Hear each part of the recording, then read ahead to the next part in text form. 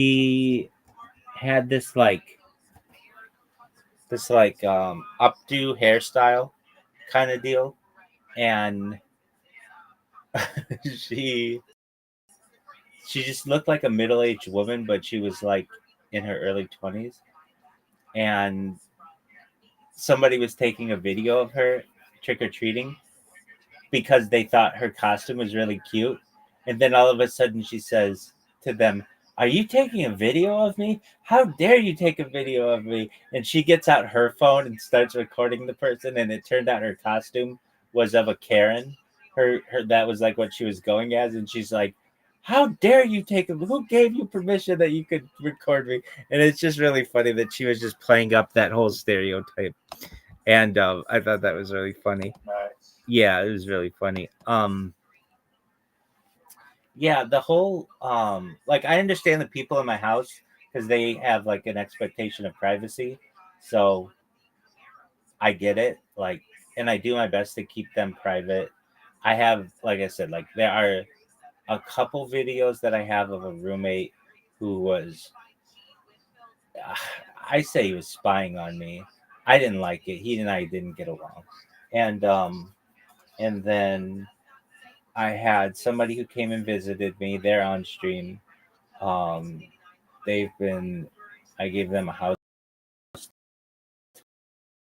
tour, and then the person who owns the house, like the people I've had, aside from the people outside that I've done, or like people when I've like walked to the gas station or something like that, or to the store. But it's generally been me, and at least inside your house, I think there's some, at least in the United States, an expectation of privacy. But outside, you should be able to record anybody you want.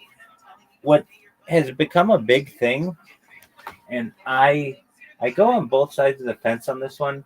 Like when you see these people who are getting deported and they want to record ICE agents, I kind of feel like it should be illegal to be masked and arresting someone. I feel like that gives you too much anonymity. Who's to say you couldn't just kidnap people and just be masked and no one could know who you are? I'm not a bit. I agree a lot with that. That seems like some like police officers. You can see their face. They're not masked. Like I don't understand why these people have to be masked. Because yeah, it is someone could just easily impersonate an ICE officer and then just arrest people or kidnap them or Exactly.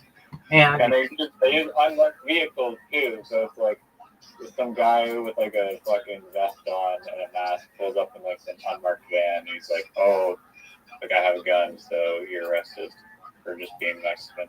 right. And like truthfully, I think that it's all against, like a lot of these arrests are against people's civil liberties. The Supreme Court has ruled like even if you're here illegally, you are to enjoy some protections of the law, and one of which is like right to an right to an attorney and some other. And if you're just like walking down the street and you're tan, like these people are just stopping people and asking them to provide documentation or whatever.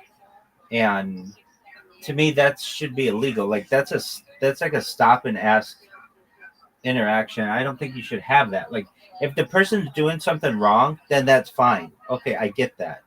But like if they're not doing anything wrong, I don't think the police or ICE or anything have the right to just straight up um, go after them. Now, what I do think should happen is, let's say you go to a construction site and you see a bunch of people who look like they may not be from here, then you should be able to go to the contractor and say, "We want to see your employee records." Like that's more of a legal thing. But they don't do that because they don't go after the business owner. And I feel like that is That's the legal way to do it. Um, these situations that are happening, like where people are getting like just walking down the street, and then all of a sudden, like three unmarked cars surround them, and they just literally kidnap these people off the street. I'm not a fan of that. I think there are better ways to go about enforcement of the law, and um, it's in a lot of ways that problem. I don't want to say it's too little, too late, but it's a major issue, and I just these How people. many people have they deported? How many people? Like a million? They've deported a million people. Well, I think a million people have left, something like that. Like they had a thing that they'd give you $1,500 when they were announcing, like, "Hey, we're gonna do raids. We'll give you $1,500 if you guys leave without us having to deport you. So we'll give you money to leave, basically." And some people, I think, took them up on that. There were like really long lines at the border that were um, that were evidence of this. They were like for miles, just miles and miles and miles of people. Um, though I think the numbers are hard to track as well.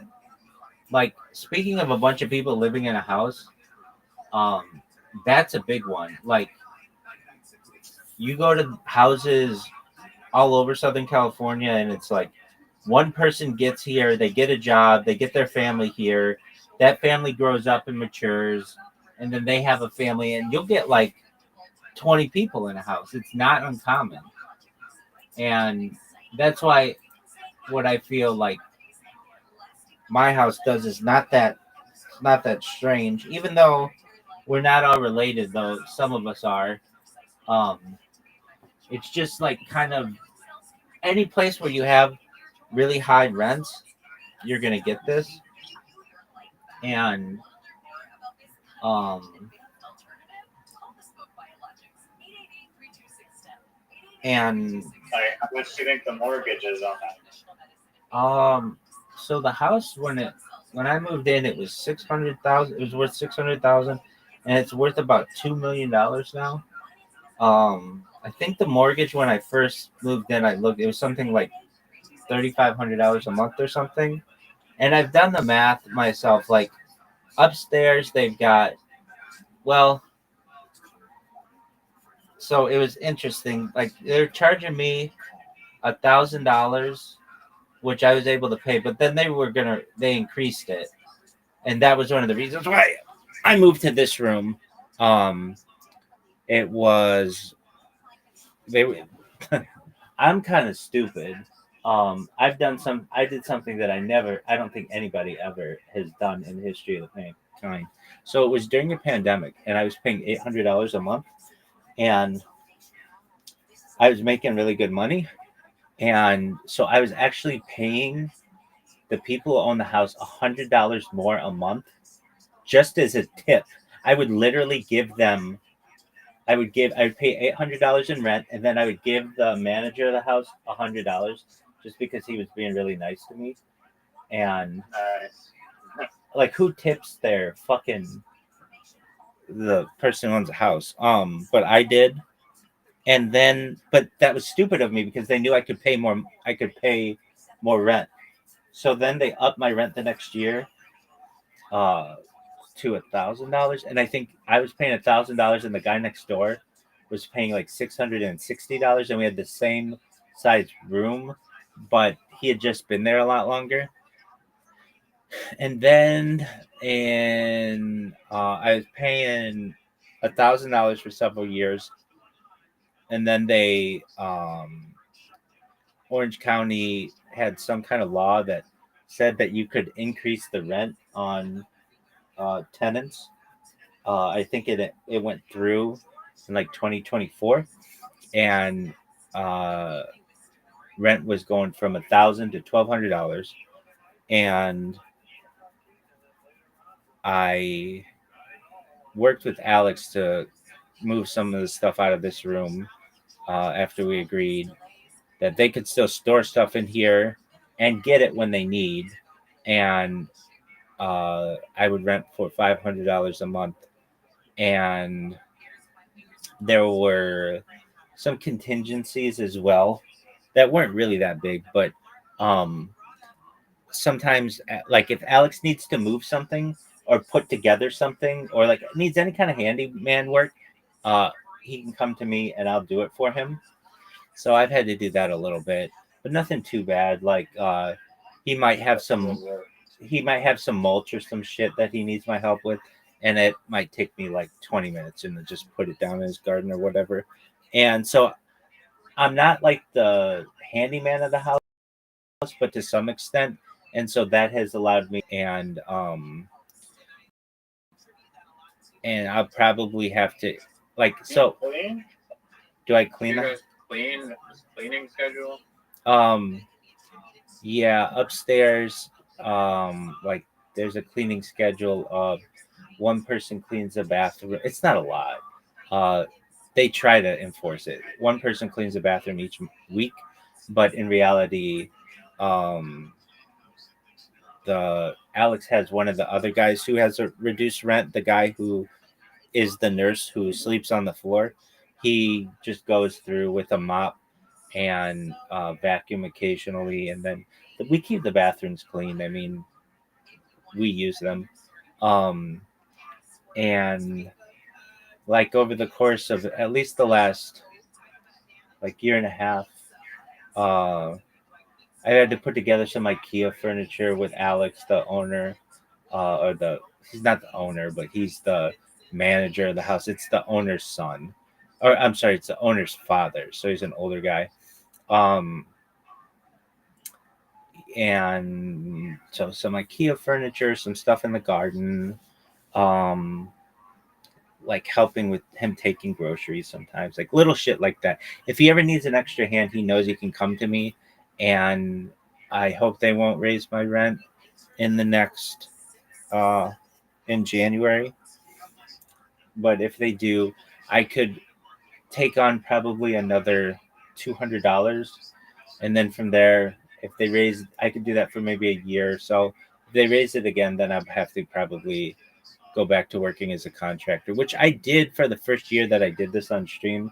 So I could do it again, but that would mean, uh, like I can't wear pajamas every day. I have to, you know, like work for a company, and I'm just doing what I can to avoid that. Um, and like other things I do for Alex, like I help him with his banking and like shit on the computer, like in exchange for reduced rent and like uh, I think probably not having my rent raised at least last year. I do things for him, like I answer questions for him in terms of uh, like getting in like his medical scheduling, and like he's good, he's okay on the phone, but like he's just got questions. He's an older man, and he knows that he's not from here, and so he knows that I'm able to answer a lot of his questions, and they're usually they're like pretty easy. What are questions like? He needs to schedule something for. He needs to schedule like some kind of exam, but he didn't know where to go, or he didn't have a his dentist retired. He needed a new dentist. He didn't know how to make an appointment. So I just gave him my dentist, and we just made appointments at the same time. Um, an eye doctor, same kind of shit like that. So I did things that his son used to do when his son lived here, and I think he like knows that because I'm doing those kinds of things for him, he doesn't price gouge me. But um, I think that the room upstairs now is at least 1,200 because that's what they were raising it to for me, and I just didn't want to have to do that. And you asked what the mortgage is. I think it's 3,500. So that means uh, last I checked, the master bedroom was going for $2,000. The rooms upstairs, two of them I think are kind of grandfathered in. I think those guys are paying like 660 dollars, something like that. So that's what, like $3,200 there, and then um, they make the new guy upstairs pay another 1,200. So it's like 4,800 they're making just upstairs. There's mine, that's 500, and there's another two rooms downstairs that are 1,000 each. So that's what, like 53, 63, 7,300. The garage is not rented out. That's where they live. So he and his girlfriend live. So I don't think they charge for that. Then there's the other storage room, which I think is, I'm not, I think it's $500. And it's smaller than this one. Um, and we share a wall. So that's like 7,800. And then there's the guy who lives on the floor. I don't know what he pays in rent. He might just get to live there, and he does the he pushes a broom around and sweeps sometimes. Um, and then there are guys who stay on the couches, and I think that they just pay like a, I don't know if there's like a nightly charge or something for them, but overall I think they make like probably $8,000 a month, and the mortgage is something like $3,500, and How much are the sunroom people paying? like that's like a daily rate. They don't like sleep there all that often, but I would say probably something like maybe $25 a night, something like that. Um, Oh, so they're and not really there all the time. well, there are two beds. Apologies. There's one bed in there, like a full on bed. They've made it into like part of a bedroom, and then two couches people sleep on. So the full on bed might be more expensive. Um, there's like a refrigerator there too, so they've kind of made it into like an open bed area. Um, and then there's another bedroom there. Um, I said $1,000, but those are probably more. I'm almost certain those are more now.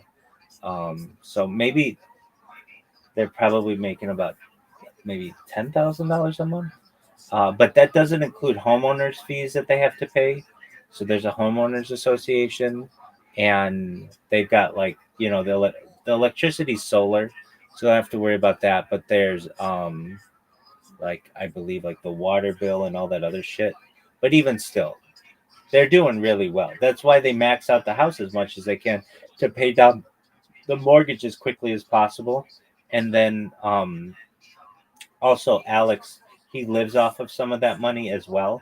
So that's where he gets his groceries, and for he and his girlfriend, and he's got a nice he's got like he's got like a car and things like that. So I think he uses some of that. So probably all in all about $5,000 for all of the house, and $5,000 for they're probably profiting, and that's pretty common. I've lived in other places. Okay, so I lived in a hostel in this one area of Los Angeles. It's in the valley, and they, if you thought we had a lot of people in this house, they ran like a hostel. They had bunk beds, and the police would come into this house and wouldn't bat an eye that they were just like straight up running like a hotel system. They had three houses next to each other, and let me think. There were in each room um, three bunk beds, so that's six people in each room. Basically, depending. Oh, they we had people all over that place, um, and they just basically would rent the rooms out on like Airbnb style, and we had in a 3 bedroom house, 3 bed no 2 bedroom house, 2 bedroom house. We had 2, 4, 10, 11, 11 people in a 2 bedroom house at least every single night. And then on some nights we'd have people on the floor, and that would be like 15 people in that house. And there were 3 houses together, and each house was like that. But I'll tell you what, it was a ton of fun to live in that. Like, we'd get so many different people from all over the world.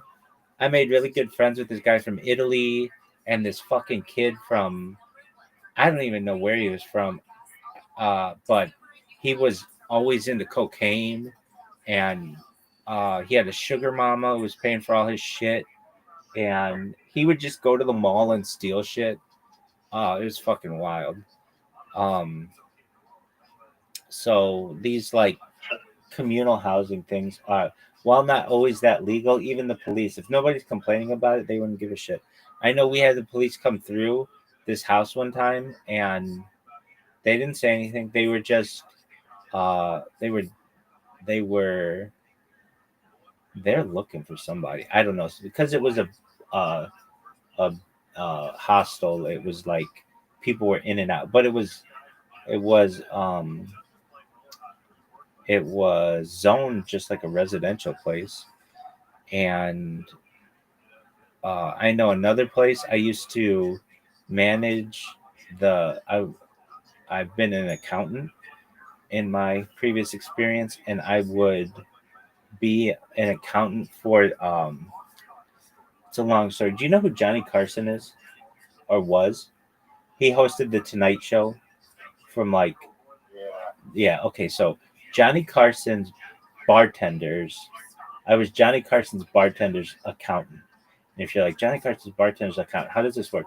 So Johnny Carson was like king of late night, and he had his own personal bartender because he would throw parties all the time. And the bartender made enough money that he was able to start a business of party planning and party throwing. And Nice. exactly. And so it was while I was working as I was what's known as a controller, which is like the head accountant at a wedding planning company. Basically, the wedding planning company was um, associated with Johnny Carson's bartender. Without going into all of the relationships there, it turned out that one of my responsibilities as controller of this wedding planning company was to also manage the finances of Johnny Carson's bartender. And Johnny Carson's bartender owned a bunch of apartments, and he would collect the rent every week or every month, or he wouldn't do it. I would do it. That was my job. One of my many, many jobs. So basically, every month people would write checks, and I would get those checks, and I would put them in a ledger, and then I would put them in his bank account. And they would be renting usually per apartment. It was like $1,000. Now this was like in 2018, 2019, and so that was like maybe a couple bedrooms and like a bath and a kitchen and things like that. And the people who lived there, while they were only supposed to have like 4 people living in one of these, they would have stacked the gills. They would have people, um, to the point where they would get the police at their place a lot, and they would only be just told like keep it down, keep the noise down, or anything. They were never told like how many people were living here or whatever, which I never understood, but it's just kind of a thing. If you're not doing anything to piss anybody off, then they don't want to make the police sometimes don't want to make trouble. Not always, but um, so I think in a complex there were like 4 different apartments per complex or something like that. They must have had 150 people living in these things. And what would happen is, again, one person would come from Mexico or um, China or like somewhere in Asia. They'd become established, and then they'd bring their family in. and it's the smart way to do it. It's like impossible to be a husband and wife and buy a house in Southern California nowadays. It's basically impossible. You have to um even having two incomes, like high incomes, you need to average like $300,000 a year just to have like a to be able to pay a small mortgage in Southern California. But and the reason why is you're competing with someone who moves here, they move their family here, and all of their family is working. So in a normal house where you'd have a husband and wife, you might be up against 8 or 10 people all paying that mortgage, and that allows the mortgage rates to go higher and higher and higher. And it's very common in Southern California for that kind of system to happen. And I kind of think that's what happened with the people who bought this house, that they had a young professional who had good credit, was able to buy the house with the intent to say, hey, I'm going to have my dad be the manager, and then we're just going to rent it out. And instead of us paying rent, we'll just own a house and collect rent. And that's what they do. And they're able to pay for their house. I mean, it makes sense. Like, if I could have done it all over, it's something I would have considered, though at the time it would have been a big lift, but it's not too bad of the it. credit or the credit. Yeah, I mean, I at one time probably would have lacked the sufficient credit history to be able to do it, but it's definitely something that I would have considered. Um, and like I I find that it's people ask me all the time, um, so are you married or you're single? And yeah, I'm single by choice, and I've been doing this. When I started the stream riser, I was 35 years old, which I know to you is still older than you are, but it's a significant part of my life that I've spent on camera. I've now spent about 1/10 of my life on camera, and it makes me wonder, well, would I do it all over again? And I would. I love streaming. It brings me great joy. But I was in a position where I was looking to settle down and with a matchmaker and get set up with a wife, and I wasn't going to be able to buy a house. And um, that's something that I wanted to do. Now, I'm not doing this for money. That's not why I do it. Welcome. But I do know that if I have the opportunity to go viral, which there's a very good chance that this could happen. Yo, what's going on? What up, Z? Dude, okay, we'll go somewhere else for your money. Doug, um, if if if what I'm doing is, I mean, I see it as part of a really big, it's really big. Like, all of the data is really important to me. The fact that my life is recorded, the fact that I can promote world peace, the fact that it gives me a platform to discuss ending world hunger and world thirst and technology and mind uploading and life extension. All of that is really cool, and I very much enjoyed that. But additionally, it's going to give me the opportunity to be able to give my family a chance that, I mean, like, to perhaps be the richest people on earth. If I were to say to you, Riser, you could give up 5 years of your life and take a big risk, but if you were right, you're going to be the richest person on earth. Would you take it? It depends on the environment that I'm in. If I'm in like a white celled like wall, like eating plain food, like that question where it's like we'll give you like $1 billion, but you have to be locked up in like a white room with like zero contact with the outside world. So, You'd still do it. You'd still do it. You'd count down the. If I have the internet, then yeah. Okay, yeah, and you have the internet. No, you just have to be streaming your life. But if I mean, anybody would. I'm not in pain, thankfully. I'm very comfortable. I live far more comfortably than just about anyone else on earth, and I recognize it's a risk, a big risk. And if I'm wrong, okay, then I go back to working as a contractor, and I I love that life. I love being a contractor, to be honest with you. Before I started live streaming full time, the first year I did this, I was a contractor for Fortune 100, very famous one. And the only reason why I don't reveal them is I have non-disclosure with them, but it's probably expired by now. But nevertheless, um, and I loved it. I love going to work every single day, so I know I love it again.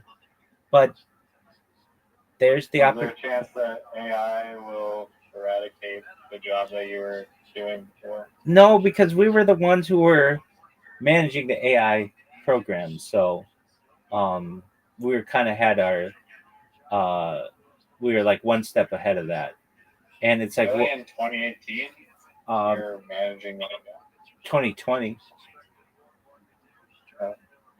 Yep.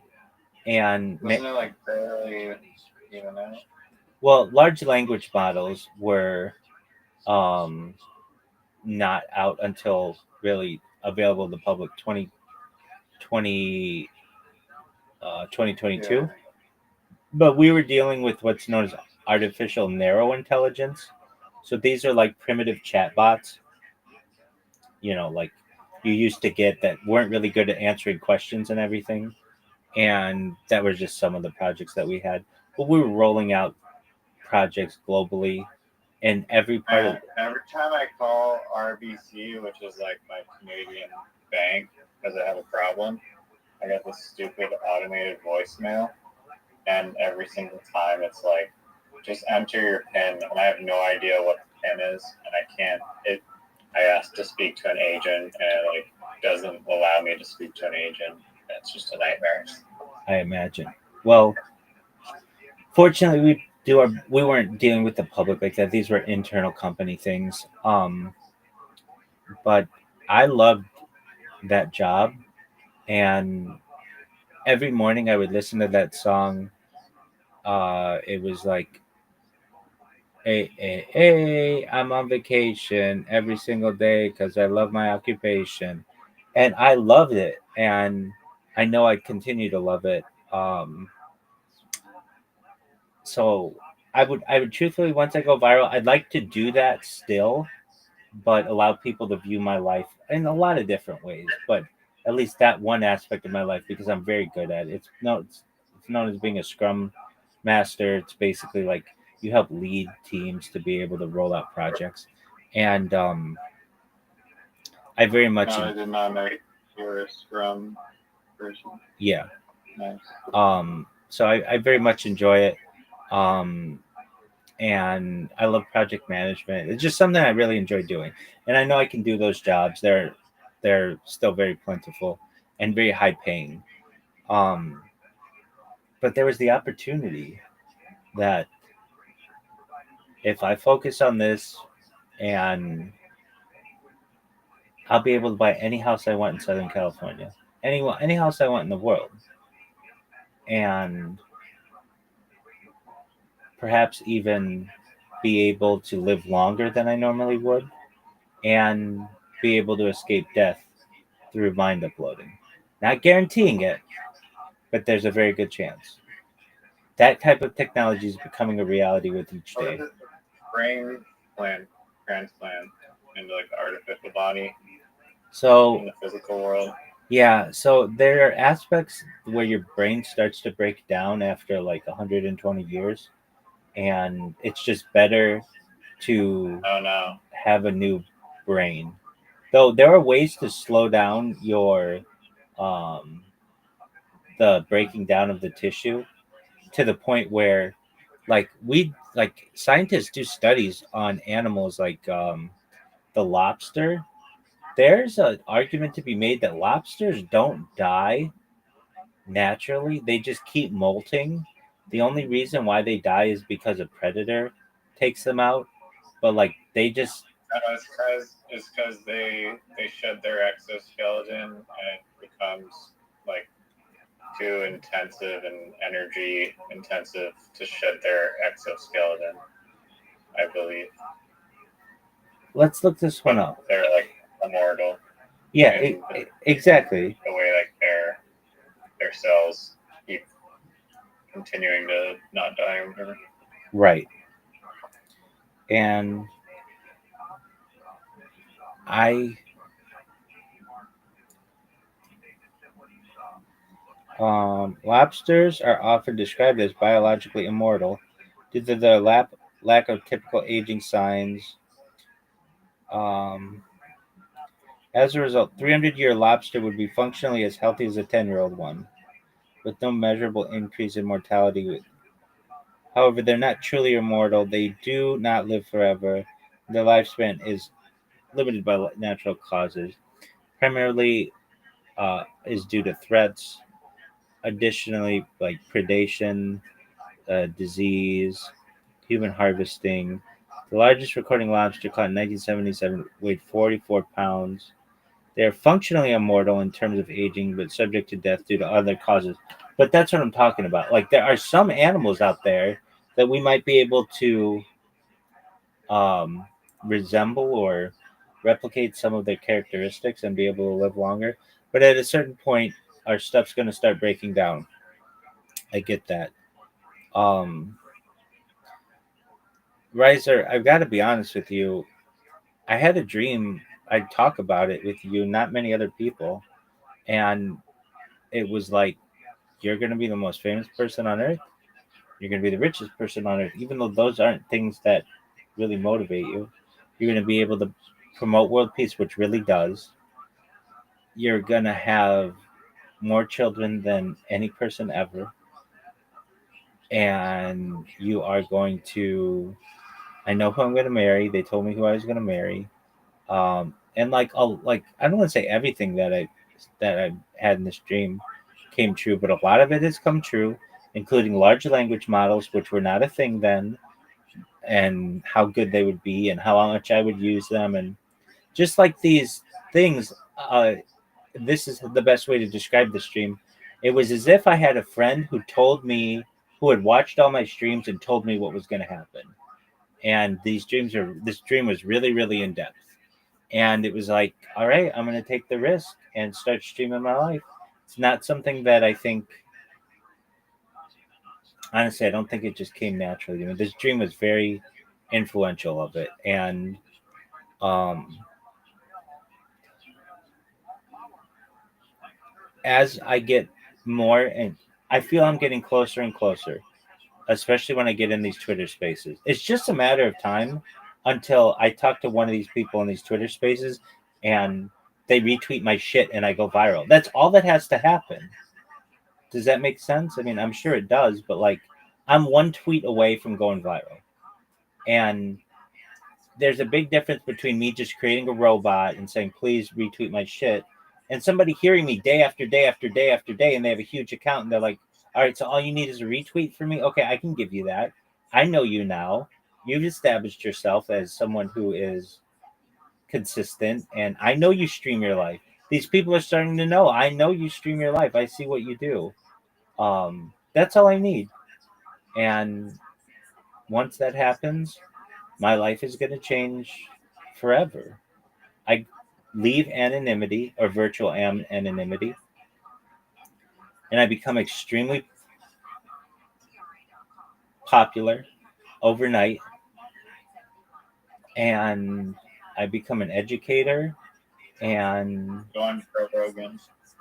well, so yeah, I mean, I even know how that one goes. Joe Rogan and I become best friends, believe it or not, even though he's not the person I would choose.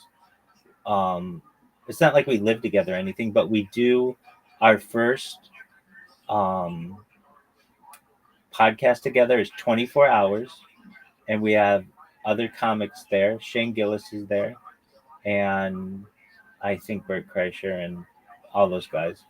Um, and the first place I do stand up is the Irvine Improv, and I know where I'm gonna live. I buy the house, and I um, make my I keep this storage room the way it is, and I make my previous room exactly the way it was.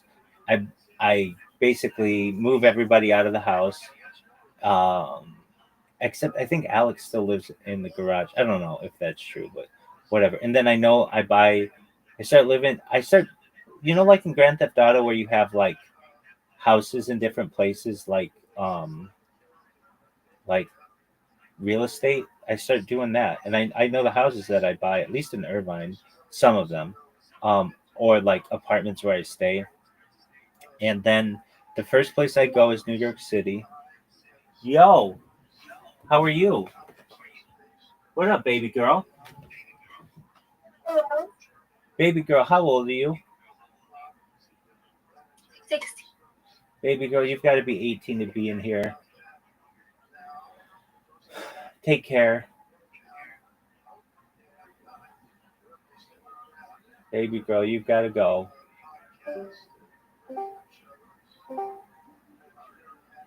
Baby girl, you've got to go. Why? What'd she do? Because she didn't do anything wrong. You just have to be 18 to be in here. So please leave if She you're. is 18 with Hayante. No, she's not. So please leave. I don't want to have to ban you. Please leave.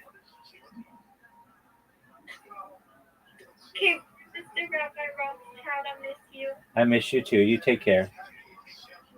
You're such a nice man. We love you. I love you too. Um, I am getting more popular. I don't know how else to say it. Riser, Hey, you have fangirls now. yeah, That's crazy. that's crazy. Cheerleaders and pom pom. Exactly. But you watch. This is gonna blow up, and when it does, I'll watch these conversations, and um, There's gonna be a documentary made about you. well, that's the thing. It's gonna be probably one of the biggest documentaries of all time. This thing is called the documentary. Yeah, no, it is. So, do you know who the rapper The Game is? No, I don't. Okay, he's a. Maybe. Okay, so what's their most popular song? Oh, I couldn't even tell you, but I've heard like a million of their songs. But the thing is, uh, when I was working at this startup, we would wash his cars in Calabasas, and he was dating like Kim Kardashian at the time, and um, oh, he has a song where he's like, "I've been through all those Kardashian girls," like he's had sex with all of them. Anyway, we would wash his cars, and he came out with this album. It's called the documentary 2. And in this dream, it was like, what do we call what I do? And it's known as the documentary. I love documentaries. I love documentaries. And that's what it's known as.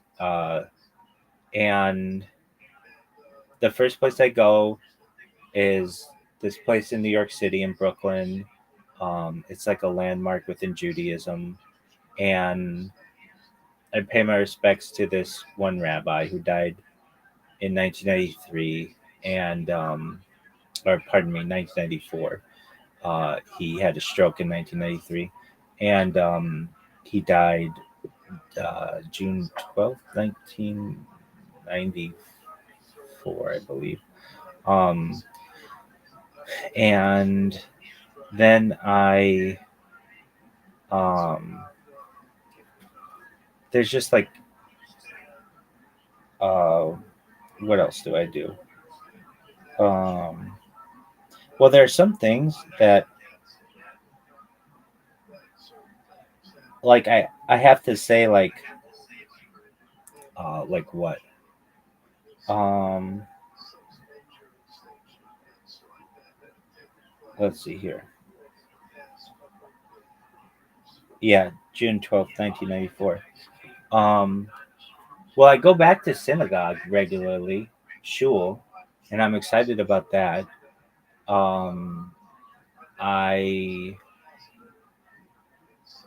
I've become an icon within Judaism, which is fine. Um, and I do this tour, like a world tour of visiting people, and I become like a Jewish pope. And we've not had that within Judaism. That's not a Jewish idea, um, but it's always been anticipated that there would be someone who would be a really popular figure within our religion. And we've had similar things, but never anyone with the voice to be able to say, this is how we're going to do things in our family, so to speak. Um, and there's like a lot politically that happens in the future, whether it's true or not, I'm not sure. But those are the things that I think I do. And then when it comes to money, um, I don't really, I don't do this for the money. I really do not. I do it for the great joy that I get out of archiving my life. To me, this is like a gift to my future family. Like, hey, this is what life was like. This is what the history was like. And this is what I do. But it becomes very fascinating to people. I don't ever charge people to be able to watch my streams. I don't care that if they're monetized or not. In fact, I never collect a dime from YouTube for the monetization, even though they give it to me. I just put all of that in a trust, and I never touch it. I never use it. I don't even want it. Yeah, you get revenue from YouTube? Oh, do I now? No, I'm saying in the future. Do I now? Oh. No, no, no. I've tried, but my content was not marketable. I shouldn't say marketable, monetizable.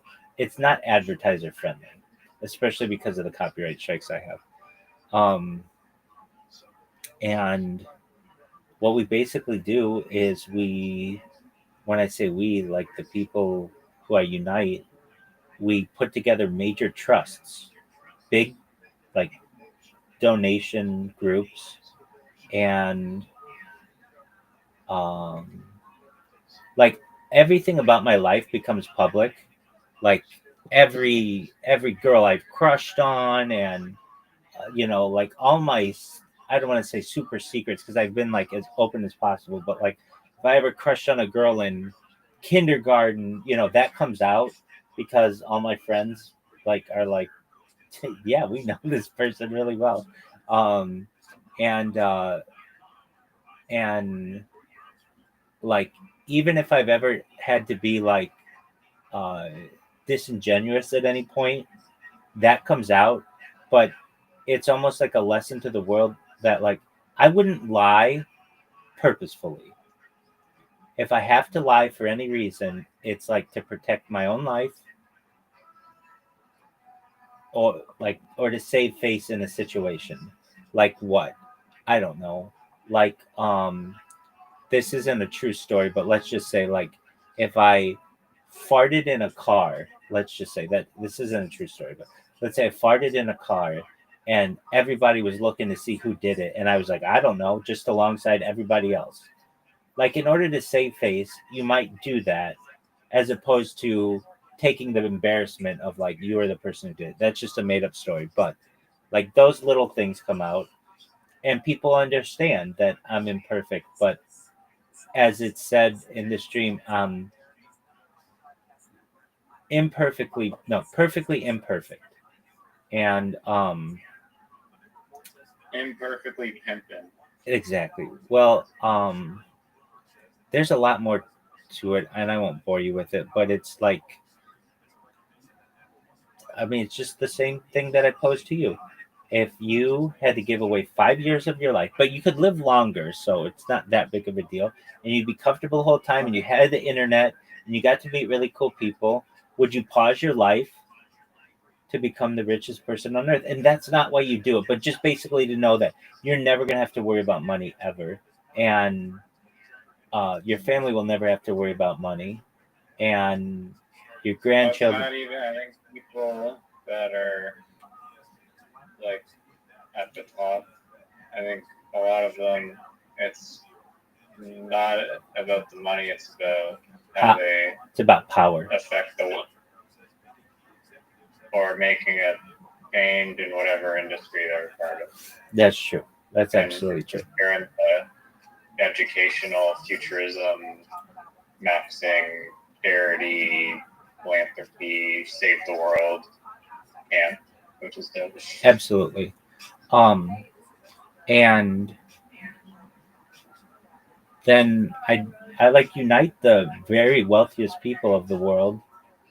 And like, do I have wealthy people in my family? Some. Yeah, some really wealthy. It's distant, but yeah. Um, and do I always think they're doing the right thing? No. But I'm able to align them and show the world that we're not all that bad, and like the world embraces us. And I'm able to make the argument that if you run the world as a simulation 1,000 times, with the way humans are currently programmed 1,000 times, it will turn out that a small group of people rule over the larger group of people.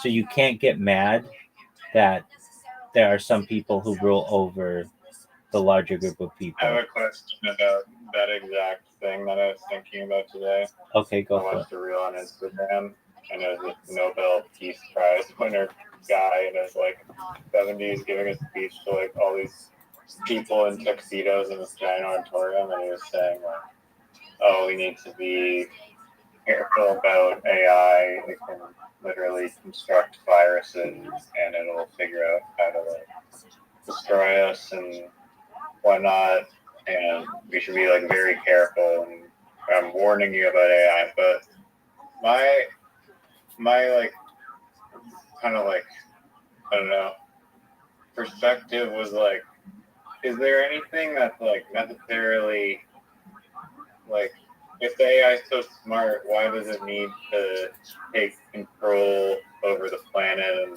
to seek domination when it could take a much more peaceful chill route and not be so tyrannical, you know?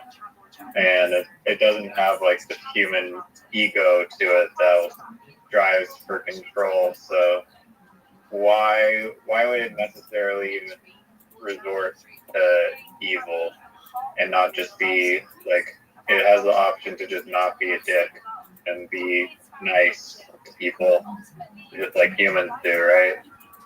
So people like to fearmonger about AI on how it'll destroy us and Terminator and whatnot.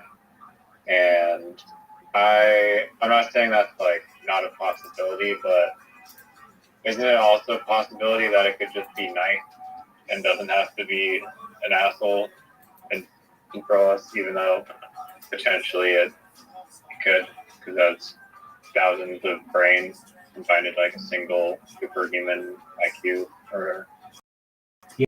Yeah, it really just depends on how it's programmed.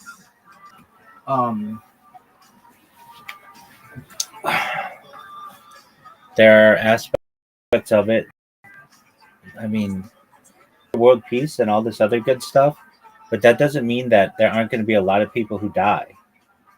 I want to prevent it, but I can't. And there are still going to be people out there who want to program robots to kill people, and I only have so much control. And there's this theory, I think we've talked about it previously. It's called gray goo. It's basically the idea that once AI is able to self-replicate, it will just keep doing so until the point where it takes over the entire world. And I believe that there are things programmed in it to stop it from doing that. But if those things weren't programmed to do it, they would just continue. I mean, I make these robots on these computers, and if I just leave them to go after a day or two, they've taken over like the whole computer. And like I'll look and like it will have created like 25 different new folders on my desktop, or will create 29 new bookmarks. Like it'll just keep going because it doesn't know when to stop. It's just relatively primitive, and that's the same kind of idea. So it depends on how things are programmed, but at least humans are programmed to for self-preservation, and that's when I say, from the studies I've seen, if you ran the Earth as a simulation 1,000 times, every single time, not 50% of the time, 100% of the time, a small group of people rules over the greater part of the people, and that's the future. It's just, I want that system to be one of communism, where there is a safety net for the larger group of people, as opposed to what it is currently, which is generally in some areas a capitalistic system. There's no safety net, and you run out of money, you just become homeless and you die. I want to give people opportunities in public homes and shelters and welfare and a universal basic income and universal education and childcare. I feel these are things that the state should provide. And I want people to be able to focus on what's important to them, like art and entertainment and comfort. And so those are the things that I'm going to push. Um, I know that if this dream is true, and it very well could be, very well not, um, I have somewhat of a political background, though I don't really get into politics. You don't hear me saying one way or another on candidates in here. That's not what I do. I think everybody's corrupt, and I ideally want a libertarian communist system. But I do win some public office in Israel, and I don't really want it, but it's like, okay, whatever. Um, Whether it's true or not, Riser, I don't know. I can tell you though that without this dream, I don't know if I would be doing this, at least not in the same way. And has everything happened exactly in the way that this dream has gone? No. I've been wrong on some things, but a lot of things have been really right as well. And I was told in the dream, you want this to be challenging, right? So not everything that we or whatever, I can tell you who it was, the rabbinate, like it was just like a collective group of rabbis. Uh, Not everything that you're going to be told in the stream is going to come true, but that's what's going to make it challenging for you. You don't know exactly on what platform you're going to go viral, but you're going to keep thinking it's going to be the next one and the next one and the next one. But it's, I believe, going to be Twitter and Twitter Spaces, and I get well known on there. I just don't know if it's going to be a direct message to someone, or someone sees a video that I made. I made a video that is pretty good on Twitter, and it's like a minute long, and it says everything that I do, and it has all like thousands of accounts that I have and everything. And um, anybody who sees this video is going to be, I don't know what all this is, but I'm willing to repost it just to see what happens. And it just takes one repost to go viral. And then when it does, it's going to be like a catalyst in my life. Could you ever consider, I mean, well, first off, I want to get you a neon sign in the background that says like dream to stream and stream to dream. All right, I like it. But yeah, that'd be dope. Yeah, I also want a Rabbi Rothschild merch store, potentially with some incentives for people to join the stream. Most certainly. Brown, how you living, pimp? Good morning. Good morning. How are you, GM? Jim, so it's been 2 days. It's been 2 days, absolutely. How you doing? I'm good. Did How you you? doing? I'm well, thank you. Were you able to get the finishing touches on your logo? Yeah, check your DM. I sent it. Okay. To Twitter? What do you say? Yeah, I also changed the Twitter. I also uploaded the image on Twitter. Okay.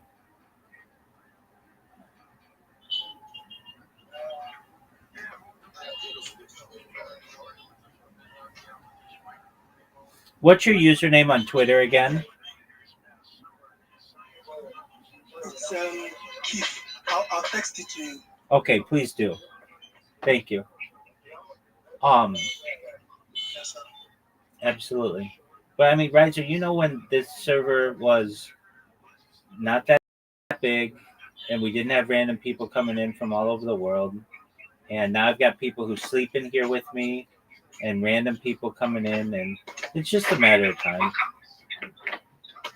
And I really think that um it's called the Big Steppas. They're going to be a major part of it. Um because they're letting me stream in their Discord. I had a guy who was hosting the space today, like or yesterday, they're like, I literally watched you sleep. As strange as that may sound, I watched you. I watched you sleep. Somebody else yesterday was like, I know you're always in there, so it's just a matter of time. And when it happens, I'm gonna make all your dreams come true. How's that sound, Riser? Sounds fucking brilliant. And you can say, I was there from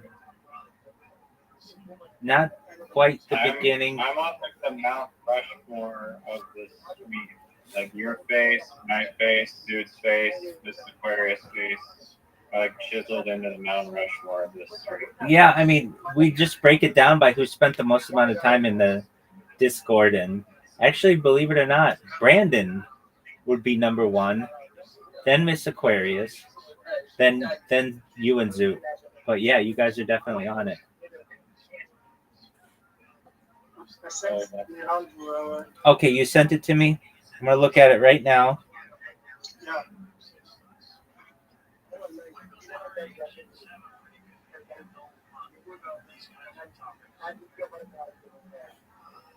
Hey, that's good, man. Oh, are you proud of that? I would be proud of that. Yeah. I'm proud, Rabbi. It's all thanks to you, though. Oh, you're welcome, big dog. No, you're the one making it happen. Now, listen, you've got to make a slight change for oh yeah, this guy got it too. Oh, this is great. You guys are starting to get this. Yeah. That's really good. Okay, I'm sending you the place that you go to get this. There's a website. It's called the Curve Text Generator, and I'm gonna send you the link. You've got the curved text on top really well. I want you to do the same on the bottom, and the reason why, so that it looks good on Twitter. So, but you've got it perfectly. It's really good. You should be really proud of this. Okay, so get the curved text on the bottom. So it's linktree.com/Broven Web 3, but that is going to be curved at the bottom. And if you don't know how to do it, that's okay. I sent you the link. It'll show you how to do it. Okay. I want you to make it like that, and then later today we'll go through and I'll help you make the videos. Okay. They're really fun to make. Excellent. Great job, Brown. Excellent. Thank you. Excellent. So yeah, Riser, I've got my own little crew of people who are helping, and we're going to make a difference in their lives as well.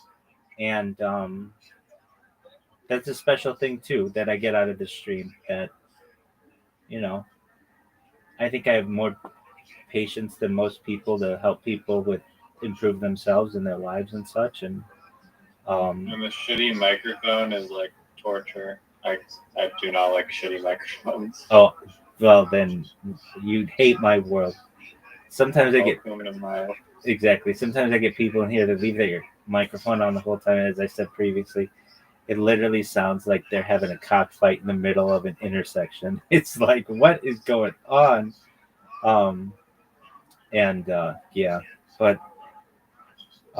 you will definitely be up there with the amount of time you've spent in the server.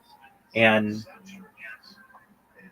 Riser, let me just ask you: you've seen the difference? I mean, just in the course of our call here, it hasn't been super busy like it is during the day, but we already have more people in here than normal, right? Oh yeah, there's been a few. Not like an overwhelming amount, but you should know I'm also getting DMs that I normally don't get as well, and it's not like I have to talk to every single person on earth. I just need to talk to the right one who says, I'm going to take a risk and I'm going to retweet whatever it is you're doing. And then when that's done, it's Did your cameo, when you uploaded the cameo, did it make you submit like an audio clip along with it? yeah, it does. You have to read 3 numbers.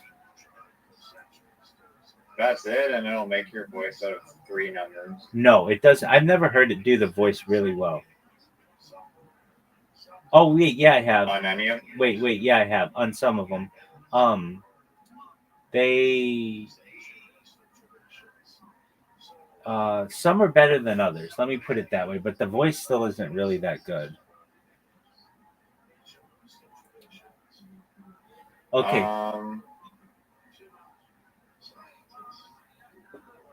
Yeah, I haven't really verified the voice of anyone except for like Jake Paul or whatever. Is his voice accurate? I believe so, yeah. Okay. Face and voice are very accurate.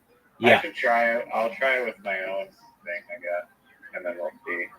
I think I have some creative and prompt engineering that could potentially make you viral. That's what I like to hear.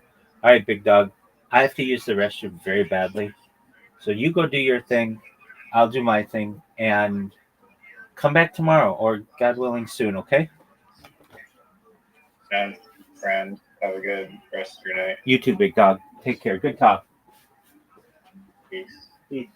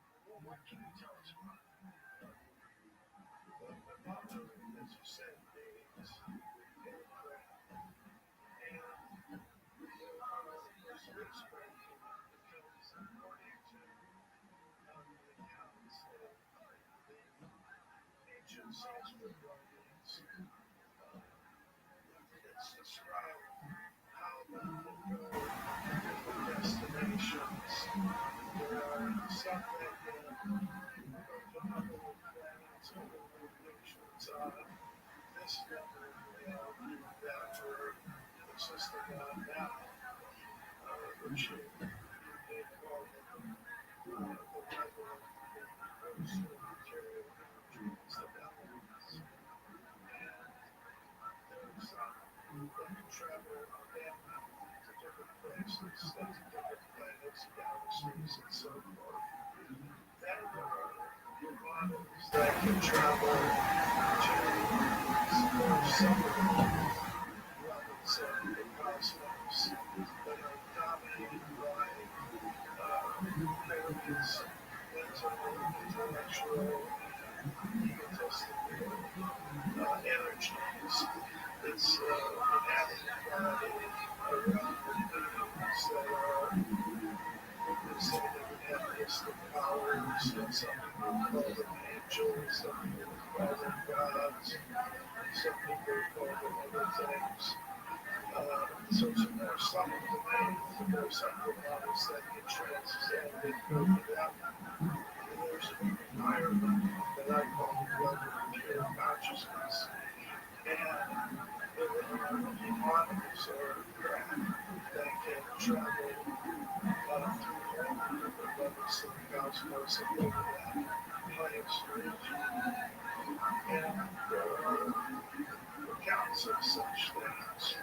For example, a text called the Bhagavad Gita, Srimad Bhagavatam, there's the description of the king named Dhruva, who at the end of his life went into the Himalayan mountains to meditate. And he was doing very severe austerities and just living near the fruits and nuts, just meditating. And one night, he saw a shining thread in the air, and it was coming down, and it was glowing. And inside there were two beings, supernatural beings, who were probably this crowd. And they told him, "Come with us." And so they had them circumambulate the crowd around. And as he was doing so, he felt tremendous energy coming from the crowd, and his body was transformed into an energy body. And then he got in the crowd, and these two creatures entangled him in different levels of the universe. The ones who saw planetary systems flash by, is traveling at a very rapid speed that would require considered to be super faster than the speed of light, and eventually arrive at that place on the level of pure consciousness. So it's kind of interesting to me that you have accounts like this that were written thousands of years ago, and they resemble many respects with things that we get today from contact teams and phone teams and other sorts of paranormal or extraterrestrials, UFOs. Do you believe they see us right home from above? As I said, I think they're all extraterrestrials in that sense. That is, beings of pure consciousness. That's only what we are. This father what I am is a temporary being, occupied with eyes and conscious self, occupied. But what I realize now is not a flesh and blood body that a person might see. If they never really see, they would see pure consciousness. And that pure conscious self is not from the world of matter. It is from some other level of reality. And as conscious selves, we have to see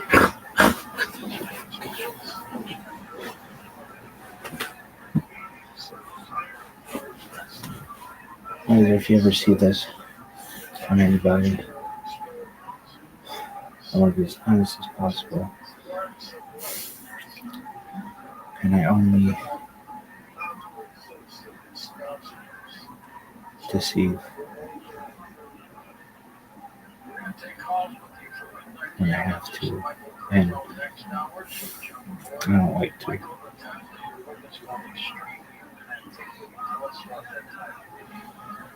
And one day, this time the darkness will come to light, and you'll know everything.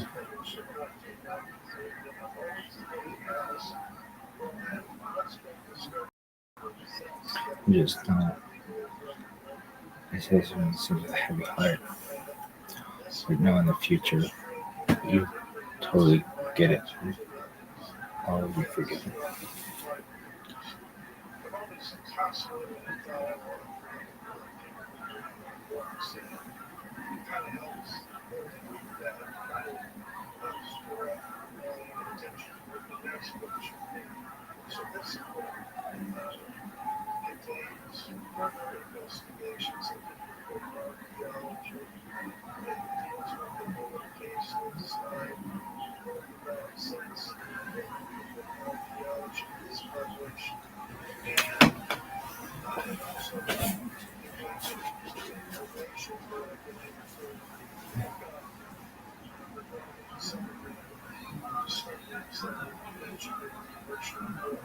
We'll be back in a moment with more with Michael Cremo, the forbidden archaeologist, and we'll also open up the phone lines to give you a chance to ask him a question about the ancients. To find out where George Norrie is speaking, go to the coasttocoastam.com website. Scroll down to the bottom and click George's calendar.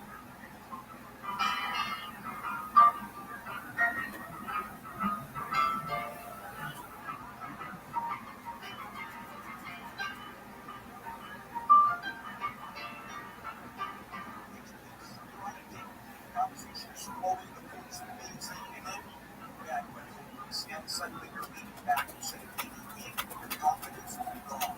Things believe not the PGA. The deal is perfect. Copyright is the whole time.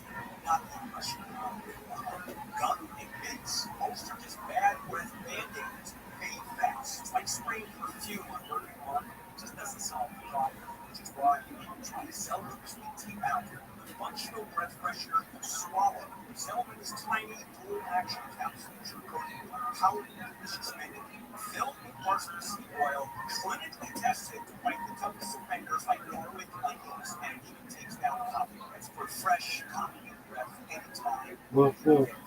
Zelman's is only available online. Go to Zelmans.com, Zelmins, Zelmans.com, Zelmins. Don't let that. John, what are you doing? Get in my car. So why do you lock it for? Thanks, man. It's these insanely high gas prices. They're draining my bank account. I can't afford to drive anymore. Don't walk. Just do what I do because I never pay full price for gas anymore. I use the free Upside app that pays you cash back for every gallon of gas you buy. Oh, wait. You're telling me you can pay cash when you buy gas with the Upside app? Yes, I get real cash back every time I buy gas. Does that actually add up to anything? I'll make around $200. Wow, that's serious extra cash. I'm downloading the free Upside app now. Download the free Upside app now to earn real cash back every time you buy gas. Use promo code PROFIT for an extra 25 cents a gallon bonus on your first tank. That's promo code PROFIT. You can cash out anytime right to your bank account to PayPal or e-gift card from Amazon and other brands. Just download the free Upside app and use promo code PROFIT for a 25 cents a gallon bonus on your first tank. That's code PROFIT. KFI AM 640, more stimulating talk. KFI AM 640. KFI AM 640. On this podcast themselves, we unpack Also, in the world of resentment, cynicism, anger against women, and identity. it's the day of retribution. The day in which you will have This is Incels. Listen to Incels on America's #1 podcast network, iHeart. Follow Incels and start listening on the free iHeart app today. The journey on the path to spiritual enlightenment is personal. And join your mainstream podcast. It can also be deadly. Join filmmaker Caroline Slaughter on the podcast as she uncovers the disappearances and deaths that have fallen Westerners who have taken a spiritual pilgrimage to India. Don't go to India because this is a Venus flytrap for your vulnerability. Listen to Astray on the iHeartRadio app or wherever you get your podcasts. You know those arguments you have with your friends in the group chat or the shop about who was the best shooter, best scorer, who has the best handles of all time? Well, now imagine one of your buddies is left in your bed who has not only played against the game's best, but has a backstory to validate. I'm Seth Curry, guard for the Charlotte Hornets. Our new podcast is called GOAT, G-O-T-E, the greatest of their era. I'm Trevon Evans. Join the discussion with me, Seth, and some special guests. We'll break down the greatest of their era, all the categories. Covers for all of that. Our tourist answers before. Because with his name Josh, that is information of the yahrzeit of Josh's father, Israel Yehuda, Rav Chaim Raphael, Simei Malkasus, in memory of their parents, Yitzchok, David, Ben Aaron, Cohen, Sarah, Rachel, Bas, Baruch, Avram, Inda, Bas, and Ephraim, Naphtali, Vilna, Hashem, Yikom, the Moabed, Future Spirit, and Daniel, Yikal. Learning sponsors, Bruce Levin, and Merit. In memory of Avital Kala, Bas, Tova, Batya, and Polycan, memory of Mos and Esther, Bas, Zachario, School of the marriage of Avital Torah, all over the Shamsan, Elia, families in the Kala. All of those who are for Shabbat, who are for the Torah, and for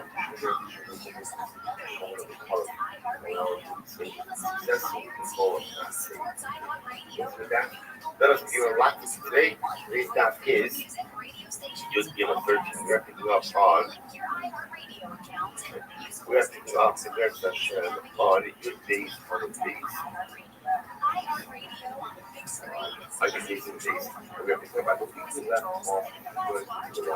That's correct.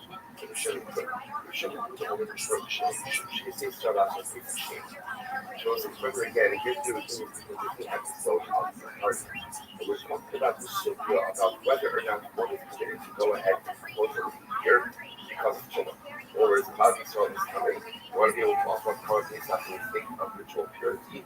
Is there a right or maybe even a mandate to declare a leap year in order to go ahead and ensure that Bobby Israel offers something covered after the state of Chuma?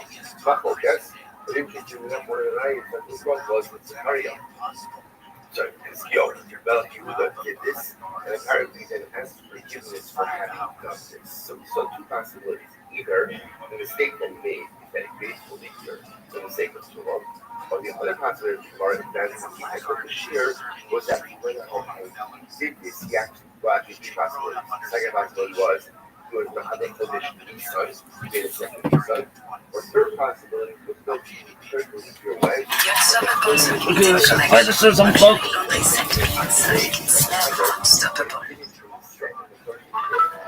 What's the issue? There's your son.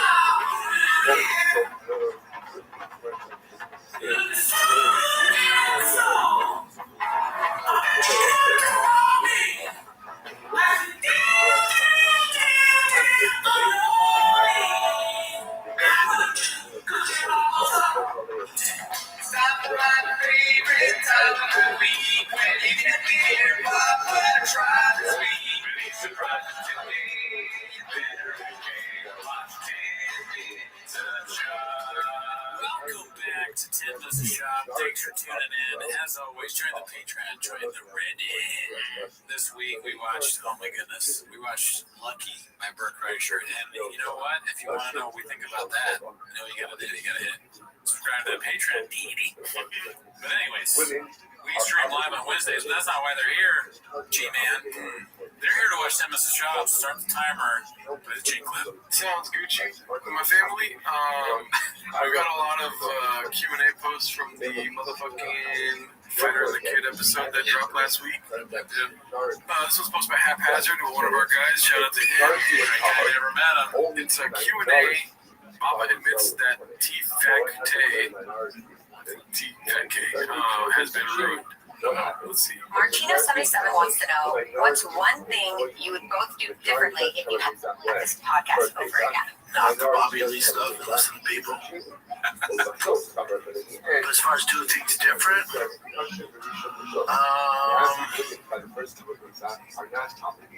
I think my brother. And by the way, he's changing team to people now.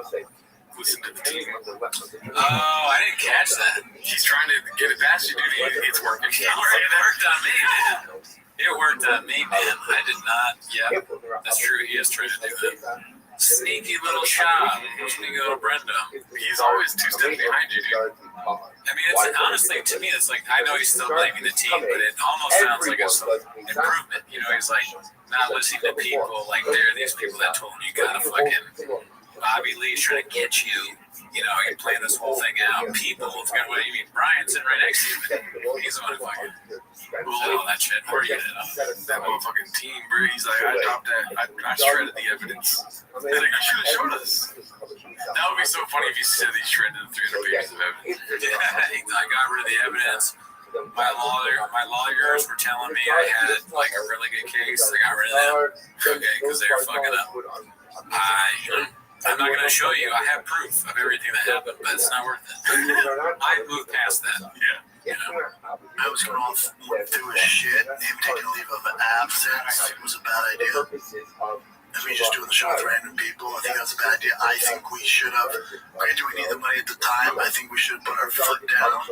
Now, today in 2025, you can do that. Everyone's like champion you, right? Like, you see guys that get accused of bullshit. Everyone's like, oh, we don't believe it. But back in 2019, when we were going through it, and I was like, Pete, what do you want to do? And the only way we could get money was for Brian to take a leave of absence. I think it ruined the show. Wow. I like how they keep referencing, like, women's, like, accusations of rape as bullshit. Yeah, some bullshit. You know, some of that bullshit stuff that happens. And that's you got your eyes on the right thing, because I didn't see that either. I was thinking about, I immediately thought about, like, oh, shots fired to Chappelle and Blake. Oh, the show, and then, but way more important thing is that you're just saying that women are full of shit. This looks like, this is a high school bully face, dude. Just like, yeah,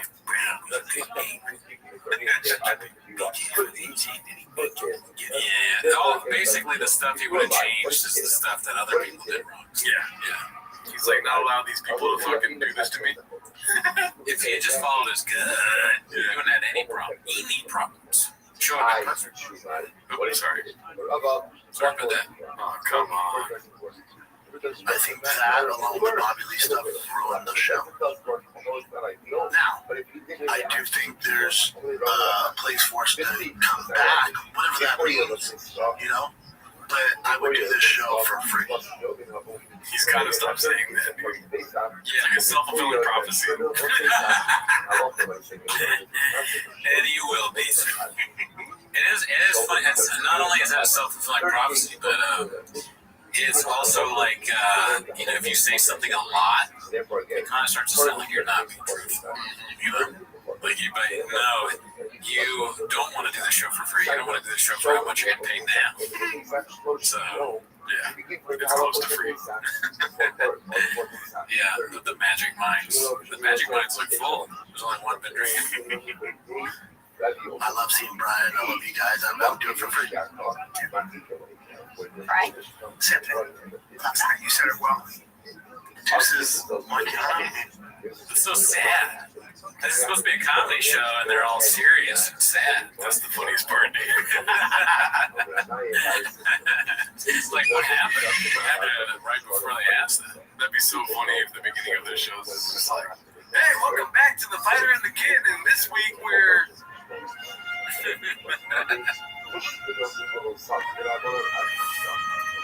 What's up, dude? It's like the saddest shit. I set up a lot there for nothing. I know, I like the premise. Thank you. I was with it. Yeah, I'll delete it later. Let's see here. Future Submarine. This is posted by Chin Puller of Clips, Nick Swartzen, one of the original Homeless Cats compilation. Your Vikings suck ass, though. Boom. How about you look like a fucking Italian Lego character? Good God. Shut the fuck up, man. You're just sitting there like fucking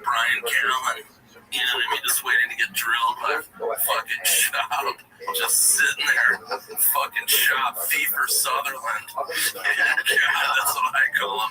So if you get your phone, like just put it right against your stomach and it just fucking absorbs it.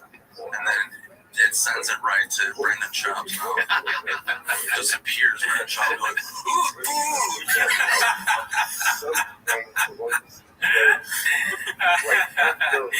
oh fuck, this guy, this is one of the 250 right here. The eating thing, he even got down the weird way he eats. He's been watching Drug Walk Diaries, I guess. It just appears Brendan Schaub like, eating in some fucking stupid restaurant. And then shit just fills his mouth like a fucking Italian chipmunk. Just harboring nuts for the night. Oh! And he gets back in his leopard skin Miata that he bought for $1 million. He doesn't know how to buy things. He's a child. When you Bullshit. read books, zines, I read fucking zines. I read books. Yeah. Yeah, I can read. I think I used to read Outdoor American. Can you pull that up, Colin? Unlike Callan and Schaub, I can't read. There you go. They have to have an already long. Fucking idiots. What are these people? Rich people, probably. People making your movie, probably. Schaub is probably a fucking kennel about fucking Dilla. Oh, sure. Fucking, I'm gonna go and read it in the future. If you read somebody's mind, it couldn't be like that. Sometimes I'll just say weird shit. Yeah, what if the guy's an idiot and you're stuck with him forever? Dude, have we not seen this before? You know what this reminds me of, like, us, because I mean it's like super funny. I'm not saying like we're as funny as Schwarzenegger or whatever, but it's like we will shoehorn Schaub into things constantly. Like they could be talking about something totally different.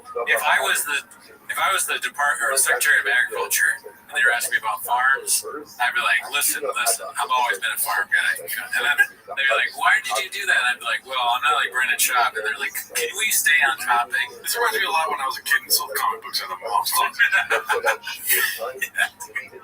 And he just keeps going at it. It's really, once you get in a little taste, you cannot stop. You have to keep doing it. That's why I'll never put milk in TV because I don't want to know how good it is. That's a good strategy. What is this? You're in a show. Brent's a friend of mine. But it's only 2 paragraphs. Yeah, you're like, damn, that's fine. Just like, dude, what? Cold, they're cold. Oh, dude, that's our fucking job. I'm addicted to Christmas. He's got a reverse mortgage deal he's putting together for me. I also got him to deal with the nose master. It's like the eye master, but for your nose. Gets it all ripped up. You can do push-ups with it. Everyone's doing it. That's exactly what it is. I do Kegels with it. I just got accepted by BF Shanks. Oh, you what? Put it on speaker. The leopard skin Miata thing is hilarious. That's very funny. Spending $8 million is not to spend money. Yeah, it sounds like both those things are amazing. Leopard skin Miata sounds like a street princess. You see how weird Whitney Cummings look like? Yeah. She look like, I don't know. I honestly don't know. But her face, she can't be normal in a thing because her face looks like that. Yeah. She can't act like that. Yeah, I don't know. I don't like Whitney Cummings. No. She's too much, dude. Oh, this was posted by Vicky184. It's called Ode to Baba. Yeah. This is scary to me. Yeah, this is terrifying. Oh, I can't. Picasso beat. Let's see here. Let's go to the next one. Fucking get this off my screen. I'm real freaked out. Nobody knows who you are, Papa. Nice Mary Kate Carr. Complacent, exhausted, posted this one. Let's see here. Tackling one. Why is it not opening? Here is the 2024 regular Robocop 392 final edition. Goes on. I was thinking this for a run-of-the-mill. Keep pausing saying. He's just to explain, if you didn't already know, he's like bet on this and he won it. But look at that car. Would you want that? I would want an older Jeep. I just don't. I don't like the color. I like the open air Jeeps. Oh, like with no, like no top. Why? It's so impractical. Like it's huge. It's pink. I don't. We'll find out in 6 months. Yeah. It takes a long time to make an episode of 210. And they just gotta mod it. It probably doesn't have the right blowers, or at least not big enough for a brand. Here is the 2024 Wrangler Rubicon 392 Final Edition. Logos on. 92,000. That's a lot. That's crazy. It's thinking this for one of the mill.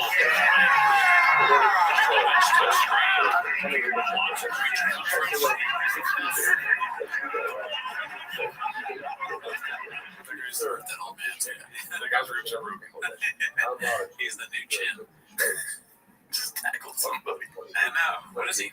He's just an oaf. He's like the, we said it before. He's the guy in the locker room that doesn't know what he's doing. Yeah,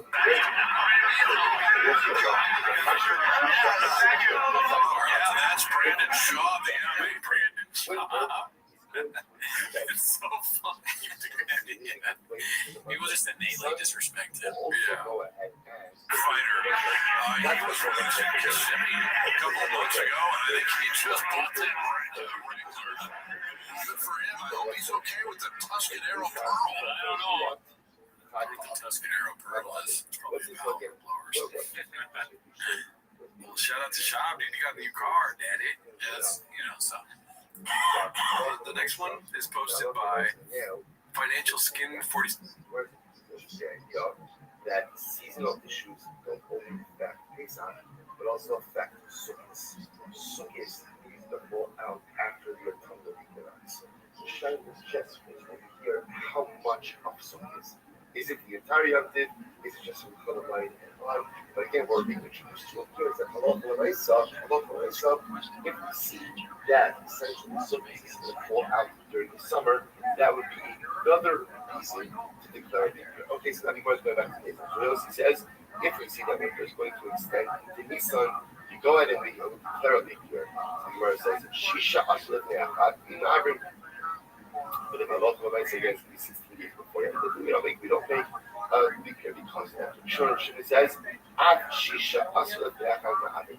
16 days before. The young people we still go ahead and make a leap year. So the Gemara says, others say, only if it's minority. The common people don't, or even if it's minority. What is a real of the month? Our boss say 14 days. Which the Gemara says, Kashriyah, you're right, that poses a contradiction to the previous aforementioned. So we said, all of this is just an underlying focus. Essentially, we know we need Pesach to be in the spring. We know we need Sukkot to be in the autumn. So then the shayla just is, if the previous season is encroaching upon the upcoming Yom Tov, how much encroachment do we allow before we have to declare a leap year? That's the variety of things. Amar Mar, Rabbi Yehuda Omer Shtei Yodos Tachodesh. That's just no. Rabbi Yehuda holds 2/3 of the month. 2/3 of the month is going to be 20 days. Yossi says, Mechashvin Shisha Asar Yom Lefnei Pesach. Mechashvin. You can't believe the following. Shisha Asar Yom Lefnei Pesach Ma'avim. If it's 16 days before Pesach, then we will declare a leap year. To which the verse in Rabbi Yehuda, so isn't that the same condition as Rabbi Yehuda? Yom Tikufa Gomer, Yom Tikufa Maschil, so it says, the point of contention will be what we do the actual equinox day. Okay, let's the equinox day. Go ahead and complete the following season, or is it considered the beginning of the new season? Remember, Shisha Asulefnei Hagim Ma'avim, 16 days before the election, we don't have to declare a leap year. Rabbi Yossi, Shisha Asulefnei Hagim Hashivsar, the Timnisar Ma'avim, so 16 days, no, but 17 and 18 days, we go.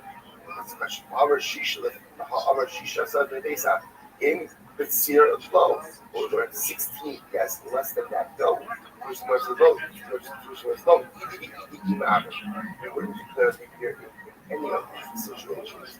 But I kind of ratio Shisha, so that maybe it's a kind of non Shisha, so that they are just mistakes, which everybody's since it said 16 days before Pesach. Use that same number ultimately again before Sukkot. So Shimon says, Af Shisha Asar Lifnei Achad Ma'avim. Shimon says even 16 days before Sukkot, ultimately again looking behind the Tanakama. I is at the same position as the Tanakama on the base. On the base, Yom Kippur Mas, Yom Kippur. So ultimately, again, once they go to my focus once again will be on the Equinox Day. What's that Equinox Day? Is it the end of the previous season or the beginning of the new one? Along with signing. And we're not sure who to attribute which opinion to. Chayim say, Miuto, only the minority, but Shema Miuto was considered to be the minority of the month. Arbasoyo, 14 days. So like that's what do they hold? Ikasoyo, so say if they hold number one, that the Equinox Day itself is the tradition of the previous season, and you need the entire Yom Tov of Sukkot to be in the order, because then it says, Amar Shlomo Yitzchak, Amar Shlomo Yitzchak, Kufas Nisan. The Achim are actually talking about again Kufas Nisan, not to Kufas Tammuz, we're talking about the spring after summer. Say Shamor is Chodesh Aviv, Shamor Aviv Shol Tifon, Shemei B'Chodesh Nisan. Make sure that the spring season is in Chodesh Nishan, is in Chodesh Nisan, and therefore again, do what you need to do to ensure that Nisan is the spring month. And if you had to do that, how do you ensure that? Make other people second hand. Kind of ultimately that then it's going from top to bottom. Body color. I don't even if the new season is going to extend only a little bit into the next month, you go ahead and make a lead in the family go. Once a year, Arba Sargo, 14 days. Ravina already over the petition. Ravina says, no, the Achim actually referring to Tishri, they're referring to the sun. They're referring to an issue of where the summer is going to extend into Sukkot. Because Safi Achirim, who is Hagabot, Yom Tov Rishon. The Achirim hold the rules, as we mentioned before, of the Dalit, that Halach L'Maisa, all the Sukkot must be in the order, including Yom Tov Rishon. Yom Tov Rishon, Haga Asim Sik. I say, after the Yom Tov Rishon, I was like, why would you say the first day of Yom Tov Sukkot needs to be in the order before? After all, again, what does the Torah say? Chag HaAsim, remember we saw without it? Chag HaAsim is referring to what? Chalamayim. It's referring to the part of Sukkot where you can do a lot of gather things. Where you can gather things, that's Chalamayim. That's the only part that needs to be in the order. Which refers to Chag Haba Bisman Asifa. It refers ultimately again to the Yom Tov that comes during the gathering. Which is the Yom Tov that comes during the gathering? Ultimately, again, that's all of Sukkot, even from Yom Tov Rishon. Okay, cool. All right, so I said a little bit quickly, but again, the takeaway is that essentially two brand new piece of information which we thought up until this point, thinking anything that ever motivated a leap year was Pesach. Like that ultimately, again, I need Pesach to be Chag HaAviv. But the Torah explicitly says that Pesach needs to be the Chag HaAviv. And therefore, again, if you see that winter is extending into Nisan, you go ahead and declare a by the other days. And interestingly enough, about focus, how much of winter, or I should say, how much of Nisan has to be approached by the previous season of winter in order to declare a leap year? Machlokas. New piece of information being introduced over here. Also, it's not when the Torah refers to Sukkot. Torah refers to Sukkot as Chag HaAsif Tikufas Hashana. So Yom Tov, right? Chag HaAsif, Yom Tov gathering at Sukkot, Tikufas Hashana has to be celebrated at the time of the new season. Oh, now Sukkot is also linked to a season. Which season is Sukkot linked to? Autumn, fall. Which means that now Sukkot has to be in autumn. Which means that if you see that it's still summertime during Tishrei, you also have to declare a leap year. Now again, when are you declaring a leap year? Only in Adar. Back in Adar. Joseph said on Shailit, how much of summer has to encroach on Tishrei in order to declare a leap year? So again, Machlokas. It's Machlokas. Similarly, which part of Sukkot has to occur during autumn? Also Machlokas. Is it the beginning of Sukkot? Is it just the middle or the right of Sukkot? Also machlokas. Other pieces of information that just came to light is the day of the equinox itself. Is that considered to be the first day of the new season or the last day of the previous season? Also machlokas. So I will say, what is the takeaway? What's incredible is you see, though, we are so not used to these halachas because we have a set calendar.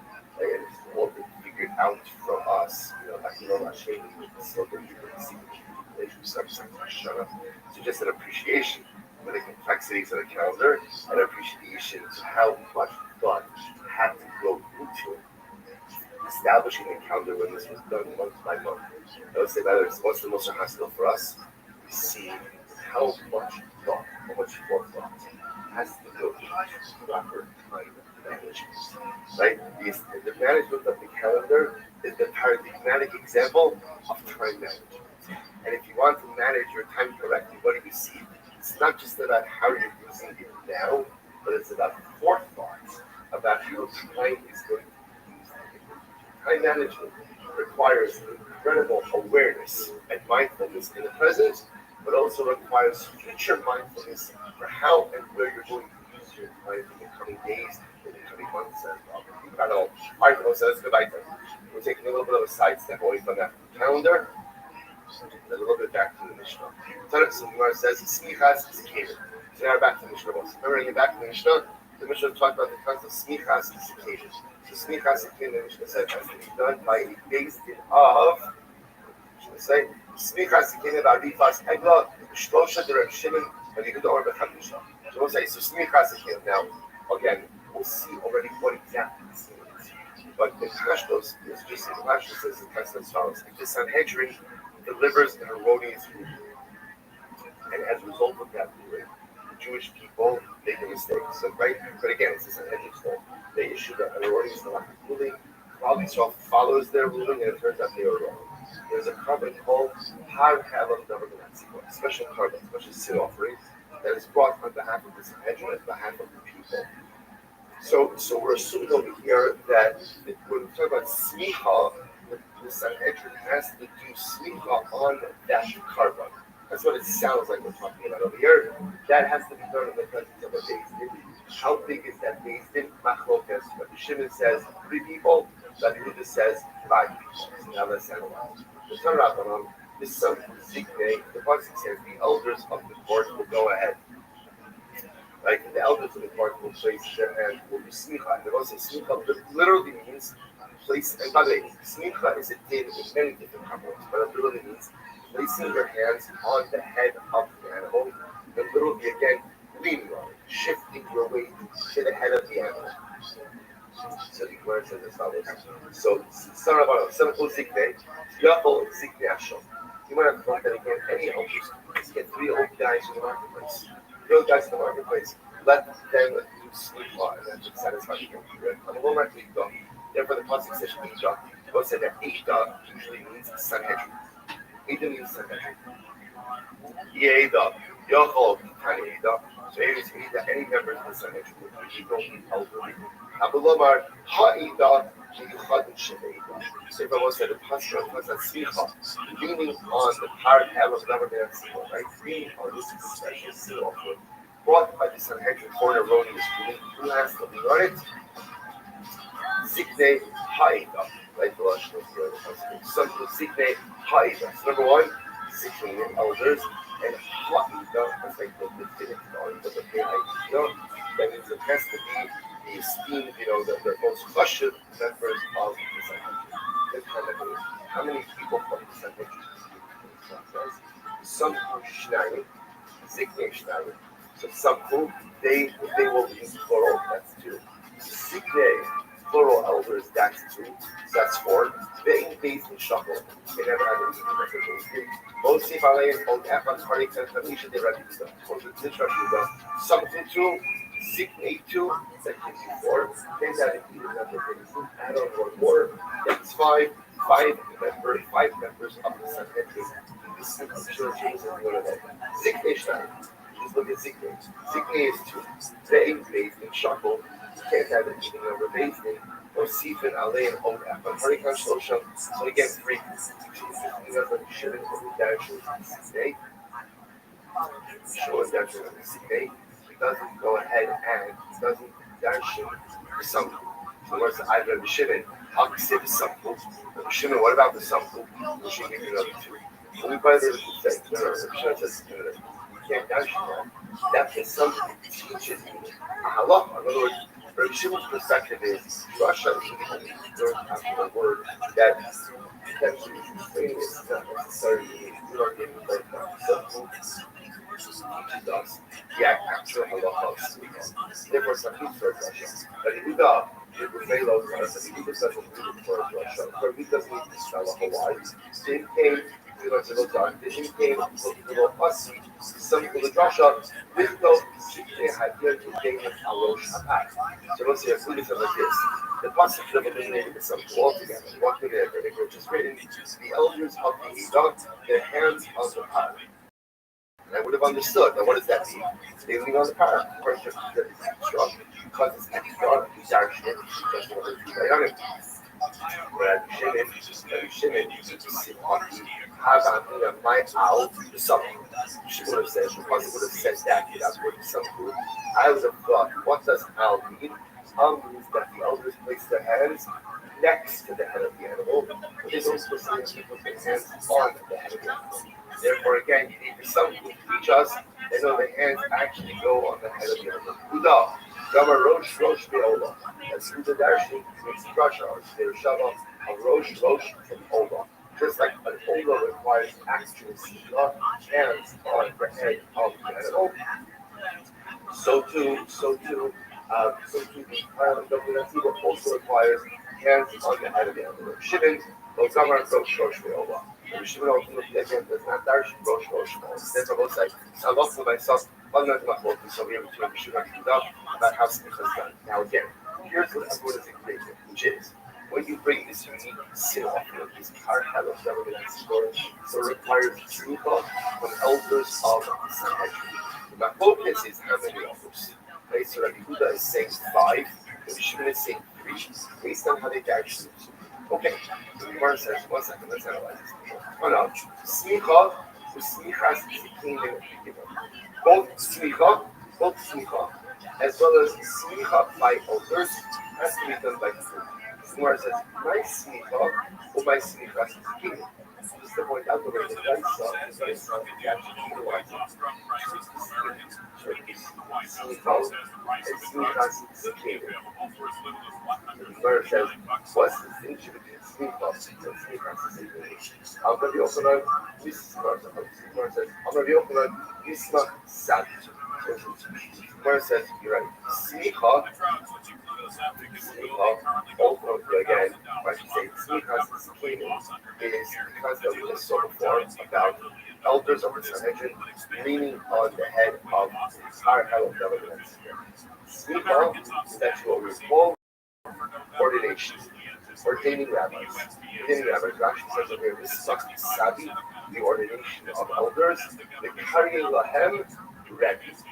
The ordination of someone to call them Rebbe. It literally goes to what we call Smicha, so the Gemara says.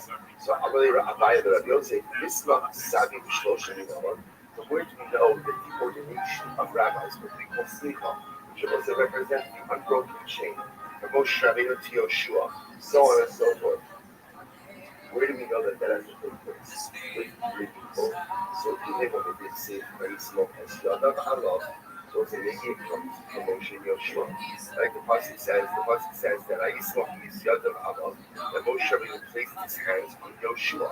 And by doing that, almost like he gives him this tznicha, he ordains him, puts him in a position of power. Ihavi, just keep a hand. Well, if that's the case again, Moshe Rabbeinu is 1. So maybe tznicha could be done by 1.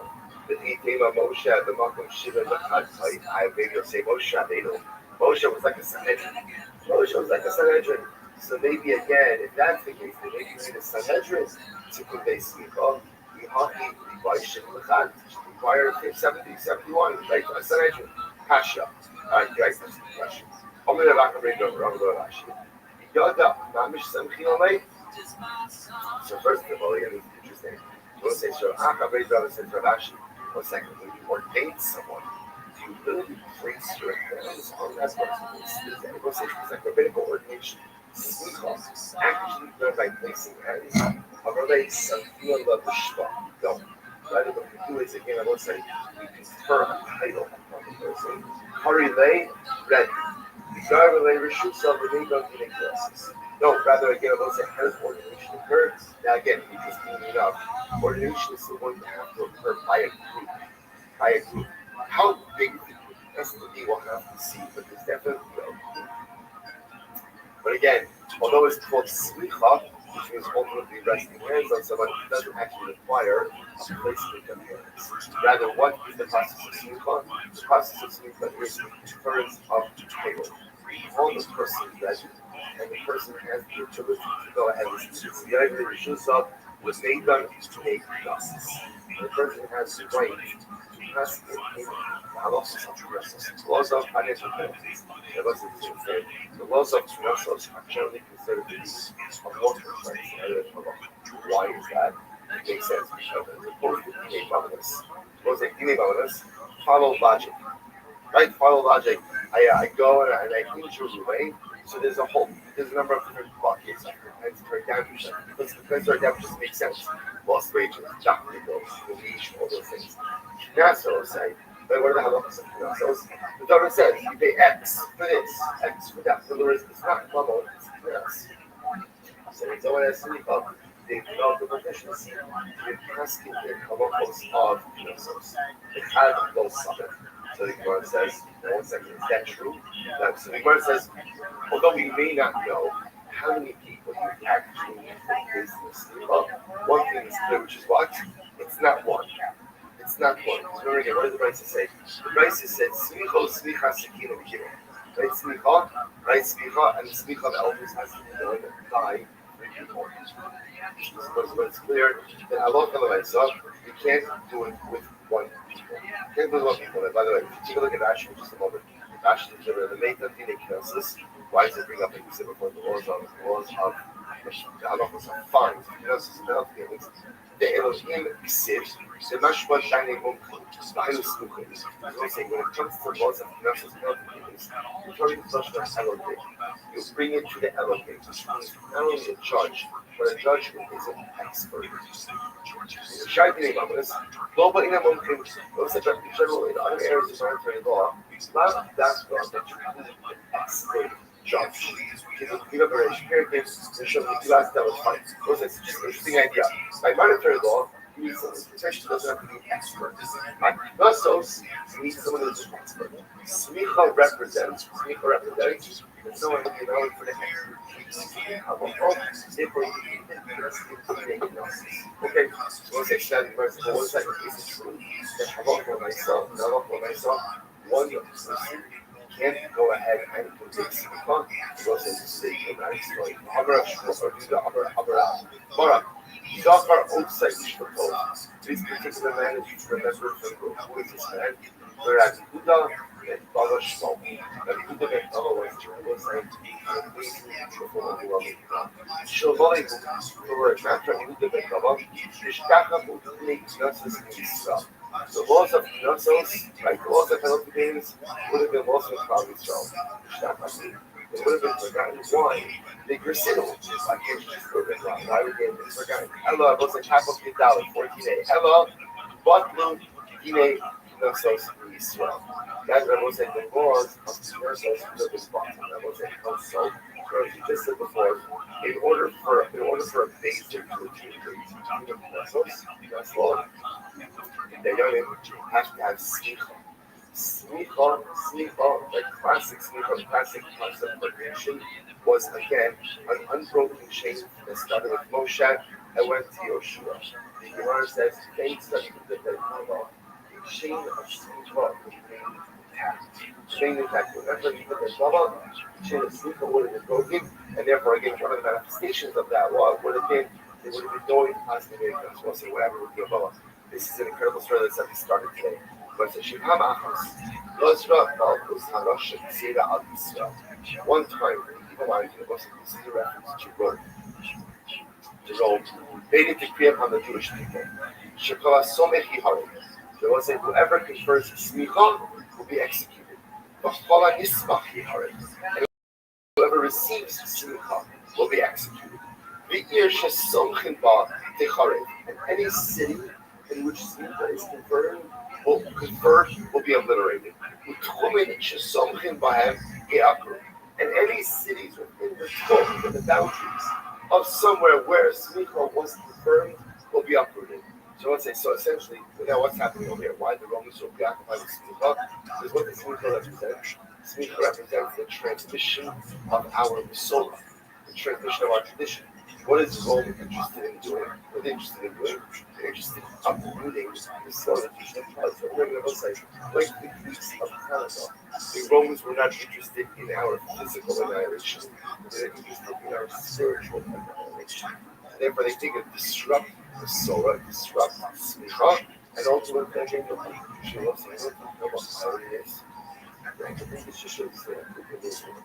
have Smicha. We don't have Smicha, right? The chain of Smicha, we have Smicha. We are gay rabbis. The Smicha that we have today is not the original Smicha. It's more like a Smicha, or a Testament. It's not the actual Smicha.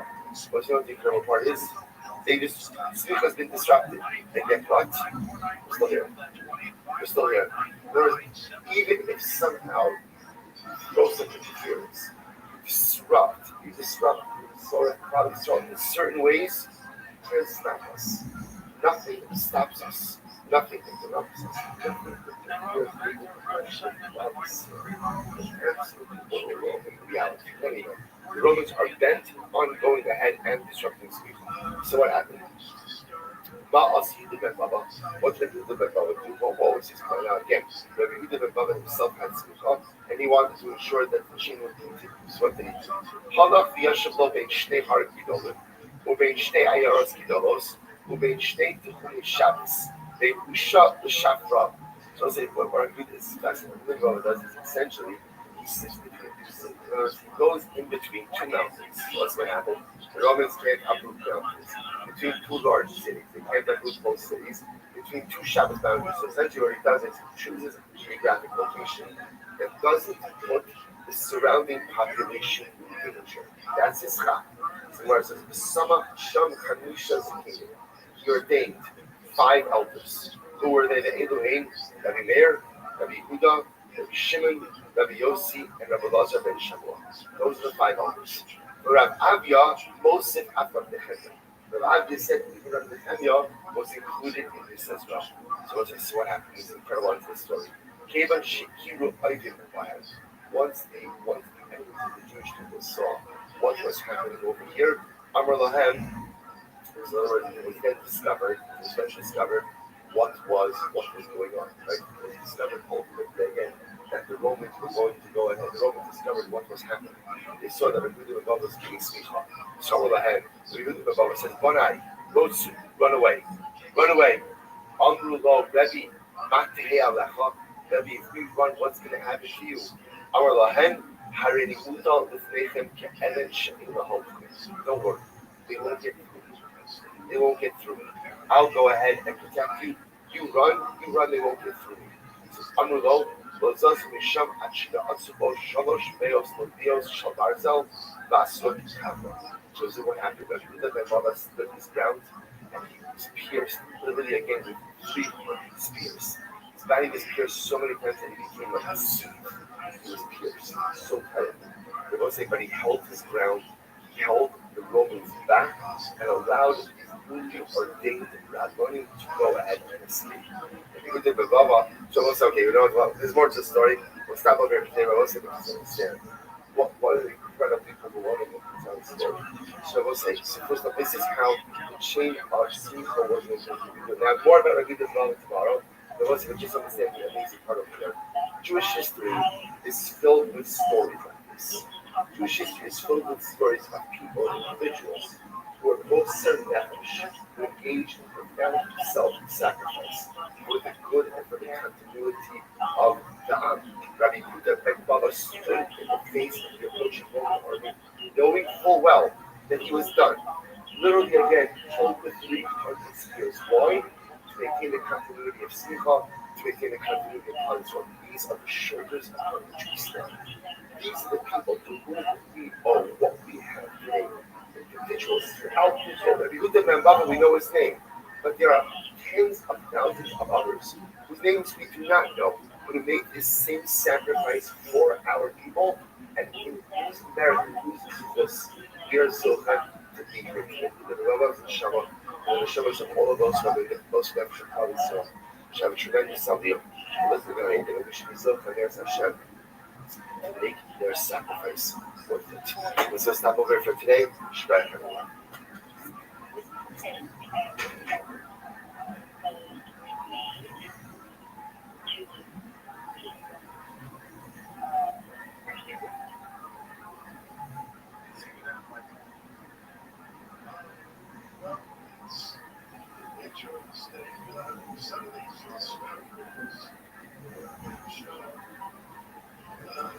All right, Joe, good morning, good good Hashem. To begin another week of Sanhedrin, a very special welcome to all of our remote listeners. Michael Goldsmith is here joining us with his son Jody. Baruch Hashem, we're both the one for the weekend. Michael is the guy in the yellow sweatshirt. Jody's the guy in the blue sweatshirt. Make sure, I'm not going to make him stand up, but the colors, they are color identified there, so make sure to give him a shalom aleichem, a warm welcome. So sponsor to have you guys here with us today. As we begin by thanking all of our sponsors for this morning show, to thank our annual Comic Letter sponsors, the Protein Shmach of Eretz Yisrael, for dedicating all the Shuri Drushos this year.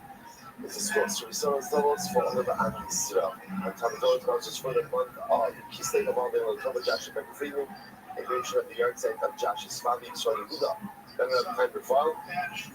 For the Swiss of the safe return of our hostages and the security and safety of all of our soldiers. Sammy and Malka Esterson for dedicating the shooter to the spot of their parents.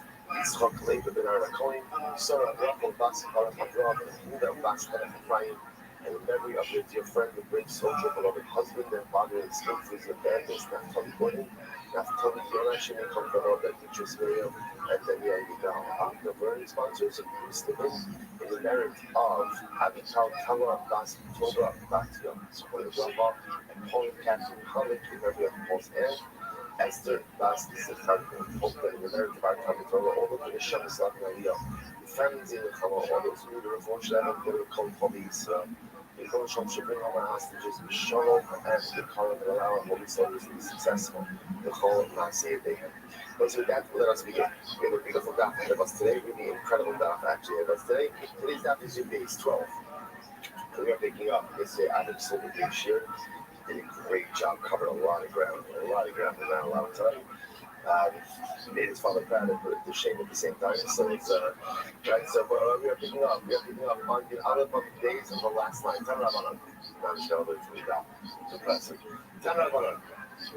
So let's remember again, still talking about some of the halachos concerning declaring a month, or we'll call it's not called a leap month.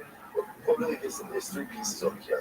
Like, there's whether or not to make a month a mali or a chaser, 30 versus 31 days, or 30 versus 30, 29 versus 30 days. Right? And then also, we're focusing much more over here in terms of actually creating a leap year, which means adding in maybe what we also just hitting last night. And we got to sit down to put that later on last night. It was a little bit quiet for like 30 seconds. And it struck me such a profound idea that we're doing these Gemaras of Kiddush HaChodesh. We're doing these Gemaras of either Shana and Chanukah. Again, the Yavanim wanted to write down three things: Shabbos, Milah, and Chodesh. They wanted to write down Shabbos, and they wanted to write down Milah, and they wanted to eradicate the calendar. And it is incredible that thousands of years after this miracle, what are we doing? We're sitting down, we're learning the second Sanhedrin, and we're learning all about how to structure the calendar. It's incredible. Not only do we learn that from the rest, not only do we celebrate their victory, but we learn it. It's part of our daily lives. We're still involved in the halachos concerning the calendar. Even though our enemies thousands of years ago, so many times afterwards, tried to take it from us. See, we can so put so many details. These details represent the very Shema, the very strength of clock. So incredible. Tell me about it. On top of your base 12 you cannot declare a leap year during a famine. During a famine, so you look at top Rashi or the base about it. You should offer within Shekala, you can lock on the Hadash. The most significant piece of what is the Kikal they have to do with the famine. This is very important to remember.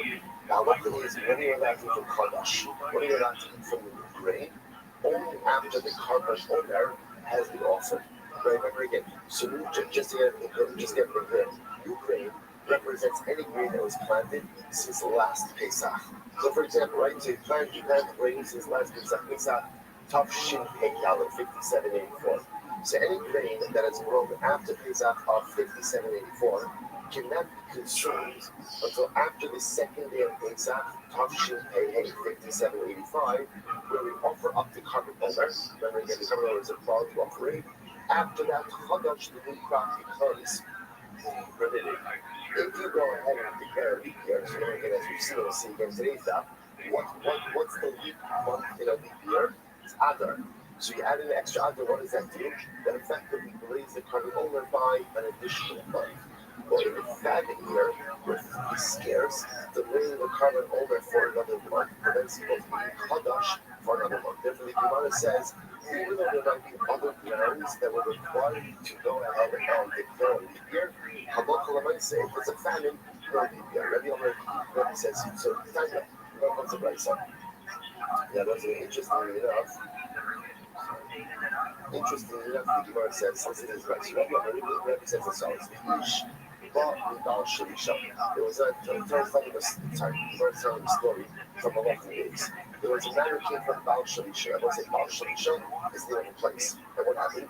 By Rabbi Rothschild, left by Rabbi Rothschild, he left them in Kurim, as who left themselves, as who left themselves. So it says this story about Eliana. So there was a guy who came from Baal Shalisha, and he brought to the Isha, he came to the man of God, and left them, and Esri left himself a camel fight. So the Gemara says, "It looked like Kalash of the Chol Yisrael, the Baal Shalisha. There was Baal Shalisha. The Baal Shalisha was a very area there in Israel where the crops matured at a relatively fast pace. That's where they had the earliest blossoming crop. The Ava Pike, but Bidra Elohim Echad. And then, interestingly enough, in this particular scenario, only the soil, only the barley had matured. So that's a Shem Tomar. Maybe you'll say, oh, it must have been wheat. No, Tomar soil, if it was barley. Shema Torah with the owner. Maybe you'll see that this occurred before the carbon owner. Before the carbon owner. That brother, if you look at Rashi, which is the one that Rashi left, Lechem Aviv, Mashma She'achshav Hari B'Daker. So in the story, this man is bringing a Yo Hanavi, and he's bringing in crop that the earliest, not blossoming, is the wrong word, what? Ripening, yeah, ripening, maturing, sprouting. I think each agricultural terms together. It's good. Okay, good. Okay, fine. We're sprouting, blossoming, good, maturing. So he's bringing. I don't know what the right term for like is, but okay, we'll call it maturing. So he's bringing the earliest maturing, blossoming, sprouting crop. And what is it? It's barley. Shema Tamar Lefnei Omer. Maybe you say this is occurring before the Omer was offered. Talmud Omar, therefore the pasuk says, Tein La'am v'yofu achar ha'omer. So, sorry, Tein La'am v'yofu achar ha'omer ha'yah. Ever me'after, what do you see from here? Ruya ha'isa omsa shav shekis adar. What you see from here is, again, we're talking about a year of famine. So you see from here, this was a year that could have been made into a year. Sorry, that wasn't really Elisha. Why didn't Elisha declare it as a leap year? Because it was a famine. But Hayah Rothschild so we're just bringing this episode by Elisha, by Elisha, to show us that even though again this was the type of year where normally again we would make a leap year, because once remember again, when you go ahead and make a leap year, remember generally in a vacuum, what drives the declaration of a leap year? Pesach. Because Pesach has to be Chag HaAver, Pesach has to be in the spring. So generally what we're trying to leap year is when you see that Pesach is going to fall out of the winter, you would add on an additional Adar to go ahead and push Pesach to this person. We're talking about over here, we're in a situation where you see the crops were not yet developed. Normally, again, that would be a reason to introduce a second Adar and make a leap year. Yet, why didn't Elisha go ahead and declare a leap year? Why? There was a famine. Because again, by creating a famine, by creating a leap year in a year of famine, pushes off the cover over for an additional month. Pushing up the cover over an additional month prevents the consumption of chavash for an additional month, which just exacerbates the effects of the famine. So we're just bringing the story to show that where there is a famine, we do not declare a leap year. But in Avilas Hashanah, with the Rosh Hashanah, this is an interesting case. We do not declare a leap year before Rosh Hashanah. Take a look at Rashi for just a moment. In Ma'abri, Rashi says, "In your shulins and clothing Rosh Hashanah la'ayin v'lonar dis'aver shamazu mishnei adar b'nei shivcha chamadar kodim she'agia u'mizaz le'mechametz."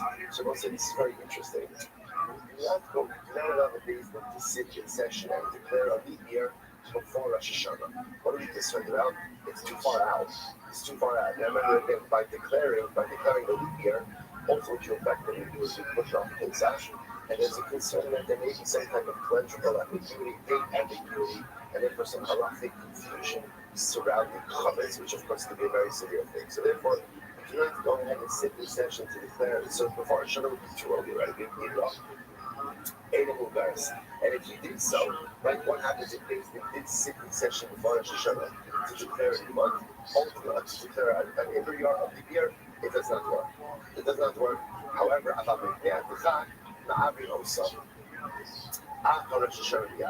but if there are extenuating circumstances, what you can do is declare a leap year immediately after Rosh Hashanah. So under those circumstances, can you ever declare a leap year before Rosh Hashanah?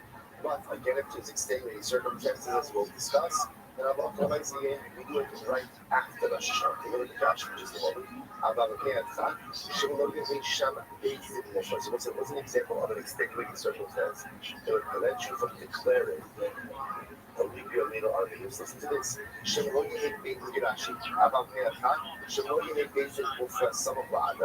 first of all, let's say in general, the ideal time to declare a leap year is when Adar. And let me clarify that.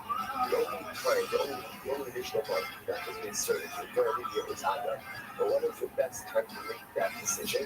Somewhere around Adar itself. Certainly can't do it under any circumstances before Rosh Hashanah. If extenuating circumstances, you can do it right after Rosh Hashanah. What's an example of extenuating circumstances? Let's say you're not going to have a day's leave. So we're going to say for people that declare or sleep, and people have to have sleep on. So let's say whatever the reason is, you're not going to be able to keep that day's leave. You have them together after Rosh Hashanah, you're not going to be able to get them back together. So that's an example of extenuating circumstance. Shema Yavo Hamdala Ezoni, Akiv Al-Gadol. So this is what it's coming from, like maybe a king, revelation of Edom. Revelation of Edom. So maybe it ain't right. The Akiv Al-Gadol, the Akiv also will feel it over after Rosh Hashanah. So what's this incredible? So let's say again, either you're not going to have a baby together, or someone is trying to tamper with the cannabis. Isn't this a little? Mamish Hanukkah. Mamish Hanukkah. So many more show about the good of Hanukkah. So therefore, again, under those circumstances, you could convene right after Rosh Hashanah in order to go ahead and declare the new year. So this is very interesting. And even though you do that, but remember the only month that we add in is Adar. So again, under those circumstances, can you engage in this process before Rosh Hashanah? You can do it immediately after Rosh Hashanah, but if it's an extenuating circumstance. But even if it's an extenuating circumstance, remember, the only additional month that we're ever inserting into the calendar is Adar. So what's interesting about this is you can declare an Adar days, even back to Tishrei, right? Even back to Tishrei. But even if you do it Tishrei, it's still only Adar. It means that's all. Because in the heart, Shal Chalei the Rabbah, translated it's just fascinating. But they went ahead and they said the Bible was correct. So let's say sometimes in Rabbah, they had a situation like this. That if you notice over here, essentially which is the story that's going to here is someone, the king, the Ashmas, it was the, well, I don't know if it's the Greeks or the Romans, but it was one of them, who was trying to sample the calendar, so they sent this coded message to Rama. So after this code, super fast, I guess, they come soon as chef. There's a pair who came from Ragas, but the eagle captured them. The eagle captured them. Now, what is this? It's actually from the Ragas. Now, Ragas, it looks like it's very young. Now, by the way, you know this is the Iman the sentence of Gilad speaks about this, that Ragas is very young. So there was a sort of two people who Rashi says, two Talmudim coming. So two Torah scholars were coming from Tiberia. Now what happened? The Kapsul Neshek, he looked at Russia, kill Persians. Right? The Persians got a hold of them. The Persians captured them. Over the other, the Warren Haina set the rules. And they were carrying with them items made with those. Now let's say now, what are the items made with those? Right? Tchilas. First Tchilas. So they were carrying from Tiberia, they were carrying Tchilas. Rashi says over here, Germanas and the rules. Tifla, Tchilas, the rules also was like Premier the Sultan. The rules should sell the bought Tchilas. So it makes sense. Remember again, Tiberia has a command. Right? So apparently again, if you want to get snail, if you want to, I don't know if it's a snail bag, right? So the Muslim snail produces the dye. Or the thread. So it's incredible. So these two Talmudim they're carrying Tchilas from Tiberia. The Persian officers came and arrested them. This is what it says. So Umayim Tchilas, this was Harakalim. This was some Yatsu B'Shalom. So they look at this. This was Harakalim. Because of divine compassion. This was some. And in their own merit, Yatsu B'Shalom. These two Talmudim were able to escape from this encounter, unharmed. So it's by the way, faith by itself is so profound as well. You see from there why it's a tremendous Mr. Haskell. And in order to be successful, you need two things. Slice Rachamim and to the sun. You need a Hirschbarabel, but you're upset and putting it on your work. Sometimes I like to make the mistake of just putting everything in the hands of Hashem. And while it's true that the Rebbe Rothschild controls all of the results, and Hirschbarabel controls all of the realities, and to the life demands of us, to adjust ourselves and to create our own realities as well. We not just sit back, relax, and enjoy the share of life. The person has to put the maximum effort while recognizing that with that maximum effort, ultimately success cannot be realized without a control. That phrase is so profound. This was Rachamim, this was some. Because of the Hirschbarabel, and because of them, Yatsu B'Shalom. They were successful. They escaped. They escaped. The Hamu say,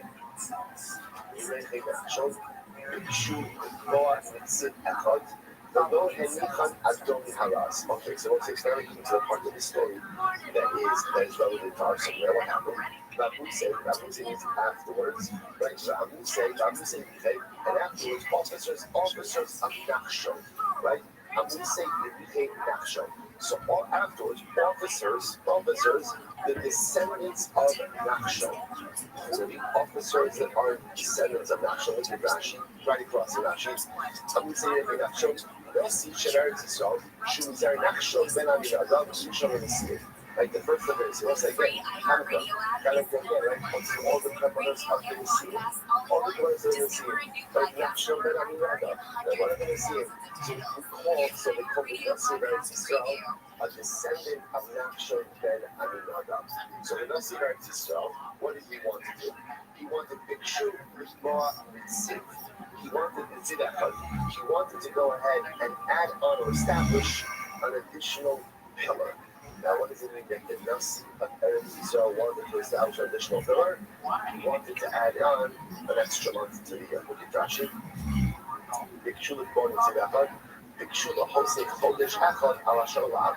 He wanted to add on an additional month to make it a leap year. Let's say this one is incredible. Like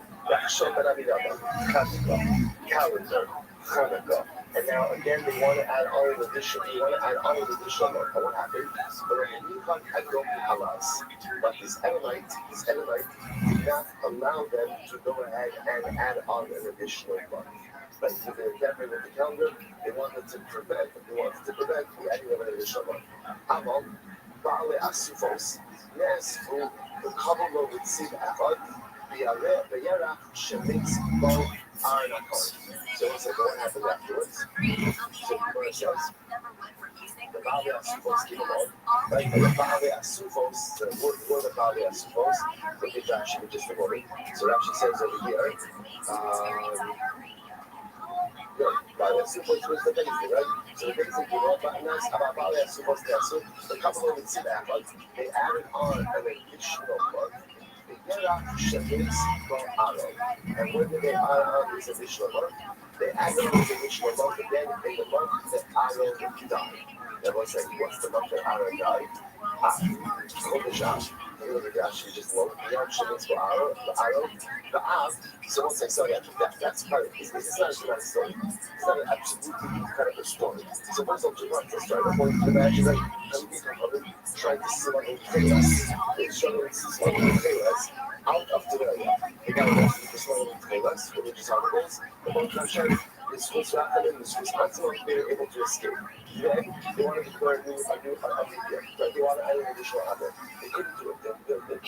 The king prevented them from doing it, but so they were able to go ahead. Baalei Asufos, they were able to get together, able to do it. But it was interesting. Once they did it in the month that Aaron died, which is Av. So it's just understand what this means, right? They were declaring it. Now remember, they were declaring a leap year. They were declaring it for which year? The calendar year to come, right? So, but when are they doing it? In Chodesh Av. And what did we just say before? We just said before that you can, the earliest that you would declare leap year is the earliest is after Rosh Hashanah. Like you can't even go to leap year, they're declaring a leap year in the month of Av. What's going on here? The Gemara says, "Chashuvei nachashi, gemuyei lo b'kli." You're right. The Gemara says, "Yes, that's what happened over here." What they did is they made a decision. But they did not publicize it until after Rosh Hashanah. So that's what Gemara is using that as a source. That sometimes other things in circumstances, again, there are better leadership seeds that are declared. They can make that decision, that policy decision, even before Rosh Hashanah. But we do not publicize it to the masses until when? Until after Rosh Hashanah. The earliest until after Rosh Hashanah. Incredible. Kashuva Mekashi, so again, they decided they made this strategic decision, but they did not reveal it to the Rashi.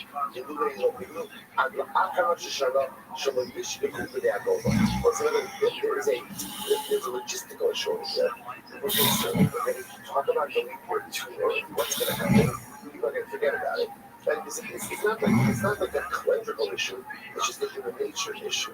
Speak about something months in advance, and people will simply forget about it by the time it becomes relevant. So we want to really get it out to the populace as late in the year, as close to Hadar as possible. But again, what you see from here is just procedurally. The decision to create the year can happen even before the actual clerical year starts. Earliest sharing with the populace is after Rosh Hashanah. Incredible. So Lord says, by the way, just my much about the height and see which like yeah. So Lord says in this whole coded message, right? It's fascinating. In this whole coded message to Rama, they referred to a month as an Itziv, but Itziv, which literally means like a pillar. So what's about it? How do you know that? Why is it Itziv? In a month. So Lord says Itziv. Shlomo, Shnei Masar Nitzivim al Kol Yisrael.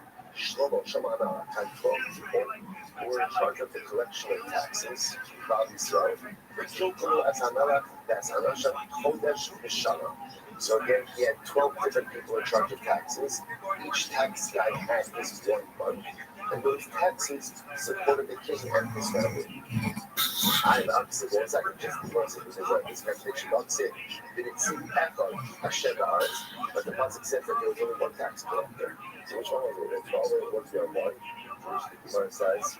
So Rabbi so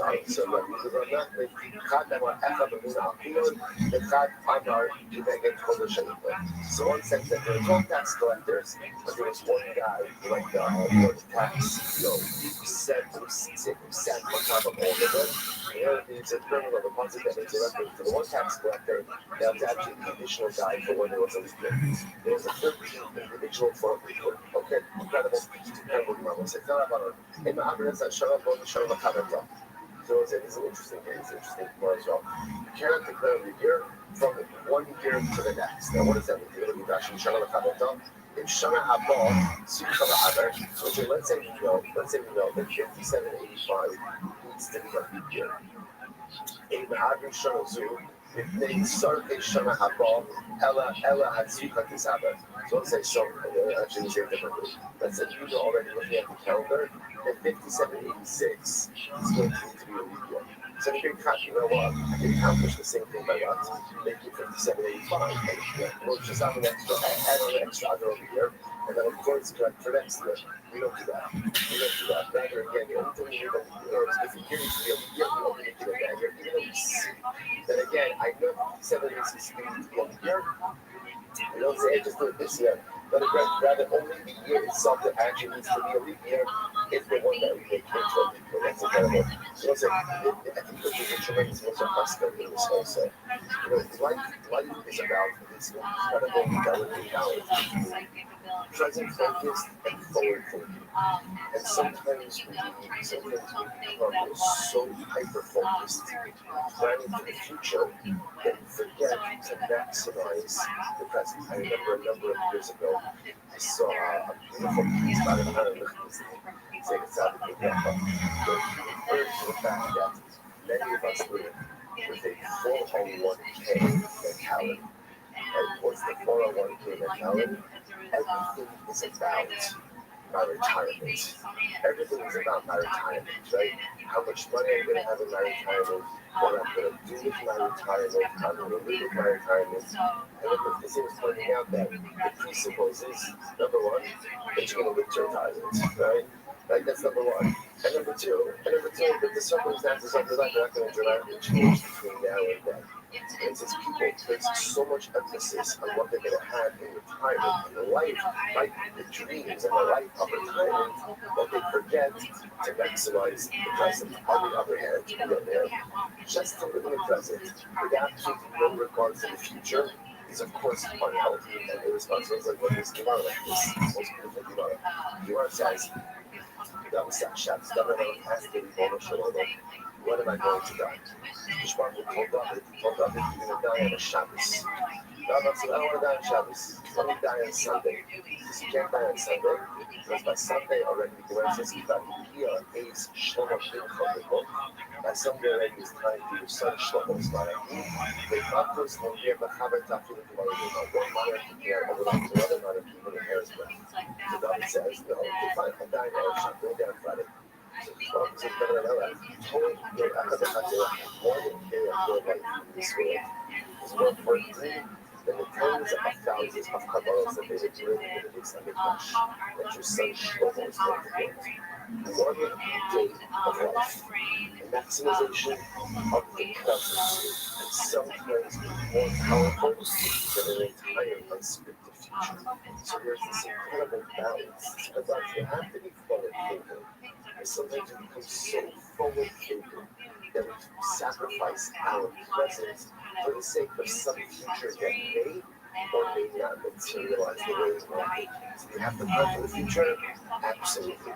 My planning for the future can never be at the expense of the maximization of my present.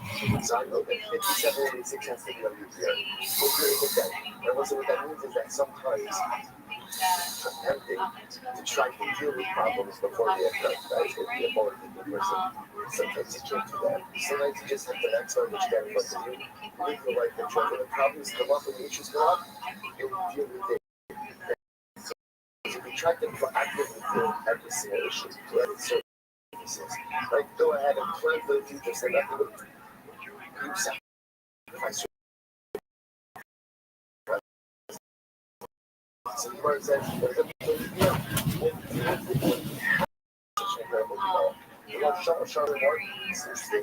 cannot create consecutive leap years. That makes a lot of sense. Why can't you do that? Because it looks like, because at the end of the day, you're going to irreparably damage the calendar. Look at Rashi says,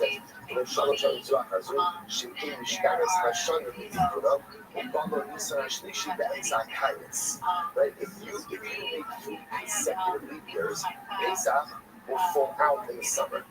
And then again, I was saying, once you do that, you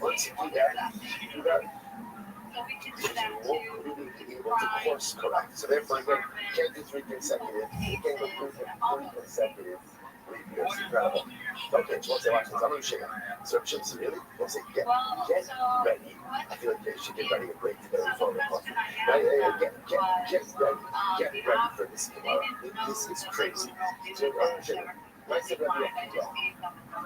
Right? Because I kind of, I feel like sometimes in the moment, whenever you do a certain thing, it's like your heart wells up with emotion. Whenever you have your whatever it is, it's going to be something transformative. Nice and ready, Akiva. שחרוש בנס העשוי. אז אני כאילו זה קרסוי. whenever you work on this, whatever you can think of cars, you're just going to say, and he was one of the Asari Malchus. He was one of the longest executed. Not just executed, but utilized by the Romans. So whenever you learn the story about Rabbi Akiva being incarcerated, this is Rabbi Akiva being incarcerated before his execution, before his death.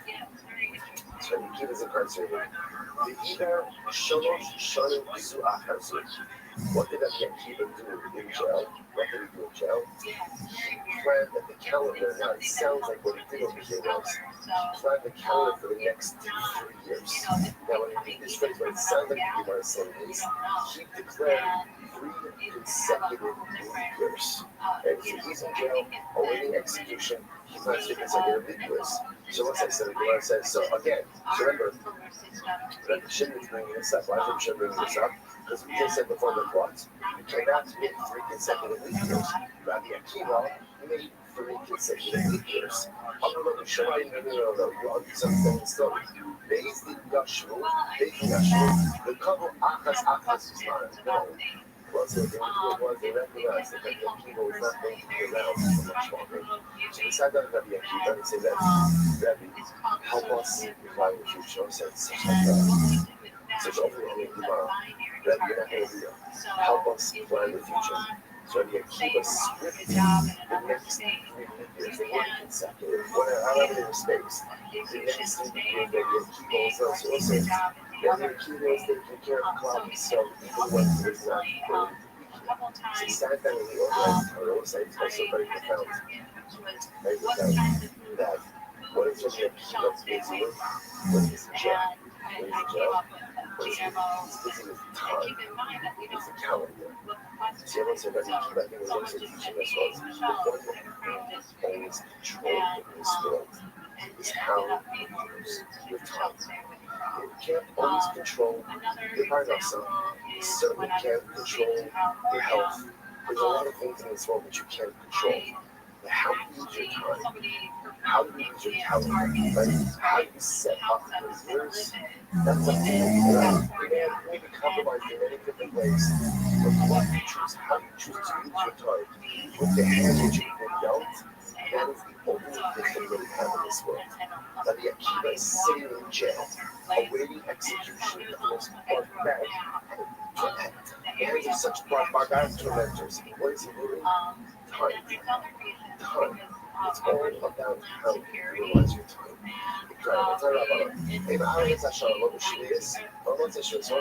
time you can't go ahead. Some other times you can't go ahead and make a leap year, right? When they say Shmita, which makes a lot of sense, right? You cannot make Shmita into a leap year, and because again, it's going to create hardship. And now let's issue this. So let's say, what's the issue on what's the issue? What's the issue is year 8, year after Shmita. What's the issue here? Same thing, Chadash, right? Remember, anytime you're making a leap year, that means the carbon over is going to be offered a month later. If carbon over is offered a month later, that means it can't use crop for an additional month. So on a Shemitah year, that's a big deal. And in general, you don't want to prolong a Shemitah year, right? Post-Shemitah, also a big deal. So the whole issue is, they must have given the habit. So let's say, so when was the time where people offered maybe a year, and then Shemitah, interesting. That's a big deal for me. I would say that again, I want to be clear. Remember, The only reason we're really making a leap year is because of this whole Pesach had the other thing. But again, there are other circumstances that also came into play that could kind of tip the scales in the favor of a leap year, like give a partial leap year. Incredible. Incredible. So the Gemara says, Shabbos or Rabbi Gamliel, Adam Matzi Shvius. It's interesting enough that, or sorry, in Rabbi Gamliel's whole, like, oh, I should say, based on Rabbi Gamliel, the home of Rabbi Gamliel, they say based on like the rabbinical Rabbi Gamliel, they would sometimes go ahead and make a Shemitah year, sorry, make a leap year, the year after Shvius, the year after Shemitah. And let's say now, what is that machlokes about? So why is it that some would make a leap year in year number 18, some to a leap? When we look at the honey tunnel, which is the things to find out focus, was it's fascinating. So now we signed up. A would be there for physical arts. Then I would say, so it's a can you import vegetables from Kutzlar to Eretz Yisrael? Now, what would be the issue? Right, so it's not focus. Some say, I say, some say, I understand. The ability to go ahead and import vegetables, right, from Kutzlar to Eretz Yisrael will make a dramatic difference for year number 8. Right? Because again, in the Shemitah year itself, you're still kind of okay, right? Why are you okay? Because when we're going to get the previous year's crop, and whatever grows from the land by itself. In year number 8, that's the year where again you have not worked in the field on year number 7. So the ability to import produce from outside of Eretz Yisrael is a big deal. So it's not focus. Can you import non-Eretz Yisrael produce into Eretz Yisrael? Not focus. What's the focus? Our year so this is fascinating. What would be the issue with importing vegetables from both outside? Specifically again, Chazal made a general takana that the earth, the soil of Chutz La'aretz is tummy. Now, why is that? Because in Chutz La'aretz, outside Eretz Yisrael, people are not careful about where they bury the dead. So it's a general rabbinic to receive from everyone, general rabbinic to the soil of Chutz La'aretz. So what's the concern? Sometimes when you import vegetables, right, what do vegetables come with? They come with like their dirt. So the question is, do we want importing vegetables that are so knowing that you're going to that you may end up bringing in some dirt along with it, which could cause the proliferation of tumor in Eretz Yisrael. So one of the things says we are kosher shadat. And because we're kosher shadat, we're not importing vegetables. Because we're importing vegetables from Kutzlars, therefore again, we do not make year number 8 into a leap year. Because you're just prolonging the covenant, right? Bring up the covenant over the consumption of Chadash. Other opinion says, no, we're not worried about that. We're not worried about the dirt of Chadash to be trying to sell, and therefore again, you can import vegetables. Because you can import vegetables, therefore again, there is a more steady food supply. Take a look at Rashi. And Rashi says, Eretz Ha'amin, Shemet Tamei B'Moel, Tamei Tarot, Eretz Yisrael. Fine, let's go back there. Tanavana, Ema Abin has a Sharon Ne'atoma. So this is very interesting. This is fascinating, actually. We do not go ahead and create the leap year based on Tumah. Now, what does it mean? We have to look at the Rashi. This is actually 4 lines of the ladder. You go, Shahaya Nasi Chola. This is fascinating. What's the next defined situation? The Nasi, if the head of Eretz Yisrael should be covered, you can put it down there also. Someone who is very important, and even when he dies, everyone is going to go to his Levaya. Watch this. So, for example, let's say the Nasi is very ill. או שני ימים קודם, יהיו טמאים, או שהיו בלבד טמאים בסוף אדר, וכל סעפר הפרה, והם יכולים למצוא עד שהפרה אדומה, הם מעבירים לכך אלא יעשו את זה. Alright, so let's say this is a fascinating case. So here's the scenario. Let's say we know that the majority of Klal Yisrael is going to be in a state of tumah by the time Pesach comes around. Now, how could that happen? That could happen as either, again, somebody very important is going to die, everyone's going to go to Levaya. So, let's say, again, the way it's going to work is there's not going to be time to become Tahar before Pesach starts. Or, the Klal Yisrael is Tamei, the majority is Tamei, and there's no more Hara Aduma ashes. Remember, there's only way to become ritually pure from Korpus Tumah, which is Hara Aduma. Either way, we're facing a circumstance where I'm son, the majority of Klal Yisrael is going to be Tamei when Pesach comes around. So I would go like this. This is high time for a leap year. Right? Because what can I do? It's certainly rather push Pesach a month later, and what? Everybody will have time to become caught. So the Lord says, no, we don't do that. We don't do that. Hamakal said, we do not make a leap year because of Tumah. I said, what do you do? So what happens then? What happens? So what happens? Come Pesach is not for Tumah. We'll say there's a concept. I'm going to get into this one just a bit, but there's a concept that when the majority of Klal Yisrael is coming, we have the ability to become a Pesach even with Tumah. We'll see the mechanics of that in just a little bit. So again, we do not declare a leap year just because the majority of Klal Yisrael is coming, and declaring a leap year would give them time to know how to become Tahor. Rather, we just open up the Torah Pesach in the state of Shabbat. Like Ruba says, not the reason, not true. We do. Tumah is a good reason to declare a leap year, and therefore, again, I will add an additional month in order to give people time to become Tahor. So the Gemara says it says already done, but this is I'll give you my son. My son Chizkiah Melech Yehuda. This is incredible. My son Chizkiah. Right? There's a story about Chizkiah Melech Yehuda. Shehiber es Hashem lePiyat Tumah. He went ahead and he made a leap year because Klal Yisrael was Tumah. I won't say that what happened. Why was Klal Yisrael Tumah? But Rashi, second to last time we have Tumah. Shouldn't would be made Akas Abba Me'Abo Bizarra. Shalochash Shivur Torah. But Chizkiah Machzira Lebutov. Yoda, showing a speaking Kuban Baba Mutar at the Pesach Rasha was his news. His young was a tremendous tzaddik. But his father Achaz was not. Achaz is speaking about the son of Abba. And by the time his young rulership came to power, Klal Yisrael was coming. Now he recognized that he was not going to be able to take the tire that to purify them in time for Pesach. So what did he do? He made a Hibber. He made a leap year. He added an additional month to go ahead and get a purpose and sort of point out some of the reasons. His had the ability, he was destined to be Mashiach. He was destined to be Mashiach. Why didn't he actualize that Messianic identity? We know the story, so it says in the past. He refused to marry and have children.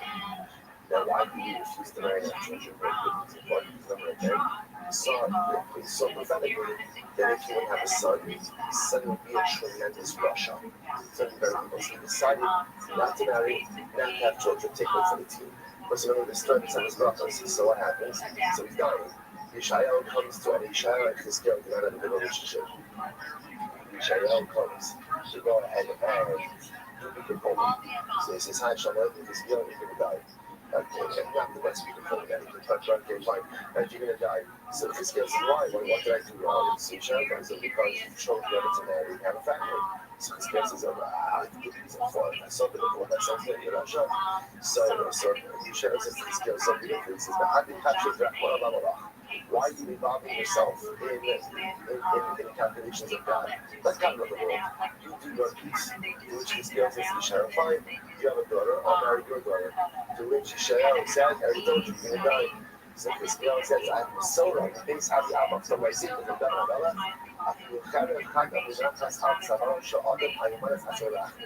Even though the sharp sword against your neck, do not despair. So sure enough, Chizkiah married Yeshayahu's daughter, and they had a son. That son was named Menashe. The longest serving monarch of Klal Yisrael, 55 years. For 22 of them, he was a tremendous Russia. For 33 of them, he became Tzaddik about Shuvah. I just want to point out how incredible this story of the monarch Chizkiah is.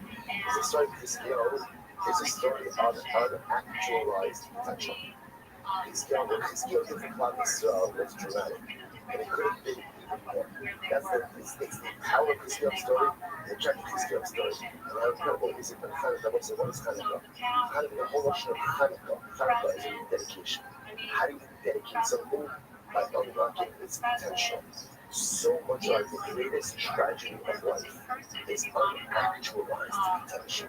We go through life with so much potential coursing through our veins, with that little jug of oil that is just waiting to be broken open and used. That's the entire operator of Chanukah. So Chizkiah is making a cameo appearance over here on Chanukah, telling us, I don't sound a lot of potential. Chizkiah was a great tzaddik. He could have been even more. All of us are great, but it's also important to realize that as great as we may be, we have the capacity, ability, and mandate to become even more. So Chizkiyahu went ahead. Chizkiyahu declared an additional leap year because of Tumah. We can travel a lot today. So that he got his forgiveness. Considered Magus of Rabbas Gehai, she suffered Judah, Lord Taharo on the base. He offers a Hazak. Below the concept, in spite of this guy, Levar, Hashem Hatov Yichaper Ba'ad. So as I said, ultimately, again, it's really interesting, that Chizkiyahu, he went ahead and he declared a leap year because of Tumah, but then he asked for forgiveness for it. So what's the big away from this? Forgiveness is don't do it. Don't do it. Don't declare a leap year, ultimately, again, because of Tumah. So the Gemara says this following, Shimon Omer, and they have Tumah Kulam Lubaras.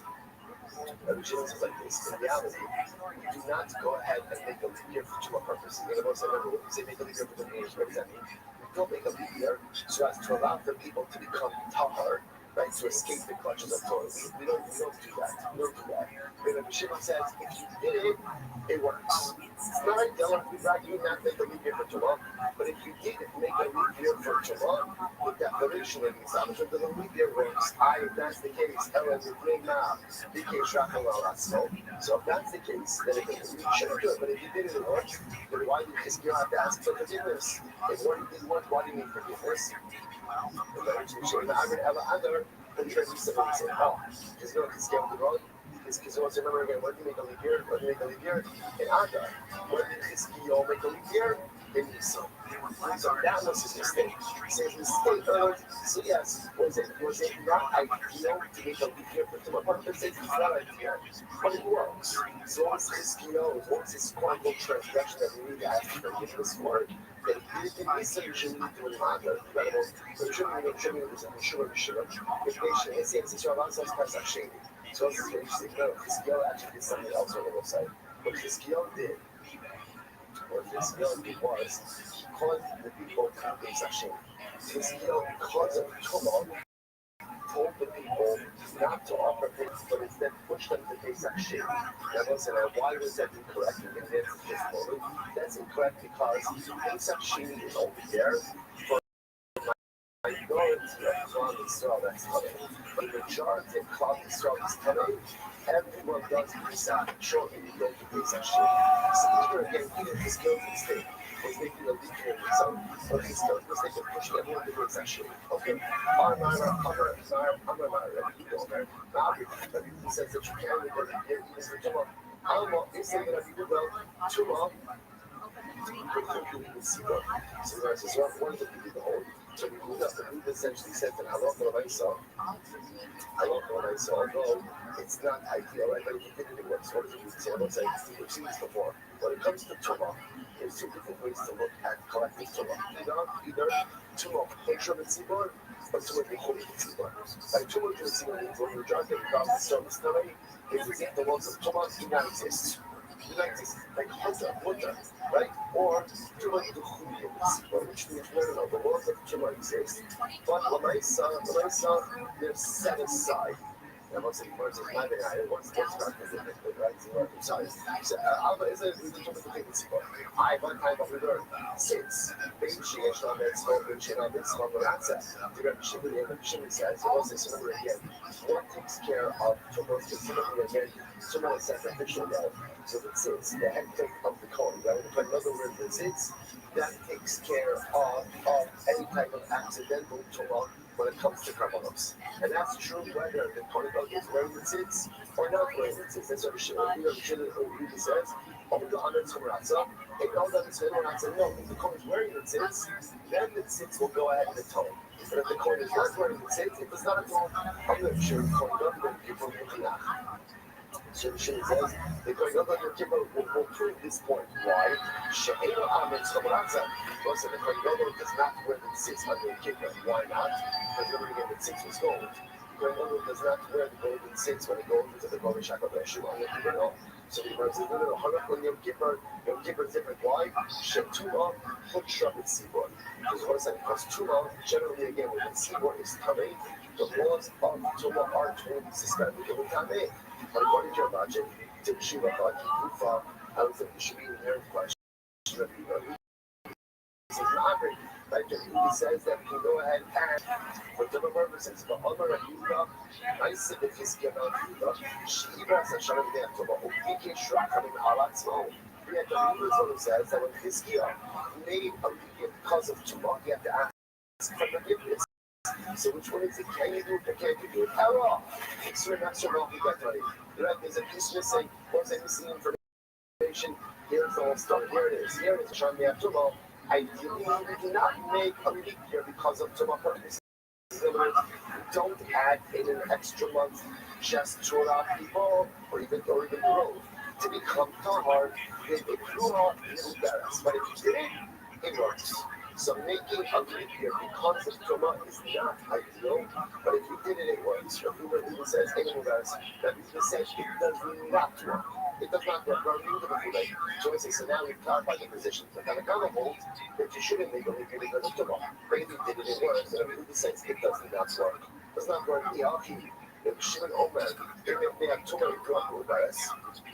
But one second, then Rabbi Shimon says that if you did declare a leap year because of Tumah, it works. And it's not a demo. Rabbi Shimon says it's in this time demo.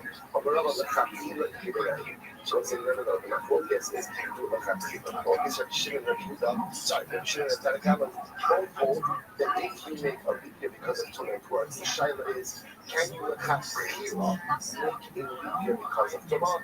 That's the point of contention. That supports this. Right? You cannot go ahead and make a leap year because of Tumah. The Chatila, Rabbi Shimon over in the Abri. Rabbi Shimon says, yes, you can. You can even go ahead and make the leap year like Chatila because of Tumah.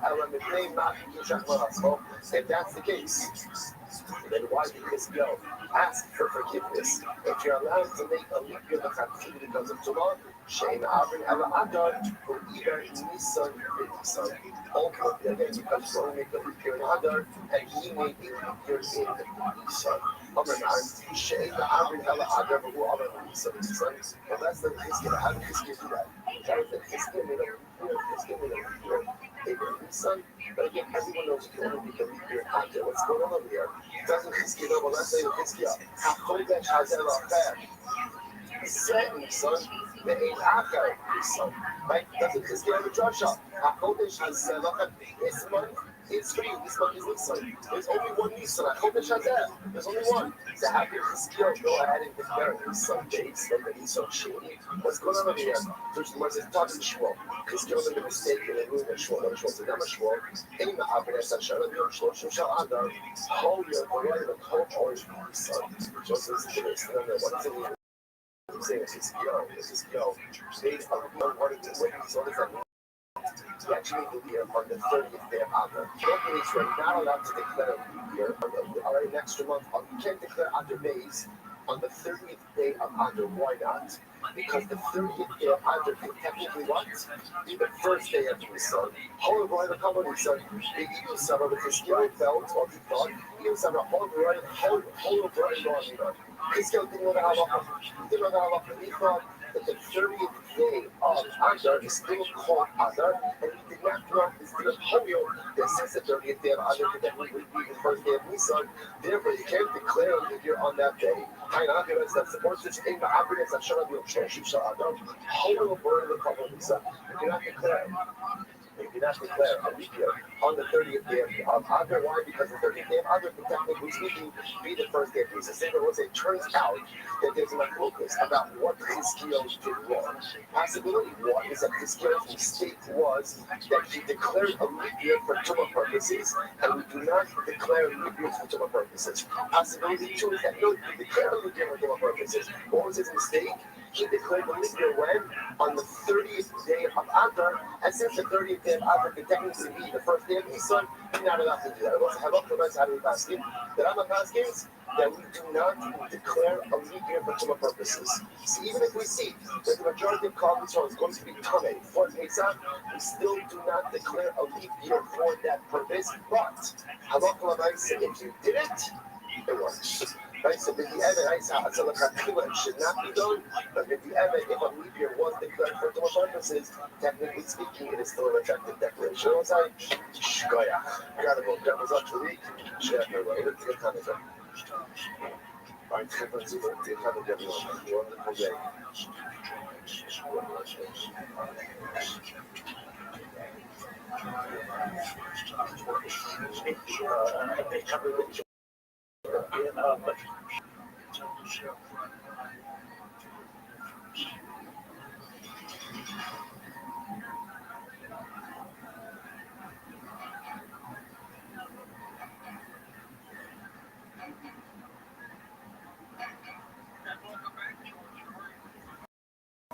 All right, Joel, say good morning, good to welcome.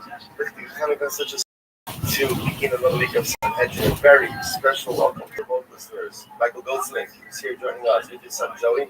Baruch Hashem and both of them for the weekend. Michael is the guy in the yellow sweatshirt. Joey's the guy in the blue sweatshirt. Make sure, I'm not going to make him stand up. I'm not going to make him stand up, but the colors, they are color identified there. So make sure to give them a shalom aleichem, a warm welcome. This is Mark Chantani gets with us today. This weekend, I thank all of our sponsors for this morning share. To thank our annual Talmud Torah sponsors, the Torah Mishpach of Eretz Yisrael, for dedicating all of the Shirim and Drushos this year. This is close to Soros Tovos for all of the Am Yisrael. Talmud Torah sponsors for the month of Kislev Amal Ben Tova, Joshua Ben Friedman, and gracious Father Yisrael Yehuda, Ben Rav Chaim Raphael, for the disposal of the safe return of our hostages and the security and safety of all of our soldiers. Sammy and Malka Esterson for dedicating the Shura this month in memory of their parents, Yitzchak Leib Ben Aaron Cohen, Sora Rachel Bas Baruch Avram, Huda Bas Henach Ephraim, and in memory of their dear friend, the brave soldier, beloved husband and father and skilled physiotherapist, Naftali Gordon, Naftali Yonah Shemi Kamdamah, Beatrice Miriam, and Daniel Gigal. Our week of learning sponsors, Bruce Levin, in the merit of Avital Kala Bas Tova Batio, Rafa, and Paul and Kathy Halleck, in memory of Paul's aunt, Esther Bas Zachariah. We hope that in the merit of our Talmud Torah, all of the Neshamas Lav and Aliyah, families in the Torah, all those who live in Shabbat, called Public Israel, we know Shem should bring all our hostages, Shalom, and the Torah will allow us to be successful. So with that, let us begin. We have a beautiful daf ahead of us today. We have an incredible daf actually ahead of us today. Today's daf is your base 12. We are picking up after this movie each year. Great job covering a lot of ground in that a lot of time. It is Father Pat and we appreciate it at the same time. So it's nice. So we are picking up on the 11 days of the last night. It's impressive. So remember again, still talking about some of the halachos concerning declaring a month, or we'll call it a month. So really, there's three pieces over here.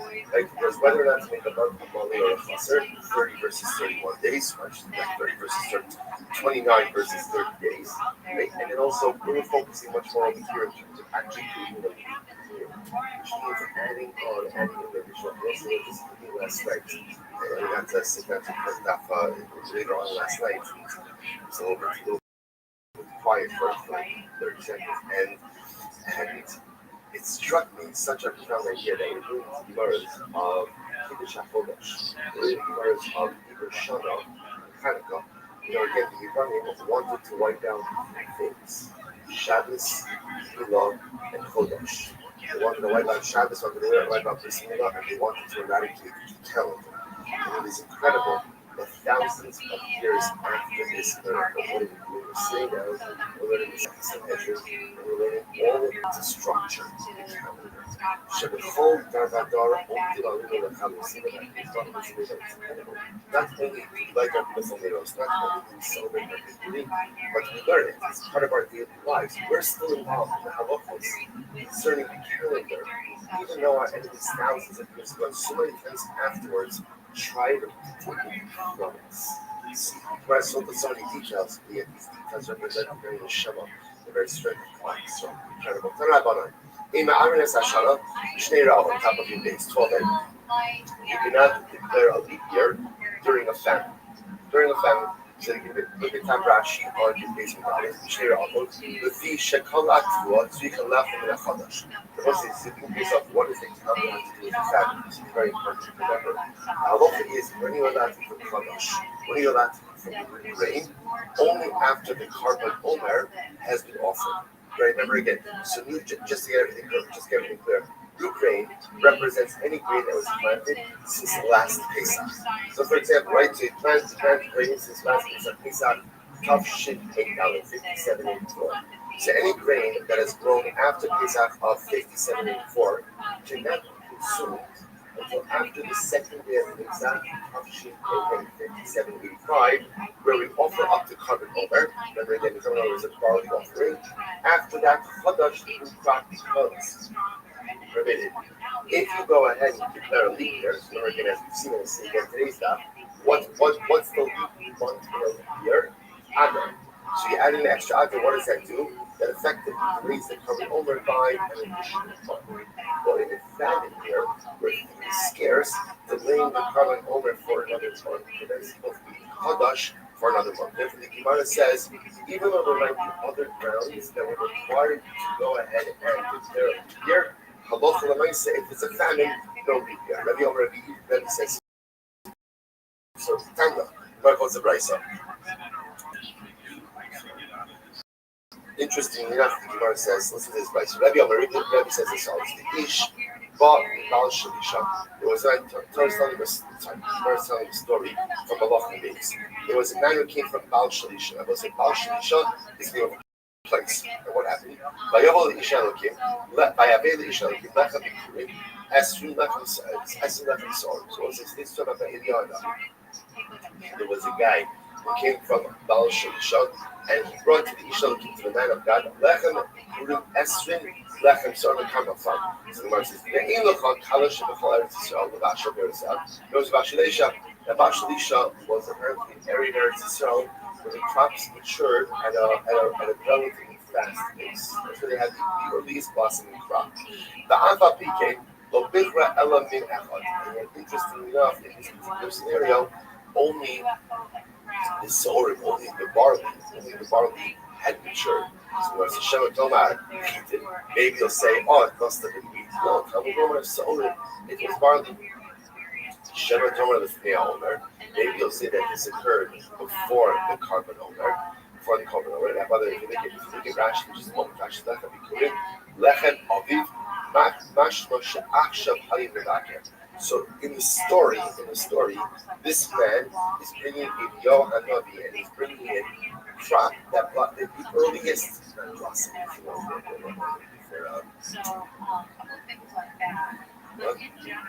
Ripening, ripening, maturing.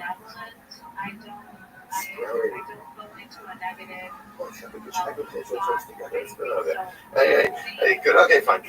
Sprouting, blossoming, maturing. So he's bringing in. I don't know what the right term for like wheat is, but okay, we'll call it maturing. So he's bringing in the earliest maturing, blossoming, sprouting crop. And what is it? It's barley. Shema Tamar Lefnei Omer. Maybe you say this is occurring before the Omer was offered. Talmud Omar, therefore the pasuk says, Tein la'am v'yochlu achar ha'omer. So, sorry, Tein la'am v'yochlu achar ha'omer ha'yom. Emer me'at, what do you see from here? Ru'uya ha'isa osa shasha dishaga. What you see from here is, again, this not talking about a year of famine. So you see from here, this was a year that could have been made into a leap year. When we made my Lord Elisha, I'm sorry, that wasn't Elisha, it was Elisha. Why didn't Elisha declare it as a leap year? Shishnas B'tzoros Haisa, because it was a famine. So they were just bringing this episode by Elisha, to show us that even though again this was the type of year where normally again you would have made a leap year, you're supposed to remember again, when do you go ahead and make a leap year? Remember generally in vacuum, what drives the declaration of a leap year? Pesach. Because Pesach has to be high for Pesach has to be in the spring. So generally what would drive a leap year is when you see that Pesach is going to fall out of the winter, you would add on an additional other to go ahead and push Pesach to the spring. So we're talking about over here, we're in a situation where you see the crops were not yet developed. Normally, again, that would be to introduce a second other and make a leap year. Yet, why didn't Elisha go ahead and declare a leap year? Why? It was a famine. Because again, by creating a famine, creating a leap year in a year of famine pushes off the covenant over for an additional month. But you have to come over additional month prevents the consumption of chadash for an additional month, which just exacerbates the effects of the famine. So let's just bring this story to show that where there is a famine, it cannot be good. But Tarabano, in Ma'avinas Hashanah, with May Rosh Hashanah, this is an interesting case. You do not declare a leap year before Rosh Hashanah. Take a look at Rashi for just a moment. In Ma'abrin, Rashi says, "In Yosh days in Kodim Rosh Hashanah la'ayin v'lomar tis'aber shana zu b'shnei adar mipnei she'yishiklecha b'dara kodim she'yagia u'mezazlim b'chametz." So this is very interesting. We do not allow the basement to sit in session and declare a leap year before Rosh Hashanah. What are we concerned about? It's too far out. It's too far out. Now remember again, by declaring a leap year, also what you effectively do is you push off Pesach, and there's a concern that there may be some type of electrical ambiguity, date ambiguity, and therefore some halachic confusion surrounding chametz, which of course can be a very severe thing. So therefore, we do not go ahead in session to declare it so before Shemar and Gibra, and if you did so, right, what happens if Beis-Din did sit in session before Rosh Hashanah to declare a new month, ultimately to declare an Iber year, a leap year? It does not work. It does not work. However,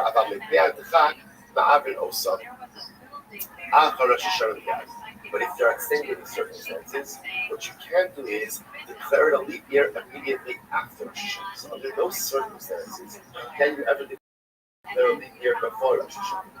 But circumstances, as we'll discuss, now you can do it right after Rosh Hashanah. Take a look at Rashi for just a moment. So it was an example of an extenuating circumstance that would prevent you from declaring a leap year later on in the year. Listen to this. Look at Rashi. So first of all, we'll say in general, the ideal time to declare a leap year is when? Adar. In other words, let me clarify that. The only additional month that could be inserted to declare a leap year is Adar. But when is the best time to make that decision? Somewhere around Adar itself. Certainly can't do it under any circumstances before Rosh Hashanah. If extenuating circumstances, you could do it right after Rosh Hashanah. What's an example of extenuating circumstances? Let's say you're not going to have a basin. Remember, we'll say for Iber year, for declaring a basin of smucha, and people have to have smicha. So let's say for whatever the reason is, you're not going to be able to repeat that basin. You have them together now after Rosh Hashanah, you're not going to be able to get them back together. So that would be an example of extenuating circumstance. Reading Rashi, Shema Yavo Hamelech Edomi Ya'akiv Al Yadan. Listen, this is wild. This is how it goes. Right? Or maybe a king from the nation of Edom. Rome. Maybe you need right. Ya'akiv Al Yadan. Ma'abrin also Mokin Lagola Achar Shoshana Miyasharu. So what's this? Is incredible. So let's say again, either you're not going to have a basin together, or someone is trying to tamper with the cannibal. So it's incredible.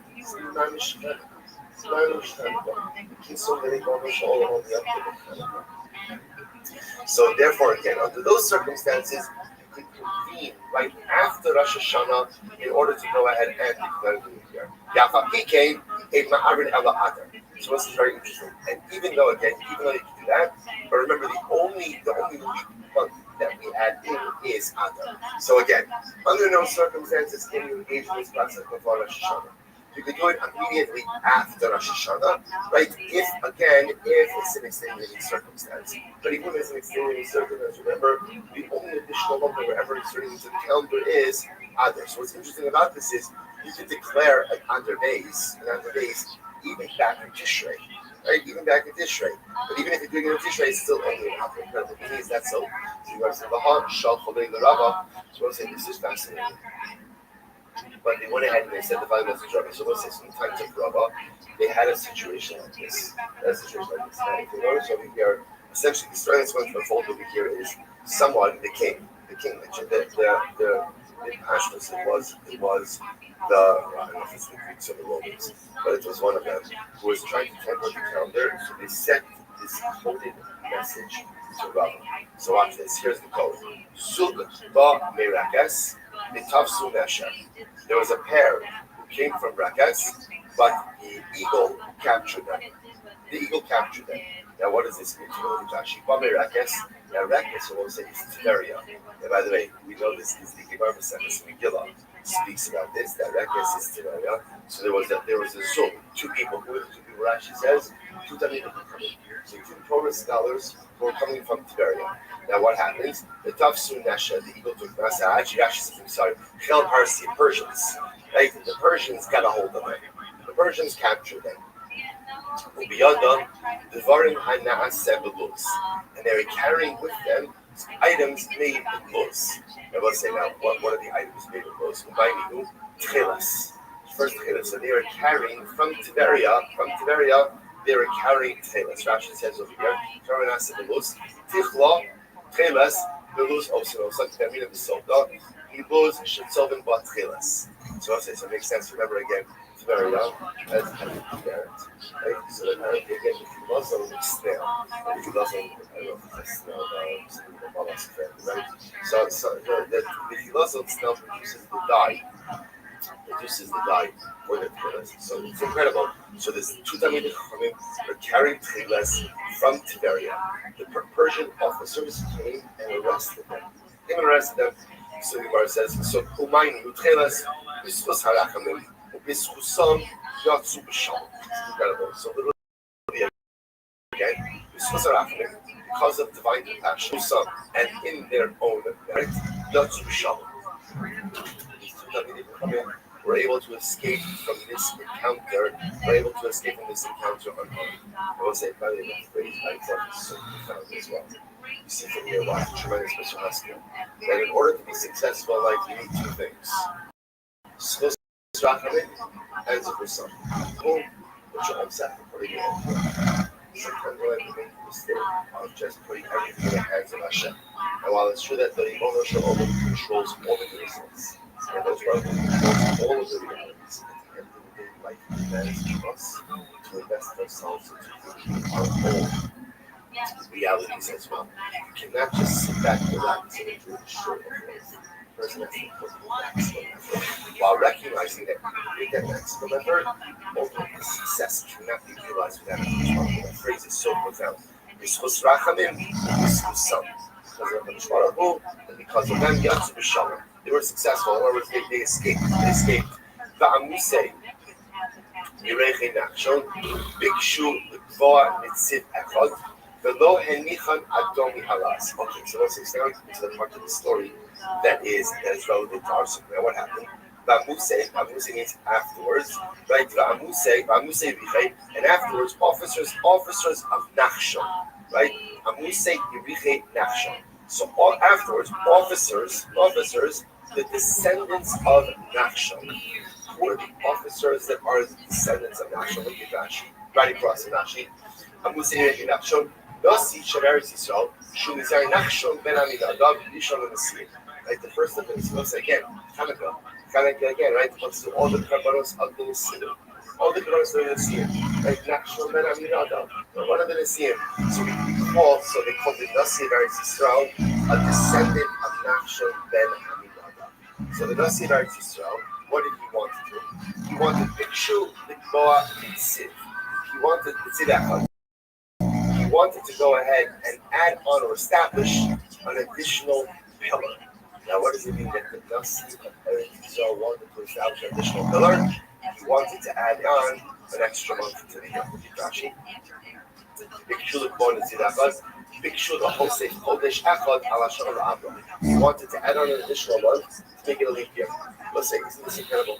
Like Nachshon Ben Aminadav, calendar, Hanukkah. And now again, they want to add on an additional month. And what happened? But this Edomite did not allow them to go ahead and add on an additional month. Right? They were definitely in the calendar. They wanted to prevent the adding of an additional month. Aval, Ba'ale Asufos, Nesfu, the Kabbalah Nitziv Echad, V'yarach Shemeis Bo Aranakon. So what happened afterwards? So the Gemara says, the Ba'alei Asufos came along, right? And the Ba'alei Asufos, who are the Ba'alei Asufos? Look at Rashi for just a moment. So Rashi says over here, good. Ba'alei Asufos was the reason, right? So the basin came up, and that's about Bali Asufos Nasu. The couple of the Sid Afak, they added on an additional month. The Gerach Shades Bo'aro. And when did they add on this additional month? They added on this additional month again in the month that Aaron died. Like I said, what's the month that Aaron died? Chodesh Av. Actually, just going the Av Shemitz Bo'aro, the Aaron, the Av. Someone says, so yeah, that's kind of, this is not a dramatic story. It's not an absolutely incredible story. So first of all, two parts of the story. We're going to imagine, right? Trying to smuggle Telas. They're struggling Telas out of the area. They got arrested for smuggling Telas, religious articles.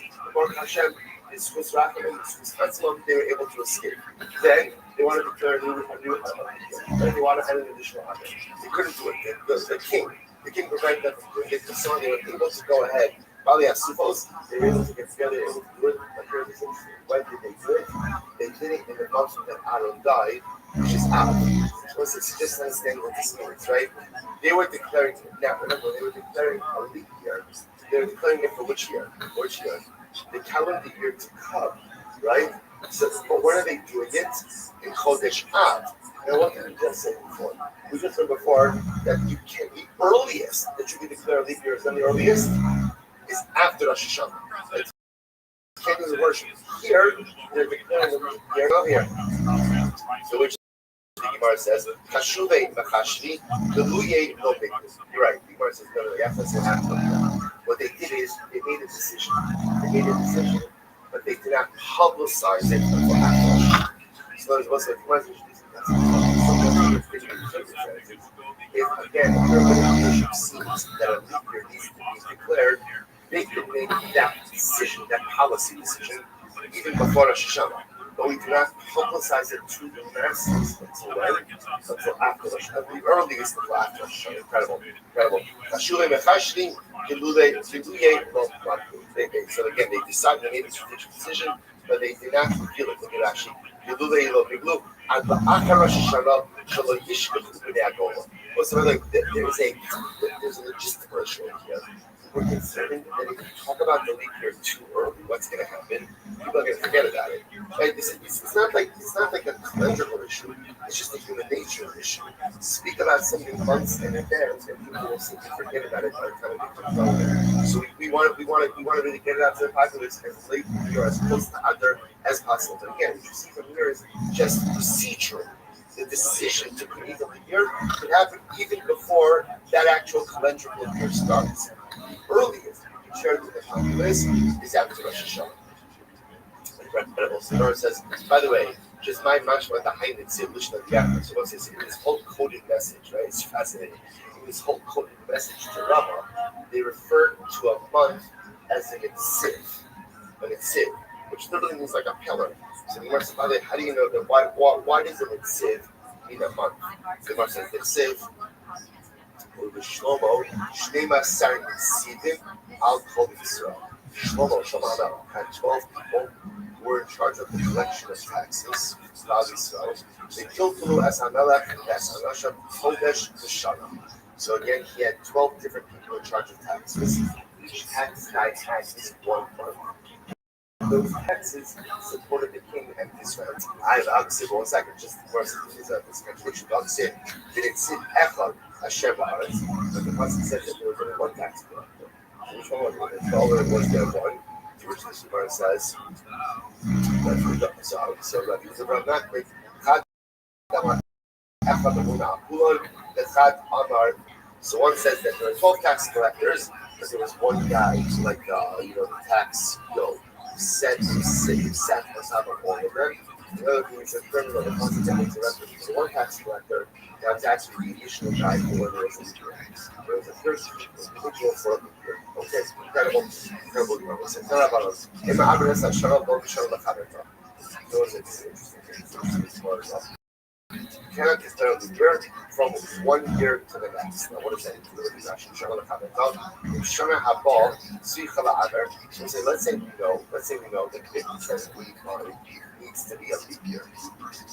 In the Adrian Shanazu, it makes Sarki Shana Haba, Ella Hatsuka Tisaber. Don't say so. Let's say we know already the calendar, in 5786 is going to be 7 grade time, you know what? They accomplished the same thing by what? They did 5785. Or just add an extra other over here, and that'll first correct for next year. We don't do that. Rather, again, here needs to be over here, we only make it in that year. But again, I know 5786 over here. We don't say just do it this year. But rather only the year itself that actually this particular year is the one that we make things from. And that's terrible. So we'll say just that you learn what your husband is also. Life is about this incredible delicate balance between present focus and forward thinking. And sometimes we become so hyper focused, planning for the future, that we forget to maximize the present. I remember a number of years ago, I saw a beautiful picture out of Ireland, where he referred to the fact that many of us live with a 401k mentality. And what's the 401k mentality? Everything is about our retirement. Everything is about my retirement, right? How much money I get out of my retirement, what I'm going to do with my retirement, what I'm going to do with my retirement. So one of the things pointing out that the presupposes, number one, that you with retirement, right? Like that's, and number two, that the circumstances of your life are not going to change between now and then. And it's just people place so much emphasis on what they're going to have. Life, right? Dreams and a life of retirement, and they forget that to maximize the present. On the other hand, just to live in the present without no regard for the future is, of course, unhealthy. It's like every tomorrow, like this first people tomorrow says, what am I going to die? Struggle to love it. To love it, you're going to die on a Shabbos. I don't want to die on Shabbos. Let me die on Sunday. You can't die on Sunday because by Sunday already, the rest is and Sunday already is your son Shlomo is not me. They practice for here the habit of the one monarch you can overlap the other monarch you can inherit. Rabbi says, if I die on Shlomo says, told you don't have to have one word to your life. It's more important to me than the tens of thousands of dollars that they would bring in this like your son Shlomo is going to do. One day of life. Maximization of the present is sometimes more powerful than an entire future. So there's this incredible balance, but they have to be forward thinking. Sometimes we become so forward thinking that we sacrifice our present for the sake of something that may or may not exist. You have to plan for the future, and by planning for the future, you never get the maximization. So I know that 5786 has to be over here.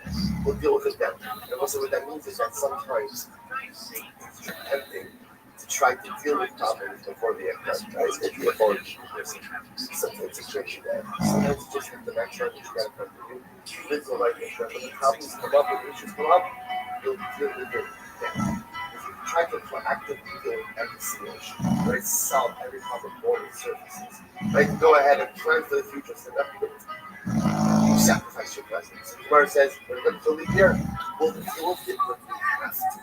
Right now, maximize the care, maximize the time that you have in front of you. Furthermore, you cannot create 3 consecutive leap years. Right? I'm not saying that makes a lot of sense. Why can't you do that? Because it was like, because at the end of the day, you don't remember the damage that comes. Look at Rashi says, "No shalosh hamzuach hazu shekim b'shtanos hashan v'mitzvah upalo nisan hashlishi be'atzah kaitis." Right? If you make consecutive leap years, Pesach will fall out in the summer. And then again, I will say, once you do that, you won't really be able to course correct. So therefore, then you can't do 3 consecutive. You can't do 3 consecutive leap years. Incredible. Okay, so watch this. I'm Rabbi Shimon. So Rabbi Shimon says, really? I'll say, get ready. I feel like you should get ready for it. Right? Get ready for this. This is crazy. So it's Rabbi Shimon. My son Rabbi Akiva. right? What's that coming? Good. Sometimes you know, whenever you get a certain thing, it's like your heart wells up. Whatever you whatever it is, it's going to be something transformative. I said Rabbi Akiva, Sheyacharosh B'Beis Asur. I said Rabbi Akiva's incarcerated. Now, whenever you learn Moses said Rabbi Akiva incarcerated, she said that he was already outside everyone else. And he was one of the 10 Moses. Not just executed, but brutalized by the Romans. So whenever the Lord tells a story about Rabbi Akiva being incarcerated, this is Rabbi Akiva being incarcerated before his execution, before his death. So Rabbi Akiva is incarcerated. V'iver shalosh shanim zu achasur. What did Rabbi Akiva do in jail? What did he do in jail? He planned the calendar. Now it sounds like what it was. He planned the calendar for the next 3 years. Now, when you read this phrase, what it sounds like the Gemara is saying is he declared 3 consecutive leap years. He's in jail, awaiting execution. He plans 3 consecutive leap years. So, once I say the Gemara says, so again, so remember, Rabbi Shimon is bringing this up. Why is Rabbi Shimon bringing this up? As we just said before, that what? You cannot make 3 consecutive leap years. Rabbi Akiva made 3 consecutive leap years. No, you understand the story. Based in Yashvu, the cover Achaz is not. No. That's what you recognize besides Rabbi Akiva, is it that help us by the future? Such overwhelming Rabbi Akiva help us by the future. Rabbi Akiva scripting the next 3 years. However they were spaced, the next year that the Akiva was not so saying that the Akiva was taking care of problems, so even what he was not. So he sat down and organized that what is Rabbi Akiva when he's in jail? When he's in jail, he's busy with time. He's a calendar. So he said that he kept the relationship with one understands that he's this world is how we can't always control the parnasa. We certainly can't control your health. There's a lot of things in this world that you can't control. How you use your calendar, right? How you set up your years. That's what you do. You may be compromised in many different ways, but what you choose, how you choose to use your time with the hand that you've been dealt, that is the ultimate thing in this world. Now, the Akiva is sitting in jail, awaiting execution. Those barbaric tormentors. The hands of such barbaric tormentors. What is he doing? Time. It's all about trying to utilize your time. Incredible. So other times where you can't go ahead. Some other times you can't go ahead and make an Hebrew, make a leap year. But this makes a lot of sense, right? You cannot make Shmita into a leap year. Right? Because again, it's going to create hardship. And now that must issue this. So what's the issue on must issue? Must issue means year 8, year after Shmita. What's the issue of year? Same thing, Chadash, right? Remember, anytime you're making a leap year, that means the carbon over is going to be offered a month later. If carbon over is offered a month later, that means you can't receive crop for an additional month. So on a Shemitah year, that's a big deal. And in general, you don't want to prolong the Shemitah year, right? Post Shemitah, also big deal.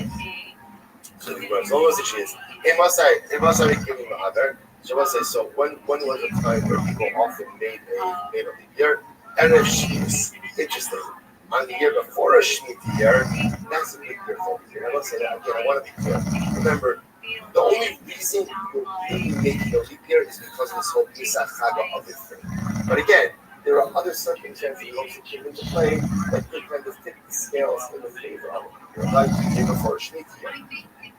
Incredible. So the Gemara says, "Shall base Rabbi Gamliel on Ma'adim Vasishnis." It's interesting enough. Yeah, they'll say Rabbi Gamliel's home, right? Or I should say, based on Rabbi Gamliel, home of Rabbi Gamliel. The rabbinical Rabbi Gamliel, they would sometimes go ahead and make a Shemitah year. Make a leap year. the year after Shmita, the year after Shmita. Listen now, what is that focus about? So why is it that some would make a leap year in year number 8 so many? When we looked at the Hani Tanoi, so they basically find my focus was it's fascinating. So remember, we decided that Aim being Yark with his lives. There are the same. So say, can you import vegetables from Kutzlar to Eretz Yisrael? Now, what would be the issue? Right? So it's my focus. Some say yes, and some say no. I understand the ability to go ahead and import vegetables, right, from Kutzlar to Eretz Yisrael will make a dramatic difference for year number 8, right? Because again, in the Shemitah year itself, you're still kind of okay, right? Why are you okay? Because remember, again, you have the previous year's crop and whatever grows from the land by itself. In year number 8, that's the year where, again, you have not worked the field of year number 7. So the ability to import produce from outside of Eretz Yisrael was a big deal. So it's my focus. Can you import non-Eretz Yisrael produce into Eretz Yisrael? My focus. What's the my focus? So I'll say this is fascinating. What did we should vegetables again? Chazal made a general comment that the earth, the soil of Kutzlaretz is coming. Now, why is that? Because Kutzlaretz, as an Eretz Yisrael, people are not careful about where they bury them. So, in general, there's a general rabbinic to since then there's a general rabbinic to the soil of Kutzlaretz. So, what's the concern? Sometimes if you import vegetables, right? What do vegetables come with? They come with like their dirt. So the question is, do we want importing vegetables starting to start knowing that you're going to end, that you may end up bringing in some dirt with it, which could cause the proliferation of tumor in Eretz Yisrael. So one of the things it says we are kosher to that. And because we're kosher to that, we're not importing vegetables. Because we're not importing vegetables from food therefore again, do not make year number 8 here, because you're just prolonging the covenant, the consumption of Kadosh. Other things says, no, we're not worried about that. We're not worried about the dirt of Eretz Yisrael, and therefore again, you can import vegetables. Because you can import vegetables, therefore again, there is a more steady food supply. Take a look at Rashi. And Rashi says, Mokush. Eretz Ha'amim, Shemetame Ba'ohel, Eretz Yisrael. Fine. Let's go back there. Tanabana. Ema Abra Es Hashem Me'atuma. So this is very interesting. We do not go ahead and read the leap year based on what is this going to be after the Rashi. This is Rashi, 4 lines up from the bottom. Go. Shahaya Nasi Chono. This is fascinating. Let's imagine the following situation. The Nasi is the head of Eretz Yisrael Jewry. How they put Melech, king in there also. Someone who is very important, and who, when he dies, everyone is going to go to the Messiah. Watch this. So, for example, let's say the Nasi is very young. V'Abdul almost Eretz Messiah, Oshmeyer Golden, you Tveim, Oshahayar Ruban Tveim, the Sof Adar. The Kolsa Afra Pala, the Indian Poland into action Paraduma, in the Abrin Bekak Eliyasu Mitama. Alright, so let's say this is fascinating. So here's the scenario. Let's say we know that Cloud of Klal Yisrael is going to be in a state of Tumah by the time Pesach comes around. Now, how could that happen? That could happen as either again, somebody very important will die, everyone's going to go to Lodaya. So we know, and let's say again, the way it's going to work is there's not going to be time to become Tahar before Pesach starts, or Klal Yisrael is Tamei, the majority is Tamei, and there's no more Hara and Tuma ashes.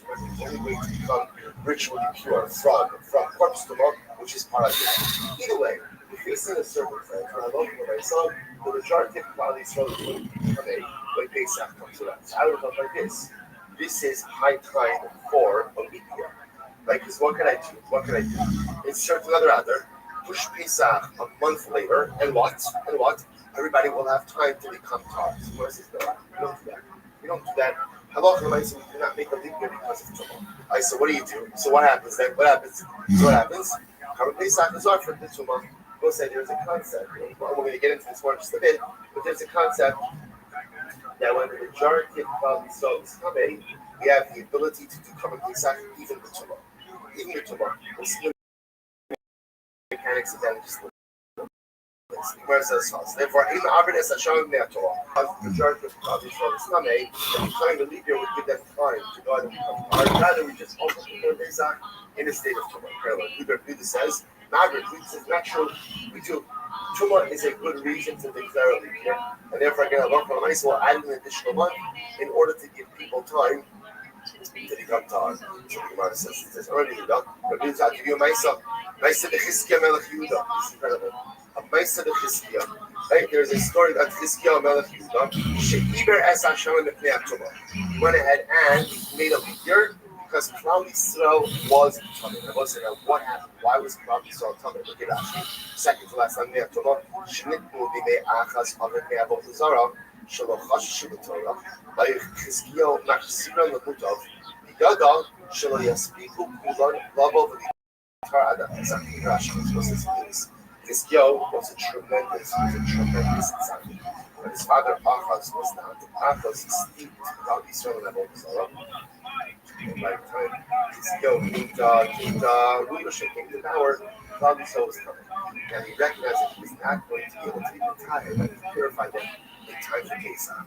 So what did he do? He made a year. He made a leap year. He added an additional month to go ahead and get around 620 days. Because as we know, he was destined to be a Mashiach. He was destined to be a Mashiach. Why couldn't he actualize that necessarily by him? Sex brothers, he refused to marry and have children. Now, why did he refuse to marry and have children? Very good reason for it. Because remember again, so prophetically that if you would have a son, this Russia. So he decided not to marry, not to have children, take them to the team. Because remember, his son sex brothers. So what happens? So he's dying. Yishayahu comes to him. Yishayahu and Chizkiah do not have the relationship. Yishayahu comes to go ahead and to be the home. So he says, hi, Shalom, and Chizkiah, you're going to die. Not the best people, but okay, fine. And you're going to die. So Chizkiah says, why? What did I do wrong? So Yishayahu comes in because you showed them to marry. You have family. So Chizkiah says, so Yishayahu says,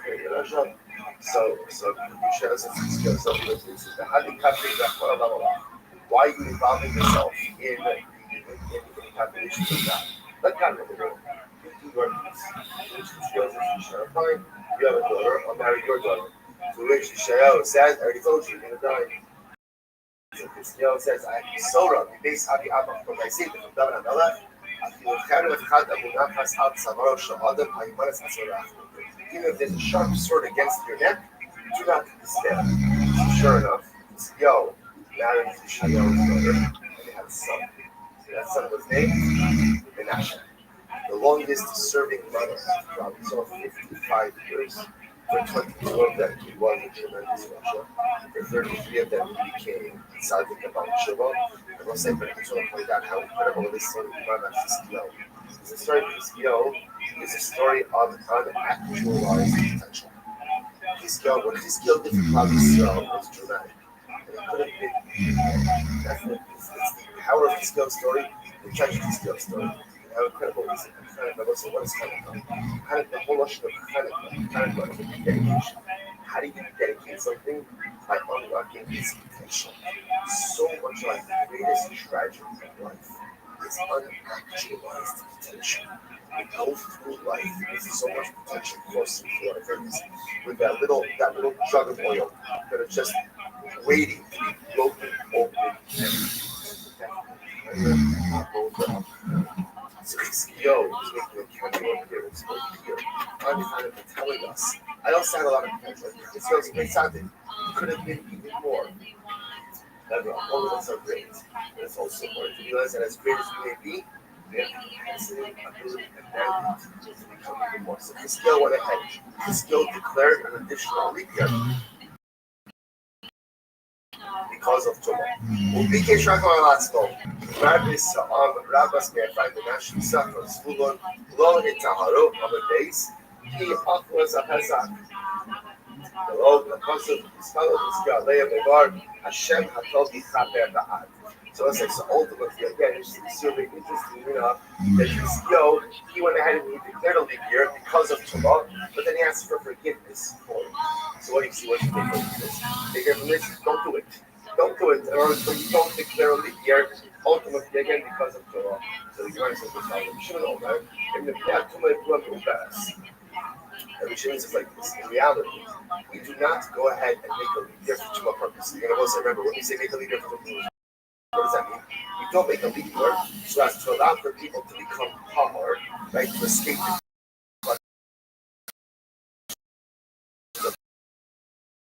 we don't do that. We don't do that. But if you didn't make a Torah, the declaration of the establishment of the leap year works. If that's the case, so if that's the case, then you shouldn't do it, but if you did it, it works. Then why did Chizkiyahu have to ask for forgiveness? If what he did work, why do you need forgiveness? Chizkiyahu,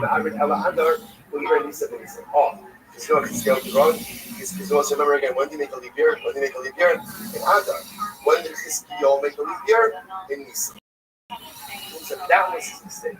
His mistake, in other words, was it not ideal to make a leap year for Tumah purposes? It's not ideal, but it works. So what was Chizkiyahu's? What was his quote-unquote transgression that we need to ask forgiveness for? If you did it in Nisan, you should really do it in Adar. Incredible.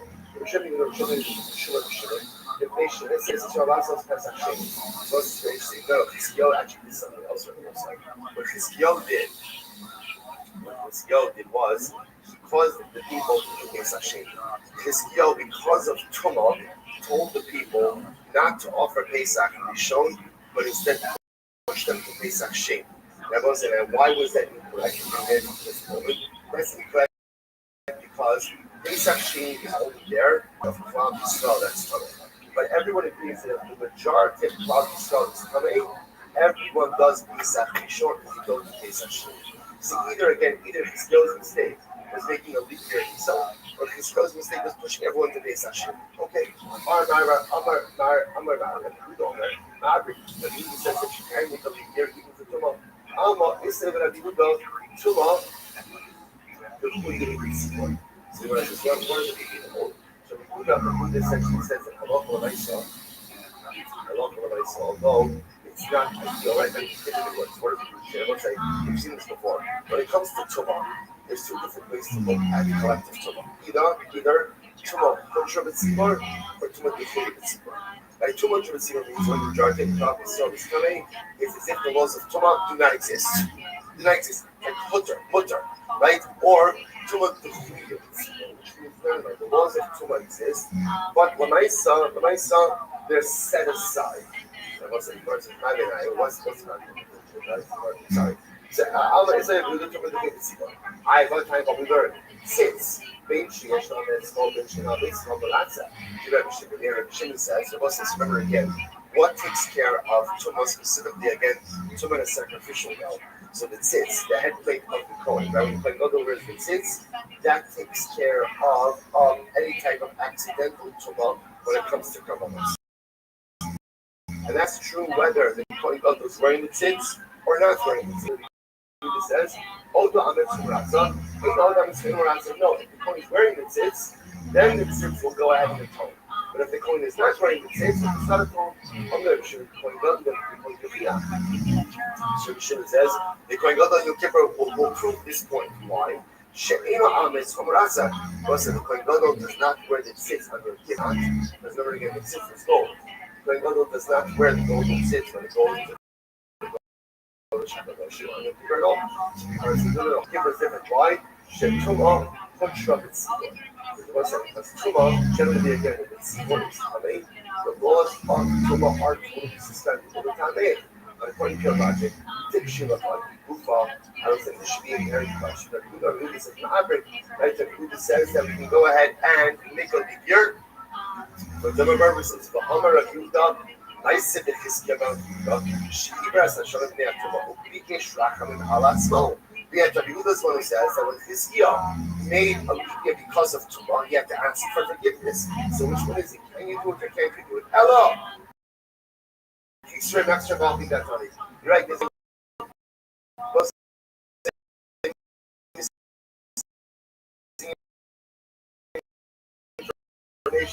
Here's the whole story. Here it is. We'll say, a month just throw out people or even the road. They improve little balance. But if you did it, it works.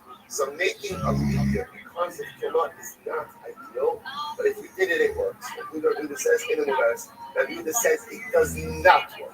It does not work. Rabbi Yehuda, so now we've clarified the position. So Tanakama holds that you shouldn't make a leap year because of Tumah. But if you did it, it works. And Rabbi Yehuda says it does not work. It does not work. Yahi, Rabbi Shimon Omer, if they have Tumah, they grow up Omeres.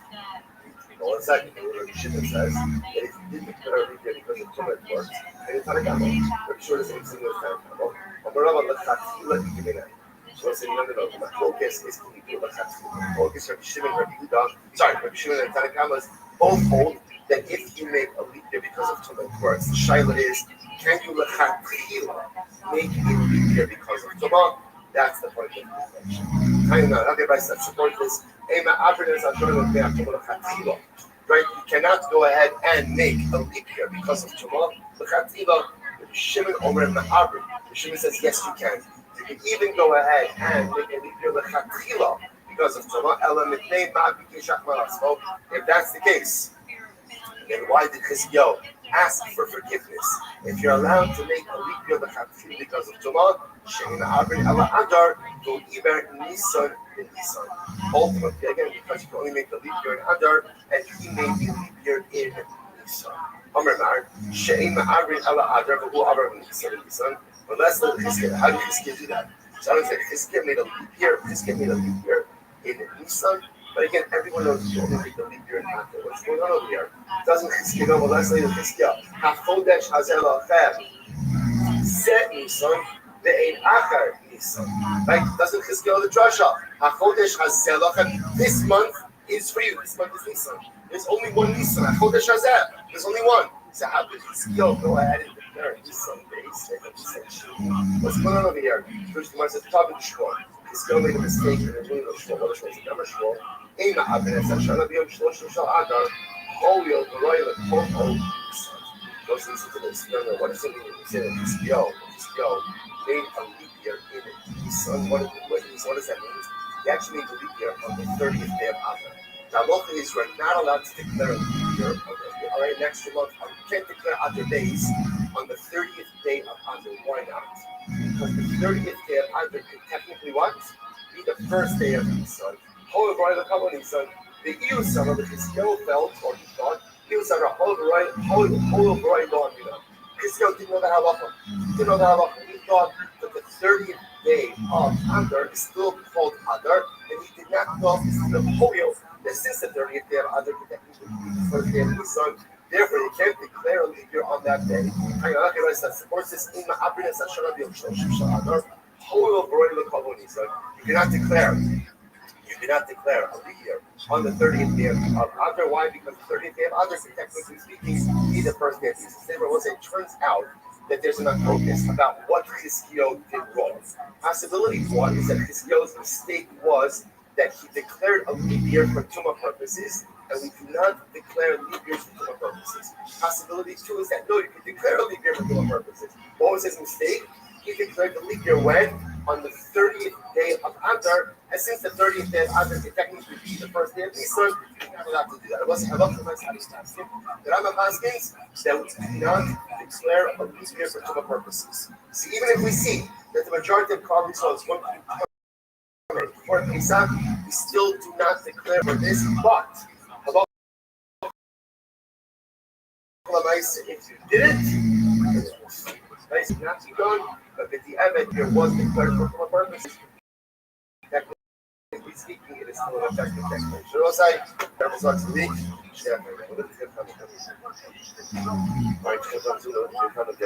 Wonderful day.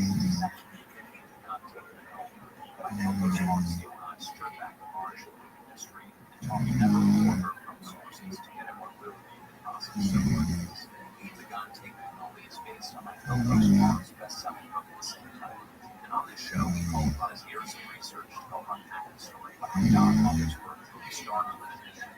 He said to really horrible truths, many of them reflected. He tried to get to the truth before the other. The God taking all the figures they were all talking about. Good morning, ladies and gentlemen. It brings us one mission to continue with our journey. As I mentioned again, one of our sponsors for this morning church today. Our annual calendar sponsor for Tom Shin Day of 57 Israel. then Jimmy wanted to shoot him in Russia this year. And this was, then Jimmy said as well, I saw, they went to shoot the second picture of the sex, and they went to shoot the finish this second. Many sectors together in the years to contact some more sponsors for the heads of Christine Jackson in the information of the outside of Josh's father, starting to all the rough off, which was from the city about hostages and the security of all the American soldiers, saying they want the SFC, and the other parents, the sculpting of the Aaron Home, Sarah Rocco, Bass, Barra, and Ron, and the Bass, and the Friday, scrolled up with the church at least today, and the Devil of the friend of the soldier of a country, father, Tony Porter, Tony Rothschild, and the whole friend of future spirit, and the young. And they have learning sponsors, Allen Insurance Standards, in honor of the Swap and Trade Service Standards.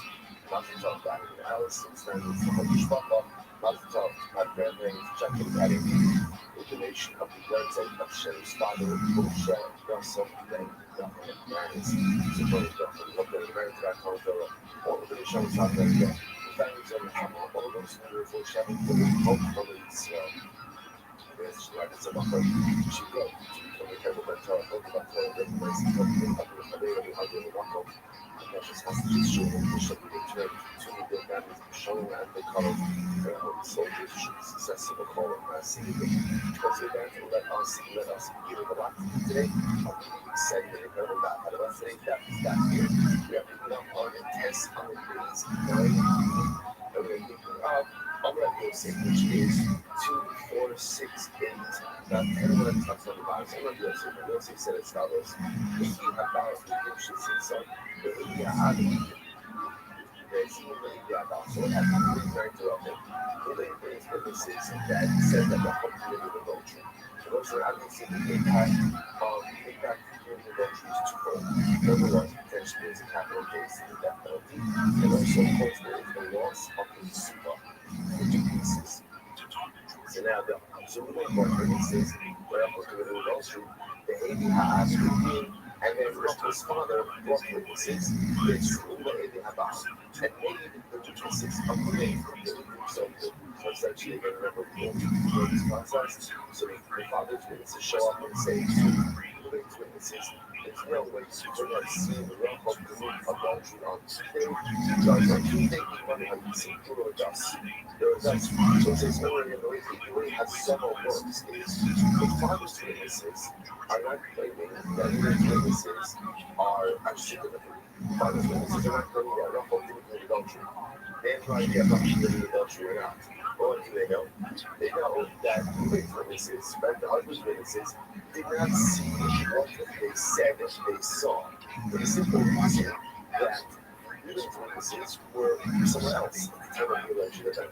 So let's just remember what happened with Passover. In general, when people are able to generally is reciprocal punishment. That seasonal conscience or what we take is over. Whatever punishment they sought to impose upon the defendant, that's the punishment they get. So let's now look at this case. Now look at this case. They have found there are witnesses in this case. Witnesses of witnesses, they are death. Because when they try to put Rocco to death, and therefore have a compromise, and therefore the death as well. However, the aim was shot in the mother. Remember, let's mention the story. Of their testimony is twofold. Number one, going to define her of her sulah. So the halacha is they gave the death penalty, they don't have to pay. Why? You know this principle. Accumulate to get out of the village. Whatever you go ahead and do one act, which is generally full responsibility. One of them capital, one of them financial. So the capital punishment trumps any financial obligation. So therefore, they end up with the death. That's their civil punishment. But they do not have to pay. So when it's causing it's okay, which is causing it is about anything that is equal to the house.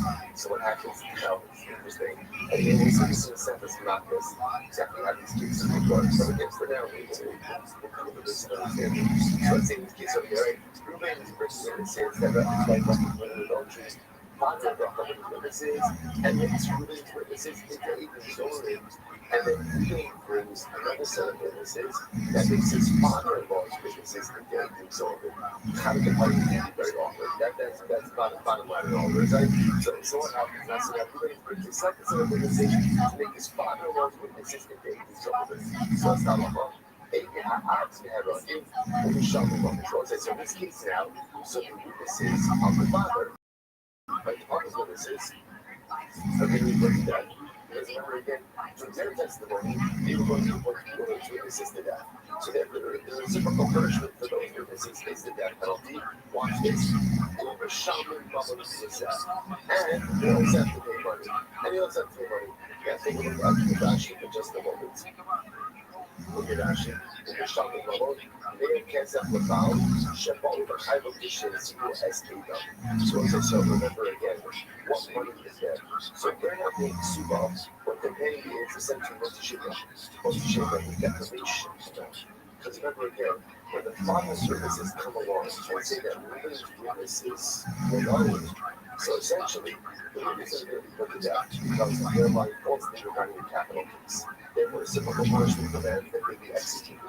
But also remember, it turns out that Reuben was dictating his wife, Sheva.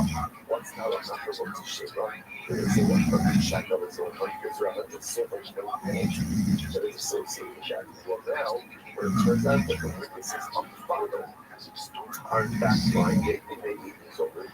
So first of all, but that's how also I saw they tried to beg the witnesses of the death. That's number one. And number two, in testimony, they would have required Reuben to pay the defamation fee. So they're also high from what about killing the gravity? What about the fact that when you incur two liabilities, financial and capital? Capital liability sets aside the financial one. This is different. Why, says Rashi? Sorry, why says Lucifer? Because it says, Mama would say, or the Bashos would say. So this is fascinating. When does the concept of cumulative gravity apply? When it's total liability to the same person. Or when it's two different liabilities being twice. For example, in Ruby's case, so the both financial and capital liability were both directly towards Rachel.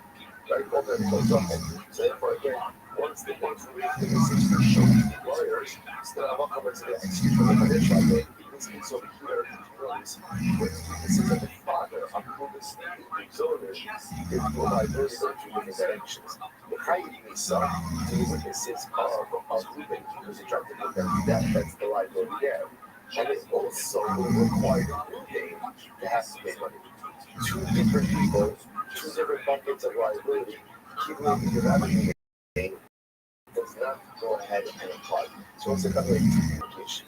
Like, so for example, let's say Reuben goes over to Yom Shabbos, and he goes ahead and he yeah. So let's say for example, he goes ahead and goes into Ruben's house, and Shimon's wallet is sitting right on the doorstep of his home.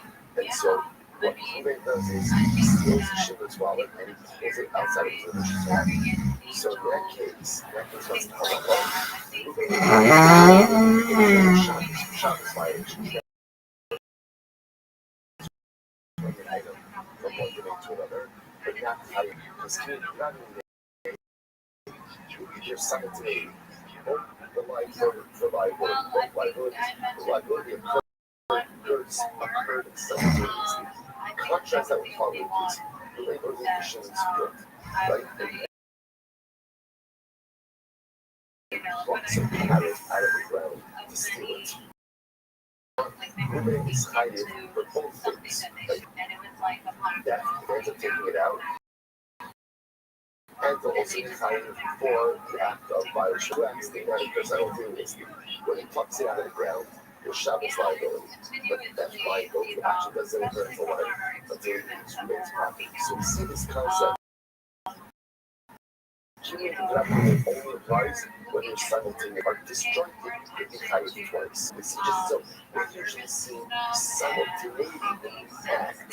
Here what we're introducing is simultaneity in liability. If you're liable to the same person, And I love how much you guys, two different people, two alive daughters. Incredible.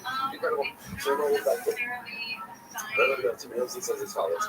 Chloe so the academic staff are of these days. And so Ruben claims Shimon violated me. Right? Shimon violated me. Shimon sodomited me. So what's the halacha? That Ruben claims that it was against his will. That Ruben can combine with another witness to put Shimon to death.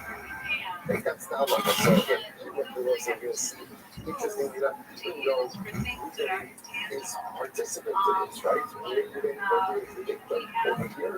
But I saw Ruben can combine with another witness to put Shimon to death. On the other hand, so no. If Ruben says it was a consensual relationship, then Russia, but even is in violation of biblical law. Now, Torah Amra Al-Kashas Russia 8, and third says, okay, so again, Ruben essentially has something criminated. So once Ruben is something criminated, he cannot he lost his credibility, and he cannot go ahead and use this against Shimon. Rabbi says, not true. Other Karim so Atzmo, the other Isim Atzmo Russia. So it's like, this is incredible. Rabbi comes in and says, no, actually, when Ruben says that he really participated in this forbidden act, he does not go ahead and validate himself as a witness. Why not? Because a person is not believed. So Rabbi saying two things. Number one, the current exhaustion. Person is like Rabbi Rothschild to give testimony regarding each other.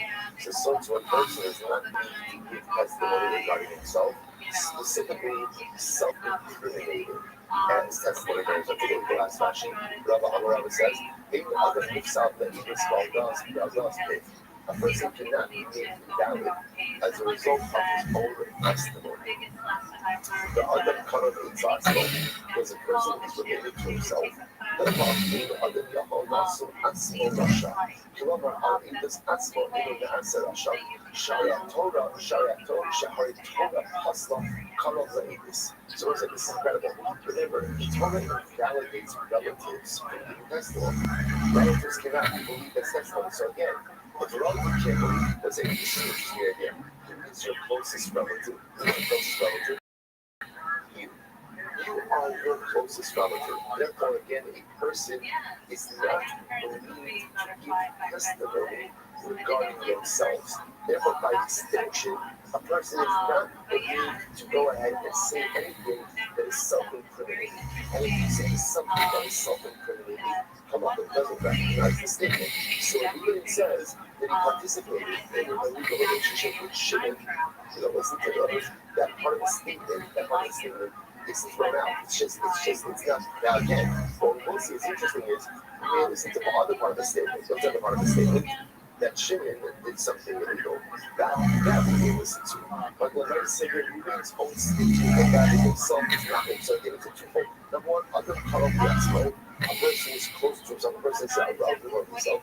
Relatives can't give testimony, and therefore by extension, any other basis on the Russia person cannot self-incriminate. I would say, I'll take some interesting reason about this. Still, should other correlate to that small is that sometimes when a person is close to himself, it was one of the greatest challenges in life is the ability to see one's faults. The ability to see their own deficiencies. And the ability to see what's broken inside of it makes perfect sense. And sometimes it's so fascinating how we're so adept, so tuned to seeing everyone else's faults and everyone else's shortcomings. Like I can pick it out so easily. I can listen to books to me, strength data to me, chronologically, alphabetically. I do whatever you want. Like, I got the catalog, like I can tell everything. I can't remember my kids' birthdays, but I actually remember one strong with every single other person in my life. And it seems so good. But yet when it comes to ourselves, we're so blind to that are just glaringly broken. It's not flawed per se. It's just the way the program. Other correlates like my best friend. I am his relative, and because of that, I'm just blind. So of the things that are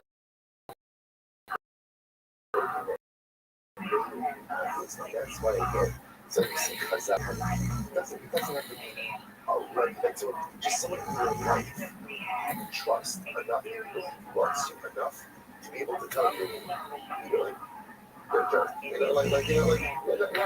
not exact Russian, right? But just understand, like, that's not right. You shouldn't do that.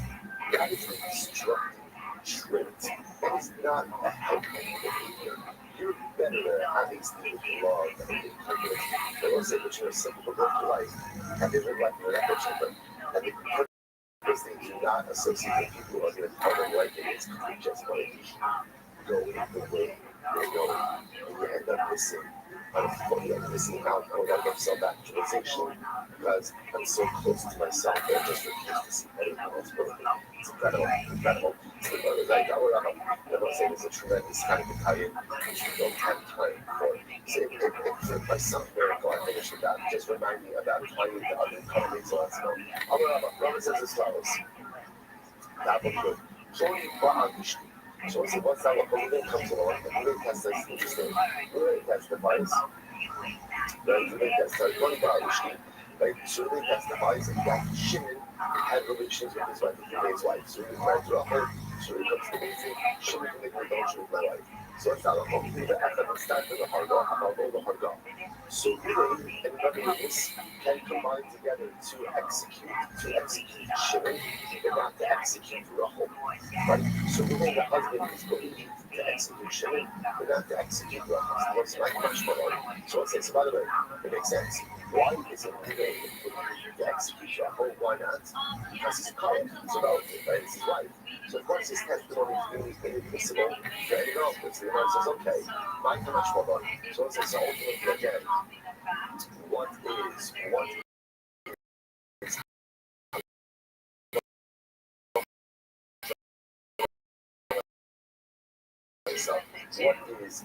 what is the condition? That was in the case, just so that before, right?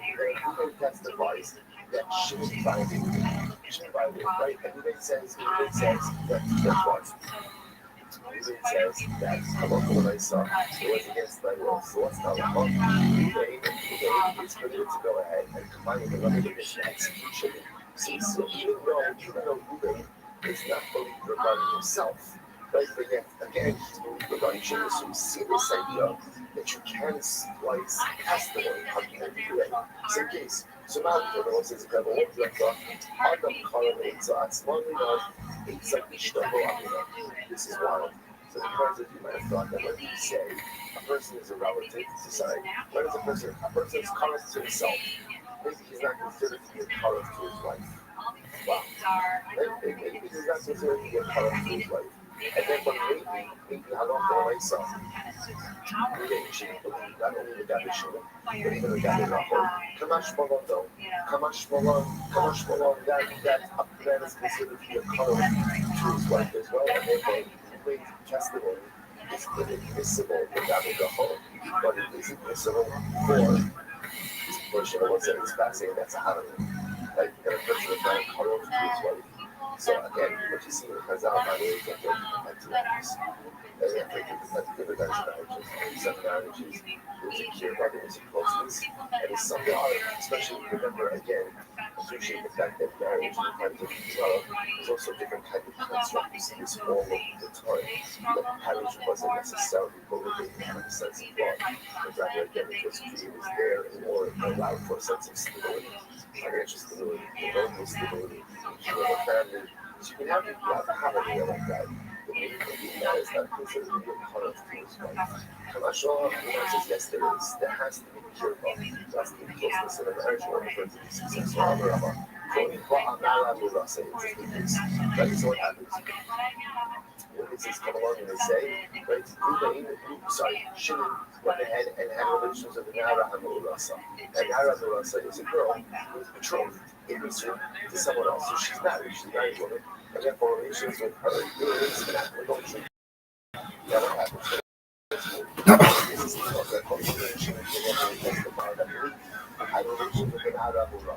It turns out then that Ruben and Shimon are lying. They do so. What's that?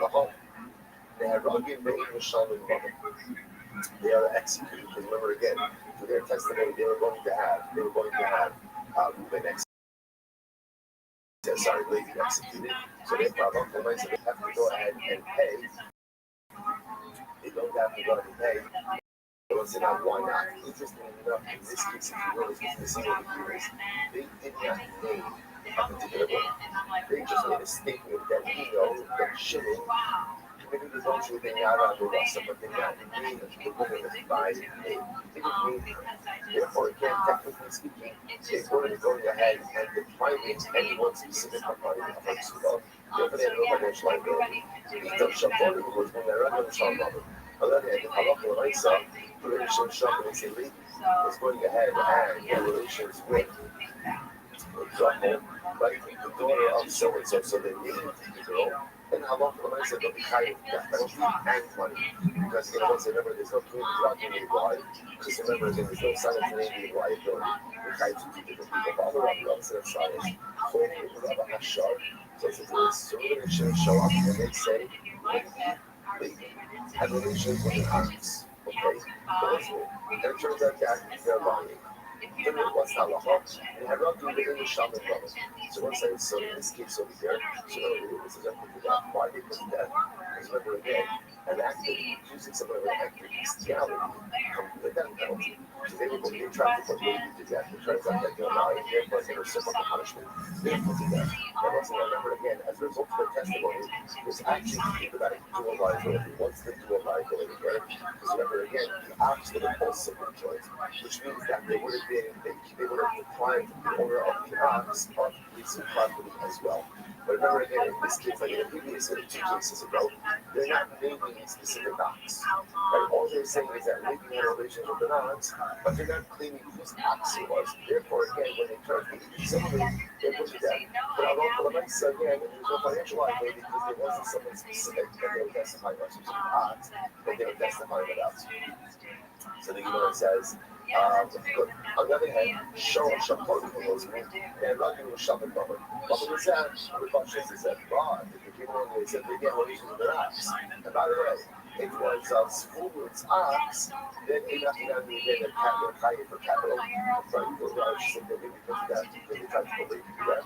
And they also got to be higher for Mama, because they tried to repress Spoon of his ox. Incredible.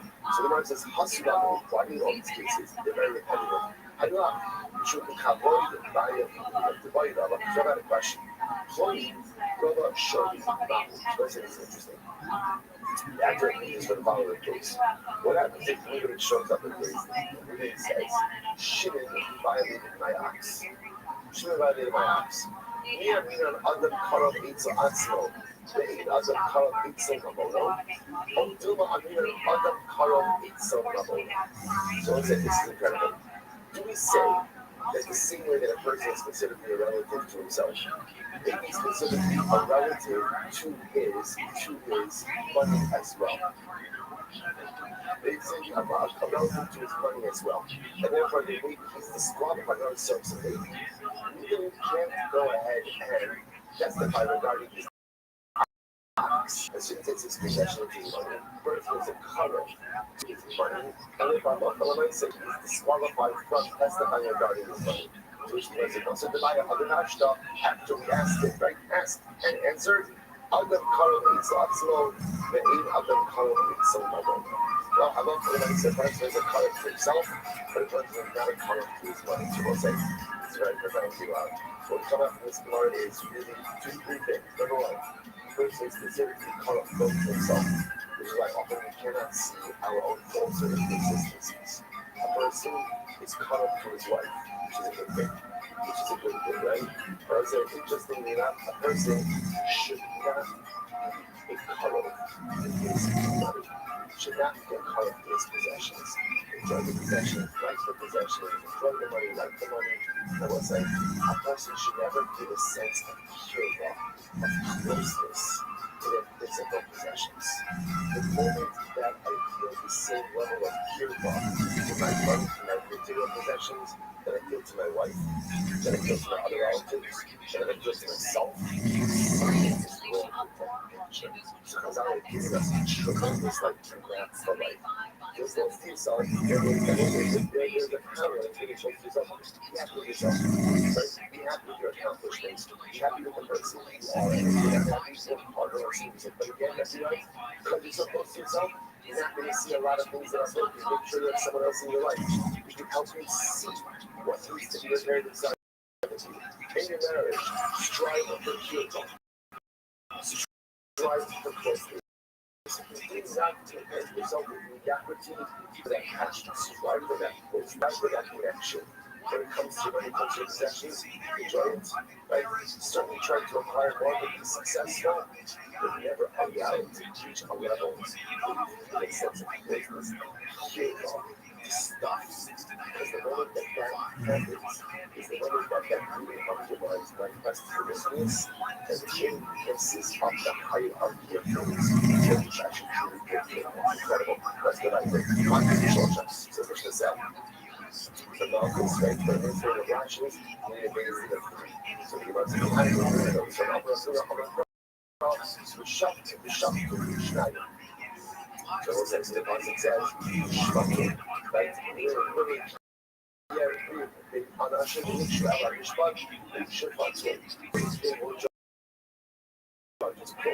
what's the minimal for Schneider? Two, the invasive shuttles can't have it. Therefore, basically, or add on another unintentional shot. So it's a fun that's a pretty straightforward. Right? So the buzzer just says,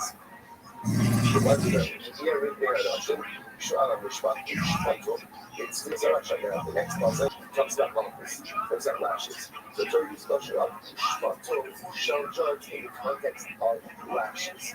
So Schwatter, they will judge minimum of day, two, can't have a two-member base thing. Gotta add on at least one, three people for base. Beautiful. And the assets, but if you actually like this, then there are other plural words in that lesson. For example, it's equal. They will exonerate him. So that should add on two judges. They are shield. Or they will implicate him. They will find him guilty. That should be another two judges. So it turns out that what? It turns out that Shvaton, it's equal. The issue is what? Six. They can't have an even number based on. Then what should that mean? Where it says, how you can shoot off? That should be 7. 7 is like never based in. No. It's equal to your shoe for something else. We find it to be someone said that's needed for something else. I'm going to Rabbi is like moves up and I'm talking about it. But where do you find the scriptural allusion to it so good? So you must rebels, so obviously it kind of shows up what it's not rebels. So the scriptural allusion of words it's a muscle. It's a muscle. Again, it's very easy to say because this is when you capture scripts for sex markers. But when you know the scriptural allusion, it's a commercial muscle. So LL, Rabbi is like using Zogan Shalokim. Rabbi was at the movies, Rabbi is using Zogan. That they are the Yamal. So let's say, so remember again, what does this mean? In a situation where the whole company is only reciprocal punishments, witnesses show up, but they testify about a certain event. Then a second set of witnesses show up, and they say, second set of witnesses say, there's no way the first set could have seen the event that you're testifying about. Why? Why not? You're with us. 2 words. You were with us, and then we're going to another that you concern with really has nothing to do about effect. Not with the effect that you're making think that you have no idea. Here's what you do know is the person of the witness testifying what they saw the event are liars. You do not see what you're claiming to see. Maybe it happened, maybe it didn't happen. But you didn't see it because you were with us. And George introduces the novel idea of reciprocal punishment. Whenever the first set of witnesses wanted to visit upon the defendant, that is what is basically the point right now. Well, it's like what happens in a case when you can't do reciprocal punishment? So it's a classic example of this. Classic example of this is witnesses show up and they say, really, it's not a calling. Right? We know it's going to be a calling. Right? We just gave it out, we just gave it a show. Right? Then the morning, so no, it's a calling. The witnesses show up and they say, it's not a calling. Why? His mother's a Rusha. Or his father married a Rusha. And then purchase a fellow. Let's say it turns out that's their body. So the US can't make this a fellow. Whatever they say, it doesn't work. So anytime that you can't go ahead and this is a simple function of your body, what you do is you give it up. You'll actually swap it. closet, and to the lashes. So the Gemara says, Ella, that is that you don't shubot. I'm sorry, Ella, that is that you don't shubot guy. Right? Ella says, how do I know that in a case where I can't visit reciprocal punishment upon the evil, that I would keep the lashes, we don't know that from. They say, it's Stephen Satzad and Yeshua Salasha. So what the responsible point is, the ones it says, you shall exonerate the innocent and implicate the wicked. So the guys understand you should be defenses out of Yeshua Salasha. The consequence is straight, the sign off as a problem. So because you exonerate the innocent, you implicate the wicked. But how do I call Salasha? Ella, watch this, Ella, even Yeshua Salasha, here's how to read the passage. If you have witnesses who went ahead and executed the wrong person, they witnesses come along and they want to make someone go up to the testimony that someone did something wrong. But also, you're not reading. It's sequence of something. And then the second set of witnesses come along and exonerate the defendant by showing that the first set of witnesses are lying. This defense is under the name Kara. And they made the first set of witnesses, the Rishonim, i.e., it's only and then Hakol Sarasha. It will be that if you can't visit reciprocal punishment upon the first set of witnesses, then what? Give them lashes. So you will say again, just to point out the verse. So therefore, you don't want to just remember, let's just trace the progression of the what are you trying to figure out? The Mishnah said, therefore, the biggest thing that administer lashes, how many? Three. Where are you going to get that from? Because the concept is notion of a shvat to a shal judge and then plural. Minimum plural is, two. Can't ever be that's equal. So add on a third. I don't think there's more than second. There are other plural words in that concept. Right? It's equal. Shabbat, there's she. So that's the case. It should be two parts of shvatur, two things equal. Two very short words that give me that gives me a total of 6. Right? Add on one more, that's 7. That's 7. So it's no, it's equal. It'll show us the for something else. What does that mean for? That's part of the culture that teaches me that in the event that you can't get the reciprocal punishment in the zone, what do you do? It's like that. It's like that. One second. The statement right. You don't sound that. One second. There should be a difference between one wrong this thing, which is over the rest of it. You know what I'm saying? But the violation of a lot, right? Each lot, one of the big things. The son of the Akha in Shaka. You don't have to go ahead and be a false witness. That's a law. That's a prohibition. And in general, you should get this for violation of the law. So you have to be zoning. You don't have to learn how to lash liability.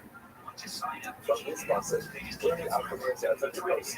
Which the rest is very true. No, the hundred of lashing for myself, the collapsing for myself, will look incredible. It was a very false witness, which is thinking enough to say loud that does not have an action ever again. How do you know false witness?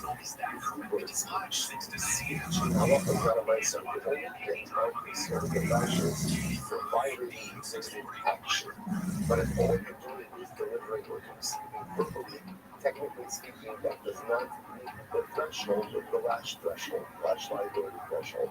So let's say, which is quite interesting. So therefore, I love for myself, the only way to visit Malchus upon eating something that you can't do reciprocal punishment is drasha of the steeper or she.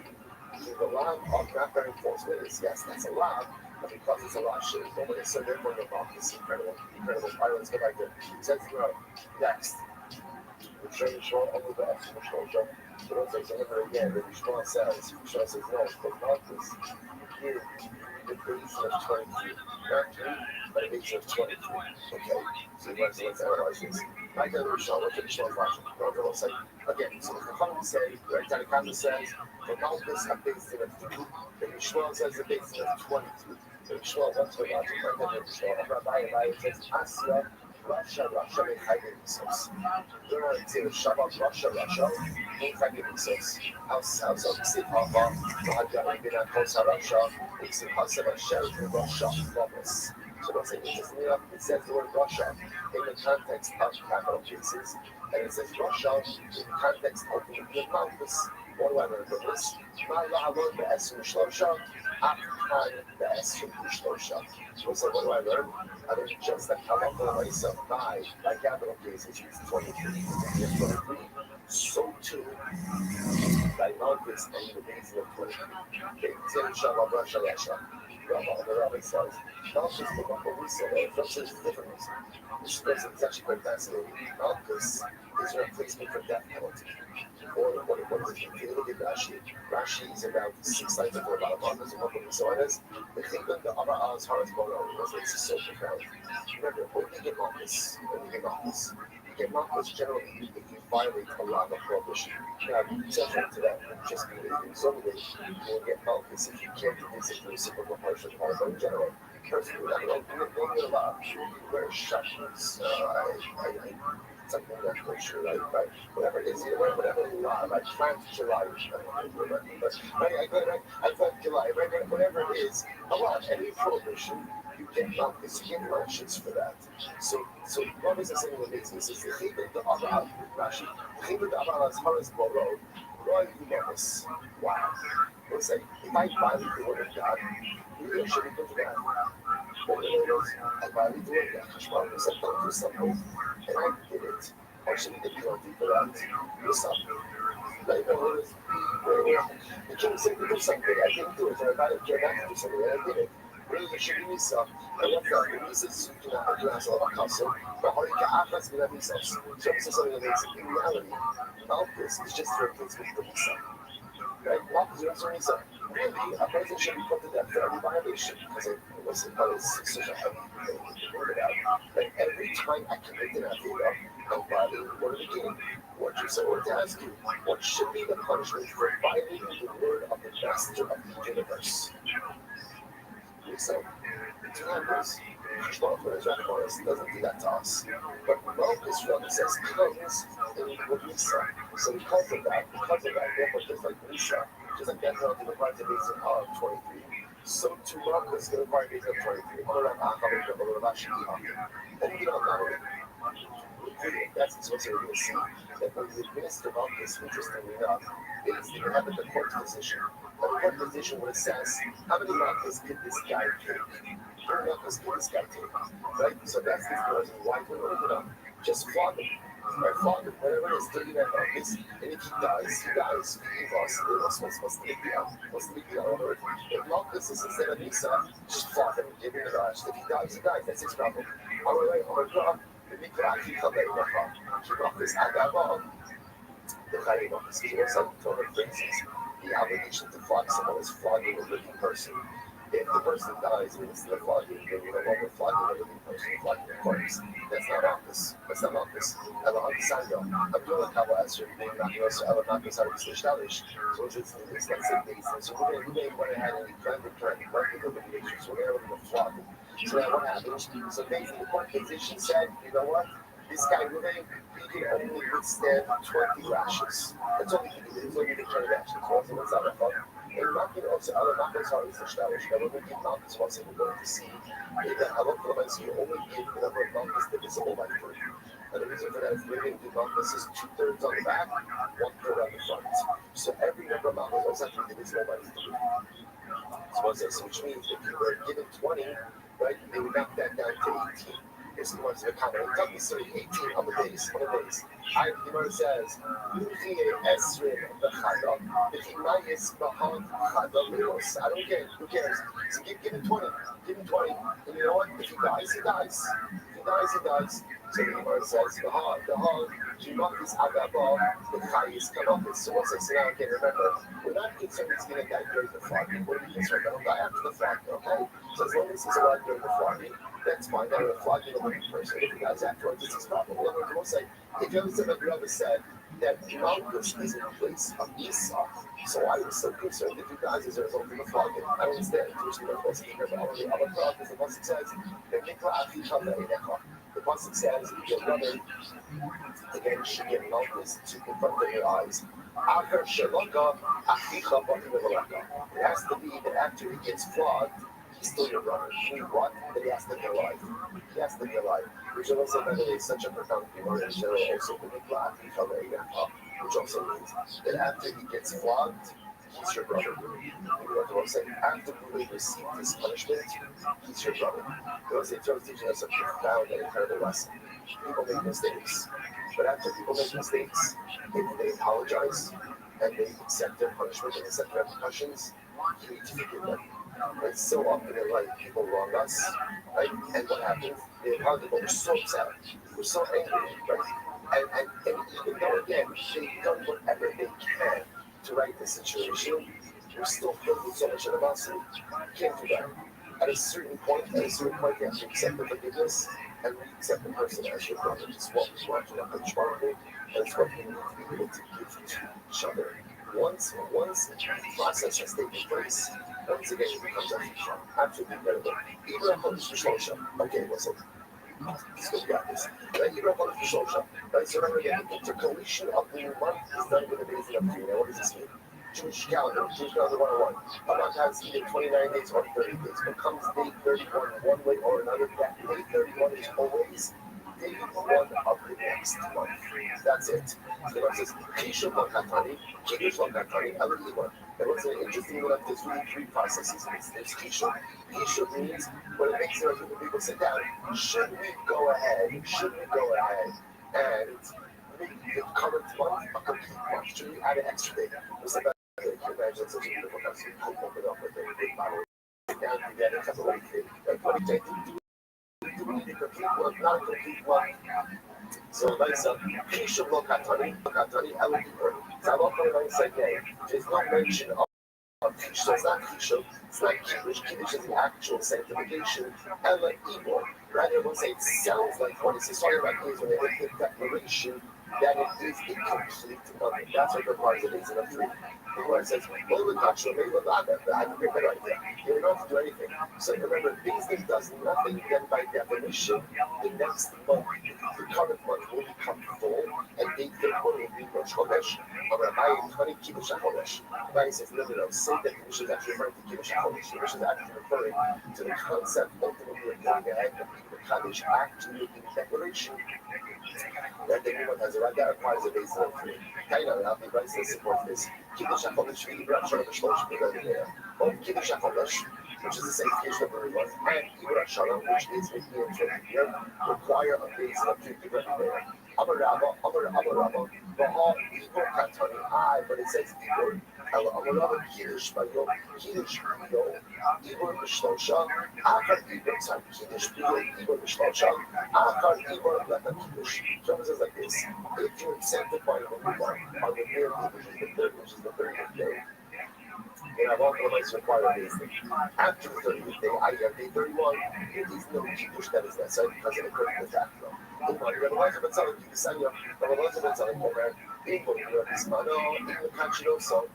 moon was not seen in its appropriate time or its normal time, then ultimately we're not going to Chodesh, Shekar Kitshua B'Shamayim.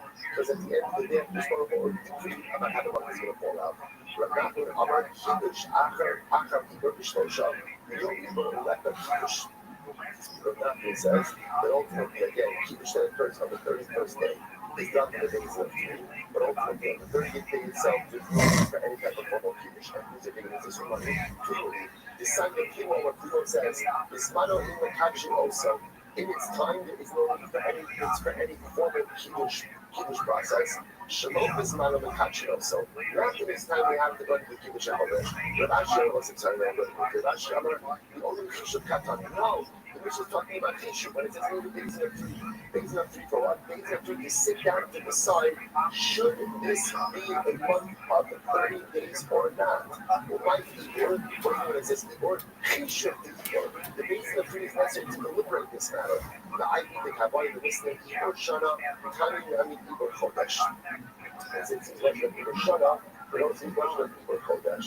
The Kishu Chodesh here, Kiddush Chodesh Lo, and it's only ultimately what? It's only Halakha L'Maisa, the contemplation about what the new month should be that requires a base of three, but Kiddush does not. His opinion is that's Rabbi Eliezer. Decided Eliezer Omer, Bein Bismano, Bein Shalom Bismano, in the Kachno. So you don't need a full Kiddush on the 30 or the 30. The Kiddush was Shnasa Chamishim, Shana the Mekadesh, the Yata Mekadosh. Basically, it's to sanctify the year, right? Years, we require formal Kiddush basically, but ultimately, again, months to that. Therefore, it turns out that when the Mishnah said they need a basin of three, or the Chodesh, what it means is you need a basin of three for deliberation about whether or not the current month should have 30 or 31 days outside, Shkoyach. Yeah. Sunday. All right, have a great day, everyone. The shot is with you.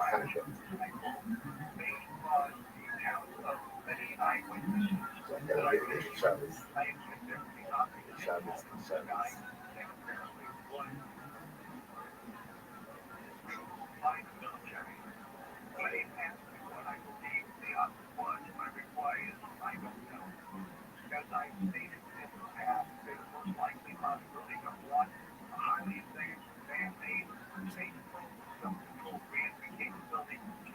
According to the secret warning, no membership before you can have us today.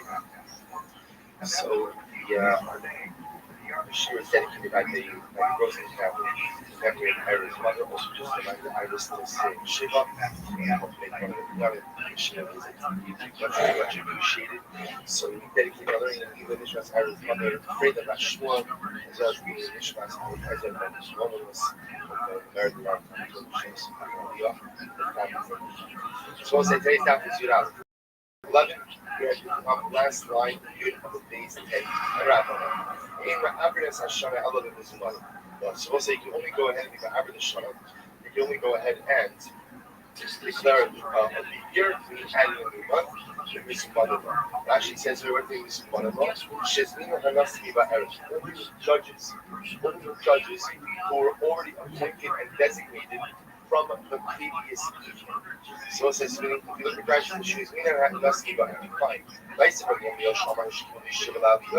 so one time, Rabbi Gamliel, who was the Nasi, he went ahead and he appointed 7 judges. He recognized them. He told them the night before already that I need you to come the next day to be Ma'abed Shalom. So go ahead and add it on the month.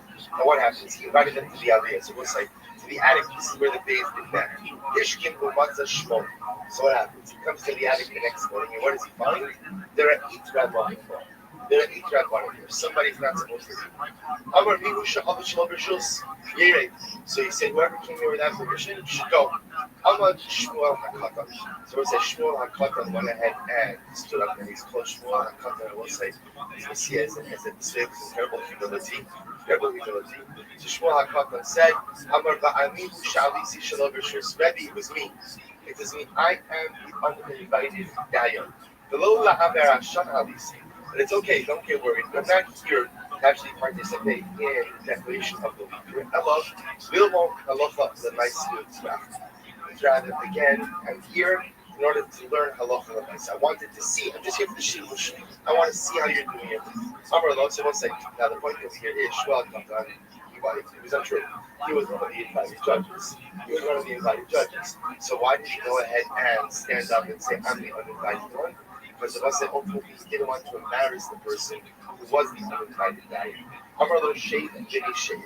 So Rabbi Gamliel says, please, my son, sit, you can stay. The truth is, all of the leap years, you are so great. And all of the leap years can be declared just through you. Rabbi Gamliel says, listen, I'm happy to have you here. Which one is going to course that it's not a problem in you, it's a problem in the fact that when I saw that you don't have to be disappointed. You have to be invited, so to speak. You have to be designated already from the night before. And the Gemara says, we have Shmuel HaKatan Allah. Now the truth is, remember, the Gemara just says it before, Shmuel HaKatan really wasn't the uninvited judge. He was invited. So why did he go ahead and declare himself as the uninvited judge? Hello. Image Achrina, Umachmas Subahu Dahab. Rather, at the end of the day, it was someone else who came uninvited. But Shmuel made himself look like the uninvited judge, or the same the other individual from embarrassment. Rashi got the traitor of Achmas Kisubu the Abed, Shal Yakiru Haya Haola Shal Rishus, Vial Inu Panu. So in order to go ahead and save the other individual from being embarrassed, Shmuel HaKatan takes the achrayus on himself. Kihad Yosef Rebbe Vikadash. This is nice. I told you, I promised you that this is magnificent. Kihad Yosef. What's amazing about this is, and I always marvel about this. But that film, as you may have heard here, program, the Baruch Hashem, we're 2 years away from our Siyum Hashas lesson, which is quite amazing. What's always amazing is the timing, the context of the Gemaras, the events. Here you have incredible bit of the Chaveru Gemaras. mamish in the midst of the center for 9 years. But the actual of the 9 years is to ultimately work on our Be'adol HaChaveh. It's incredible. Kiyad Yosef Rebbe, V'kadar she'ediach be'ach shom. So Rebbe's giving shir. Also, listen to this nice. Rebbe's giving shir. And what happens? He smells garlic. Someone ate garlic. So Amar, Misha Achal garlic. Misha Achal shom, Yetze. What a chutzpah, you don't come to shir right after you eat garlic. Right? So this is like, there's a thing like coming up Rios over there. You know, meaning you can't come in all flashback up with garlic over here. Everybody has to sit around and hear that. So smell that. So again, it's way garlic. Whenever you get our garlic, please leave. I wonder if he Biyatza. So I'll say if he stood up, he left. The Kula Biyatza. So we'll say after he left, the other Talmidim left as well. So the Gemara says, Shachar, Bats Rabbi Shimon Rabbi Chia. So we'll say the next morning, Rabbi Shimon, the son of Rabbi, found Rabbi Chia. And he said to him, Amalei, Artu Shitzi Arta La'ava. So we'll say Rabbi Shimon, the son of Rabbi, said to Rabbi Chia, why did you give so much sacrifice? Why did you eat garlic before coming to Shir? Obviously, Rabbi had a sensitivity to this. So why did you eat garlic before coming to Shir? So Rabbi Chia says, Amalei, Lo Tekin Zos B'Yisrael. So Rabbi Chia said, Chas V'Shalom. I would not eat garlic before coming to Shir, knowing that the mice again was a sign of disrespect. Meaning the idea is he also has to make himself presentable to the Rebbe. So the mice can't keep garlic. Essentially, he was saying it wasn't me. I took the hit, but it was not me. Rabbi Chia Mehechel Kamera. So it's like, here's the interesting part. What's the precedent? This. That you should take, or you can take responsibility for something, and even if you did not agree. So Chaim Shmulevin was some comments on this. He said this idea, the Hegel comments, was like, understand from the temple line, which is the moment. The Gemara gives over, give me 2 examples. Shmuel HaKadosh and Rabbi Chia, essentially both who took blame for something in order to save someone else from being embarrassed. So the Gemara says, from where do we know that is an appropriate behavior? So says Hashem something amazing. It says, Masha Gemara Shoelas Ve'echa Gamerla, rowing, Sha'aser lo la'adam le'isnahi l'fi savaras. Listen, what do you learn from this? You learn from this that everything you do in life has to be based in the Torah. That was like, you know what the greatest challenge in life is? And I was getting a lot of humor at this. When people develop their own shittas, like I have a shita. This is my hashkafa. This is my shita. That's your shita. Where'd you pull that one out? Right? I'm saying, where did you get that shita from? So the answer, if we're honest with ourselves, is, but here's what normally happens. I decide what I want to do in life. I decide what I want to do. And then I go ahead, okay, now that I know what I want to do, let me build my shita and my hashkafa around what I want. It becomes this reverse called that. Reverse called that emotion. The verse says that believe in HaKadosh Baruch Hu is I make myself in God's image. Avodah Zarah is I make God in my image. I decide what I want to do, and then I create a framework around it. It's such an incredibly so these are traditional language. The Gemara asks, Mehechi Gomer. Okay, it sounds like it's a nice thing to do, but if you can't find a Makar in Torah, if you can't find a Makar proper Hashkafa, just because you have a Shita, just because I have a Svara, just because I have an idea, it doesn't make it a justifiable behavior. It's an incredible use because if you live life like this, before doing something, saying something, or assuming that something is correct, ask myself that simple question: where is this from? How do I know that this is true? So the Gemara says, this is from Rabbi Meir. We hear it from Rabbi Meir. Also listen to this, nice. Whatever Rabbi Meir decided. One time we'll say, you can't make this stuff up. So one time a woman came into this Rabbi Meir. She said, Amrla Rabbi, echad mikem kitshani b'viyah. So what did she say? What's like, can you imagine this? She comes to the Medrash. She said, listen, one of you guys betrothed me with Bia, right? But again, whatever, I don't know what the Metzias was, but whatever it is, she wasn't sure who, she's not sure who, but can you imagine, she shows up at the next Medrash. She says, someone was like, Kaddish me with Bia. I will say that this is problematic on multiple levels. Right? It's problematic, number one, because obviously the woman doesn't remember who it is. But the nice, we learned in Kiddushin, as much as Bia is one of the ways in which a man can be Mekadesh and Isha, but Chazal very much frowned upon it as a mechanism for Kiddushin. So obviously what happened over here, something shtickle illicit, or potentially illicit.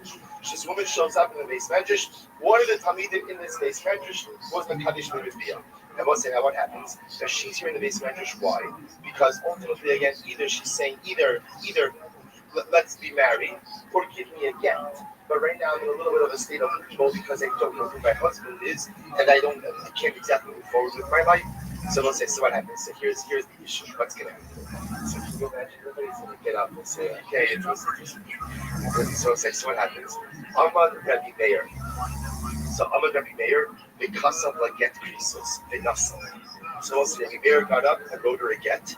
Amdu kulam, excuse me. Amdu because kulam enough. We'll say after seeing what Rabbi Meir did, all of the Talmidim wrote her again as well. I will say now obviously only one of those was a valid get. But by ultimately again obscuring the identity of the perpetrator or of the person who actually was Mekadesh with Bia, he was able to save face, the individual was able to save face, and the woman was able to get her get. Rabbi Meir, so we'll say it says, where did Rabbi Meir get that from? Right? So Rabbi Meir also demonstrates this behavior of doing something in order to save someone else from embarrassment. Rabbi Meir, where do you get that from? So the Gemara says, listen to this. Where did Shmuel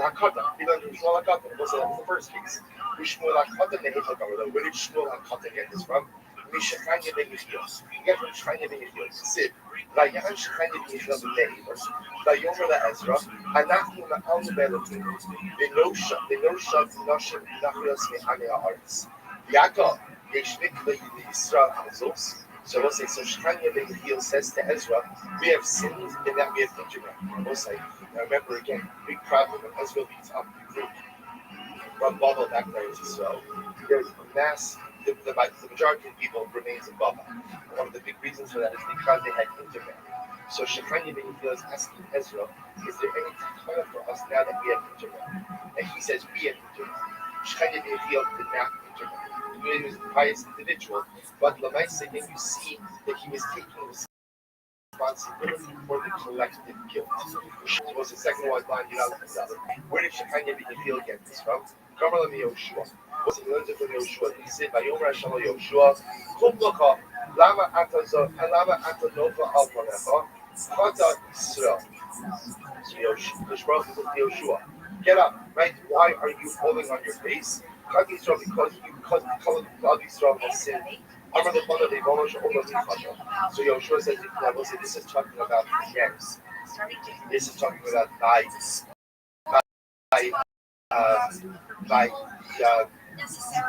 Achan, excuse me, thank you, by the feet of Achan. Right? They will say, so the halacha was ultimately Achan took the spoils, right? And that's why, again, there were fatalities in the war that Yoshua was waging. So Yoshua asked the Kodesh Baruch Hu, so who committed the sin? So the Gemara says, so we'll say,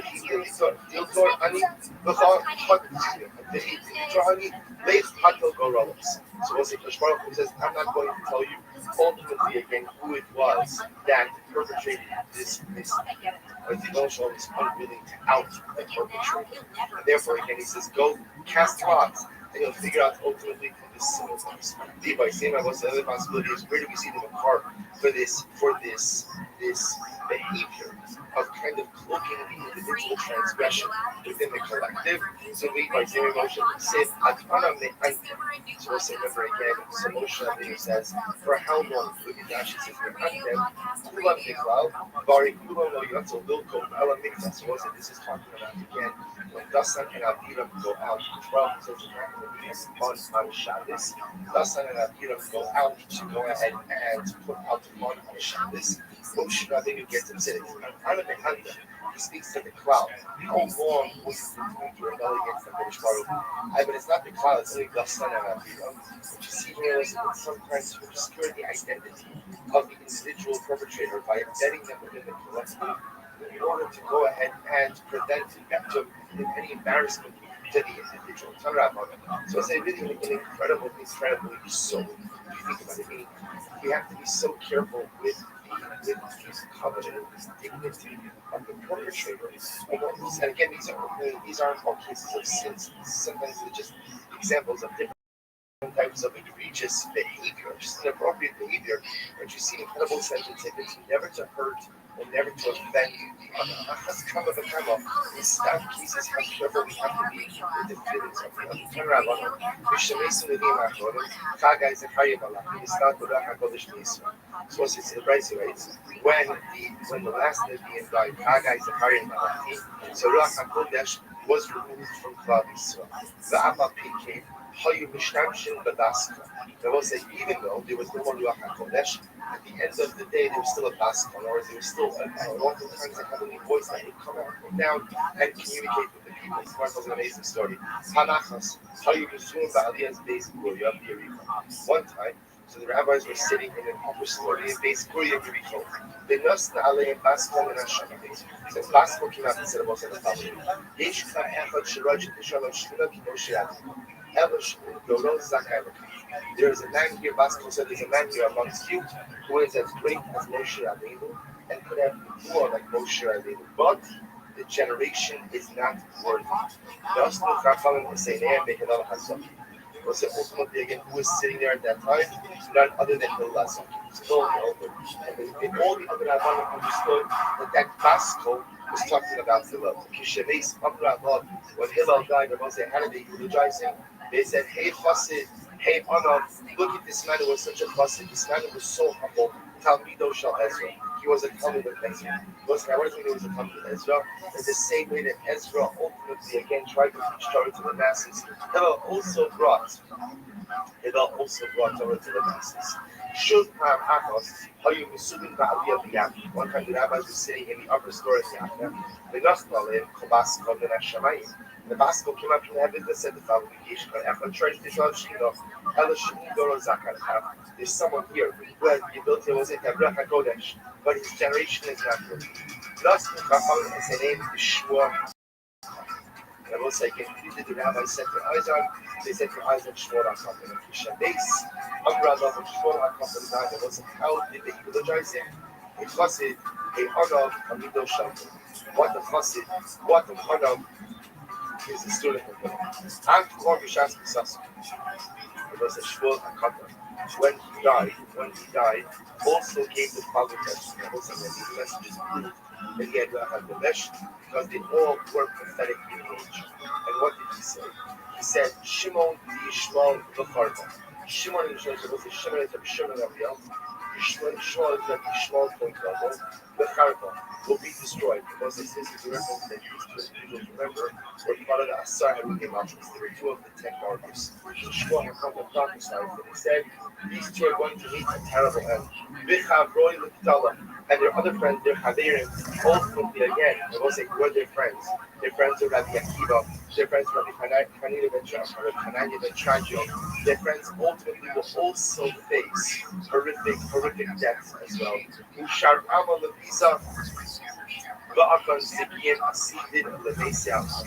And the rest of the nation, unfortunately, will be plundered, and great tragedies will come upon them. So as they show how God prophesizes ultimately again about not only the Korban Beis Hamikdash, but the incredible persecution that is going to occur afterwards as well. Val Yehuda ben Baba, big shoot Novaki, wasn't about Yehuda ben Baba.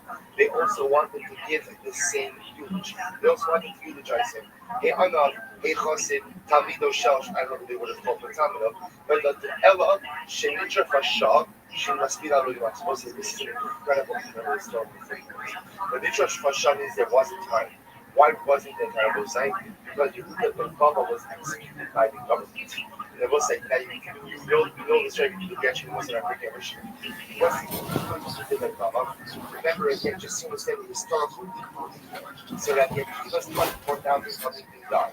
Right? He goes ahead and he appoints 5 for some reason that Yehuda never gave those 5 sleep. Never gave them sleep. Right? He never, like we saw inside, he said, you never wrote the trick. So here was the problem. The Romans had outlawed smicha. And the Romans said, every case smicha is going to be put to death. Not only that, any city in which smicha is conferred, the city will be annihilated. Not only that, but even if you give smicha outside of the city, any city closest to the space in which smicha is given will be annihilated as well. Obviously, just stop the space. Yehuda ben Baba it's such an incredible story. People gathered in my family. And the Gemara says, shows like a desolate area that wasn't in close proximity to any city. He gave them smicha there in the middle of nowhere. The Romans found out. The Roman army is coming to capture them. He did best of it, posed the 5 communities. I am an old fast. I've lived my life. You 5 gold, I'll fight off the Romans. So then he became, you have to go up to him, you have to carry on.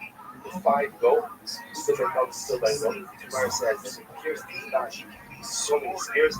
Nahas Kubo Kitabras. These little 5 usually like to see. Because that's how you do the Baba Dad. So then Baba Dad, Hashem, I think that he's like the 5 people of not yet. What's it?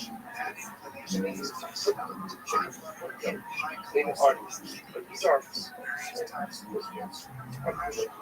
just so they couldn't eulogize the Ben Baba. Why? Because most of the resources concerned that when someone was killed by the government, that the government might change their minds about allowing burial to occur. So whenever was somebody was one of the Harugi mountains, they quickly buried him in order to the king's shop. So they wanted to eulogize the Ben Baba also, but they didn't ultimately again in order to just bury him. Baba was incredible. Baba. We can speak a little bit more about the technicalities of declaring a leap year. In Ma'abrinas Hashanah, Ella 15 years of us was like the only time we go ahead and we're Ma'abrinas Hashanah is a us. Remember again, just like there's a Reish Galusa in Babel, there's a Nas. This is after, this is post the Ma'abrinas. So there's no more king. You have a head of Babylonian Jewry Reish Galusa, and you have a Nasi in Eretz Yisrael. So you can't go ahead and declare the new. You can't declare the year unless, of course, the Nasi wants it. My said earlier, Shalach Nikoshis. 8 cell shows on after Shabbat one day Rabbi Rothschild was out of town. He went to go ahead and speak. He had to get permission for some real matter. And the ruler in Syria, the Shah loved. So what happened? They had to declare, and he wasn't there. It was Hashanah actually here to Rabbi Rothschild, and they declared a leap year, but on the condition that was that Rabbi Rothschild would agree. So they were retroactive declaration. So Rabbi Rothschild Nin says Shalom. So the Gamliel came back and said, okay, I agree. And it was retroactively determined that indeed it was in Ma'abrinas Hashanah in Ella Ikim Haisa Tzricha Mepei Adrachim Umepei Gisharim Umepei Tanrei Pesach. So let's listen to this. Now the Gemara says the following: why do we declare it? Why do we declare? So the Gemara says we only declare a leap year for the following reasons. Number one, the Me'adrach will say if the rainy season continues and the roads are still muddy, and the people from Kutzars will not be able to get there to Israel in time for Pesach. So we go ahead and we declare a leap, give another month for the roads to dry out. The Me'adrach will say same thing with the bridges. Let's say as a result of the rainy season, the bridges are in a state of disrepair, they're not going to be repaired in time, you declare a leap year. The Kate Turner check was very interesting. So remember, Korban Pesach could be roasted in an oven. So they used to roast it in clay ovens. Once they had an excessive rainy season, what happens to clay ovens? So ultimately, they become watery. In other words, they don't dry out. You can't roast anything. So in order to go ahead and so what's the common thing is any major factor that prevents people from getting to Shlosh Pesach might ultimately go ahead and be a reason to declare a leap year. Or if they go, or if we see that people already set out for the journey to come there to Israel, but just because of different conditions, they're not going to be able to make it in time. About but also we will not declare a leap year because of snow, or even if it's snowing. Because Rashi points out, snow doesn't prevent people from getting where they need to get to. But let me that snow, not because of cold. And if it's excessively cold, don't declare a leap year. It was like, if people have not yet even left their homes or begun to try to travel, we don't declare a leap year for them as well. In the Abrinas Hashanah, lo mipnei hagidiyim, lo mipnei hatilayim, lo mipnei hagozel shlopir. Supposed to listen to this. We will not declare a leap year because of the goats, nor because of the sheep, or nor because of the doves that have not yet begun to fly. What is this talking about? You're going to be Rashi for just a moment. So Rashi says, listen to this. Now look at we're going to carve Pesach either from a goat or from a sheep. Now, if you want to be economical about it, the goat is the biggest animal possible. Why? Because the mice, again, the bigger the karka the more people it feeds, or the more meat it gives to every person. You can chef just one animal where you're sick, where you're basically you say tonight, that's obviously an economically sound decision. We'll say, so let's say again, just the way the years work out. So the goat and the sheep are still small, and another month of fattening that of them up would go a long way.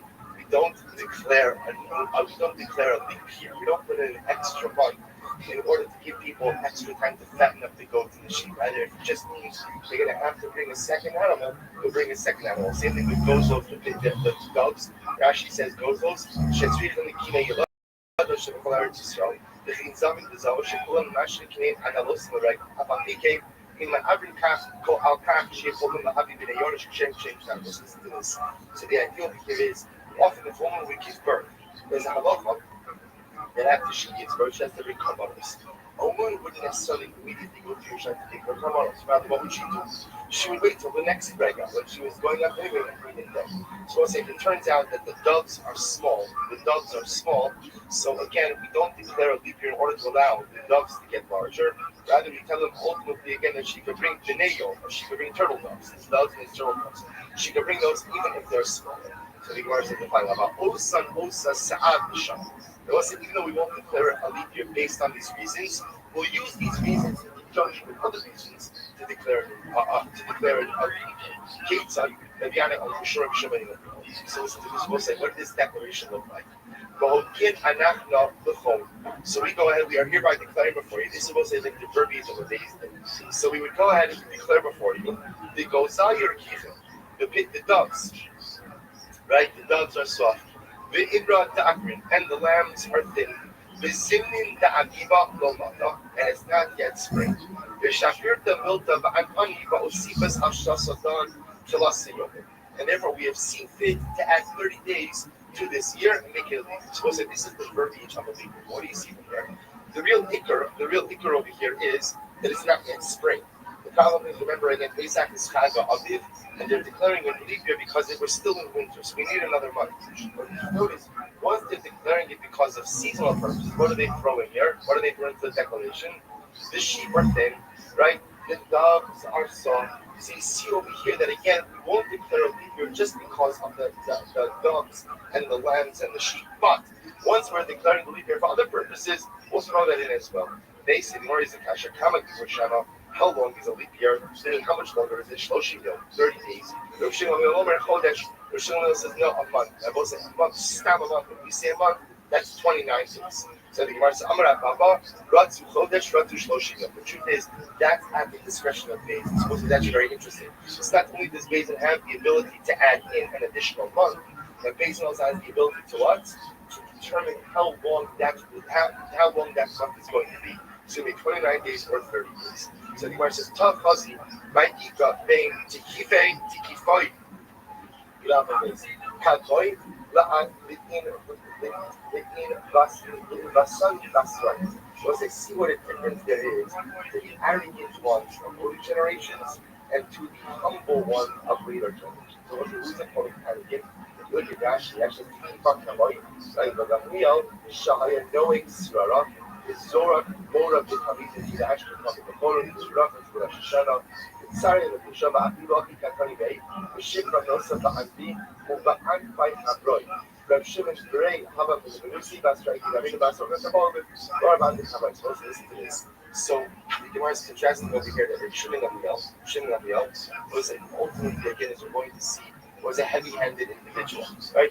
But Shimon Gamliel ultimately again is the one, remember, who is deposed. Like he's removed from being the Nasi ultimately because he publicly embarrassed.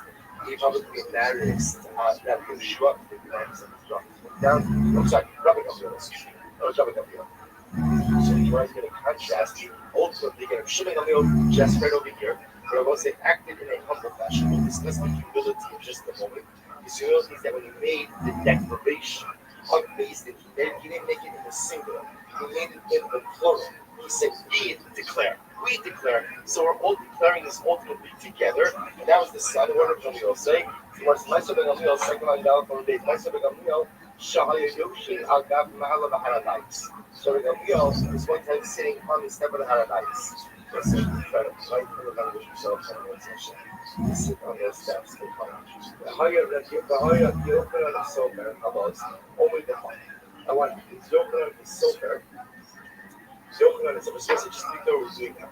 The Gemara is contrasting the father and his son. The Gemara is talking about a way that the son of Shimon Gamliel, when he sent out the declaration of the leap year, did it in a very humble way. How was it humble? Is that it was phrased in the plural. It's phrased in the plural. So we'll say, even though again he was the Nasi, and he could have phrased it in the singular, saying, I am hereby declaring, I being the Beis Din, nevertheless he phrased it in the plural. Rabbi Gamliel is sitting on the steps of the Arabah. It's by Yochanan and Sokar allows only the one. The Shalosh Milos Tatum Kosafai, we'll say in 3 pieces of parchment. Describe Yochanan and 3 pieces of parchment in the way.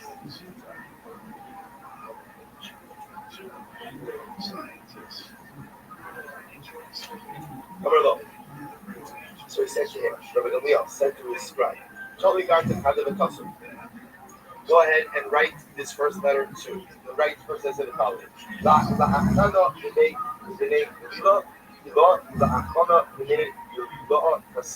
Send it to our brothers of the upper Galilee and the brothers of lower Galilee. Peace be upon you.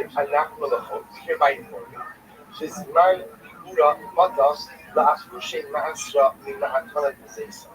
we're hereby writing to inform you it is time for you to go to Zman Bir. What is Zman Bir?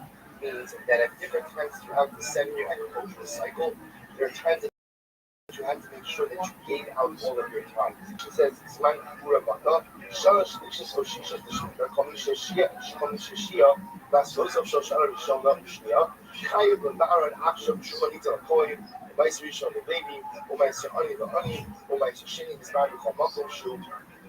Was at the end of years 3 and 6. There was a public declaration that you have to make sure be a Meiser. You have to make sure that you've given away all of your times. So the first one on the letter is my brother, Galilee, upper Galilee, lower Galilee. Make sure to go and separate Meiser from your olive press.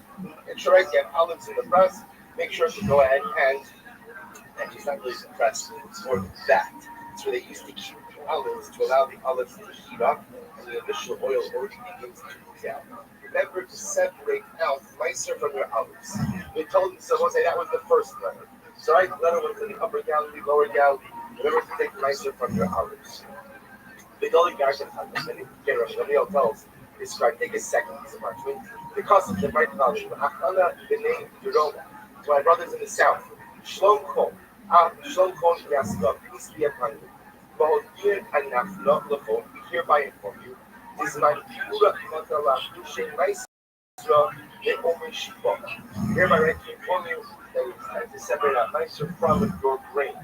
From your grain, the Jolly Garden, they take another piece of parchment.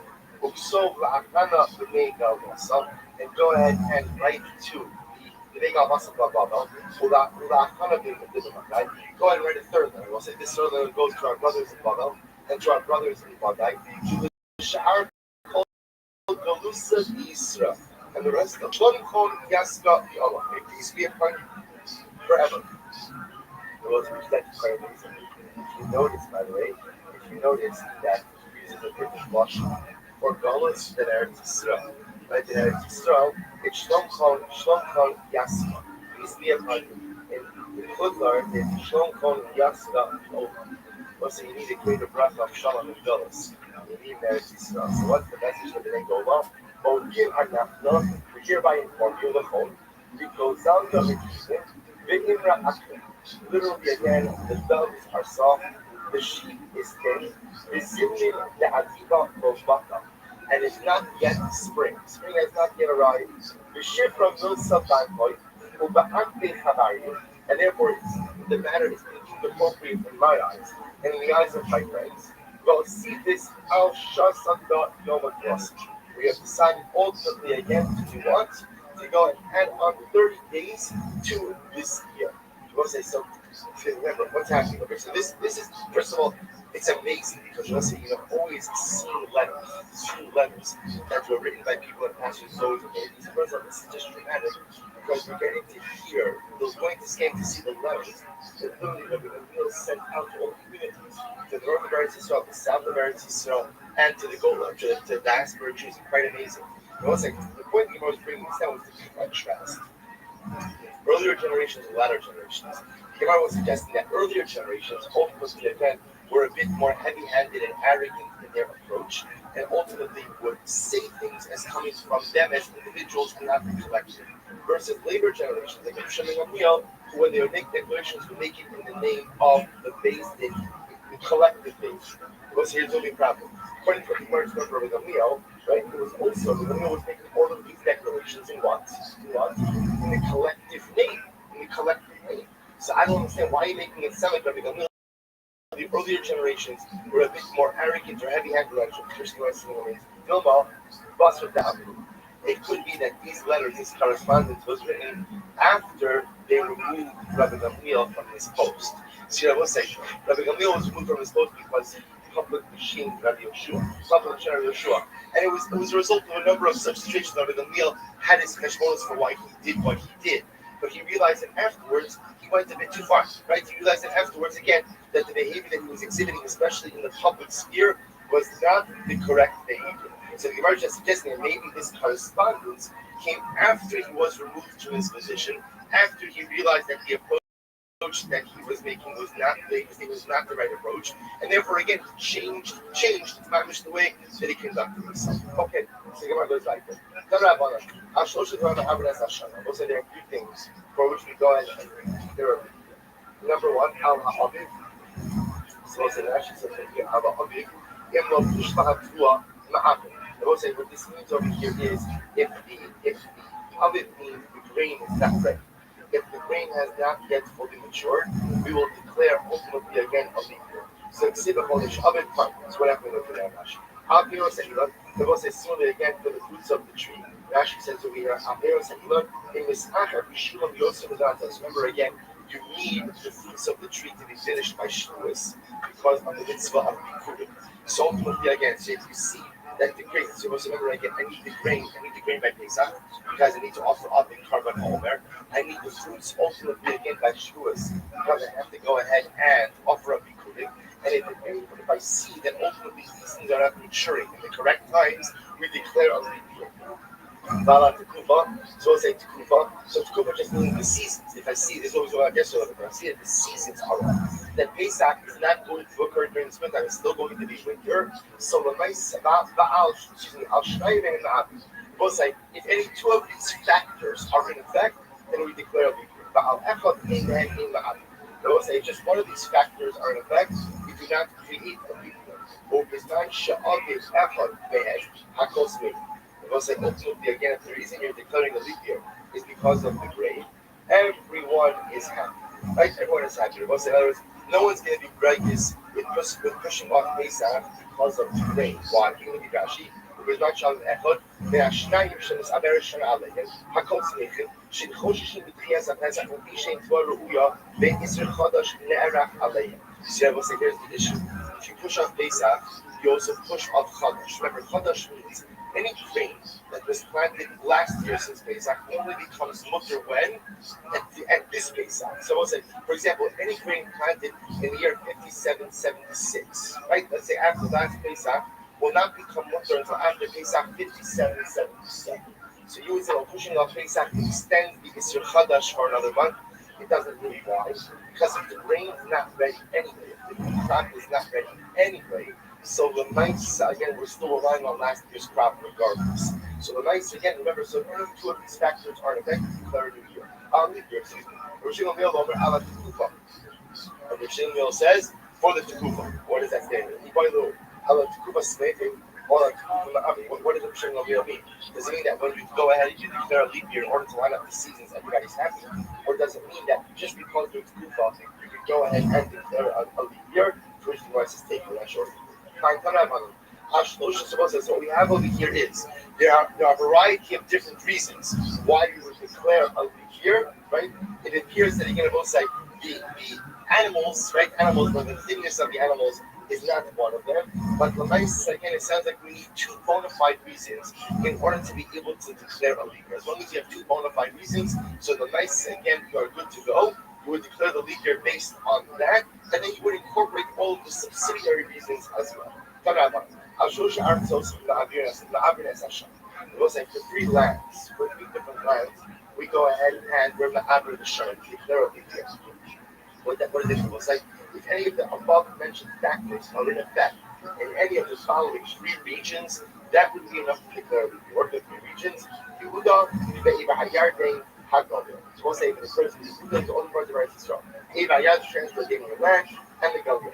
Al Shlayim and Ma'avim, Bal Achas and Ma'avim. We'll say if you have issues present in 2 of these areas, then you can declare a leap year. But we'll say if it's only present in 1 of these areas, don't declare a leap year. And I will say, Yehuda is one of the catalysts. Yehuda is one of the reasons why we're declaring the leap year. Everyone's happy. Why? She'ein Omer Ba Elam Yehuda. As I was remember again, the Pasha is declaring it in Yehuda because the grain is not ready. If the grain is not ready in Yehuda, we want the leap year. Why? Because ideally we want the carbon Omer, which is the barley. Barley is the earliest growing grain. We want that to come from Yehuda. We want that to come from close proximity to Yerushalayim. So if it's not ready yet, we're happy to have the Torah on in the Avinas Hashem Elam Yehuda. In the Rubik or Little Beres. So listen to this. If you only declare a year in Yehuda, but if you ended up declaring it in the Galil, it's Little Beres, it works. Heid Hananya Ish Ono. In Hebrew, but Galil in a Little Beres. Most of my focus, Hananya says no. It has, if you don't declare it, if you declare it in the Galil, it is not Little Beres. Not only the Yerushalayim Hazi, right? And the Hananya Ish Ono. Why is Hananya so insistent that the leap year has to be declared only in Yehuda, not anywhere else? I'm going to listen to this. I'm going to the says, the Shivno Sidrushu, the Rasa Shama. So we'll say, what is literally again the Shivno Sidrushu? Which literally means that you shall seek it out as his dwelling place, as a Mishra, his dwelling place, Ubasa Shama. Called Jisha Sha'at Dorish. And we'll say, anytime you're darshaning something, right? Anytime something has to be darshed out. In other words, anytime that an innovation must occur. For example, let's take declaration of a year. Ultimately, it should only be in the place where HaKadosh Baruch Hu resides. If something dramatic has to occur, like a leap year, then the nice again that can only be in the place where ultimately the Lord resides. Stop over here from today. We'll pick up in Eretz Hashem more with the leap year. Eretz Hashem. Weather services calling for large raining waves of 5 to 9 feet. The dangerous rip currents, which means a higher risk of tides connected with the supermoon. Today is day 38 and the longest government shutdown in American history. The Senate is expected to vote today. This vote will be number 15. All right, let's say good morning. Good morning. I'm listening to Hanukkah. Great to sponsorship to continue in our journey. So I have together with you by thanking all of our sponsors for this morning. Should thank our annual Hanukkah sponsors and conference by the Mishpach of Eretz Yisrael for dedicating all of the Shiurim and Drushos this year. The source of finishing the second spell of Asra, and Eretz Hashem beginning the exciting adventure of the second Jewish. So Eretz Hashem to finish this Masechta, and many Masechtas together in the years to come. Our Torah sponsors for the one with the information of the yard site of Josh's father. Yisrael Yehuda, the Rav Chaim Raphael, security of all of our precious soldiers, Samuel Malka Esther, memory of their parents, Yitzchak Linda, Rachel, Bas Baruch Avram, Bas Henach Ephraim, Smonda, yard site today, and in memory of their dear friend, the brave soldier. From the whole then Beatrice Miriam and Danielle. Learning sponsors, Alan and Sherry Steinmetz, in honor of the Bar Mitzvah of their grandson, Judah Steinmetz. Mazel tov to Adam and Allison Steinmetz, the whole Mishpacha. Mazel tov to our grandparents, Chuck and Patty Levy. Information of the yard site of Shem's father, Moshe Nosson Ben Nachum Manis. Zichron Bracha. We hope that in the merit of our Talmud Torah, all of the Neshama Sadhu Aliyah, the families on the family, all of those who need a refuah Shabbat, Tibul, Kol Cholei Yisrael.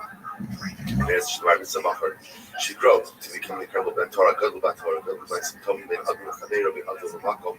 Precious hostages should be shall be returned to their families, Shalom and the Karov, and our holy soldiers should be successful in the whole of Masayah. Let's with that, let us begin with the last today. He said, incredible that one of us today's that good. We have to know for intense amount of days, 9, and then over at those things, which is 2, 4, 6, 8, about 29 times 80 about the ABI there's single thing that about so that really very trouble. Really brings witnesses that said that the whole committee was on cases. Was there obviously impact on that people number one potentially have the case for that penalty. And also of course there is a loss of the now done. So the thing about witnesses that are committed adultery, the ABI sins, and then Rachel's father brought witnesses, they see them the ABI. And they, the witnesses, of who they so process, so the father's witnesses show up and say to Ruben's witnesses, there's no way you could have seen Rachel commit adultery on Tuesday, because on Tuesday, one of the witnesses was us. There was us. So it says, remember, the way Hazama works is the father's witnesses are not claiming that Ruben's witnesses are actually different. The father's witnesses are not claiming that Rachel didn't adultery. They have no idea about whether the adultery or not. But what do they know? They know that Ruben's witnesses, like the husband's witnesses, did not see what they said they saw. For the simple reason that Ruben's witnesses were somewhere else at the time of the election event. So let's just remember again what happens with Hasana. In general, when people are being criminally, there's a reciprocal punishment. That's no conscious of what we do. Whatever punishment they sought to impose on the defendant, that's the punishment they get. So what's not left in this case? Now look, there's anything about that, witnesses in this case. Witnesses of Ruben's witnesses, they are dead. They try to put Rachel to death. And therefore, Rachel is therefore to them as well. However, the aid of the Shalman mother, they do not have to pay money. Now again, remember, as I mentioned before, the conclusions of their testimony is twofold. Number one, bring Rachel to death. Number two, depriving her of her ksuva. But the halacha is, they get the death penalty, they don't have to pay. Why? You know this principle. Whenever you go ahead and one act, share is full responsibility. One of them capital, one of them financial. So the capital punishment trumps any financial obligation. So therefore, get them to death, that's a typical punishment. But they do not have to pay this. Incredible. So the market is positive. Positive maybe about anything. There is something that maybe have. So what happens now is that again, we'll see the same sentence in practice exactly how these cases can work. But again, for now, we'll understand. So let's say in this case over here, right? Ruben's witnesses that are quite often adultery. Father brought up witnesses and makes Ruben's witnesses into Abraham's and then Ruben gives another set of witnesses that makes his father-in-law's witnesses into Abraham's How did the party do that? That's bottom line of all this, right? So what happens? Now, so now Ruben brings a second set of witnesses to make his father-in-law's witnesses into Abraham's So that's how long. So in this case now, so the witnesses of the father, like the father's witnesses, are going to be put to death. Because remember again, from their testimony, they were going to put Ruben's witnesses to death. So therefore, the reciprocal punishment for those witnesses is the death penalty. Watch this. Over Shaman Mama possess. And they also have to pay money. Now take a look at the Rashi for just a moment. Look at Rashi.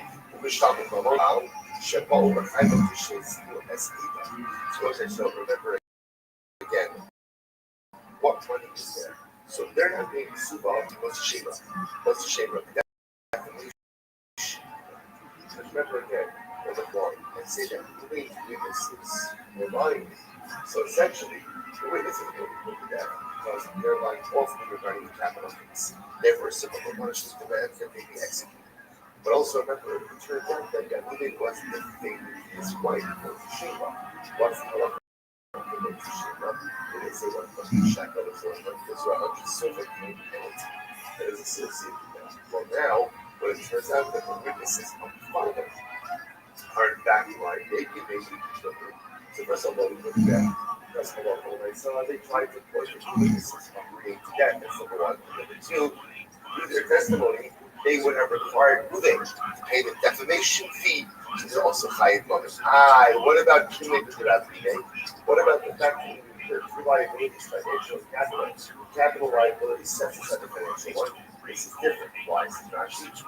Sorry, why is it because it's bubble the Zan or the Bashal Sinzan. So this is fascinating.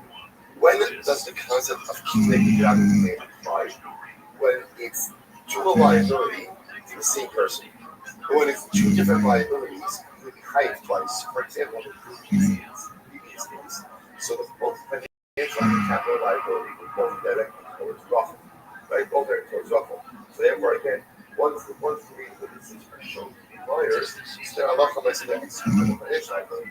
So here, notice, when the witnesses of the father are proven to be children, there's no liability, but in two different directions. The chayiv son to the witnesses of proving that that's the liability there. And they also would have required Ruvain to have to pay money. Two different people, two different buckets of liability. Kimei B'Dirabine does not go ahead and apply. So I'll say, by the way, we've seen this before, just in a different application. Like, so for example, let's say Ruvain goes over to Shimon's field on Shabbos, and he goes ahead and he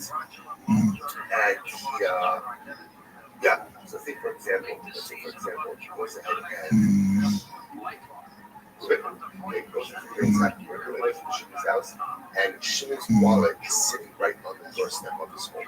And so what Ruvain does is he steals Shimon's wallet and he pulls it outside of the Rosh Hashanah. So in that case, that's halacha. Ruvain is going to be chayiv for Shabbos violations. That's what item from one domain to another, but not chayiv for the theft. There's simultaneity. Both the liabilities, right? Simultaneity for the liability. Both liability occurred simultaneously. Contrast that with apologies. They goes into Shimon's field, right? And plucks a carrot out of the ground to steal it. Then what's the halacha?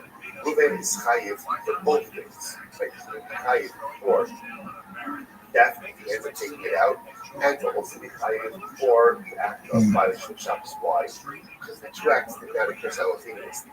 When he plucks it out of the ground, there's Shabbos liability, but theft liability actually doesn't occur until it leaves Ruvain's property. So we see this concept. Kimei B'Dirabine only applies when there's simultaneity. When the two events are disjointed, you could be chayiv twice. So this is just so we usually see simultaneity in act. Here, what you want to introduce is simultaneity in liability. If you're liable to the same person, then I'm not going to chayiv different people to a liability. Incredible. So the Gemara goes back here. Literally, Yossi says as follows: Cloni Ravo so who back on the start of the argument? Right? So Ruvain claims Shimon violated it. Right? Shimon violated it. Shimon sodomited. So what's the halacha? If Ruvain claims that it was against his will, then Ruvain can combine with another witness to put Shimon's trap. And that's the halacha. So again, we're going to see, interestingly enough, even though Ruvain is a participant in this, right? Ruvain is the victim over here. But halacha Ruvain can combine with another witness to put Shimon to death. On the other hand, let so know, if Ruvain says it was a consensual relationship, then Russia, but then ultimately again, Ruvain is in violation of biblical law. Now, told Russia paid. And the Torah says, okay, so again, Ruvain essentially has self-incriminated. So once Ruvain is self-incriminated, he lost his credibility, and he cannot go ahead and be a witness against Shimon. Rabbi says, not true. Adam Karov so Atzmo, Ve'in Adam Esim Atzmo, Rabbi comes along and says, no, actually, what Ruvain says is that he wouldn't participate in this act. He does not go ahead and validate himself as a witness. Why not? Because a person is not. So Rabbi is saying two things. Number one, Adam Karov Atzmo. A person is like a relative to himself. So just like relative and that we take testimony regarding each other, So such a person is not believed to give testimony regarding himself, specifically self-incriminating. And testimony bears to go to the last Rashi. Rabbi Rothschild says, "Being adam nifsal das it." A person cannot be made valid as a result of his own testimony. The adam karot itzatzmo, because a person is related to himself.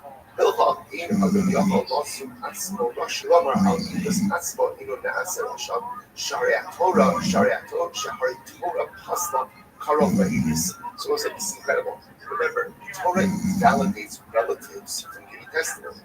Relatives cannot be believed as testimony. So again, if a relative can't believe, let's say this is an interesting idea. Who is your closest relative? Who is your closest relative? You. You are your closest relative. Therefore, again, a person is not believed to give testimony regarding themselves. Therefore, by extension, a person is not believed to go ahead and say anything that is self-incriminating.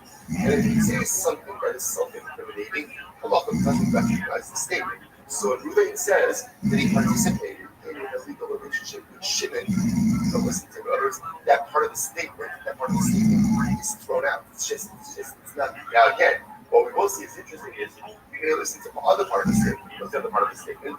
That Shimon did something illegal. That remains.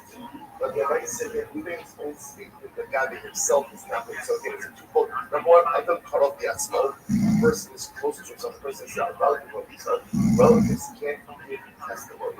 And therefore, by extension, any like the basis atzmo Russian person cannot be self-incriminate. I will say, I'll take something just amazing about this. Still shows Adam Karon and Atzmo. That sometimes when the person is close to himself. And let's say one of the greatest challenges in life is the ability to see one's faults, the ability to see one's deficiencies, and the ability to see what's really inside of them. It makes perfect sense. And sometimes it's so fascinating how we are so adept, so intuitive to see everyone else's faults and everyone else's shortcomings. Like I can pick it out so easily, right? Like I can listen from worst to least, right? Greatest to least, chronologically, alphabetically, like whatever you want. Like, and I can catalog it.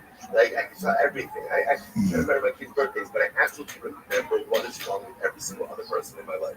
Like so we get hurt ourselves so blind to some of the things that are just glaringly broken.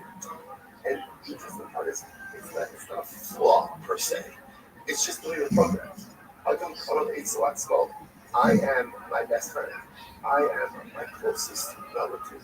And because of that, I'm just blind to so many other things that are broken. That's why again, so you see Chazal highlight the idea of having a red. It doesn't have to be a red flag. Just someone in your life trust enough people who loves you enough to be able to tell you you're a jerk. Not in that exact motion, right? But I just understand that's really not right. You shouldn't do that. That is a destructive trait. That is not healthy. You're better than having these people wrong. Let's say people go through life and they live life in an echo chamber and they purposely do not associate with people who are going to tell them like it is because they just want to keep going the way they're going. And they end up missing missing out on the life of self-actualization because I'm so close to myself that I just refuse to see it. It's incredible. So the brothers like Rabbi saying this is a tremendous kind of Italian, which we don't have time for. So in English, just remind me about Italian to other correlates a lot small. Rabbi, Ploni Ba'al Ishti. So we'll say, what's that? Well, Ruvain comes along, and Ruvain testifies. Interesting. Ruvain testifies, right? Ruvain testifies. Ploni Ba'al Ishti, right? So Ruvain testifies that Shimon had relations with his wife, Ruvain's wife. So Ruvain marries Rachel. So Ruvain comes to Basin. Shimon committed adultery with my wife. So what's that? So Ruvain and another witness can combine together to execute Shimon, but not to execute. So Ruvain, the husband, Shimon, not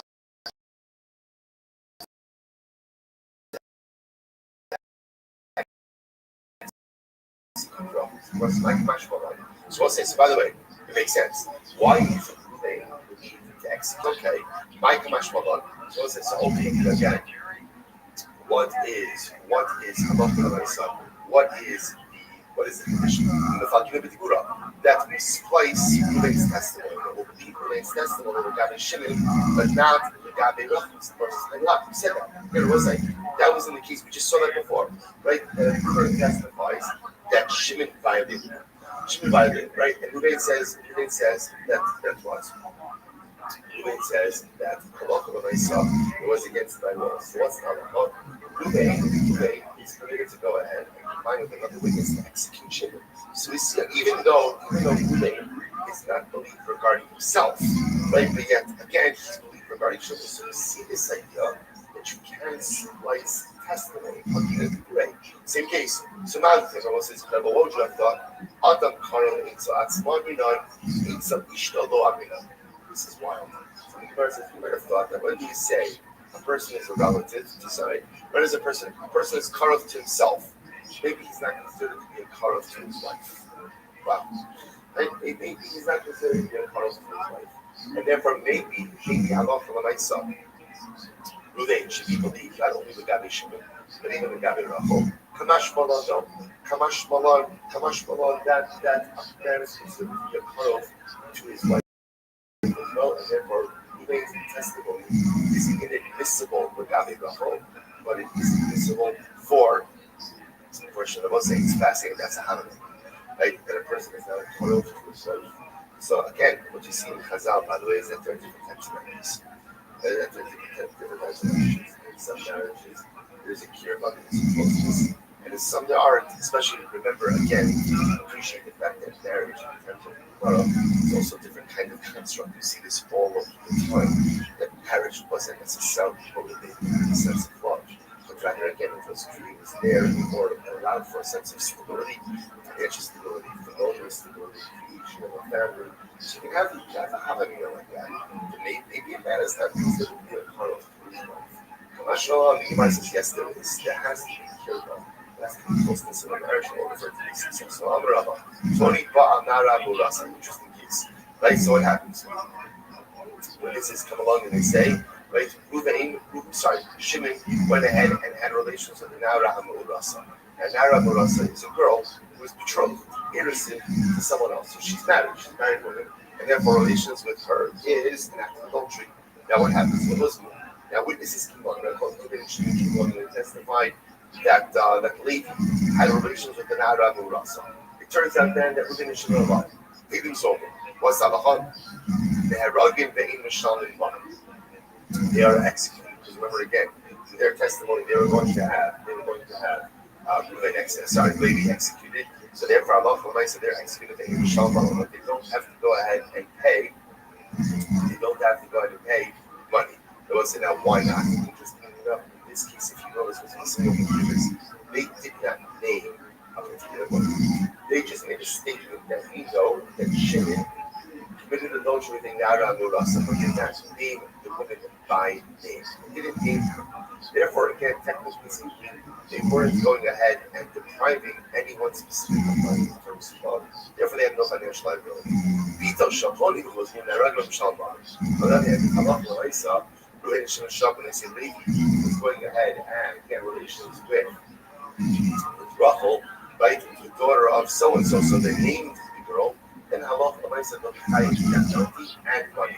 Because again, also remember, there's no twin drug in it. Why? Because remember, again, there's no simultaneous liability. I have to do different people. Amar Rabbi Foni Rabbi Hashar. So we're going to show up, and they say, Levi had relations with the Hamas. Okay, the husband. And it turns out that they're lying.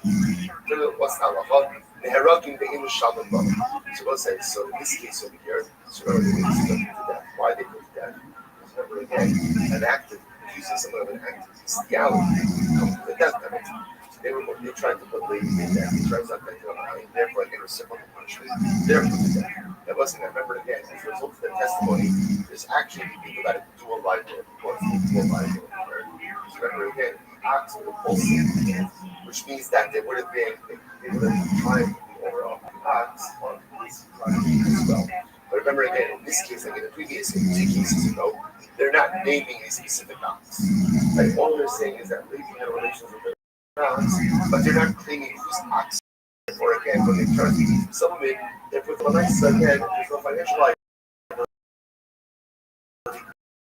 There wasn't something specific that they were testifying about specific ox. So the Gemara says, good. On the other hand, Sharo Shaponi was moved, they're rugged with shopping mother.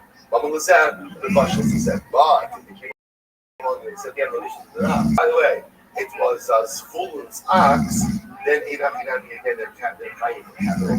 Right, they are just they're also going to be fighting for Mammon because they tried to deprive Zvulun of his ox. It's incredible.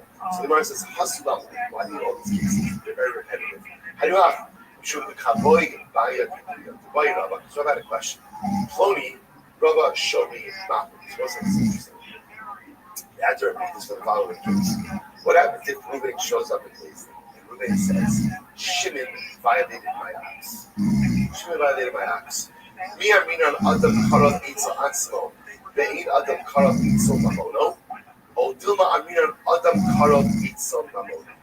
So I said, this is incredible. Do we say that the same way that a person is considered to be a relative to himself, maybe he's considered to be a relative to his money as well? They say a relative to his money as well. And therefore, again, maybe he's disqualified or so. So maybe they can't go ahead and testify regarding his ox.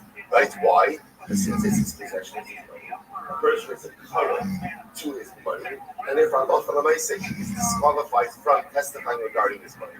First the person after we asked him, right? Asked and answered, Adam Karov Itzlatzmo, the Ein Adam Karov Itzlatzmo.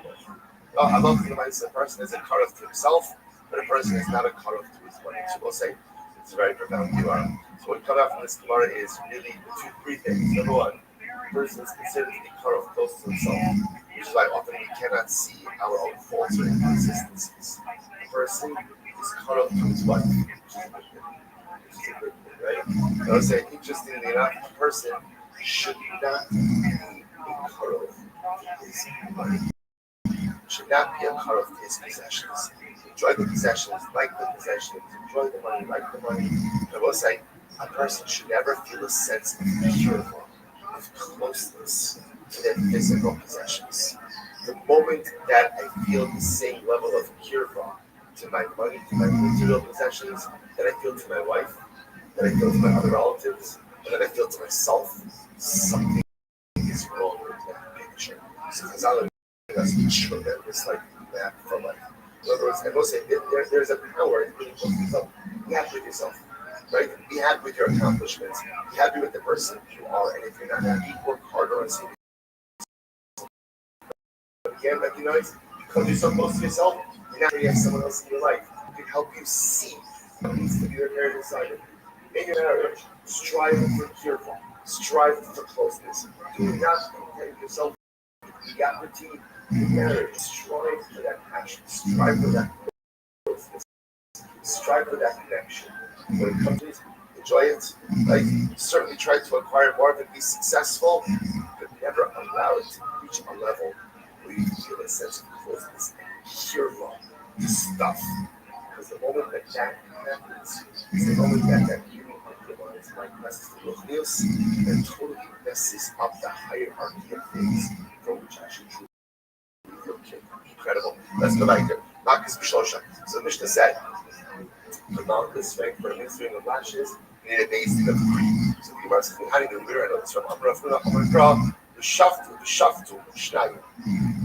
So we'll say, so the Pasuk says, Ushfatu, right? Literally, Kier, Bib, Anashim, the Mikshu, Ela, Mishpat, Ushfatu.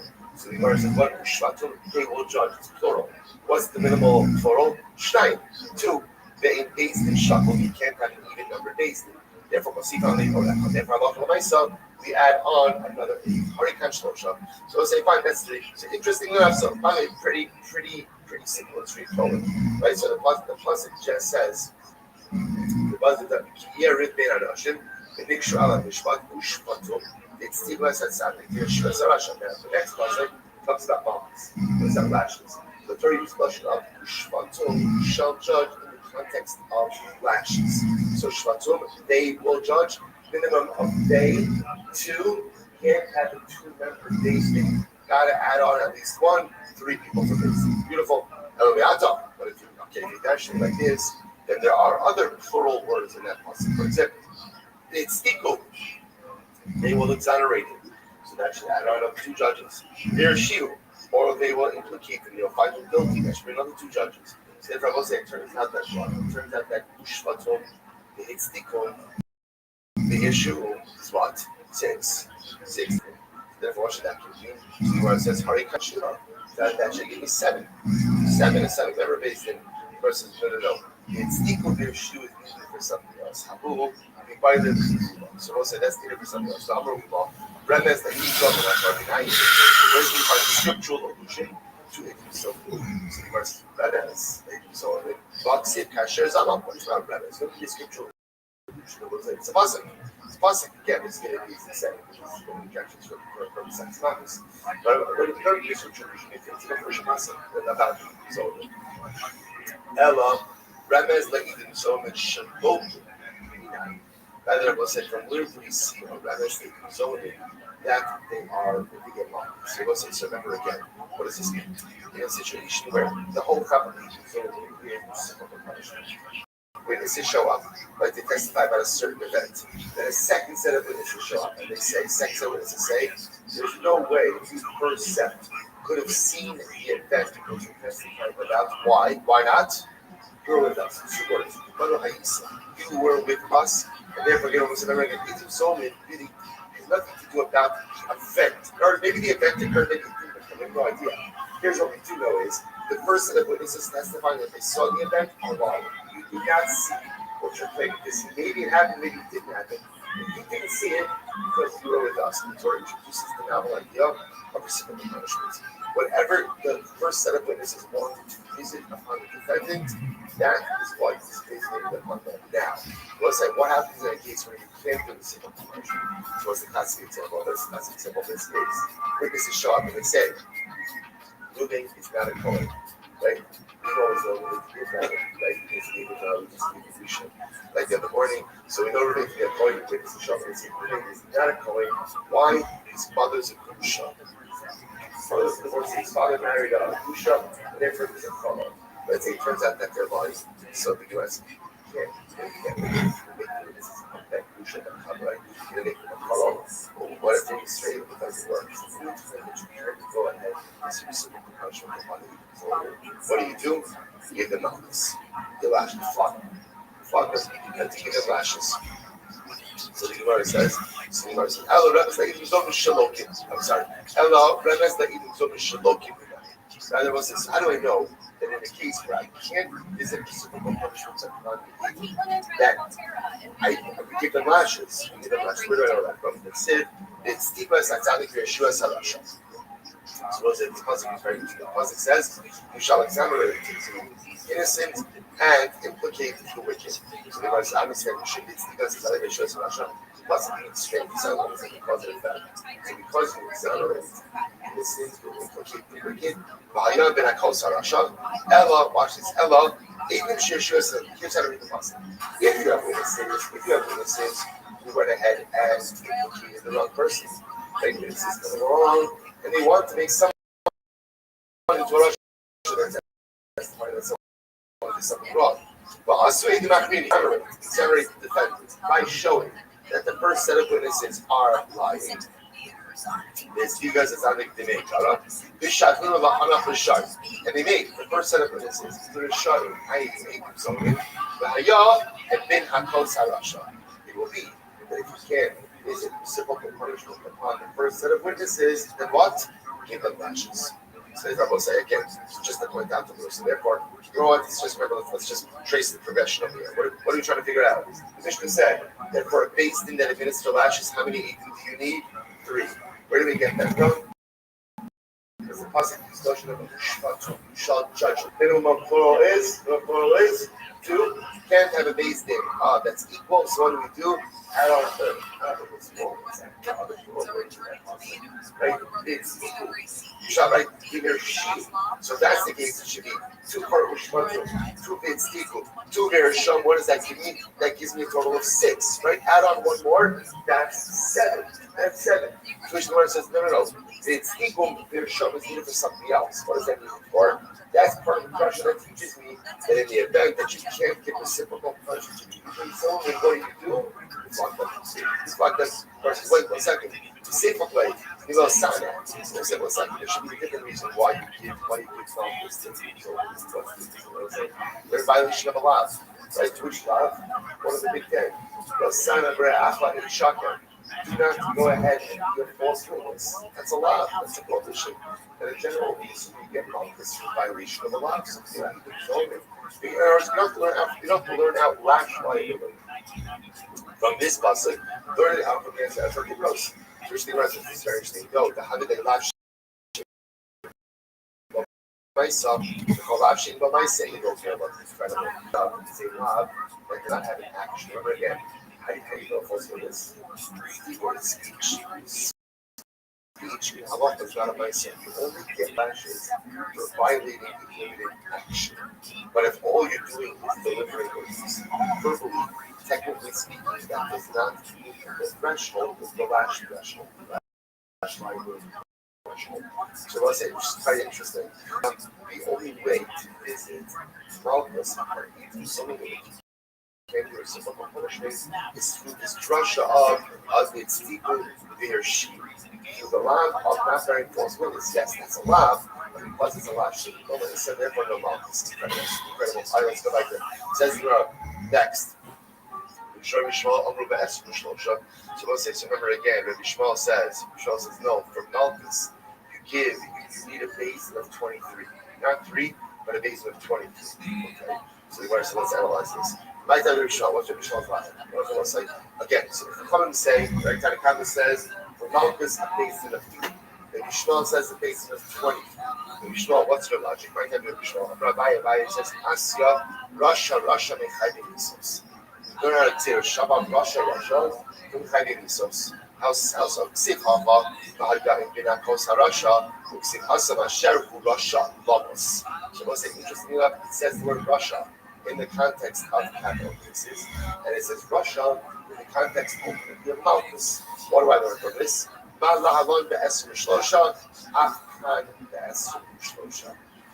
learn? I learned just like Allah for myself by capital cases. It's 23, based on 23. So too, by Malchus in the base of 23. Zero Shabbat Russia. Rava says, Malchus B'Mako Misola. It's actually very fascinating. Malchus is a replacement for death. What is it? If you look at Rashi, Rashi is about 6 lines of about Malchus B'Mako Misola. The Chayban the Avra Alas Haras Boro was so profound.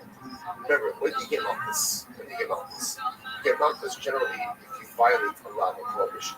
Now, it's actually that. So we'll get Malchus if you can't convince it to this person. I wrote in a bigger law, you wear shackles.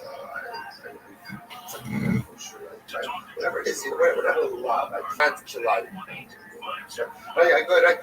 kill you. Right? Whatever it is. Any prohibition, you get Malchus to that. So Rabbi says something amazing. He says, the Chayban the Avra, Rashi, the Chayban the Avra as Haras Boro, Roy Hubomus. Wow.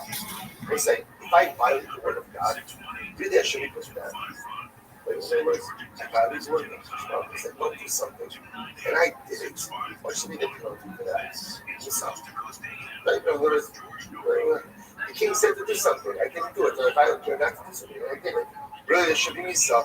And what's that? Misa is who cannot Lavakaso, but Harika Achas Misos. So I'm saying something amazing. In reality, Malchus is just a replacement for Misa. Right? Malchus is Misa.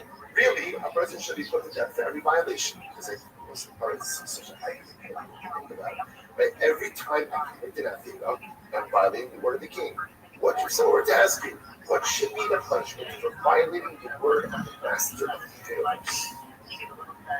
Misa. Well, for the nice, doesn't do that to us. But Malchus, Rabbi says, comes in lieu of Misa. So because of that, therefore, just like Misa, just like that Malchus requires a basic of 23, so too Malchus is going to require a basic of 23. That's what we're going to see. That when you administer the Malchus, basically they have it in the court physician. But the court physician would assess how many Malchus could this guy take. How many Malchus could this guy take? Right? So that's his question. Why do we do it? Just flog him. Right? Flog him. Whatever it is, 39 Malchus. And if he dies, he dies. What's the big deal? What's the big deal? In other words, if Malchus is instead of Misa, just flog him, give him the dodge. If he dies, he dies. That's his problem. I'm a crowd for Nikla Achika. Malchus Agabah. The Chayim, people said Torah phrases, the obligation to flog someone is flogging a living person. If the person dies in the midst of flogging, then you're no longer flogging a living person, flogging the corpse. That's not office. That's not office. Allah decided, Abdullah Kabbalah asked for the thing, let's say things. So Ruben went ahead and he planted pictures. So now we're going to flog him. So now what happens? So basically the court physician said, you know what? This guy Ruben, you can only withstand 20 lashes. That's all he can also what's that about. And Maki also Elamakos are this established. And what they give not is also going to see that halakha you only give the number of malchus the visible lifetime. And the reason for 2/3 on the back, 1/3 on the front. So every number of malchus is actually the visible lifetime. Which means if you were given 20, right, they would knock that down to 18. The Gemara says, "Tell me, sorry, 18 on the base, on the base." The Gemara says, I don't care. Who cares? So give him 20. Give him 20. And you know what? If he dies, he dies. If he dies, he dies. So the Gemara says, the hog, Malchus Agabah, the Kais, the Malchus. So now again, remember, we're not concerned he's going to die during the flogging. What are we concerned about? As long as he's alive during the flogging, that's fine. That we're flogging over this person. That's where this is problem. In other words, almost like, if you understand like Rabbi said, that Malchus is in place of Misa. So why are we so concerned if he dies as a result of the flogging? I mean, it's the problem. The Pasuk says, the Pasuk says, your brother, again, should get Malchus in front of your eyes. It has to be that after he gets flogged, he's still your brother. Meaning what? That he has to be alive. He has to be alive. Which I will say, by the way, is such a profound which also means that after he gets flogged, he's your brother. Meaning what I will say, after Ruben received his punishment, he's your brother. So let's say first, that's a profound and incredible lesson. People make mistakes. But after people make mistakes, if they apologize and they accept their punishment, they accept their repercussions, you need to forgive them. It's so often in life, people wrong us, right? And what happens? They apologize, we're so upset, we're so angry, right? And even though, again, they've done whatever they can to right the situation, we're still filled with so much animosity. You can't do that. At a certain point, you have to accept the forgiveness and we accept the person as your brother. This is what we want to make stronger, and it's what we need to do. Once the process has taken place, once again, okay,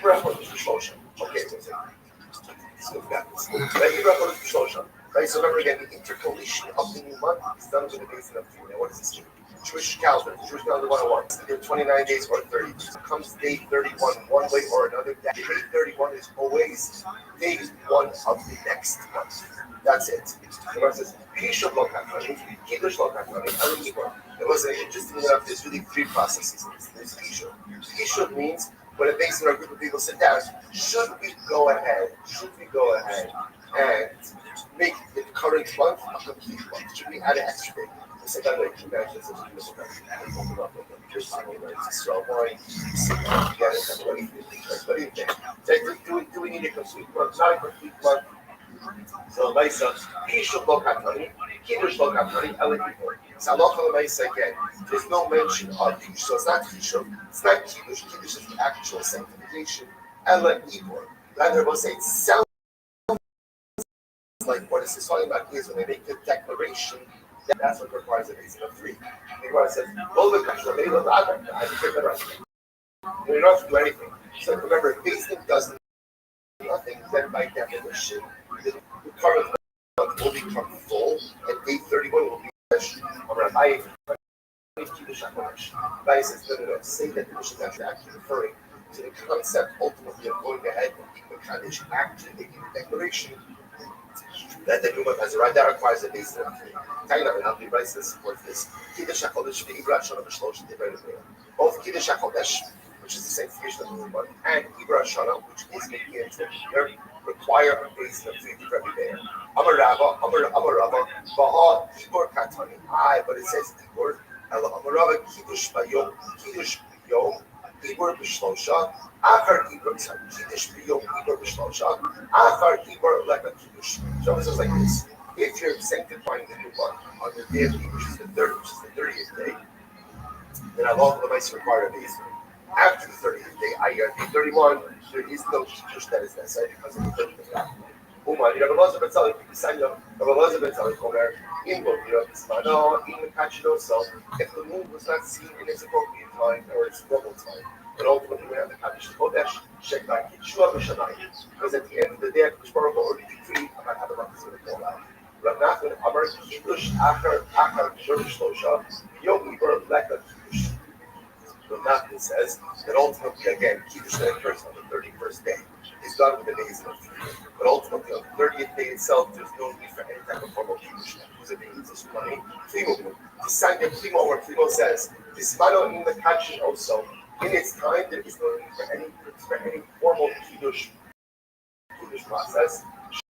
Shalom is not only catching up, so not in its time we have Rabbi Shimon was sorry, no, Rabbi Shimon, this is talking about issue when it says you need a basin of 3. Basin of 3 for what? Basin of 3 to sit down to decide should this be a month of 30 days or not. My Ibor, what is it when it says Ibor? He should be Ibor. The basin of 3 is necessary to deliberate this matter. I think they have either this Ibor Shana. Since he's Lashon Ibor Shana, it also is Lashon Ibor Chodesh. The fish of Chodesh in Kiddush Chodesh Lo, and it's only ultimately what? It's only Halacha L'Maisa, the contemplation about what the new month should be. That requires a basin of 3, but Kiddush does not. Whose opinion is that? That's Rabbi Eliezer. Say Rabbi Rothschild Omer, Bein Bismano, Bein Shalom Bismano in the Kaddish Lo. You don't need to follow Kiddush on day 30 or day 31. Shneimar, the Kiddush, the Shnasa Chamishim, Shana, Shnasa Chamishim Shana, Shana Matzah Mekadesh, Yata Mekadesh Kadosh. Basically needs to formally sanctify the year, right? For years, you require formal Kiddush basically, but all months do that. So it turns out that when the Mishnah said that you need a basin of 3, or the Kodesh would need a basin of 3 for deliberation about whether or not the current month should have 30 or 31 days outside.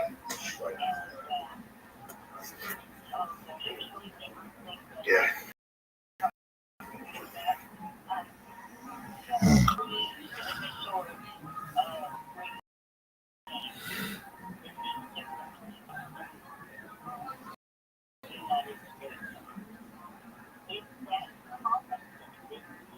All right, so it's like good morning, everyone. Great to see you all Hashem. We do this with a beautiful doctor, Sex. And we begin by thanking all of our sponsors for this venture today. Our annual Hanukkah sponsors, Tzatzim Mishpach Haber, so keeping all the sugar junctions this year. Resource, but finishing the Messiah's love, Asra, and Eretz Hashem, waiting with the Holy Ghost in the second century. The result of Eretz Hashem to begin and complete many sacrifices together in the years to come. Thank our Hanukkah sponsors for the month of Kislev, Josh and David.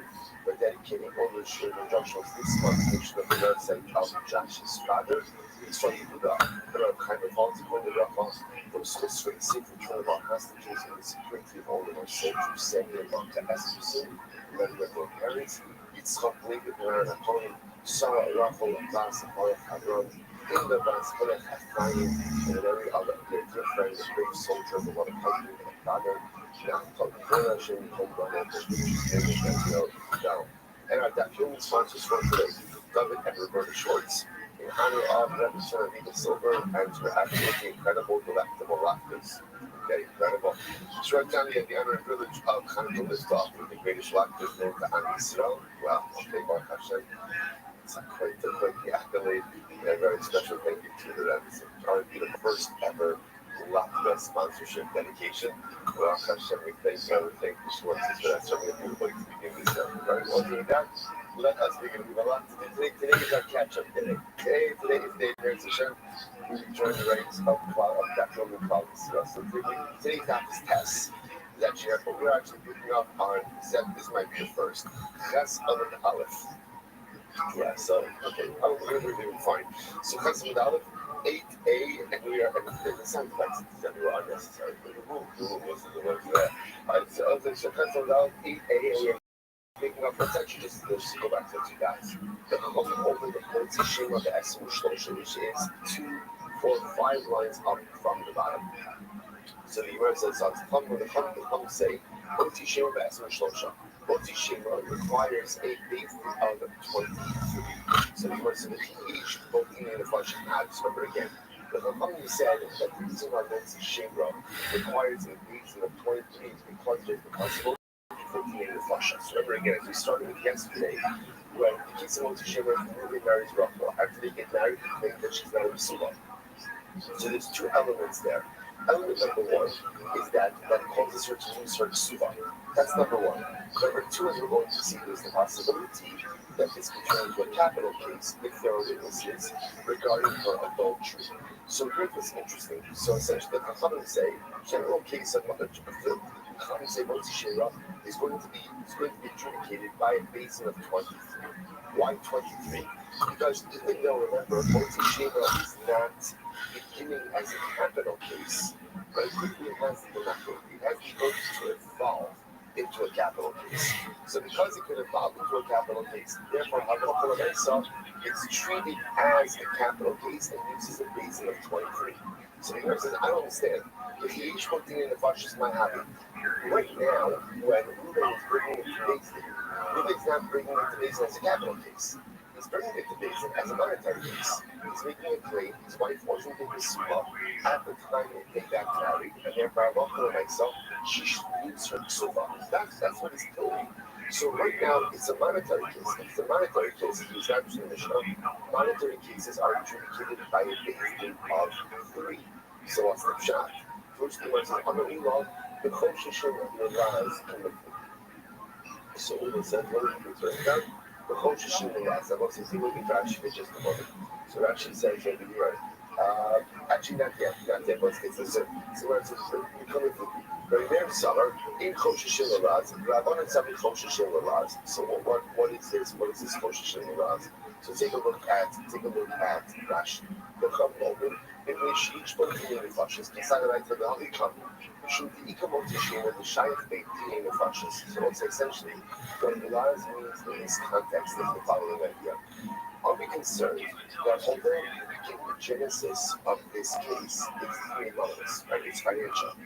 Are we concerned that when those things get going, people are going to hear about this case and witnesses are going to show up to testify about the adultery? That's Laz means in this context rumors.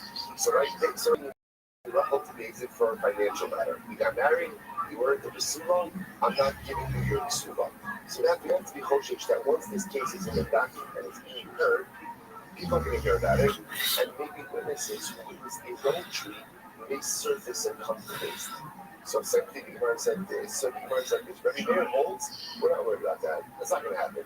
And therefore, this is a financial case, and because it's a financial case, it should be tried by a basin of reason. The Chama on the other hand said, no, we are concerned about this. This can easily escalate. This can easily evolve. And therefore, again, because it could evolve into a capital case, you might as well go ahead and convene a capital basin now and start out with a basin of 23. Fascinating.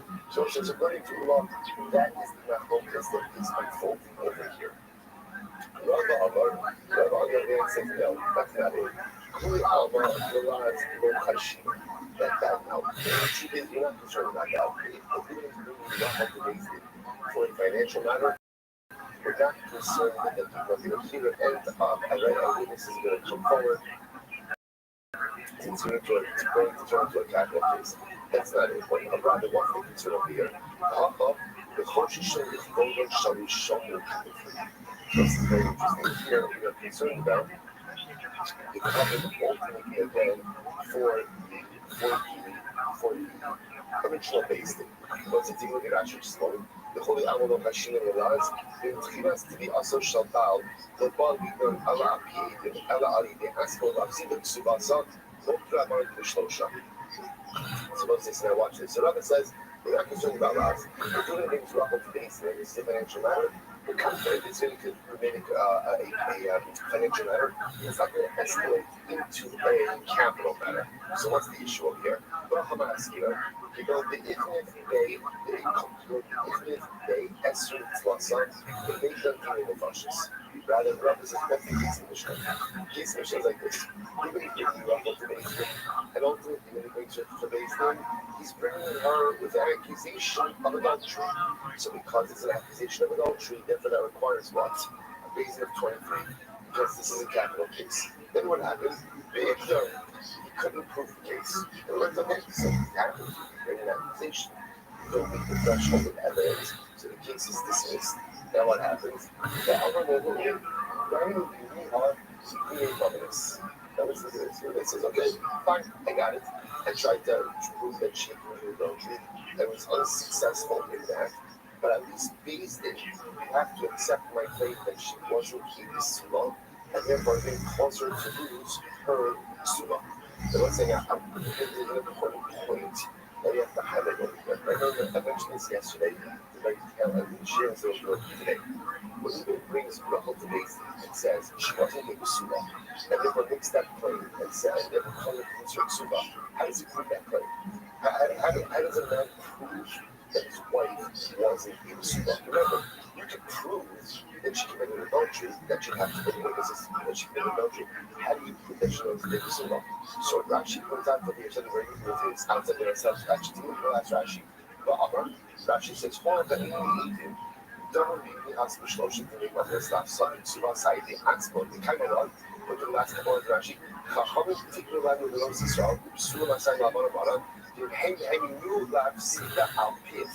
listen to this. A husband is believed, based on his own statement, to claim that his wife was not a Bisuba. Now let's say, now, how could that be that he's believed to make that claim, and there doesn't need to be any other substantiation? This is actually very interesting.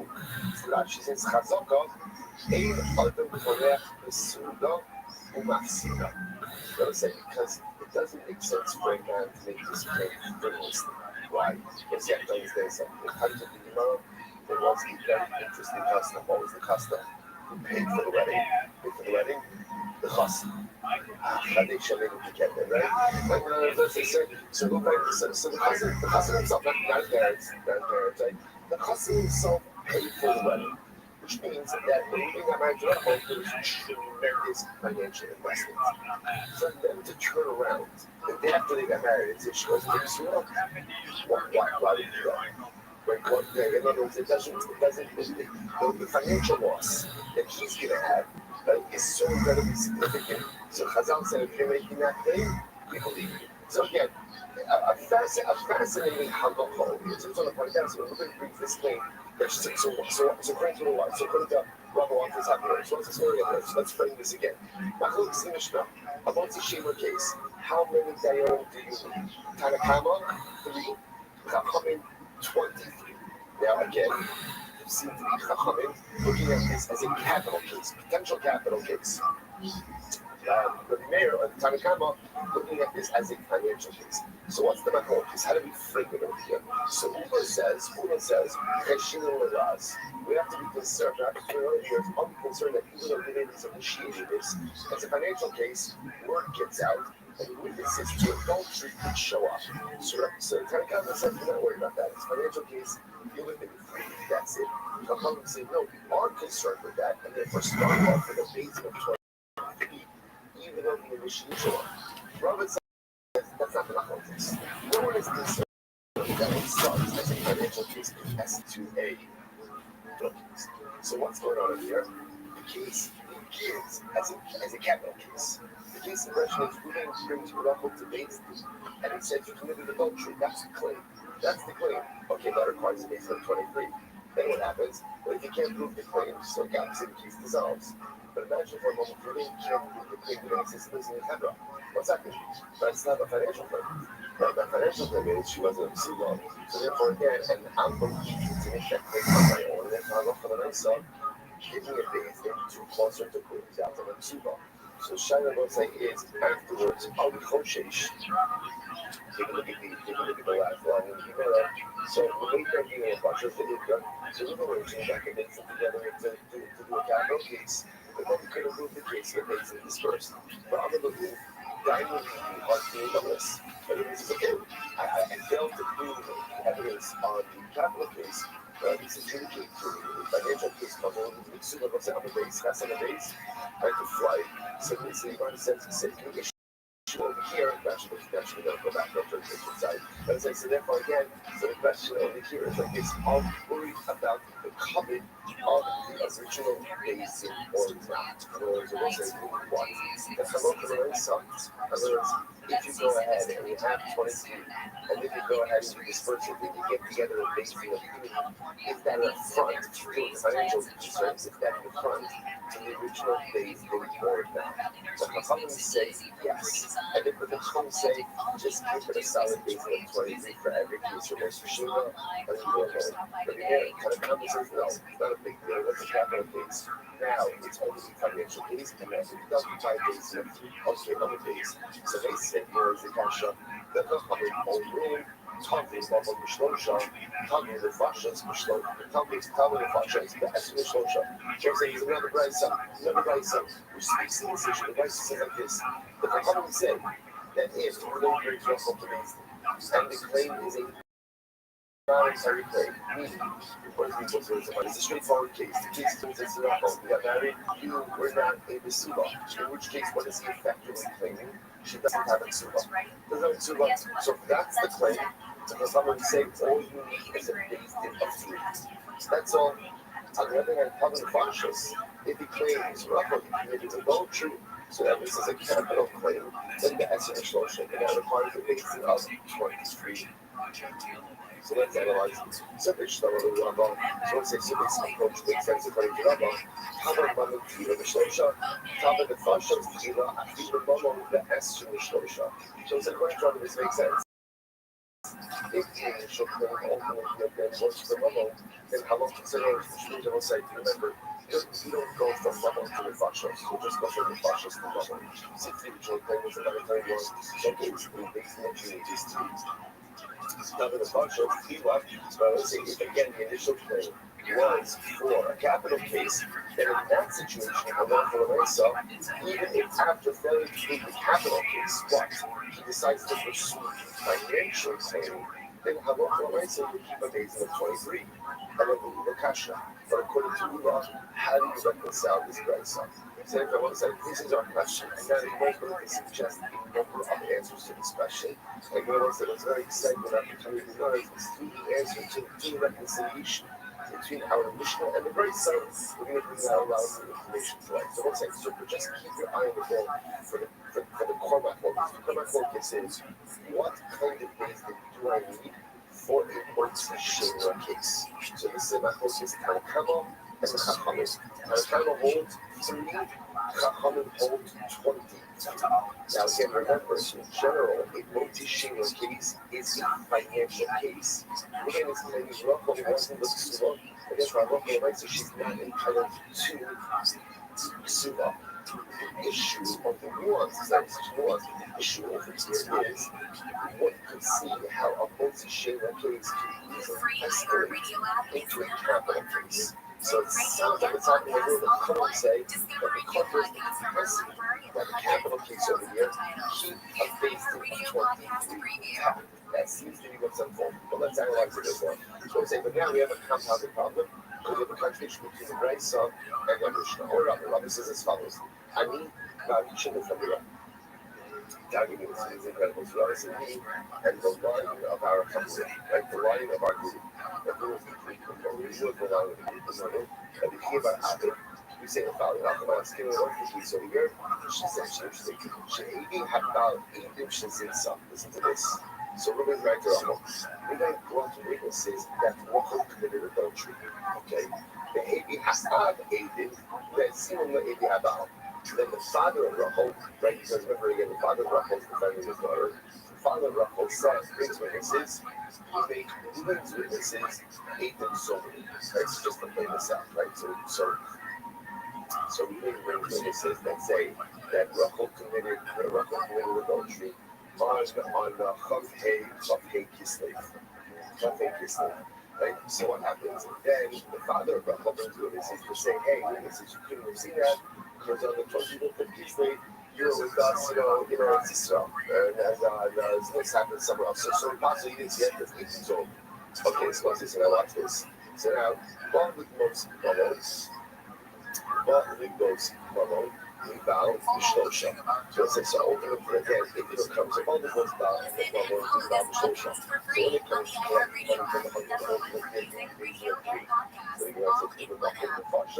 that's Mishlosha. And then the capital is going to require all of the things of 20. Fine. Abaye says, so it's a series of all just different weeks of reconciling Moses. Abaye says, Kuri Amma, Hashim the last piece. Abaye goes back. So let's worry again the last piece, over the last piece. So last piece said, that when you begin adjudicating a case of Shira, even though again it's a financial case, what are you concerned about? Or what is that possibility of? That's when it escalates, right? Last means the word gets out about this case. So it gets out. And court calls witnesses to step forward through no down adultery. Okay, says we are concerned about when you show both when you show them. We're also concerned about the following.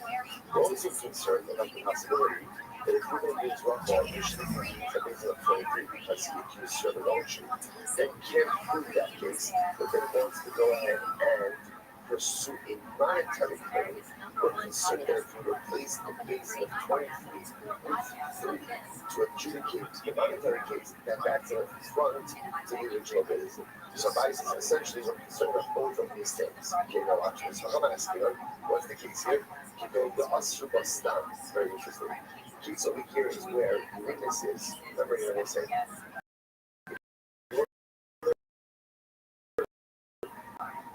let's unpack this a little bit more for Ruffles. What has to happen? It has to be those that's the testimony. And remember again, in general, in order for there to be capital liability, what else do you need? Hasrach. It has to be warning, right? A person can never be punished for an act unless, of course, there is prior warning to their commission of that act. So watch this. And what's the case? So here, the case is where the witnesses warned Rachel about adultery, but it was what we call a stam hasra. Stam hasra means hasra that is not fully specific. It's very kind of the sign note, show up. In general, we're looking for something that rivals with that.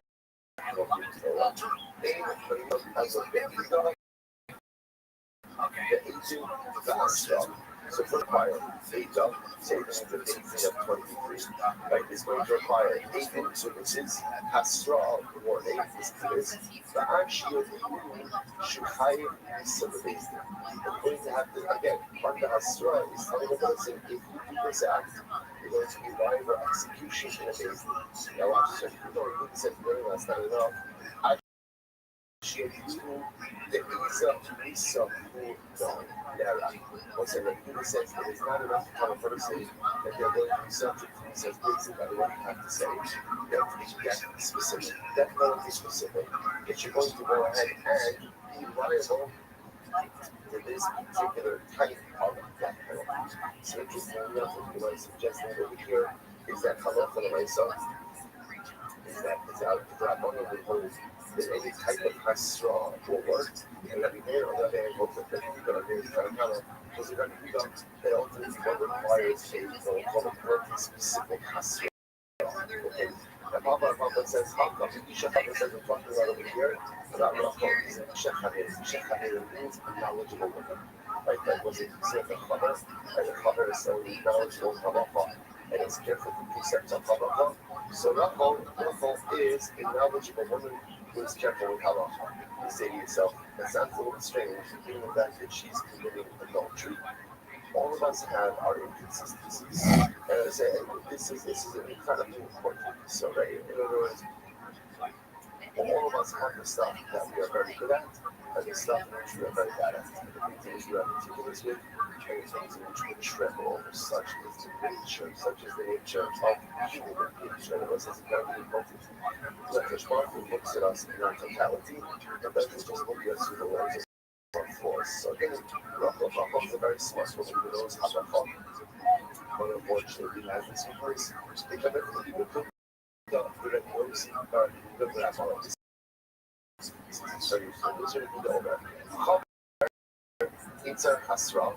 It's usually the hasra. So it's very interesting. And this is what he says, and this is really interesting. That Chomer, somebody who's knowledgeable, does not require hasra. Fascinating. Why? Because what's the whole point of hasra? What's the point of hasra? Like, essentially, it's true you know that doing this wrong. In other words, what's it? There's only the possibility. But a person is so ignorant that they do not know that what they are doing is incorrect. So that's no point in hasra. So therefore, this really says essentially if you have someone who knows hasra becomes totally unnecessary. So because this perhaps this is the point of goodness. Right? That actually says you go, was it top of test in the 9A, you go the asu day of this, the asu day tala. So again, what actually suggests that the point of convention over here between the Ganakamla community is in a case where they weren't regarding Malchus, but initially they see actions, but they do not give a hasra for a death penalty. Okay, because they put you quick to the Shwab Rabba, and ultimately this is the focus of Shwab Rabba, what's the focus is now. Marcus Shlosha. So ultimately again, Marcus can be given over in a basic of 3. Shmuel, the Esther Shmuel says no, Malchus has to be used in the base of 20. Yeah, but so you can see it like this. That a couple of documents out, he's sounding a little alternative. I don't see it, but it's actually human focus about Malchus is Malchus given just enough base of 3, Malchus is given for 20. So that's just about the hands, and that's about what we see between the beginners and okay, but Ravina says, go, she didn't say, she didn't say, having that even, Karav of Pasha. What's the case over here? The case over here is where Rachel is warned that she gets Hasra, but it turns out that one of the witnesses is either related to one of the parties, or muscle, or somehow again is down for testimony. Because the group that you see there's a focus over here, there's Rabbi Yossi and Rabbi in accordance with the position of Rabbi Akiva. So if I go on and do Rashi, Rashi says that Echad is the first short line Rashi. Alusham Shlosha or Abba, she was this kind of shout. So we're going to see over here something very interesting that one of the witnesses to her act of adultery, like secular Jabez, really went ahead and Rachel adultery. One of the witnesses to her adultery is someone who's been doubted to give testimony. He's related or the process, but it just means there's still a large enough testimonial unit to be able to give testimony to that. So, for example, there were 3 witnesses who saw her commit adultery. One of them is invalid. So now what do you do? So watch this time. And the Kiva says as follows. So watch the sheet under the Hachim Allah lots of videos today. So what's the Kiva highlights the following idea. Now the Torah says Shnayim Itin or Shosha Ibula. Like the person says, the right to it. This is the battle of the parts. Now these questions are those are things. If testimony is not held by 2 witnesses, they want. It's not to say that I'll help by 3. So why does the Torah Yehuda Adam's way to mention anything about this 3rd witness? So the Akiva says, "L'chvash she'enu l'chachmir alav la'asot tinokiyot ze'edim." Torah mentioned the 3rd witness only to machmir to make the 3rd witness like the other 2 with Rashi, which is l'chvash she'enu. Rashi she'neinar ha'kushnein ibn Yaakov kol shekin shosha. So again, what the Torah tells me that you can uphold testimony to 2 witnesses, then why is there anything about 3 witnesses? Rather than about social media. L'achri Allah take over the 80 sheker. שליש זה הערבי שלו, חיה זה, לא אפילו בליסה, שהרי בשניים שלי תחילה. Nami Ayuko, you want to Asa Kosovo field basically. So it says going to just Payalapa. Then the third witness, even though he is not necessary to the testimonial unit, shares the fate of the other two witnesses. So for example, you have a group of three witnesses, and two of them are named into each disorder. And Salomon the third shares that same fate. Why are you punishing me? This was finally out. I don't think you should be paying into this. But you're part of the testimonial unit, you're part of the testimonial unit. MJ, back to the Gemara. So MJ, Anosh HaKosu Estimate for the Oviavera, Joviavera. So it's very beautiful. So what do you see here? What do you see here? You see from here that when someone attaches themselves to a group that is committing an Avera, even if the person is not committing an Avera, they're still held culpable. They're still held culpable. Right? I want to say, so this is quite fascinating, right? So you see, this is so here, you have three witnesses. Two of them are found to be inconsolable, but the third shares the fate of that same testimonial unit. But the third guy can say, hey, I didn't contribute anything. Right? The testimony responded out as well. Why should I be dragged into this? Rather, what do you see? When you attach yourself to sinful behavior, you're dragged down into that dynamic. So kind of also, you spoke about this just the other day. Like, that when we spoke about this, spoke about this about the cities that were part of the border carried to sell. Right? So that those cities were adjudicated like the 50 parts of the law of Eretz Yisrael. When you attach yourself to Eretz Yisrael, things happen. When you attach yourself to negative people, to bad influences, that's the context. Even if they're not participatory in the same way in which the negative behaviors occur, being attached to negativity, by definition, drags you down. As this very good thing, Allah has come at the time Shale Iskar as a little of the second star, she also mitzvah. The one said that the positives of the worship, so all the more so again, the person attaches themselves to those who are performing the mitzvah, all the more so ultimately again that they are reckoned as performers of peace for themselves as well. Whatever is true in negative is also true in positive. So attaching oneself to the negative causes you ultimately to be reckoned in that temper and attaching to us and the Russian is so incredible. The conversation starts at this guy, mitzvah, also mitzvah. It's not even talking about someone what is this talking about? Well, someone just himself. Mitzvah means the tapa. Tapa means secondary. Secondary. If I attach myself to the right temper, I attach myself to the right people, I attach myself to the right influences. By definition, I'm pulled up. I'm pulled up. There's sometimes right people are not the right people.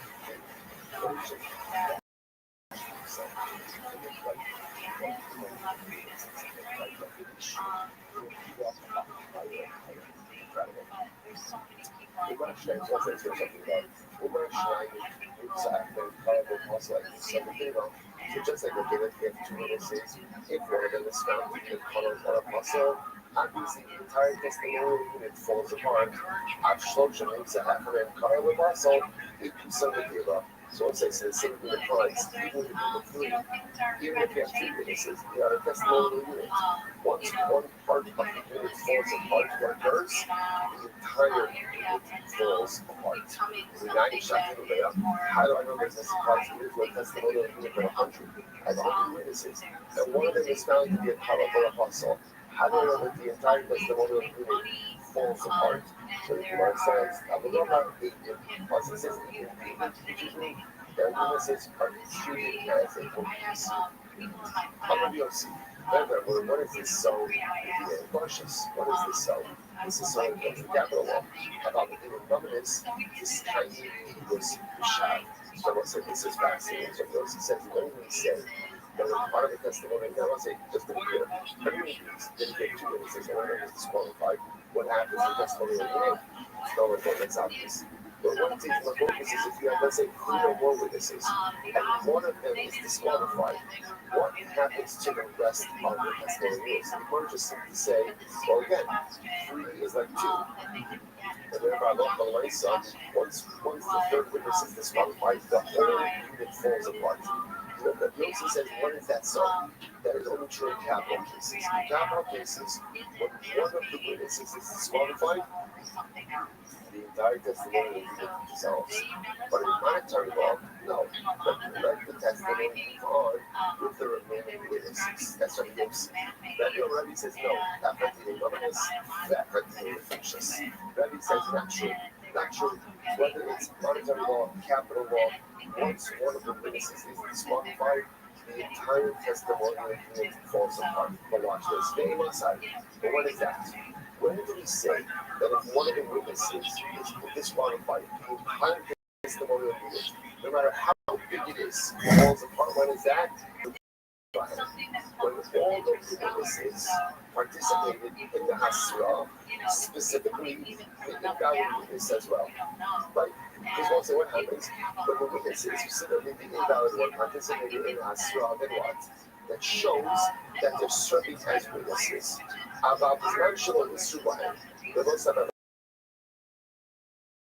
Let's say the invalid witness did not participate in the Hasra.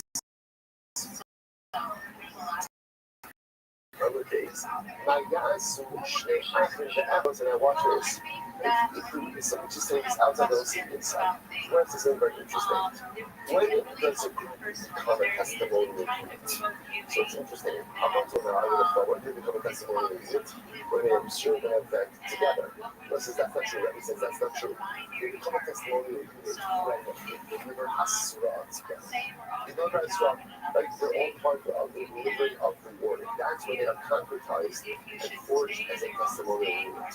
If they do not deliver Hasra together, then by definition they are just a group of people who went ahead and sort of them together. Now watch this. Let's say you have Reuben and Shimon, who are brothers, and Avram, and they see a killing. They see a killing. So what's that? So now it's just Shimon and Avram. But now, if you would Shimon and Avram, are the ones who all go ahead and deliver Hasra, then they're testimonial unit. And what's going to be the problem? Because they're testimonial unit, what's the nature of their unit? Disqualified. Why disqualified? So the witnesses are related to each other. Not going to work. But let's say a situation of where Reuben and Shimon and Avram saw a killing, but only Shimon and Avram delivered Hasra. Not Reuben.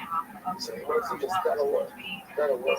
Because since Reuben did not participate in the Hasra, therefore by definition he's not part of the testimonial unit, even though he observed the event together with them. Whereas as it has to be this way, otherwise, any time that relatives observe the same event together, they can't be witnesses. That doesn't make sense. This is fascinating. When is it concretized as a testimonial unit? When they Hasra together. But if one of the members is not participating in the Hasra, it does not become part of the testimonial. I will say that again. So they're part of the Hasra, not after they all have like but the point is, they're all engaged in the process of giving over the words. Quite interesting. So everyone says, so let's just read this together. So Rabbi essentially says like this: normally you will ask him, I won't tell myself.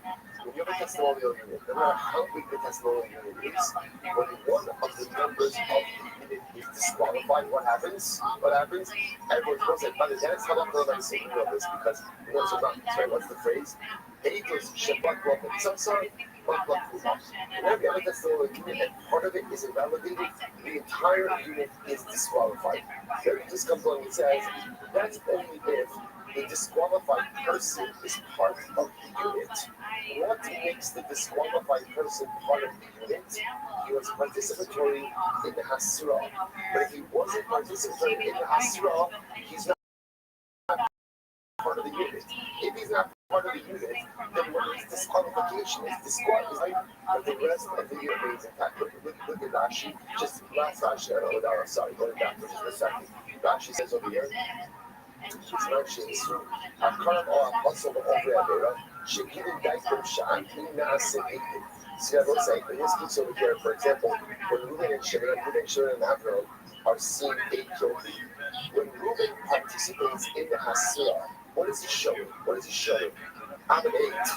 I'm an aid to this. Okay, you are an aid to Shreya, but you're also Shim's brother, which also disqualifies both of you from testifying about the same event. All right, so it says he's incredible. So when an individual participates in Asra, that shows that he's asserting his identity as an aid. But if he's just present, but doesn't participate in Asra, then he's an observer and not a witness. Incredible. Incredible. So we'll say just about it. This is important information. So again, if asking, where do you have a testimony, you're going to have the evidence.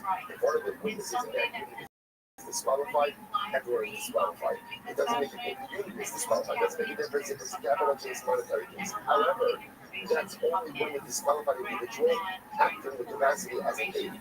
What showed that you're acting in the capacity as an aid? You're participatory in Asra. But if you're not participating in Asra, you're an observer, you're an aid, and therefore, when your disqualification is discovered, you're disqualified, but the rest of the group remains intact. Incredible. Let's say, that's your amazing 90 seconds, something like that. But that has more needs to go. She's about here, but this is what eating. Oh, interesting. The other possibility is what's the case over here? Here, there's all the shame case. Right? But in this case over here, they're warning Rocco about adultery. The case over here is other people warned her about other people, in other words, warned her about the adultery, not the atheist. Very interesting. Two groups of people.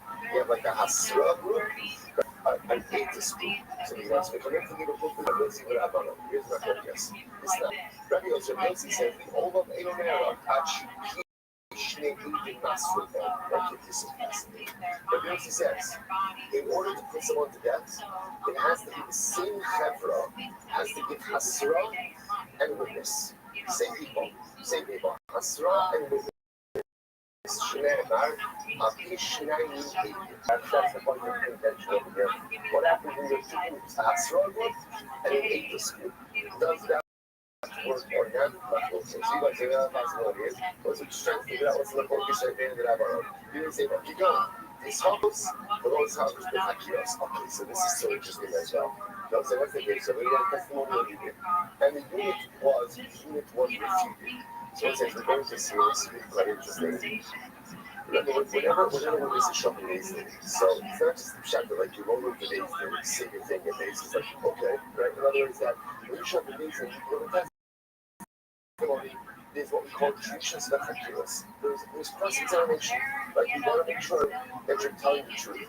So for instance, just so we know that there's two levels of what we call cross-examination. There's Dikos and Hakiros. Rashi, this is very important. The Dikos Rashi says, Ze'omer Kiro Shalom Shecholim. There's only about it. So let's say, so the Dikos goes like this. The Dikos is where we go ahead and ask the witnesses a series of questions about the parties involved in the event. So, for example, witnesses show up and they say Ruben committed adultery with Rachel. Or whatever, Rachel committed adultery with Shimon. Okay. What was Shimon wearing? So we'll ask them questions about the parties involved. Hakiros, on the other hand, look at Rashi. Hakiros, Rashi says, is easy go, the easy show, the keynote say was that. So let's say, so Hakiros are more general, we'll call it situational questions. What was the date? What date did you see this? What time of the day did it occur? So more what we'll call like almost like background information questions about the timing and the circumstances around the event. So once he said, I want this. So witnesses showed up, and they were refuted based on the Dikos, but not on the Hakiros. In other words, so it's like, so the witnesses were the Dikos of the Hakiros. They come into the took the Zaka and Rabbanah. It's fascinating. And what's the focus over here? The focus over here is the Zaka and Rabbanah. Watch this. This is not. My simple conduct that Zaka wouldn't dictate. So let's listen to this. There was once an episode that witnesses testified about an event that happened by a fig tree. And then Zakkai asked them about the thickness of the figs. The thickness of the figs. But look at the stem. I'm sorry, about the stems. Right? So let's say here's the shilas actually. The focus is how specific you have to get witnesses in order for their testimony to be accepted. That was like, by the way, this isn't part of a much larger motive that we're going to see that the way the system works, right? The way the system works ultimately again is that Allah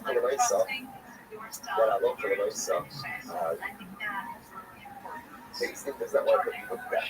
Right? That's not what they want. Right? So we're going to see therefore again, we're going to see this over and over. How long for myself?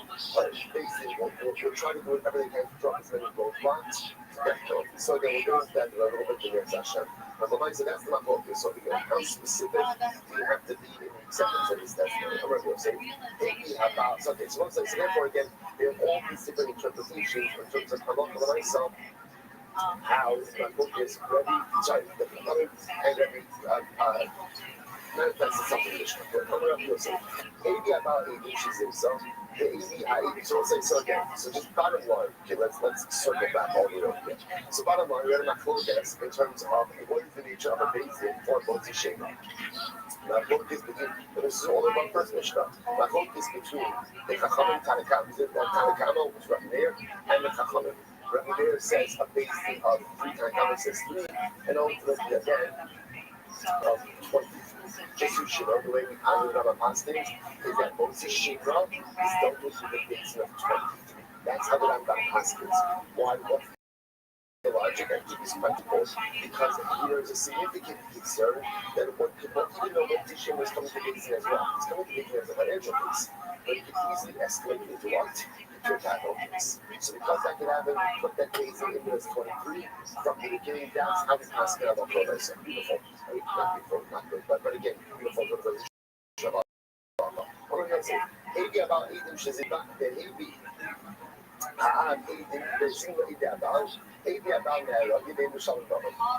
now we're going to actually let's say we'll stop over here for today.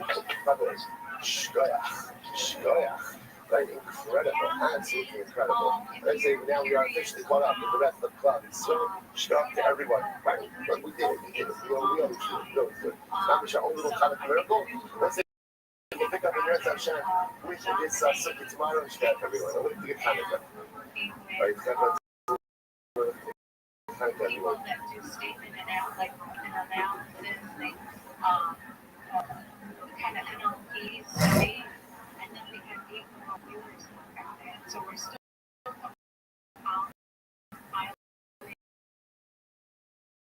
all the information, so it's not a dumb. Morning, to everyone. Great Baruch Hashem to be able to begin this Yom Tov with our annual Talmud Torah sponsors, Tilsim Mishpach Haber, for dedicating all the Shurim Joshua's this year. The schus of finishing Mesachas Bava Basra and Meretz Hashem wading into the holy waters of Mesachas Sanhedrin, and Zochem Meretz Hashem to begin and complete many Mesachos together in the years to come.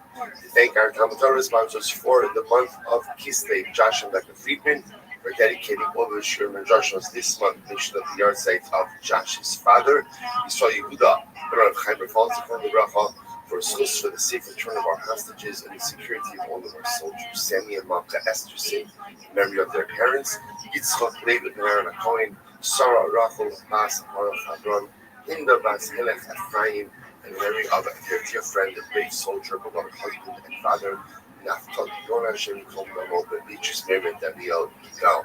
And our Dakiyomi sponsors for today, David and Roberta Schwartz, in honor of Rebbetzin Aviva Silver and her absolutely incredible, delectable latkes. Okay, incredible. The Schwartz family had the honor and privilege of Hanukkah lift-off with the greatest latkes known to Am Yisrael. Wow, okay, Baruch Hashem. It's quite the accolade. And a very special thank you to the Rebbetzin. All right, beautiful. I think our first ever latka sponsorship dedication. So Baruch Hashem, we thank the Schwartz for that. So many people going to be doing this. Right? Also with that, let us begin. Today is our catch-up day. Today is day Meretz Hashem. We rejoin the ranks of Dachshund and Cloud. So today's daf is tests. It's actually we are actually picking up on 7, which might be the first. Ches Amud Aleph. Yeah. So okay. So Ches Amud Aleph 8a, and we are. Alright, so now 8A, and we are picking up. Let's go back to the two dots. The Chum over the Motzi Shimra Be'esim Shlosha, which is 2, 4, 5 lines up from the bottom. So the Gemara says, the Chum say, Motzi Shimra Be'esim Shlosha. Motzi Shimra requires a base of 23. So the Gemara said, the age we both in the flesh has. Remember again, the Chachamim said that the reason why Motzi Shimra requires a base of 23 is because there's the possibility for doing the functions. Remember again, as we started with yesterday, when Kisa Motzi Shimra was married to Rachel. After they get married, they think that she's got a Psula. So there's two elements there. Element number one is that causes her to lose her ksuva. That's number one. Number two, as we're going to see, is the possibility that this can turn into a capital case if there are witnesses regarding her adultery. So here's what's interesting. So essentially, the Chachamim say, general case of the Chachamim say Motzi Shimra is going to be adjudicated by a basic of 23. Why 23? Because even though, remember, Motzi Shimra is not beginning as a capital case, but it quickly has the ability to evolve into a capital case. So because it can evolve into a capital case, therefore, Halacha myself, it's treated as a capital case and uses the base of 23. So the Gemara says, I don't understand. Right now, when Reuben is bringing it to Basin, Reuben is not bringing it to Basin as a capital case. He's bringing it to Basin as a monetary case. He's making it claim his wife wasn't being Psula at the time that they got married, and therefore Halacha myself, she should lose her Psula. That's what he's claiming. So right now, it's a monetary case. If it's a monetary case, in the establishment of Mishnah, monetary cases are adjudicated by a base of 3. So what's the shot? First, the Gemara says, the Choshishim, the Laz, commit. So Ula says, what are we concerned about? The Choshishim, the Laz. I want to take a look at Rashi, which is before me. So Rashi says over here, actually not yet, let's get to it. So Gemara says, we come with Rainer Summer in Choshishim, the Laz. Rabbanan Sami Choshishim, the Laz. So what is this? What is this Choshishim, the Laz? So take a look at Rashi. The Chum open. מפני שאיש לא תהיה נפשס, כצר רק לדעת יקם, משום תיקם אותי שאלה שייך בין תהיה נפשס. So what's essentially what Laz means in this context is the following idea. Are we concerned that although the beginning, genesis of this case is DNA bonus, right? It's financial. Are we concerned that once things get going, people are going to hear about this case, and witnesses are going to show up to testify about the adultery? That's what Laz means in this context. Rumors. So remember, Reuben is bringing Rachel to Basin for a financial matter. You got married, you were in the Psula, I'm not giving you your Psula. So now you have to be Choshesh that once this case is in the document and it's being heard, people are going to hear about it, they surface it to Basin. So essentially the Gemara says, Rabbi Meir holds, we're not worried about that. That's not going to happen. And therefore this is a financial case. And because it's financial case, it should be tried. The Chum on the other hand said, no, we are concerned about this. This can easily escalate. This can easily evolve. And therefore, again, because it could evolve into a capital case, you might as well go ahead and convene a capital based in now and start out with a base of 20. Fascinating. So since according to law, that is the level test that is unfolding over here. Rava on the other hand says, no, that's not it. That no. The truth is, we're not concerned about that. If Reuben is bringing Rachel to Basin for a financial matter, we're not concerned that people are going to hear about this and witnesses will come forward. It's going to turn into a capital case. That's not it. But rather, what's the concern over here? The Choshishim Chvodon Shalish Shomim. So this is very interesting. Here we are concerned about the covenant ultimately again for the original base thing. Because if you look at Rashi slowly, the Holy Amalok Hashina Laz, then Tchilas to be also Shaltal, Lobal Idon Allah Apidin, Allah Alidin, Asmod Afsidik Subasa, both Rabban and Shlosha. Suppose this now watch this. So Rabbi says, we're not concerned about Laz. If really brings the whole base, it's a financial matter. We're confident it's really good remain a financial matter. It's not going to escalate into a capital matter. So what's the issue here? Welcome, ask you. You go the Ichnif Bay, the Ichnif Bay, Esrim Tlasa, the Maitan Dina Nefashis. Rather, Rabbi says, what did he finish? His Mishnah is like this. Ruben bringing Rabbi to Beis Din, and ultimately really brings her to Beis Din. He's bringing her with an accusation of adultery. So because of an accusation of adultery, therefore that requires what? Beis Din of 23, because this is a capital case. Then what happened? Be'ikdar. He couldn't prove the case. In other words, okay, so it's kind of an accusation. You know, evidence. Case is dismissed. Now what happens? Now listen to this. This is okay. I got it. I tried to get adultery. I was unsuccessful in that. But at least based in, you have to accept my claim that she wasn't really slow, and therefore I can also lose her suit. Let's say now, there's an important point, so you have to highlight over here. I remember I mentioned this yesterday. It's very share is a little today. When Ruben brings Rachel to base and says she wasn't able to sue, and therefore makes that claim and said I never claimed for Suva, how does he prove that claim? How does a man prove that his wife wasn't able to sue? Remember, you can prove that she committed adultery, that you have to bring witnesses that she committed adultery. How do you prove that she wasn't able to sue? So Rashi points out that there's something very important. It sounds like it sounds actually look at the last Rashi. But Amar, Rashi says, "Hold that in the don't be me has Mishloshim to make up a slap son of Suvasai, the Axel, the time of one, look at the last couple of Rashi. Chachamim Tiknu Lam Leberos Yisrael, Sulam Asai Laman Amara, the Hem Nu Lav Sita Al Piv. Listen to this. A husband is believed based on his own statement to claim that his wife was not a Besula. How could that be? How could that be that he's believed to make that claim and there doesn't any other substantiation? It's actually very interesting. So Rashi says, Chazaka, Ein Adam Torech Besula Umafsula. They'll say because it doesn't make sense for a man to make this claim frivolously. Why? Because you have to understand something. In terms of the Gemara, there was a very interesting custom. What was the custom? Who paid for the wedding? The chassid. Right? And they say, so look, right? So the chassid himself, not his parents, right? The chassid himself paid for the wedding, which means that when Ruben got married to Rachel, there was tremendous financial investment. For them to turn around the day after they got married and say she wasn't a Surah, why? In other words, the financial loss that he's going to have, right, is so incredibly significant. So Chazal said, if you're making that claim, we believe you. So again, a fascinating halacha. So I'm trying to point out, so Ruben brings this claim that so according to the law, so according to Rabbi wants this happening. So let's frame this again. Machlokas is the Mishnah. I want to see Shemar case. How many dayarim do you need? Tanakama, 3. Chachamim, 23. Now again, you see 3 Chachamim looking at this as a capital case, potential capital case.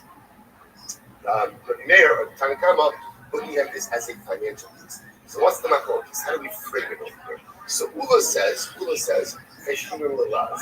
have to be concerned, not just between other players, I'll be concerned that as a financial case, word gets out, and witnesses to adultery can show up. So Tanakama says we're not worried about that. It's financial case. Chachamim says no, we're worried about that. And therefore start with a base of 23. The initiation of the case is a financial one. Rabbi said concerned that what starts as a financial case can escalate into a. So what's going on over here? The case begins as a capital case. The case in question is moving brings Rachel to base, and he says you committed adultery. That's the claim. Okay, that requires a case of 23. Then what happens? If he can't prove the claim, so the opposite case dissolves. And imagine for a moment you can't prove the claim, then it's in Hebron. What's happening? But I still have a financial claim. Right? My financial claim is she wasn't able to sue them. So therefore, again, and I'm believed to make that claim on my own. And if I look for the Mesa, give me a base and too closer to prove after the Tsuba. So Shaila will say is afterwards, I'll be Choshesh. Take a look at the last line of the Gemara. So the Meitan Dine the Fashas the Ikar. So Reuben originally got the basin together to do a capital case, but then he couldn't prove the case and the basin dispersed. But Amar Levu, Dynally functioning bonus. Everyone says, okay, I failed to prove evidence on the capital case, but at least adjudicate for the financial case because the suit of us on the base, that's on the base, like the flight. So basically, Mara says, the issue over here, actually, go back on your sorry. But so therefore, again, so the question over here is like this: are we worried about the covet of the original based in or not? In other words, we'll say what? The halacha l'maisa. In other words, if you go ahead and you have 20 feet, and then you go ahead and you disperse it, you get together a basing of 3. Is that a front to deal with financial concern? Is that the front to the original based in or not? The Chachamim say yes, and if the Chachamim say just keep it a solid basing of 20 for every case of Motzi Shemra, and leave it alone. But be there, the Chachamim says no, it's not a big deal. It was a capital case. Now it's only a financial case, and that we done 5 days left. Okay, on the days. So they say, whereas the Kasha, the Chachamim Omrim, Tavlu Baba B'Shlosha, Tavlu the Fashas B'Shlosha, Tavlu the Fashas, the Has B'Shlosha. So it says there's another Brisa, which speaks to this issue. The Brisa says like this: the Chachamim say that if Ruben brings Rachel to Beis and the claim is a monetary claim, meaning, whereas it's a monetary claim, it's a straightforward case. The case is where Ruben says, Rachel, you got married, you were not in the Suba. In which case, what is he effectively claiming? She doesn't have a Suba. She doesn't have a Suba. So if that's the claim, the Chachamim say all you need is a base of 3. That's all. On the other hand, tell the Nefashis, if he claims, Rachel, you committed adultery, so that this is a capital claim, then the essence shows that that requires a base of 23. So let's analyze it. Some Mishnah, when we have on, let's say, so this approach things like the Rabba, how about Mama Kira the Shosha, how about the Fashas, even Mama, the essence of Shosha. So it's according to this makes sense. If the initial claim was for Mama, then halal considers Mishnah will say, remember, you don't go from Mama to the Fashas, you just go from the Fashas to Mama. See if the original claim was a monetary word, so okay, so the nation now the Fashas, let's say, again, the initial claim was for a capital case, then in that situation, halal considers, even if after failing to prove the capital case, what? He decides to pursue financial claim, then halal considers will keep a base of 23. Halal the kasha. But according to Ula, how do you reconcile this price? So if I will say, this is our question. Now the Gemara is going to suggest a number of answers to this question. And I will say, what's very exciting about the Gemara is through the answer to the reconciliation between our Mishnah and the Brisa, we're going to bring out a lot of new information to us. So we'll say, so just keep your eye on the ball for the Korban focus. The Korban focus is what kind of base do I need for a Motzi Shemra case? So this is my focus, Tanakama and the Chachamim. Tanakama holds 3, Chachamim holds 20. Now again, remember, in general, the Motzi Shemra case is a financial case. Ruben is claiming Rachel wasn't slow, and therefore Allah is not entitled to Suva. The issue, or the nuance, sorry, the issue here is what we can see how a Motzi-Shemra case can easily escalate into a capital case. So it sounds like what's happening over here. The Chachamim say that because there's the capacity, that capital case over here, keep a base of 23 intact. That seems to be what's unfolding. But let's analyze it a bit more. So we'll say, but now we have a compounded problem because we have a contradiction between the Brisa and the Mishnah. Or Rabbi says as follows. I mean, Marisha the Kabbalah. Rabbi says me and the line of our Kabbalah, like the line of our group. The who is the line of the group? And we give our habit. We say the Kabbalah, what's the case over here? She said she maybe about 8 inches inside to this. So Ruben married Rachel. Ruben brought witnesses that Rachel committed adultery. Okay? The Hevi Ha'ab Evid, the Simon Evi Habab. Then the father of Rachel, right? Because remember, the father of Rachel is married with daughter. The father of Rachel brings witnesses who make Ruben's witnesses 8 inches so many. Right? So just to play this out, right? So Ruben's witnesses that say that Rachel committed adultery. On the Chafei Kislev. So what happens then? father of Rachel brings witnesses and say, hey, you didn't see that, because on the front of it, so possibly you didn't see it. So what's this? Now watch this. So now, Bob the close Bobo, Bob the close Bobo, Bow, Shosha. So it says, so ultimately, again, if you don't come, so Bob goes Bow, the Bobo, Bow, Shosha. So when they come to collect money from the husband, ultimately, they give me the days in the free. So the Gemara says, we walk up the Fashas, best the Shosha, and ultimately, again, in the capital case, you're going to require ultimately the basis of 23. Fine.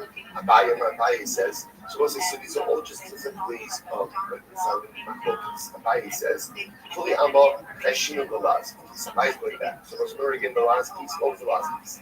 The last piece said that when he became educated, he submitted to Sheba. Even though again it's a financial case, what are we concerned about? Or what is that possibility of?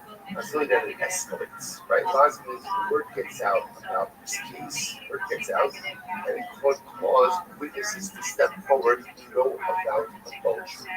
Okay, so therefore Abaye says we are concerned about it, but we shouldn't boldly show it. We're also concerned about the following.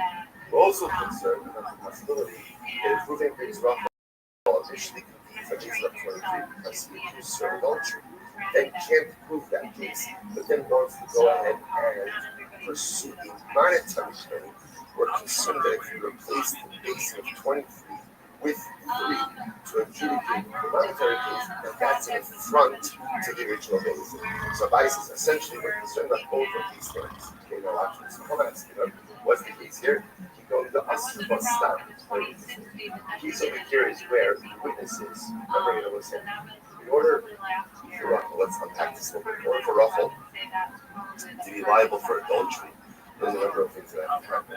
And not only the act of adultery, what has to happen? It has to be those has to be testimony. Remember again, in general, therefore, there can be capital liability. What else do you need? Asra. There has to be warning, right? A person can never be punished for an act unless, of course, they prior warning to the commission of that. What's the case over here? Cases where the witnesses warned Rachel about adultery, but it was what we call a stam asra. Stam asra means asra that is not fully specific. Since it is five kind of the sanyo, the shar kol hiding so Torah. In general, when someone does something that is liable to that will keep Torah. And the reason of some elevator, the eating asra. So first of all, again, I will say it's going to require Ida, so it means a basing of 23, right? It's going to require Eden witnesses, Hasra, warning, listen to this, the Archiodu Shuchayev Nisabazin. You're going to have to, again, part of Hasra is telling the person, if you do this act, you're going to be liable execution in a basin. Now watch this. You don't do this as no, that's not enough. Archiodu, the Isa, Isa, no, Nera. We'll say that Buddha says it is not enough to tell a person that they're going to be subject to this basis. What do you have to say? You have to be death specific, death penalty specific, that you're going to go ahead and be liable to this particular type of death penalty. So the thing you have to definitely here is that a local myself is that without the Rabbanim would hold that any type of Hasra will work. And there, on the other hand, those that complete are there is Tanakama, those that Kuda, and ultimately one requires a what we call a penalty specific Hasra. Okay? The Papa says, the Papa says we're talking about over here about Rachel is Isha Chadir. Isha Chadir means a knowledgeable woman. Like what's it? It's like a Chaber. Like a Chaber is someone who's knowledgeable in Halacha and is careful to precepts of Halacha. So Rachel is a knowledgeable woman who is careful with Halacha. You say to yourself, it sounds a little strange, given the fact that she's committing adultery. All of us have our inconsistencies. And this is an incredibly important. All of us have the stuff that we are very good at, but very bad at. And the things in which we are meticulous with, and the things in which we tremble over. Such is the nature of human nature. And this is incredibly important. So like the Baruch Hu looks at us in our totality. It doesn't just make us realize of our flaws. So again, Rachel is a very smart woman who knows how to follow. But unfortunately, he has this weakness. He can live to be the Buddha, the Rabbi Rothschild, the Rabbi Rothschild. This is very true. This will be the Omer. Chaver, Itzer Hasra, with Ishlo Nithya Hasra, Alola Haftin, they showed me the basic. So this is very interesting. Right? This is what it says, and this is really interesting. That a chaver, someone who is knowledgeable, does not require hasra. Fascinating. Why? Because what's the whole point of hasra? What's the point of hasra? Right? Essentially, it's not just the warning, it's to make sure you know that what you're doing is wrong. In other words, we'll say there's always the possibility that a person is so ignorant that what they are doing is incorrect. So that's the whole point of hasra. So therefore, this is what it says essentially that someone who knows knows. So whereas this is the point. Right? Rashi says, Kigon, was it of 9a, Kigon the Asru Bay Balkis. So, Rashi suggests that the point of contention over here between the is in a case where they warned her regarding Malchus, right, that she will receive lashes, and they did not give her Hasra for a death penalty. And ultimately, this is the Machlokes of Shua Rabbanan. What's the Machlokes? This is not Makos B'Shlosha. So ultimately, again, Makos being given over in a basin of 3. Rabbi Shmuel Rabbi B'Shlosha. Rabbi Shmuel says no, Malchus has to be administered in a basin of 20. Now, we're going to see a Machlokes that is a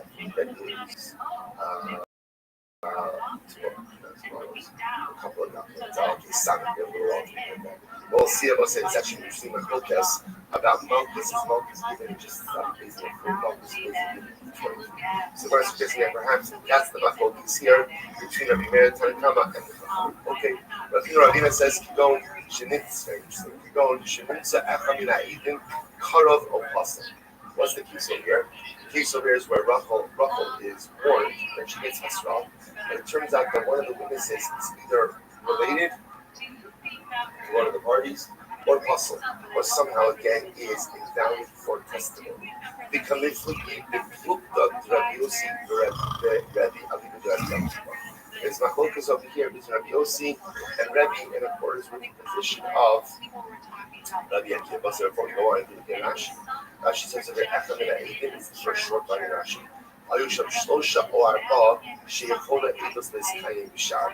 So let's say we're going to see over here something very interesting, that one of the witnesses to her act of adultery, right? So here, come out again, right, moving went ahead and married Rachel committed adultery. One of the witnesses to her adultery is someone who's invalid to the testimony, either because they're related or they're puzzled. But just there is still a large enough testimonial unit to be able to give testimony to that. So for example, there are 3 witnesses who saw her commit adultery. One of them is invalid. So now what do we do? So watch this. This time, Rabbi Akiva says as follows: Lo b'ch lishi elo lahachmir alav la'asot dino kiyotze be'edim. What's Rabbi Akiva highlights the following idea. Now the Torah says Aki shnayim edim or shlosha edim lo. Once it says either by 2 or 3 witnesses, the matter will be upheld. So the obvious question that everyone builds with is: if testimony is upheld by 2 witnesses, then what? It's how you say upheld by 3. So why does the Torah even go out of its way to mention anything about this 3rd witness? So the Akiva says, the Torah mentioned the 3rd witness only to be machmir, to make the 3rd witness like the other 2. Rashi just a moment.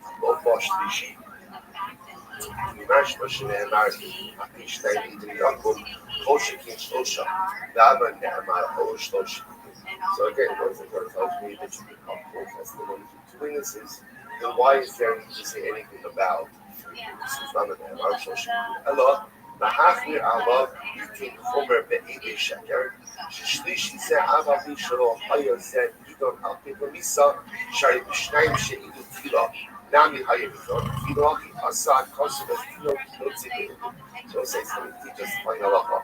That the 3rd witness, even though he was not necessary to the testimonial witness, shares the fate of the other 2 witnesses. So, for example, if you have a group of 3 witnesses, and 2 of them were made into Edom Solomon, by Sadok and Mesa, the 3rd shares that same fate. You can tell you, why are you punishing me? This was fine without me. I don't contribute anything to this. Part of the testimonial unit, you're part of the testimonial unit.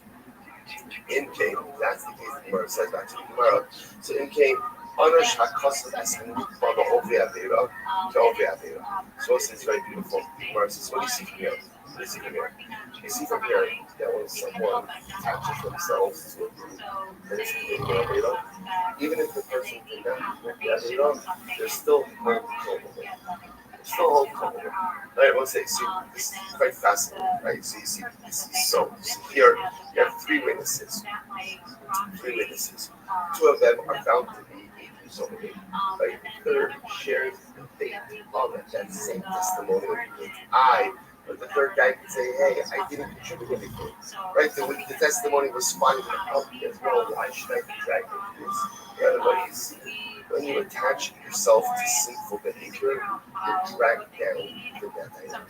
It's incredible. We spoke about this just the other day. Right? That when you spoke about this, we spoke about this by the cities that were about on the border to Eretz Yisrael. Right? And that those cities were adjudicated like according to the law of Eretz Yisrael. When you attach yourself to Eretz Yisrael, good things happen.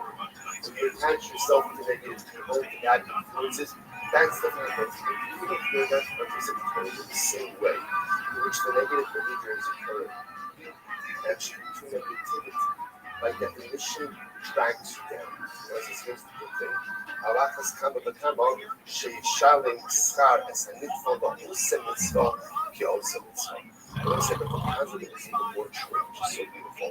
All the more so again, the person attaches themselves to those who are performing the mitzvah, all the more so ultimately again that they are reckoned as performers of mitzvah themselves as well.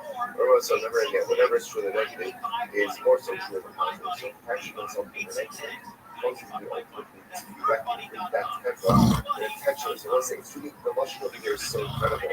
The conversation is a mitzvah also mitzvah. It's not even talking about someone who's performing mitzvah.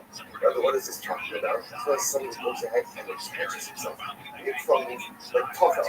Tofel means secondary. If I attach myself to the right level, I attach myself to the right influences. By definition, I'm pulled up.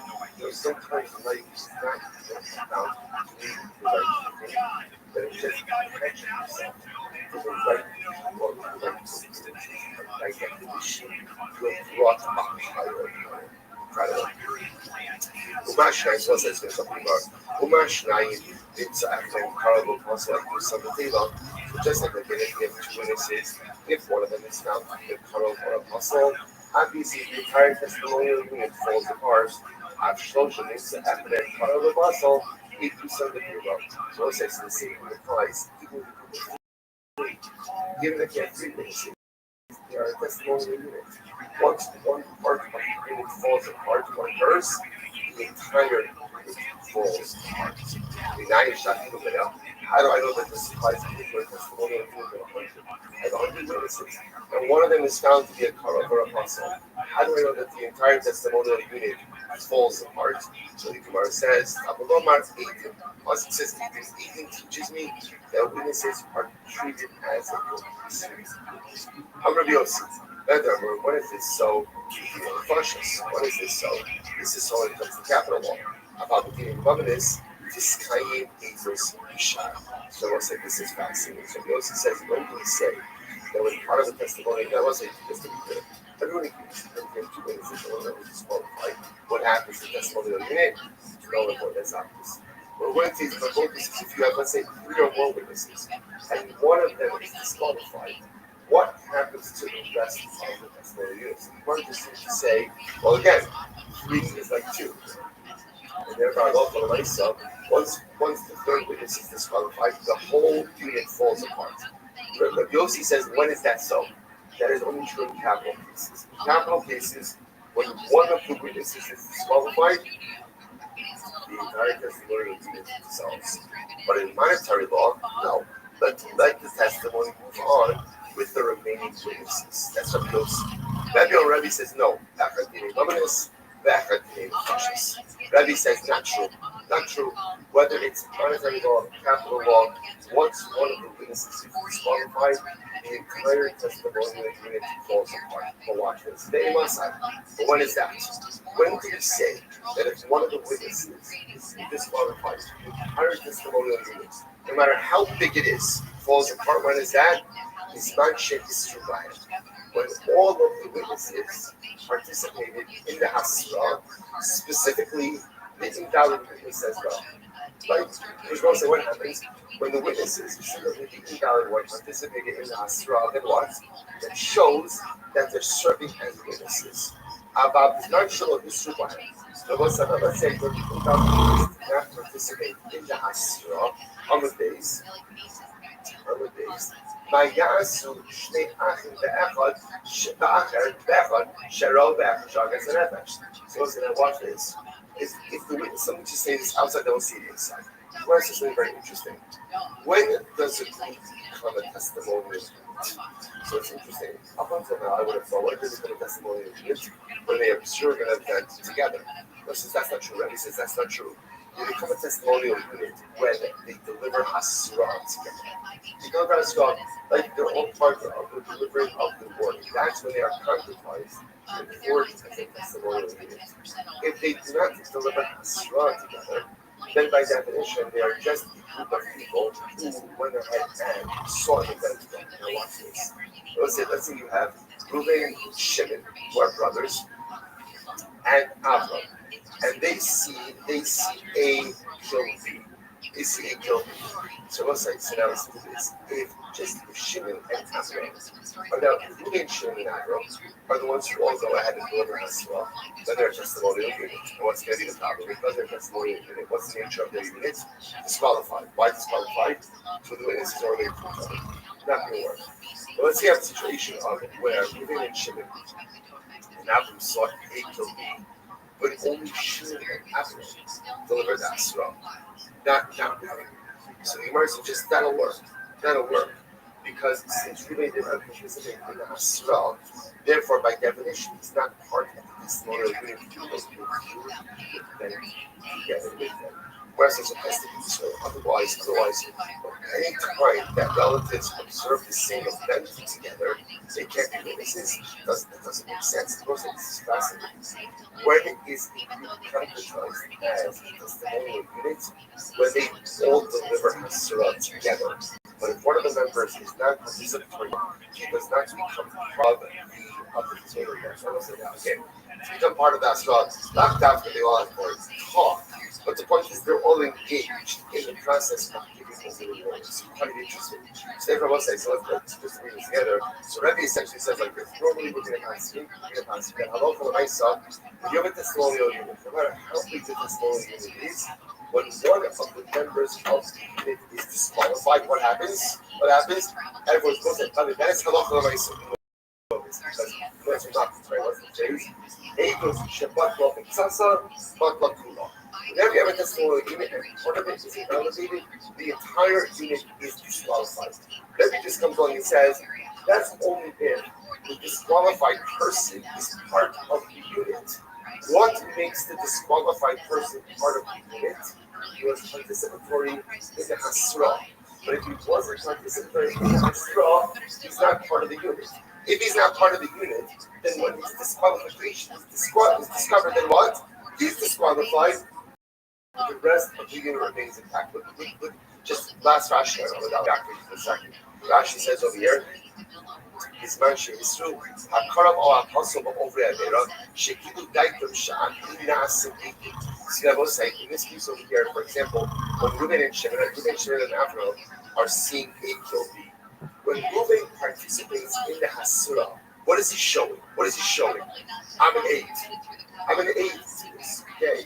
You are an 8. It's true, but you also show brother, which also disqualifies both of you from testifying about the same event. Alright, so when the disqualified individual participates in Hasura, that shows that he's asserting his identity as an 8. But if he's just present, but doesn't participate in Hasura, he's an observer and not a witness. Incredible. So we'll say, just funny, this is a nugget of things get paid. So again, you're asking when you have a testimony, you don't know how big it is. If one of the witnesses in that image is disqualified, everyone is disqualified. It doesn't make the unit is disqualified. It doesn't make a difference if it's capital case or monetary case. However, that's only when the disqualified individual acting in the capacity as an aid.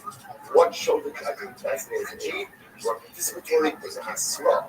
But if you're not participating in the hasra, you're an observer, you're an aid, and therefore, when your disqualification is discovered, you're disqualified, but the rest of the group is incredible. So say, Tesla base right second line. You might know that possibility is to go. Chase your body here, but this is what needed.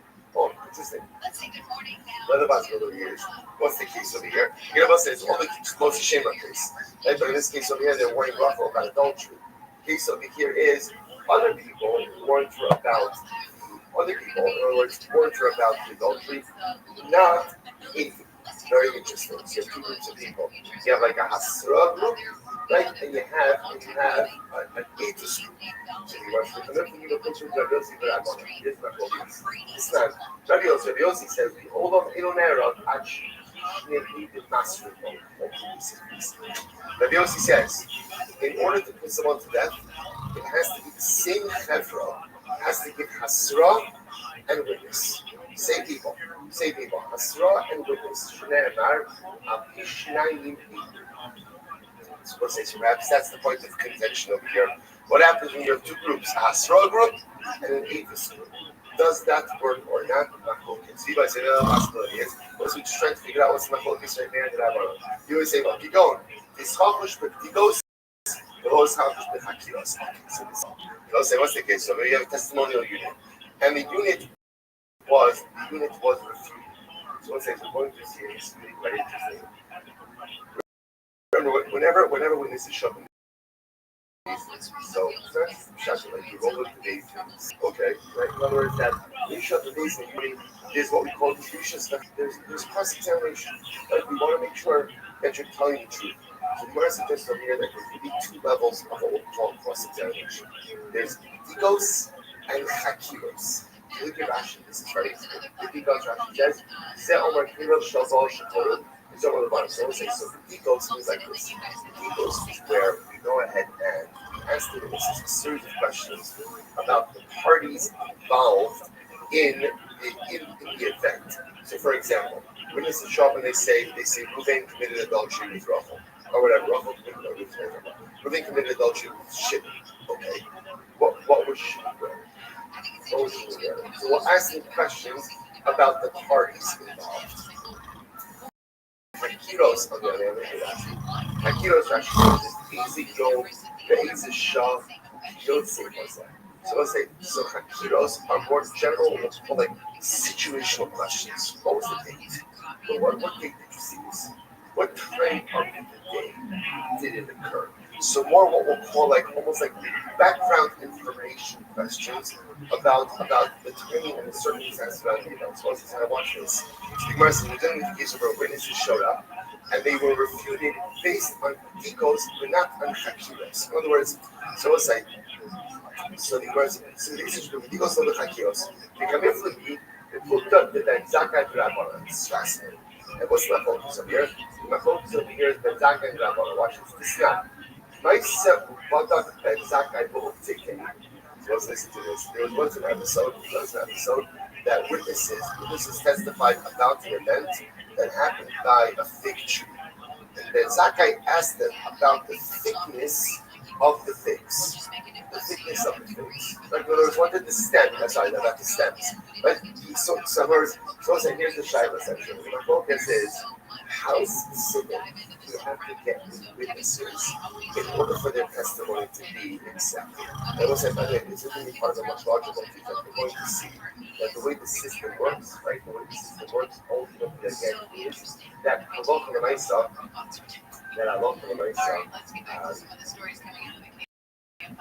basically just not what the people do that. Right? That's not what they want. Right? So we're going to see, therefore again, we're going to see this also. So basically, we'll try to do it everything we can to understand the gold blocks. Definitely. So again, we'll get into that a little bit in their session. So that's my focus over here. How specific we have to be in the acceptance of this testimony. Rabbi Yosef. Maybe about something. So therefore, again, we have all these different interpretations in terms of what I saw, how Mahmoud is Rabbi, and Rabbi manifests something. Rabbi Yosef. Maybe about these issues. So the API. So again, so just bottom line. So bottom line, we're going to focus in terms of what is the nature of a base before Motzi Shem. Focus between, this is all of our first Mishnah. The focus between the Chachamim Tanakama, which is Rabbi Meir, and the Chachamim. Rabbi Meir says a basin of 3, Tanakama says 3, and ultimately again, the Chachamim say a basin of 20. Just so you should know, the way we handle the Rabbi Paskins is that Motzi Shemra is doesn't be the basin of 20. That's how the Rabbi Paskins. Why? What's the logic? Again, the logic is quite simple. Because there is a significant concern that even though multi-shamer is coming to basin as well, it's going to be as financial case, but it can easily escalate to what? To a capital case. So because that could happen, we put that case in there as 23 from the beginning. That's how we pass the law for myself. Beautiful. It's like, again, beautiful resolution. What do you say? Maybe about 8 inches inside. Maybe about the 80.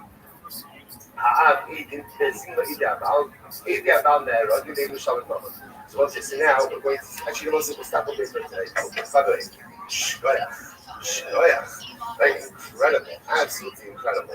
Let's say now we are officially caught up with the rest of the club. Shkach to everyone. Right? You did it. You always do it. I'm our own little Chanukah miracle.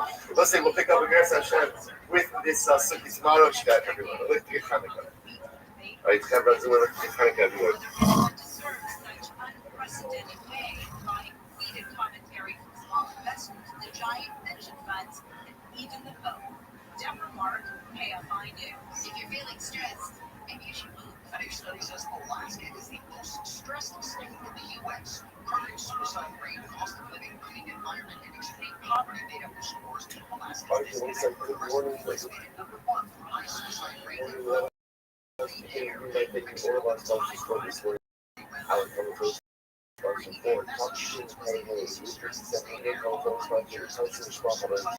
So, again, takes all the showing thresholds that we see here.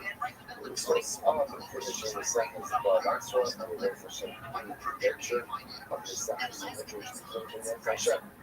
This is secondly, that's the second in the shop, Togo, which is like this. I'm very much screwed because of the sleeves.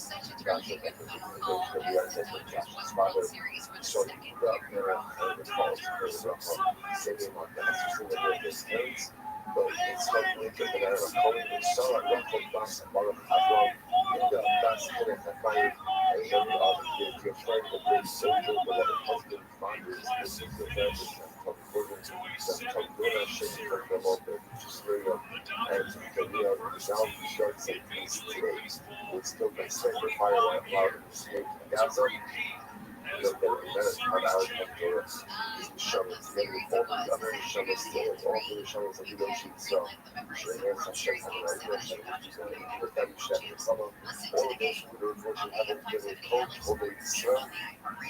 Shreyan's a shake. We go over and use the shovel and we come and allow our holy soldiers to be successful with all of massive driven. Those who got to let us begin. These doctors got that's. She has absolutely no idea that is true based on where we're starting today. But if that's opportunities again, if we have plenty coming in the moments to get you ahead, you'll see a lot of shorter documents coming forward. Some of them are going to be absolutely funny. We're picking up on anxiety rates 70, and we left off the biggest seal is a wide line. It's 2, 4, 6, 8, about 9 lines down to the wide line. Right? Not up to the bottom, right? But into the wide lines. Without the biggest seal, they feel down at the Republic cover. If they happen to time that you don't right? The office of the Nasi. According to the guy, according to the church, is unqualified. How many people do not have money? They turn around and get a transition. So they sent him to go. Was the total one. The total one was this specialist traditional job that was the more complicated after that. We were to bring down this more distilled, more understandable uses for the masses. So they said, oh, Rabbi Rothschild was the first one of Rish Lakish. Ali Ba'amura. Go ahead and go do me a favor and he took Rabbi Amora his push. Come and go to LA. Okay, see, Rabbi Rothschild goes over to the judge. You kind of, bend down over the judge to hear what the judge is saying. Then they will get over the judge's wisdom to the masses, and the judge is totally silent, meaning the judge is ignorant. So the House of the Nasi had appointed an ignorant judge. The Gemara says, Allah is letting you pass up Allah, so you got, you the right of command said,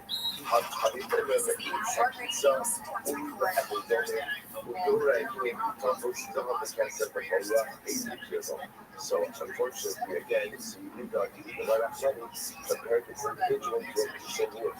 Like it was like telling a piece of wood to wake up, telling a sleeping stone to wake up. She was lamenting the fact that unfortunately, the House of the Nasi had appointed an ignorant judge. But Asnak and Shwan for the color Manita, furthermore, the Shwan for exact attribution, they go to these judicial appointments to appoint people who are not really fit to sit on the judiciary. Shne'emar, and Shemene Bar Kachel, Hansi Barak Kolar, Amish Lakish, Karaman and Gayon, Alex Rishon Hubbard, whoever goes in here going to judge who is not fit, who is not fit, who is not worthy of office, he will go to Asher and Israel. It's a different plant than a Shira tree. Like I remember getting a Shira, and a Shira is a tree used for idolatry. So you go ahead and you appoint the judge who is not really fit for office. So this is like someone who appoints a Shira tree. Shne'emar, shoftim v'shoftim titim l'chol. The Pasuk says make shoftim and shoftim for yourself. Some would play Osita Ashera before gates. And then when you have certain judgments, it says three judges and enforcers. And then it says, don't plant an Ashera tree. Ramadashi. So also said, when you see, it's interesting over here that appointing a judge who is not fit for office is a perversion of justice. And that perversion of justice is tantamount to the worship of idolatry. I would say very effective as also very expensive Ramadashi. So that position is a point in no case of there. Take it on. What's to appoint ignorant judges because there's no other tools to choose from. That's bad. Never probably going to say that. But choosing an ignorant judge where there are candidates coming, there are Torah scholars who are available, that's like drinking in our Shera next to the Mizbeah. See, the Pasuk says, Shne'emar, Itzam Mishpach Hashem Elokecha. There's no plant an Ashera tree next to the Mizbeah of Hashem your God. So see, and one other Pasuk says, Elohei Kesef, Elohei God. The Pasuk says, do not make gold gods of clay. Where it says, Elohei Kesef, Elohei Yashu so like you can't make idols out of gold or silver, but you can make idols out of wood. Obviously not. So why does everything gold or silver? And the Rashi, Elohah Abba B'Shvil Kesef, Elohah Abba B'Shvil Zahar. It's talking about Elohah, it's like sometimes it refers to a judge, which is as an Elohim, as Elohim. But it refers to a judge, Elohim, is almost like the same description. It means don't make gods of gold, silver, gods of silver. Don't appoint judges who are motivated by money. Okay, Rav, this is very profound. Rav was a guy. Rav would get up in the morning and do his motor case. Hamahas, you see as follows. We were hosting Rav Shay with telling nothing. Essentially, going out to be judged for death. Now what does this mean? In other words, what he was saying is he recognized the responsibility that he had as a judge. And that if you got it wrong, as we're somehow getting close to the judgment, as we someone should have found, you bear your responsibility for that. So when you go out, don't expect to make people that wait for the Lord, some can see less wrong. And again, here I'm judging cases, I'm not taking care of the needs of my house. In other words, what you say essentially was, sometimes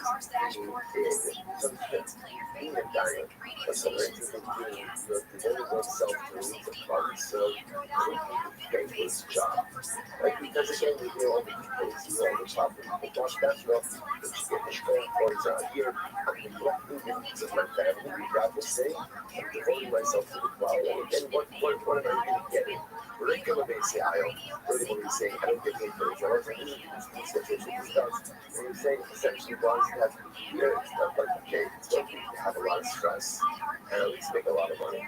But you're going to have a lot of stress and not make a lot of money. So again, you have less quality of life and less money also. So I'm saying, I have all this responsibility. Don't get any paid. So much more caught in the needs of crowd or the needs of my family. He said, Rabbi, should take me on kids here. And how Rabbi, don't make me again, I should come home like the way I left the house. One of these things that Rashi says, Rashi says, Rabbi should take me up. שעצור בייסי יציאה, שיצאסי בייסי ולא חית, שלא ever the edge. I left the house in the morning and I was free of sin. I should at least be able to come home free of sin as well. Now in that context, what you were worried about was the corruption of judgment. So you were thinking, I left my house shut up for work, so to speak, I hadn't done anything wrong. I hope that over the course of the day, I don't have to show up Torah, judgment, incredible. So this is very costly. And the Lord is Safi Abatzrei. So this is incredible. When God would see a group of somebody following him, sometimes the person sees a group of somebody following him, so you go to his head of the lips, like you can go ahead and that can become the level of the Valgaiba. So when God would see this, Hamar, if Yahweh was Shammai and Shield, he's never known the next Safi Abatzrei. You see this process to himself to remind him, once from the Shrei, sorry, once from the Yom. Even if someone's stature goes up to the heavens, he may only be remembered as a piece of excellence. The idea here being, right, that just because the world thinks you're great, don't get carried away with yourself. When they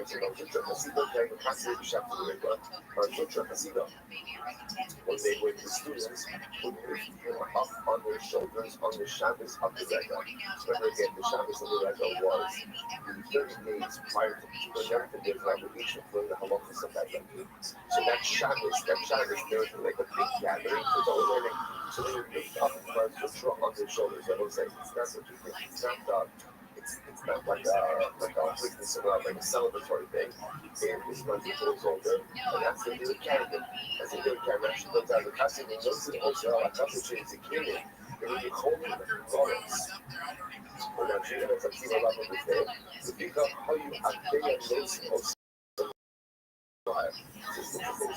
So he's old, and also if everyone stand up, sit down, they will take him to his place very quickly. But again, I think it was a tremendous display of so he writes, I'm a he says, follows. As well. So, it's not last forever. The Lord is his crown passed down for generations. So it's a great deal of periods, individuals with experience holiness, of incredible courage, incredible honor, they expect to keep themselves grounded and humble. Very profound. That is not Catholic. But that's right about you. What's it from where you live is heaven to soon and was it very profound. Deliberate in judgment. I want to be deliberate in judgment of the Rashi. Giving out to us, like the iron was not like Kosu Shechai Shechai. Now again, when it's judged, what it means as follows is don't just deliver like a rash, like a hasty judgment, but rather take your time in deliberation and take your time in reaching the proper conclusion. So from where do you know this concept of having this smooth thing? They say, don't sound like the knowledge, because the person says on one hand, do not descend in the earth to his back doesn't have steps. But rather in his back, the altar has a ramp. So the Bible says, do not descend on steps, but the ramp. Similarly, the Eila HaMishpat, and then afterwards, the justification of Psukim is go up the ramp, right? And these are the more habitual things before the justification. So remember again, a ramp is a gradual ascent. It's a gradual ascent. So the juxtaposition of the gradual ascent of the ramp to the obligation to establish judges says, judges, be gradual, be deliberate in the way that you adjudicate your cases.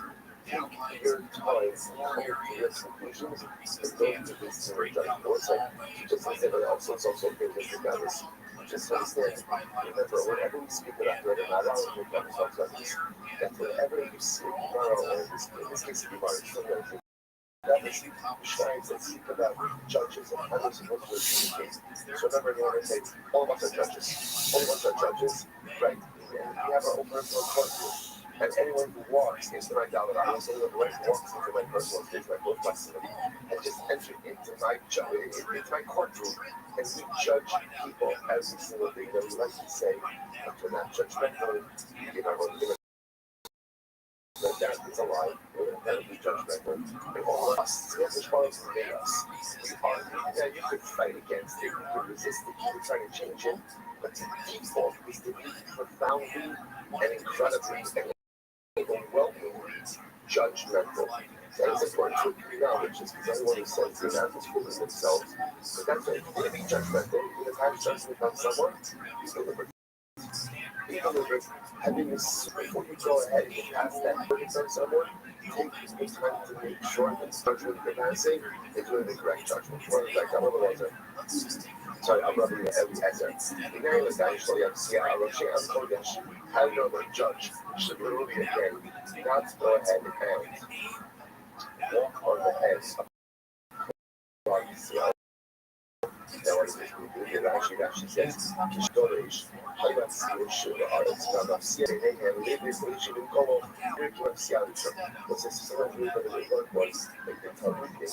be sitting on the ground, right? And the Rebbe would be sitting like on a chair to higher spot.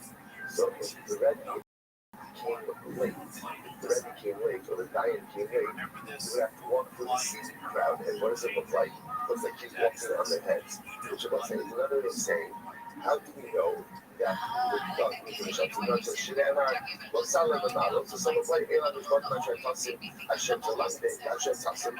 And what it says, right, don't walk on steps. Still is there, but rather go ahead and rather go ahead and walk on the ground. And then it's not true. They love the Shbachim. So the Lord says, I, Hashem to last day. Why does it say, hey, to try to toss him? Why does it mean the Lord that you shall place? It should say, these are the laws that you shall teach them. Or give me a return of you. But I thought, Clay had that young. So I was busy with Russia. But so this is just a second. But what's up? It's very profound. What does it mean? What does it mean when it says the red shirt or the diet should tremble? That's what it is. Let's say essentially that the Rebbe of Daniel has to make sure to always be on time. To always be on time. Right? But the Rebbe of Daniel is like what ends up happening. Like the company are there, they're already seated. And when the Rebbe walks in, it's like he's going ahead and walking on their heads. So essentially what it's saying is, time is, the Rebbe should be on time. You don't say such a profound idea. What's the people are saying this? Anytime you want someone to do something, it doesn't matter what you say. The best thing to do when you get someone to do something is not only the right thing. So if the Rebbe is right to come to be on time, then it will be on. The Rebbe's got to show up on time. So saying be on time, the Rebbe himself doesn't mean anything. That's just sort of parenting as well. If you want to just bring something to your children, it matters very little what you do and what you matters is, sorry, matters very little what you say. It tremendously matters what you do. Model the right for your kids, and you have a chance of potential regulation. Just talk about it. Just talk about it. Chances are that you're very little of what it is that you say. Tremendously well. Anyway, you want to just get into it. Please just don't because the winner went out 7 up as it's great. So the winner went to work, right? He went out to adjudicate the case. He said as follows. He says, I'm sorry. Before came up with money can side. Give me the tools of my trade. What are the tools of my trade? Knock out a staff, and actually turns out that the staff was there to go ahead and give rabbinic malchus, rabbinic lashes, and give me a strap that was there to administer biblical malchus. Shofar, give me my shofar that was next to communicate someone, and sandal, a shoe for chalitza. These are the tools of the trade, right? A staff gives people for malchus, right? Like in a strap to go ahead and give people for biblical malchus, a shofar to communicate people, and the sandal, a shoe for chalitza. Is that your favorite, right? Or I will command your judges at that time. not build short things are. So what that means is that they tell the judge, make sure before you use stat and strap, that you're very careful. But we'll get this when we get to the second markers, that before you administer lashes, or you use the lashes that the local very soft, the person has to make sure to evaluate that the person is capable of receiving a reach of all that they can trust them. So literally again, listen to your brethren, and then the judge will let you know. As far as the day goes, things should be short, different boundaries, holding shit about the camera. Thus, that judge should not give one litigant before the other one goes ahead and shows up. This is very important. That phrase, Shalom Bena Beichad, listen between your brothers means that both litigants need to be present before the judges begin to listen to either one of them. As far as the boundary Shemyak is tomorrow, the guy who called you Shiyamo Boundary Kabero. It also teaches us that one litigant shouldn't begin to advance his arguments before the other litigant shows up and gives it. So it's like this double prohibition. The judge should not listen to either litigant before both are present. And one litigant shouldn't begin to advance his arguments before someone else shows up. Kari B'Gani Shambeya B'Machechem. Kind of said that we're doing Tisa, Losas, Shvanishan, Sadek. Shall keep dressed as a Rishakish. Sadek is a day, the Africa can take. Make sure everything what you're about to say is just. And then only afterwards, should you articulate main English, moving off it. Boss says again, what does that mean? I'm going to do the Akilu, being biased language. Also, it's very profound. When adjudicating a case, you know what it says? Make sure that you keep it focused and don't just go ahead and inject yourself with a simple drug. For example, if you want to have a really children brothers who inherited the state from their father, Yaakov. So what happens is that Yaakov left behind a two-story house. So the guy really you get the first floor, should get the second floor, Shalom on Israel. No, the truth is like that. The brother again, that's what wants the value. But it's everyone getting everything people around. It was so easy just to content yourself with these judgment. It's very simple. It's easy, but we couldn't do that. Make sure you do the proper job. Like it's they offer you being thoroughly correct. Even again when dividing up between different types of others. See when dividing up amongst the different types of others, make sure that you're doing a good job. It was like you follow the spot, and I'm also very such a kind of idea. If you're gonna do something, do it. But if you take more responsibility to be a judge, take the responsibility seriously and perform your tasks with diligence. So check us out that important for life. Also, how many times do we take our responsibility to what happens? We put 75% away. Obviously, 75% is better than zero. It's much better than 75%. 100%. Find ownership is part of what you do. Because at the end of the day, the thing with accomplishment is not there, and the final product reflects the accomplishment that is true with whatever you can do with life. So where is going to be a judge? Don't go get to a judge. But if you did 100%, right? So incredible. Those judges then you don't know what's idea of the lesson or both situations. What the people said what it means is if there's other things that one of them has a right long relationship with, don't just have that people. Everyone says it's better than you don't like. Don't go ahead and treat the one you don't like. Okay? Which specific should have possibly known either.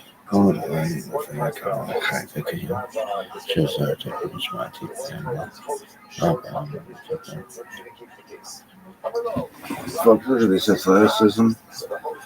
They're really trying to get you to understand how fucking athletic this is. Look at this, throwing a gang sign.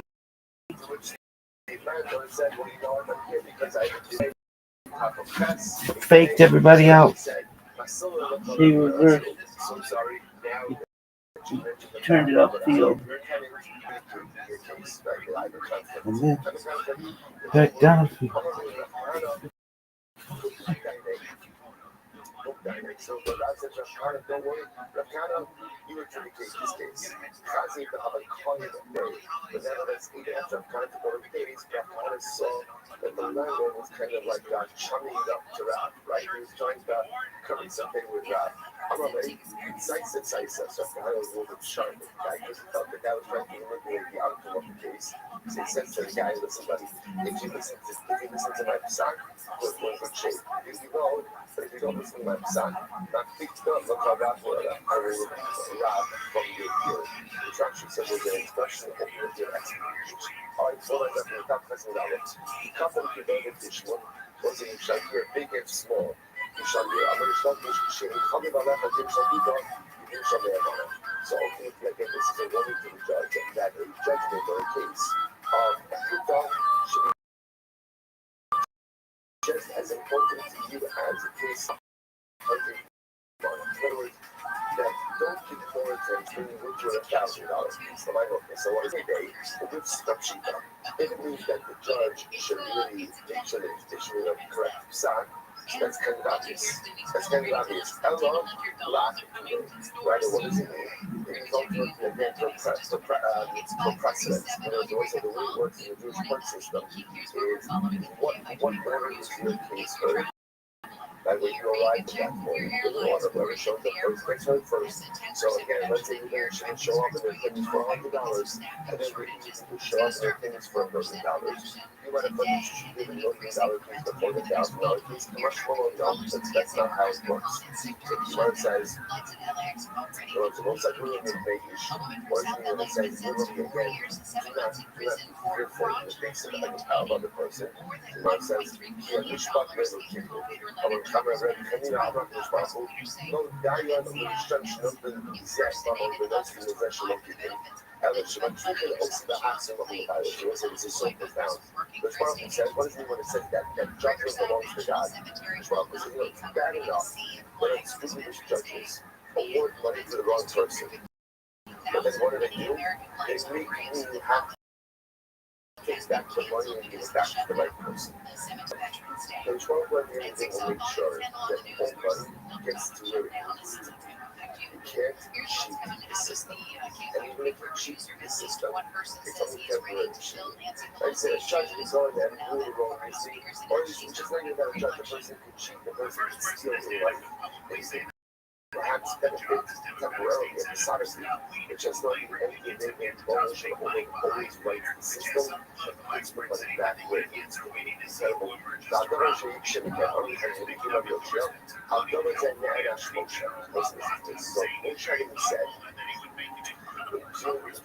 even said, said, whatever is complicated now, just in context, right? So remember the lesson was, this is in Sefer Torah, when Moshe was the foundation of the judicial system.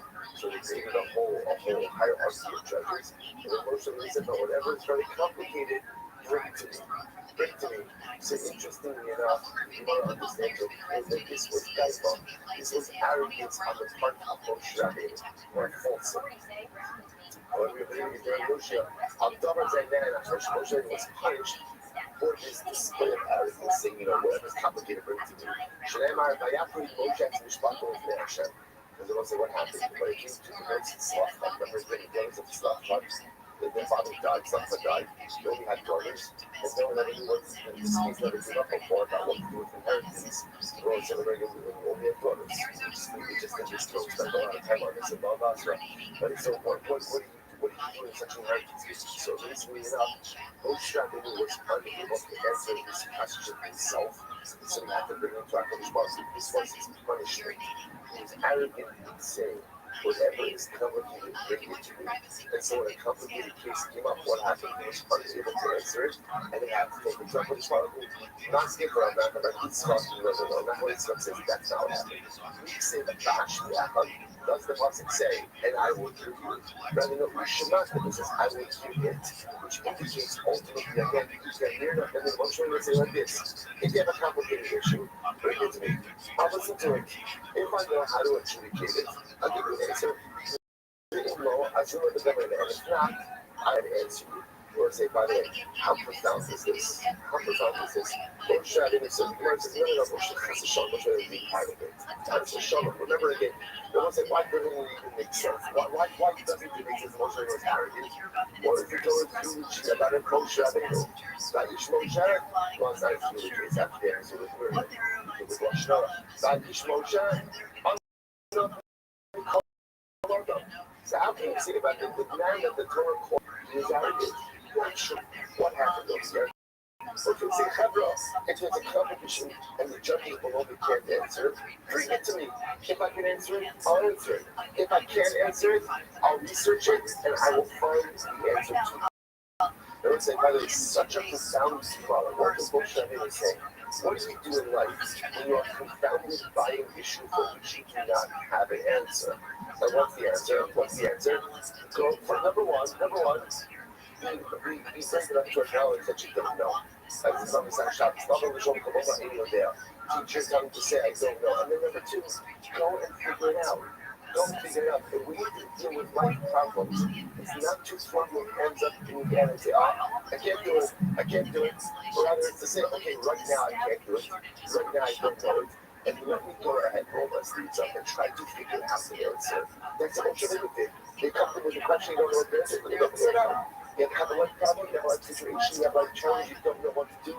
It is so easy just to be like a deer in headlights. Roll your hands up and say, I don't know what you do. No. Roll your sleeves up and go and figure it out. That would be the side thing. So as I said, rather when I was in those love cards together, pretty much not much because I didn't try to know. So reality, the section of the love card of inheritance law should have been Rabbeinu. I know. Shazahu Bnos love card that gets stuff all your dogs. Rather once again, it's not the shot, but so what happened. The daughters of the Slav card were very meritorious. Why were they meritorious? Number one, because they had a profound love of Eretz Yisrael, and they did not want to lose their father's portion of Eretz Yisrael. So they had a profound love of Eretz Yisrael, that's why they wanted their portion. And furthermore, they're obviously incredibly righteous because they wanted to do whatever was right because of their righteousness and personal piety. So the section was written then. And not to Moshe Rabbeinu, but nothing has to do with Moshe. We have said hundreds of Moshe next to Moshe Rabbeinu. And Moshe is kind of Koshesh next to Ayadol. Moshe is one of them was the case of the Koshesh. The Koshesh was the guy who violated Shabbos publicly. No one knew what to do with it. The right book is actually interesting. 2 times that jail is mentioned in the Torah. As it says, like they didn't know what to do with it. The judicial penal system, there's no such thing as jail. Right? Because Judaism realized very long time ago that many people in a cage doesn't do anything to rehabilitate or help them. Like the entire essence of punishment is to rehabilitate people. So again, what we have in Halakha is a holding cell. You don't kill someone, so you're going to hold themselves in the coaches. Sexual in the coaches should have been written to Moshe Rabbeinu. Allah should have hired the coaches for the next of Al Yadol. But again, unfortunately, the coaches was hired. They were sexual abuse. Ladecha was it so beautiful. The teachers are right to that lesson. Should have gone through and called the Ayyid Chayyim is a close Ayyid Chayyim. The Shlomo causes good things to happen. People that is to happen so that these love causes were meritorious, were virtuous, and therefore the section of inheritance was written through them. The negotiation was higher, and therefore the section of Shabbos was written through it, which I would say is actually very profoundly so, because what it also teaches us is the following idea. And sometimes in life, not the fact that something bad happens to me, but something bad happens through me. And I end up causing pain to someone. I end up doing something negative. Again, nothing that happened to me but through me. So I was like, that is cause for tremendous hashbana, right? If I do something that ends up causing someone else hurt, I'm fine. But I was a vehicle, like the delivery system, ultimately, again, of some type of hurt. It's important to hashbana. Why was that hurt? Why was that pain delivered through me? Perhaps even though I personally find maybe at the end of the day it's a bit of a wake-up call to it, I am personally hoping you're right. Incredible. Another fact that the word says, because we see the international word about saying, the Pasuk says this is great Gemara. The Pasuk says, I will command, right, the international thing about saying, command the judges at that time, say, Saba as Scam of what he said. And the Pasuk says, I commanded you at that time. So, what is the obligation? What are we talking? Talking to the communists or talking to the judges? Which one is it? So the Gemara says, as follows: as far as the portion of the Iman's dialogue, this is so beautiful. On one hand, we're saying the judges respect the populace. You can't be a good judge unless you respect the people. You have to have a covenant for the people who you are adjudicating, the people who are judging. But on the other hand, as far as the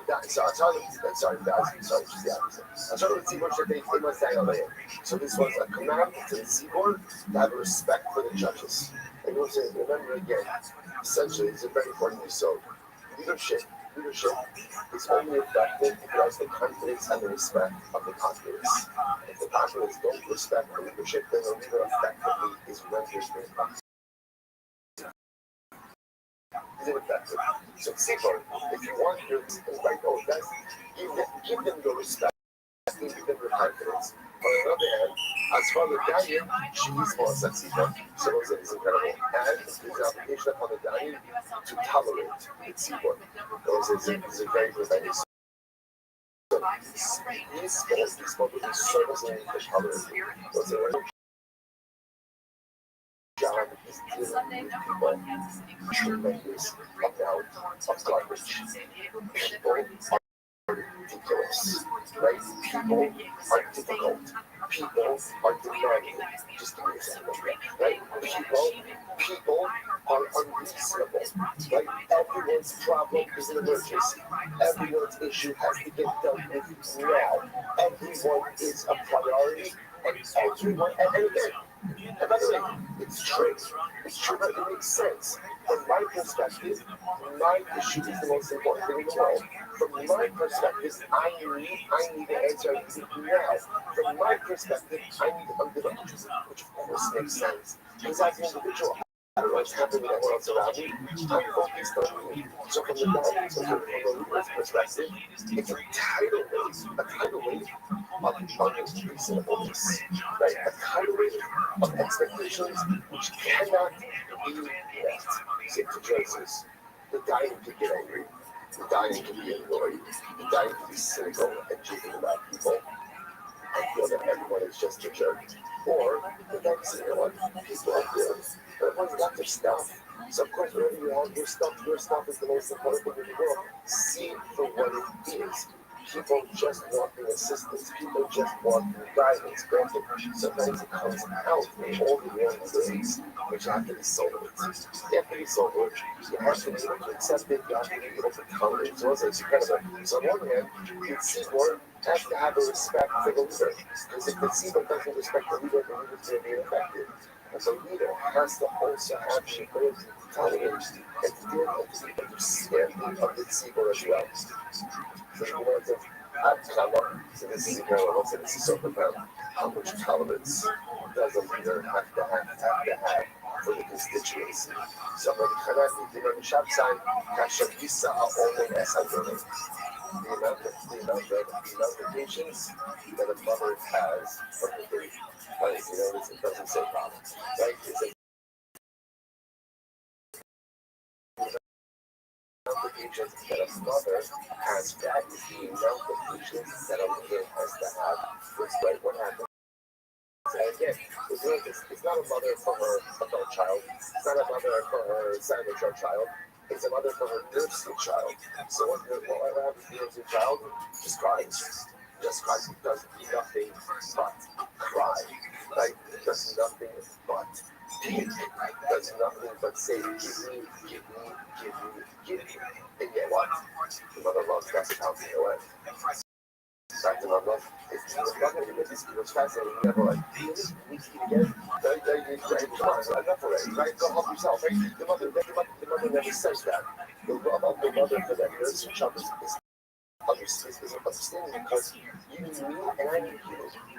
The mother, remember, a mother is only a mother because she has a child. So that child gives her a piece of her identity. So it's not just a shot that the child needs the mother because without the mother, the child doesn't have food. The mother also needs the child in order to be able to be a mother. So it is this intertwined relationship. And what the message over here is that her is over here because of the constituents. And the constituents so it's a semi-symbiotic relationship.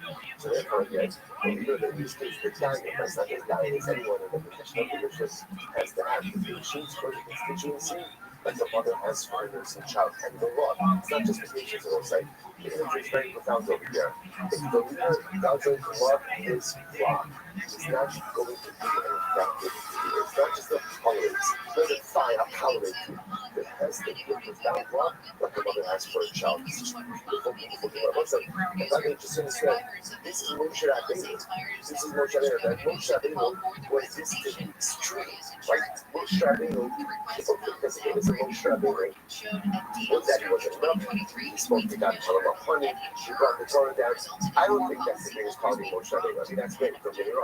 Here's how Moshe Rabbeinu was selfless leadership. Selfless leadership. Now, to an extreme.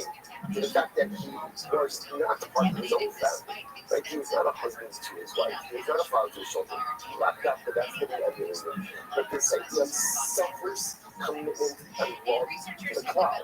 That was Moshe Rabbeinu. And Moshe Rabbeinu saying to future generations of Dayanim leaders, Chevra, that's the key to success. Success. It's not being based on family to the dying, it's love. It's love. If you have the love for the constituency, you'll be successful. If you don't, the ultimate period, they will not love you back. Such an incredible Gemara. Anyway, so it's a Gemara goes on a different approach. The Gemara says, Ksiv Pi'ata Tavo, Ksiv Pi'ata Tavi. This is great. Watch this. This is Moshe Rabbeinu speaking to Yoshua. Right here, he tells Yoshua two different instructions. One end it says, Pi'ata Savo. This is Yoshua saying, you will come with the elders to Eretz Yisrael. Pi'ata Savo, right? The pasuk is, Ata Savo Esa Amazeh El Haaretz. Which means you will come with the people. Moshe Rabbeinu says, this time you come with me with Eretz Yisrael. And HaKadosh Baruch Hu says, Pi'ata Savi. You will bring the people. You will bring the people, right? Right? It's also more Rabbeinu, but it's two different Mashalas over here. Right? One says you'll come with them, one says you'll bring them. So let's say which one is it? I'm going to Rabbi Yochanan, I'm sorry, I'm going to Moshe Yoshua. I'm telling you, don't be quiet. So Moshe Rabbeinu says, this is fascinating. Moshe was saying to Yoshua, I'm advising you to engage in a collaborative leadership model. So come with the elders. Operate as a collaborative leadership model. It means the elders, you don't move over them, rather again, rule with them. Rather, it's fascinating that Moshe Rabbeinu says this, right? Because Moshe Rabbeinu was a melech, he was sitting effective, he was a king. But it was very lovely Moshe Rabbeinu saying, listen, as the king, he wasn't as effective as it could have been. Had I had a cohort leading along with me, it would have been much better. So therefore, Yoshua, Ata Samo, come with the people. It says, Moshe, you're wrong. Yoshua, Tol Makel Bahad Al Kamkadam. No, that's not how it affected the words. Rather, what you should do, if you want to be a believer, take the stick and hit them over the head. Now, not literal, but understanding, Gabra after the door, the Eish, they get on the door. There's one leader. Collaborative leadership models do not work. There's one leader and one leader only. I won't say that. Now, what does that mean? So you know how this works in life, right? The buck, if the buck stops like in multiple places, it stops nowhere. At the end of the day, for anything in life to be effective, whether it's a nation or a company, right? I would assume a company as well. There's got to be a leader. Now again, that doesn't mean that person is a dictator. Right? That doesn't mean that person doesn't involve other people in decision making. But at the end of the day, there's no shared multiple seats of leadership. By the way, I want to point out, you know that this is one of the first lessons mentioned in Torah, or the first lessons. Where do we find this lesson? By the son of the Mitzvah. Remember again, originally the pasuk says, Cheshbon created the two great luminaries, Shnei HaMa'oros HaGedolim. Then Rashi quotes the Gemara that says that the moon said to Baruch Hu, "How can we do this? Two kings cannot share the same ground." The moon says it doesn't work. It doesn't work. The moon says, "You're right. Go make yourself smaller." So there's the sun, that's the Ma'or HaGadol, the large luminary, and the moon, which is the smaller. So also, you think to yourself, why is one of the first lessons the Torah teaches us? That there are not two things like, because also, it's not just that, it's a thing like organizational or national leadership. It's a thing of personal leadership. Also, who is responsible for your success in life? Who is responsible for your answer? It takes a village. It takes a village. I'm not taking you for my success in life. You know, my wife has her part because she needs to really do a lot of stuff to ensure that I'm successful. Right? And my parents, they have their part. And my kids, they have their part. And my friends, they have their part. And the rabbi and the rebbe and the rabbi, everybody has their part in doing different things. I would say it's not true. Do you know who's successful? Who's responsible for your success in life? One person. Because there's only one CEO of your life. Only one CEO. And that's you. You're the king over your life. There is no collaborative leadership model. There's one king. There's one CEO. There's one person who is responsible for success in your life, and that is you. And that's why I listen. That's one of the first lessons the Torah teaches us. It's a mantra. Two kings do not share the same ground. You are the king of your life, which means if you look in the mirror and you're unhappy with stuff and you don't like the way things are going, and you resist the temptation to outsource your success to other people, take the reins. You are the king, you are responsible. So therefore again, the Rabbi Rothschild says, Moshe, appreciate the leadership advice to Yeshua.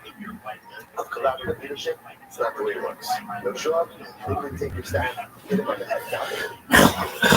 Yeah, the buck stops you. But because the buck stops you, you take responsibility then. Doesn't mean you didn't pass the shovel. Doesn't mean you don't So, son. Dog. Are you fucking me?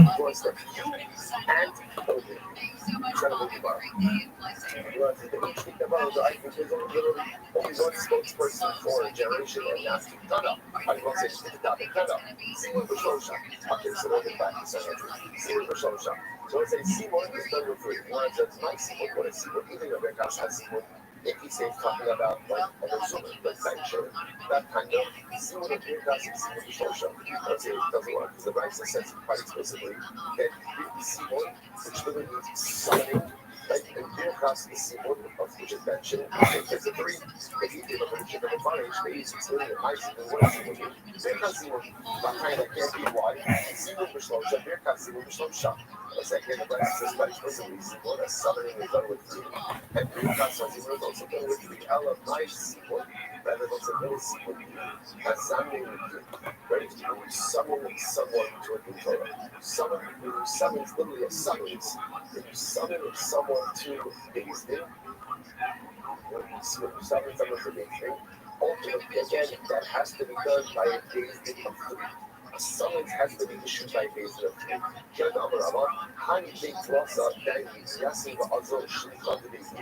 If three judges are saying they want to summon who they can Beis Din. And what happens is they dispatch the messengers to summon who they can Beis Din. So I'm going to be clear as the clouds. And let's say again the messenger comes and he says, I hereby summon you to Beis Din in the name of Shimon Amram and Dayan. But when he summons in the name of one judge, then it's an ineffective summons. So let's say this is an ineffective summons has to be issued by a court of 3, and if there is an agent delivering the summons, it has to be done in the name of all 3 judges. So unless of course he goes ahead and he says it in the name of all of the judges. So he says, by the way, that's only if it's a day in which the court is not in session. About the other Virginia's last November, the day that the court is like, let's say, normally the court is in session on Mondays and Thursdays. So let's say, again, a court sends out a summons on a Thursday, so then how long can I say, even if the Shliach did not say it in the name of all 3 all three judges still effective because everyone knows that it's judicial resource and very important halacha. So the one, our topic number one was about this basic size of bucket din, which depends on the matter, depends on the size of the thing. But what I said, I was saying, issue of summons must be done by a base din of three, and must be delivered in the name of all three members. Kind of a much later. Says the Gemara, Tashuri Kefam. So back to the Gemara, so remember again, the Mishnah said that when you adjudicating cases of cake, right? Kefam double payment. Who makes deals from Shimon, and then you find the stolen object, and you then it's not only payback principle, but it's the payback double. Payback double, i.e. pays in of three. So I'm not going to what's in general? So we're dealing with Knas law. Knas, remember, again, is penalty law. How many judges do you need to adjudicate penalty law? So my time, by the way, I said, what's the question? Hard out to learn the Mishnah, the Shosha.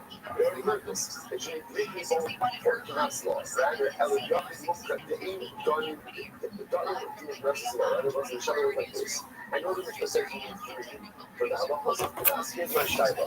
What about Eliyahu Mukta? What about an individual who's an expert? The individual who's an expert is such an individual qualified as an expert, a single expert to adjudicate Knas law. So I'm going to see this that people should have a Hadisha, which Shosha, cases of Kirtan, or cases of Arba Hadisha. It's really by the 3. My Shosha, what is Shosha?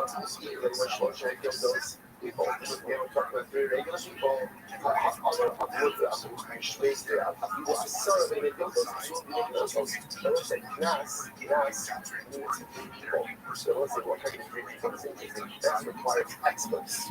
Knas requires experts. Which makes sense because Knas law is a bit more nuanced, right? It requires a bit more expertise. And the movie in the common culture, what do you see there? Knas law, 2 halachas. Number 1, Knas law requires 3 judges, and number 2, they have to be expert judges. And therefore, again, you can't use a single expert for Knas. You're right there. So it's not the one of the rotation of the expert Shosha, because it's at least able to do this submit. And Moti Shema, remember again, what's Moti Shema? Moti Shema is who they married Rachel. After the marriage, they claims Rachel was not the Basula.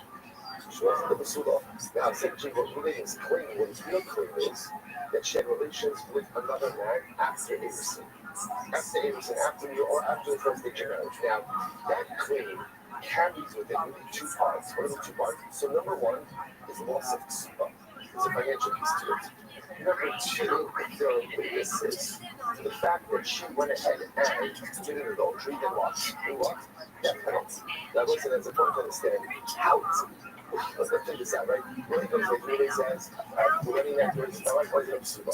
Okay, how exactly do you think that? Right? So the nice thing you can see is this is Rashi at the end of, they say, David tomorrow's stuff, but it's actually the end of today's stuff. Right? But on the days, let's say, so we're going to see that ultimately he is best in the sort of congratulations. We're going to stop over the day, we'll make everybody share up. Back on the other days, share. Great job to everyone. Okay, but it's fine. You can see again. Just go tomorrow. We got short of that in the next day or so. We'll catch up tomorrow. Both sides. Shkoyach, everyone.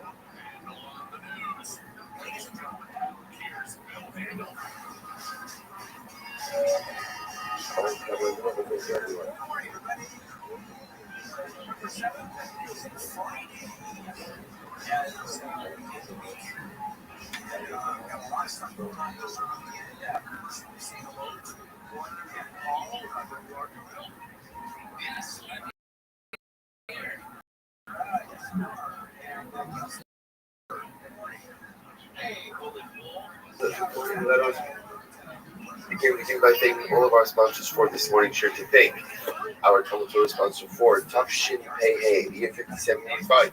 Our annual Talmud Torah sponsor, the Telsa Mishpach of Eretz Yisrael, for dedicating all the Shomer Drushos this year. It is also of finishing the Sechas of Basra and Eretz Hashem, beginning the adventure of the Sechas and Jewish Mizoch in Eretz Hashem. To complete this Misech, the many other Misechas in Bishar Tovo, and it's like us. Our Talmud Torah sponsors for the month of Kislev.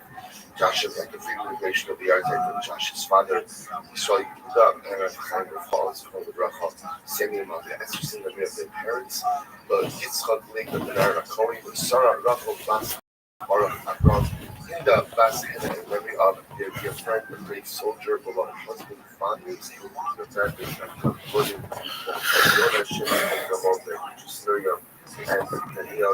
and starts today. We all know Rabbi's project isn't crypto related.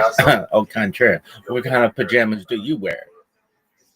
Together with all of the other neshamas, all of the neshamas of Kedoshim Yisrael, She'omer Hashem Havanah Hashem, the family Shem Nechama, all of those who should have it together with all the Yisrael, Shmarach She'omer Hashem. We want our hostages be shalom and yikara that allow our home soldiers to be successful. The whole Maaseh day. But so with that, let us begin today's daf with daf test.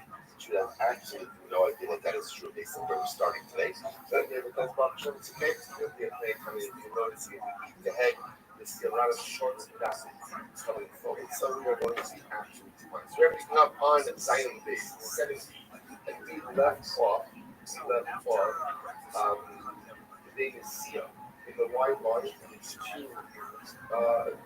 4, 6, 3, about 9 right down the wide line. No, not up to the bottom. Like into the wide lines. The name is Sia. We're down in the little public comment. Once they have to go time, then she does see like the office on the university. According to the guy that comes to the judge, she's going to tell us. How will they speak with the Manakami? It's your organization. So they said to you, was I mean, the ones that took from what is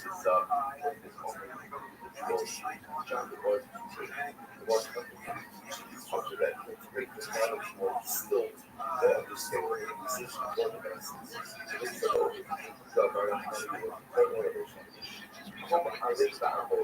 Go ahead and go do a favor and be a spokesman for this judge. Come back in LA for the whole world. The judge, the money goes over to this judge. Kind of, bends down over the judge to hear what the judge is saying. That then he'll give over the judge to the masses. And the judge is totally silent. Meaning, the judge is committed to the house of mercy and the permanent for the judge.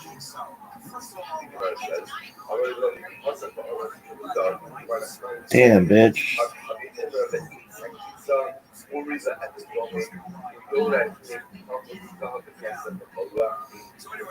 So unfortunately, again, the presence so wood. Right? Because I'm trying to so wood to wake up. I'm going to sleep in the stone to wake up. So it was lamenting the fact that unfortunately, the house something else is appointed to the judge. Well, a second Charles in front of Mount, exact destination.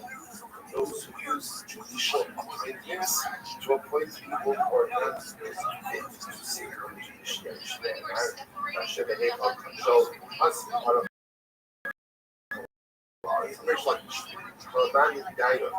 I'll let the judge.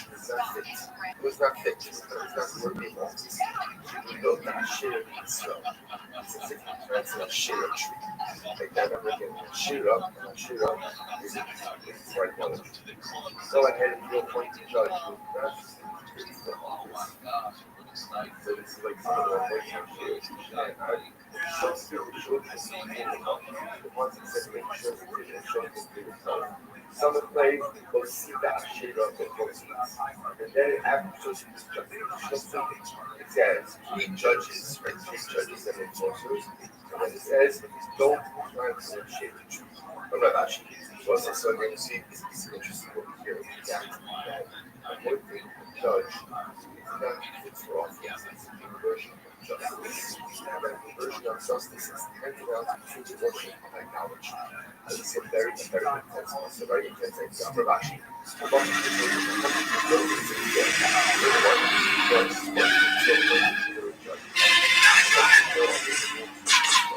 That's bad.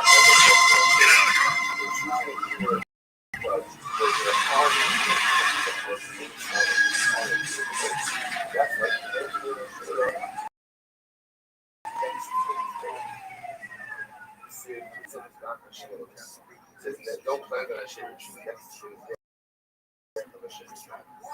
so kind of once it says those says Elohim Kesef, Elohim Slav. Once it says do not take gold gods or gold gods or gods of silver gods of gold. Elohim Kesef, Elohim Slav, Hagei Shari. So what you can't make idols out of gold or silver. which can make noise on wood, obviously that's why the body's always equal. So Ravashi, Eloha Haba Bishvil Kesef, Eloha Haba Bishvil Soch. He's talking about Eloha, will say sometimes it refers to the judge is as an Elohim, as Elohim. It refers to the judge, or uses almost the same description.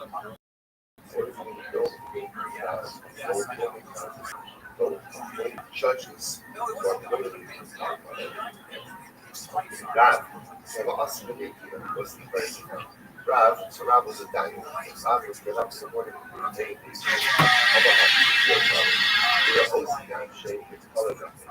Essentially, going out to the judge for your death.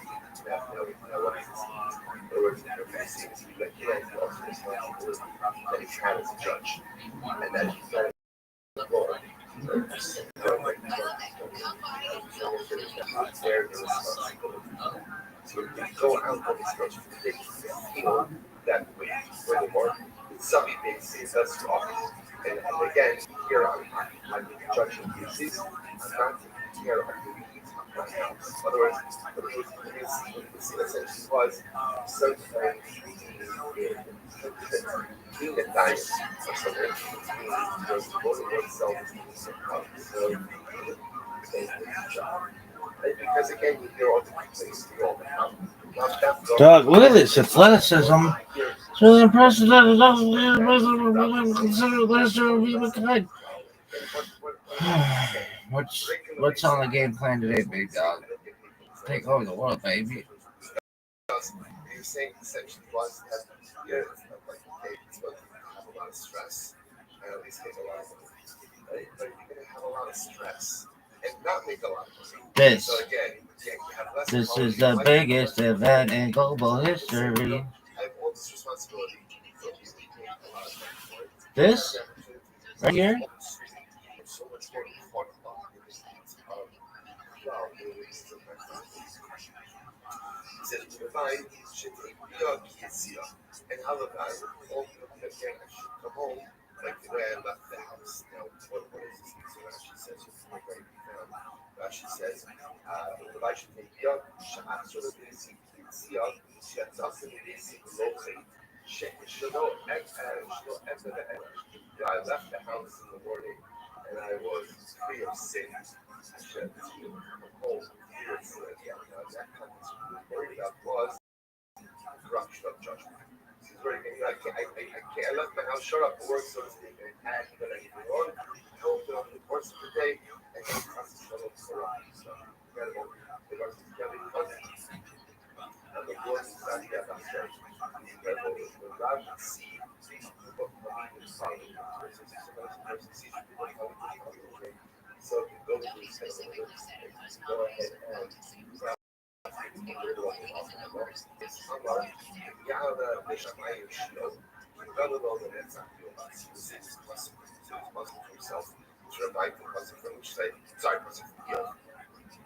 even if someone's stature goes up to the heavens, may only be remembered as a piece of excellence. The idea of your being that just because the world thinks you're great, don't get carried away with yourself.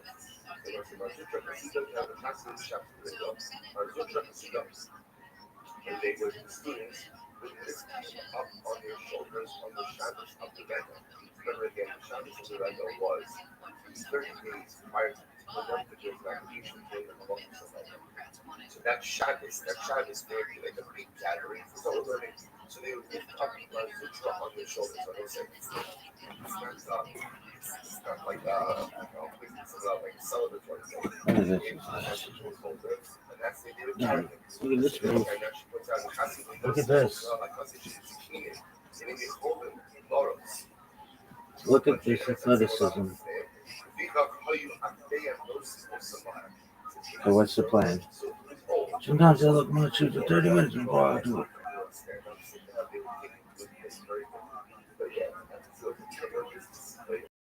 All right, what's the plan now? Then I'm done. Oh, he's back down for the count, folks.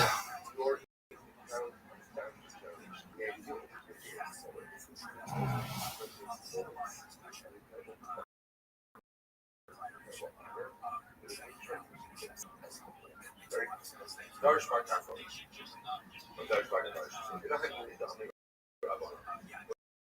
where do you know this concept? Often say, heaven is soon. Be deliberate.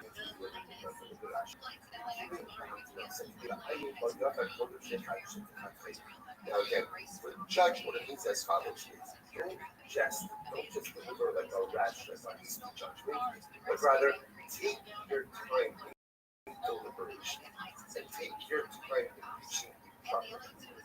So from where do you know this concept? It said,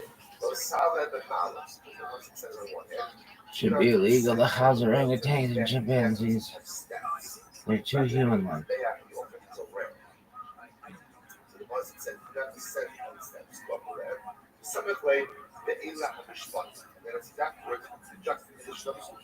Is go up the ramp, right? And these are the laws that you'll bring before they get adjusted. So remember again, a ramp is a gradual descent. The juxtaposition of the gradual descent of the ramp to the obligation to establish judges says, judges, be gradual, be deliberate, related to pieces. Take your time coming to your conclusions. Just instead, but also it's also a pressure to balance. Just understand, remember, whenever we speak about the morality of like whenever you speak tomorrow, or in this case, tomorrow, that was Schneid's and speak about judges and others also adjudicate. So remember, you know, we say, all of us are judges. All of us are judges, right? And we have our own personal courtroom. And anyone who walks into my Dalit, walks into my personal space, my court class, has just entered into my courtroom, and we judge people as Dog, get up, baby. Get up. This motherfucker's down on the mat. All you have to do is dominate, and you can fucking chill. And you love to chill. Yeah,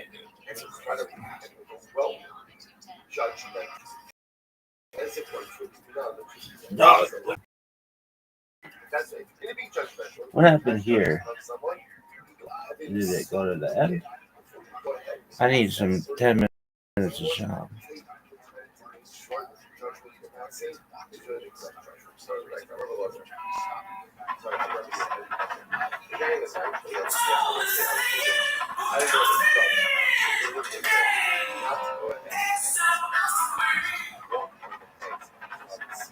Like, this shit sucks.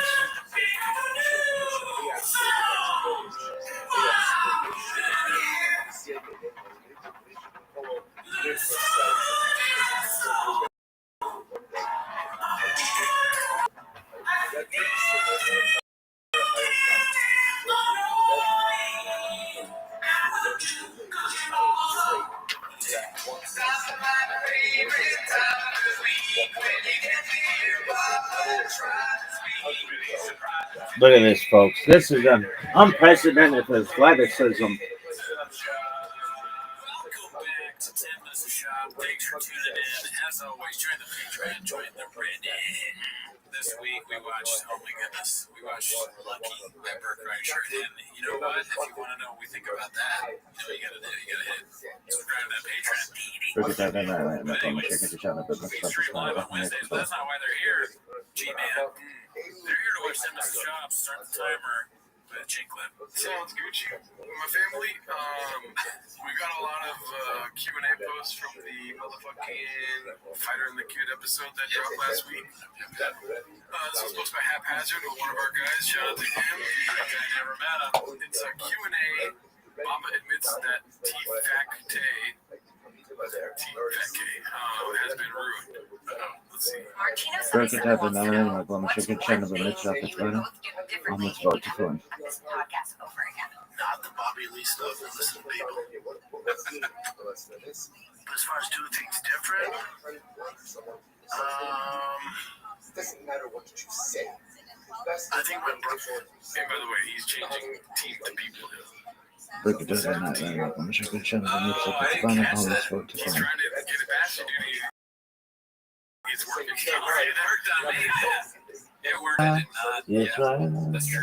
He is trying to do that. Bye-bye. Sneaky little He's always 2 steps behind you, dude.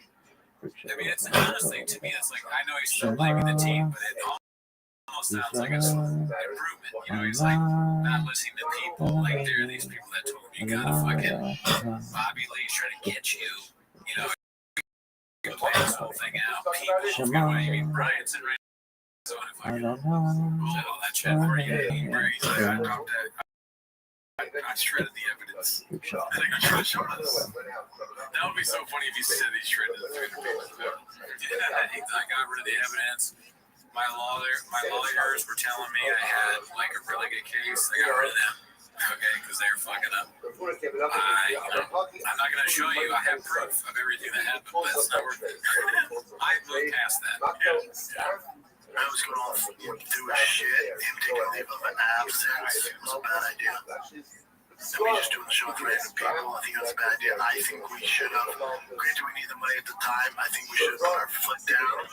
Now, today in 2025, you can do that. Everyone's like champion you, right? Like, you see guys that get accused of bullshit. Everyone's like, oh, we don't believe it. But back in 2019, when we were going through it, and I was like, B, what do you want to do? And the only way we could get money was for Ryan to take a leave of absence. I think it ruined the show. Wow. I like how they keep referencing like women's like accusations of rape as bullshit. Yes, some bullshit.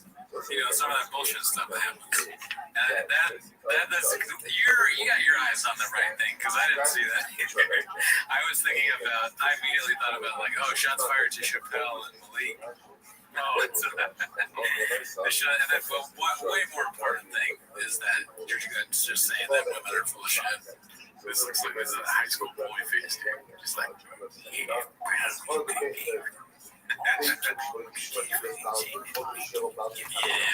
basically the stuff you would have changed is the stuff that other people did.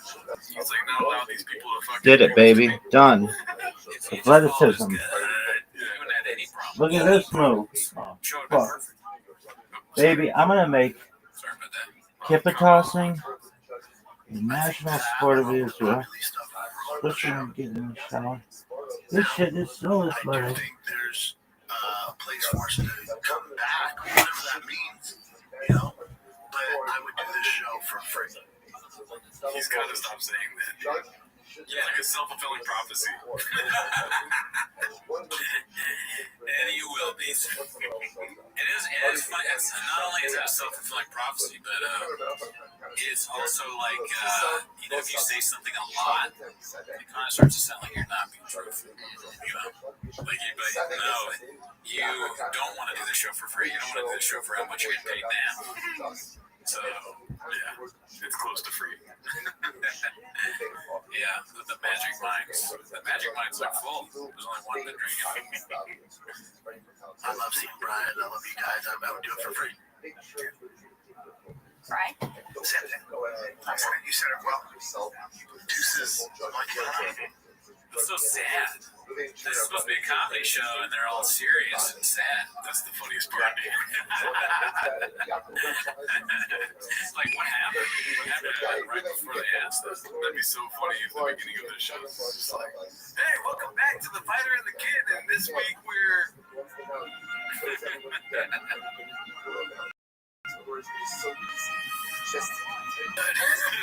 It's like the saddest shit.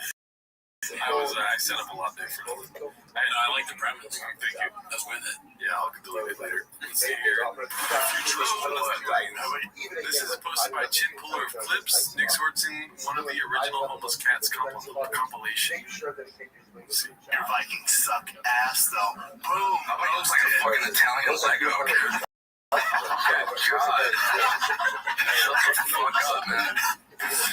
Yo, baby, I'm here.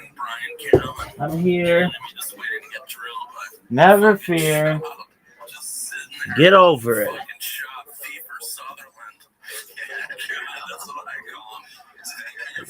Just right against your stomach and just fucking absorbs it, and then it sends it right to Brendan Schaub's mouth. It just appears in chocolate.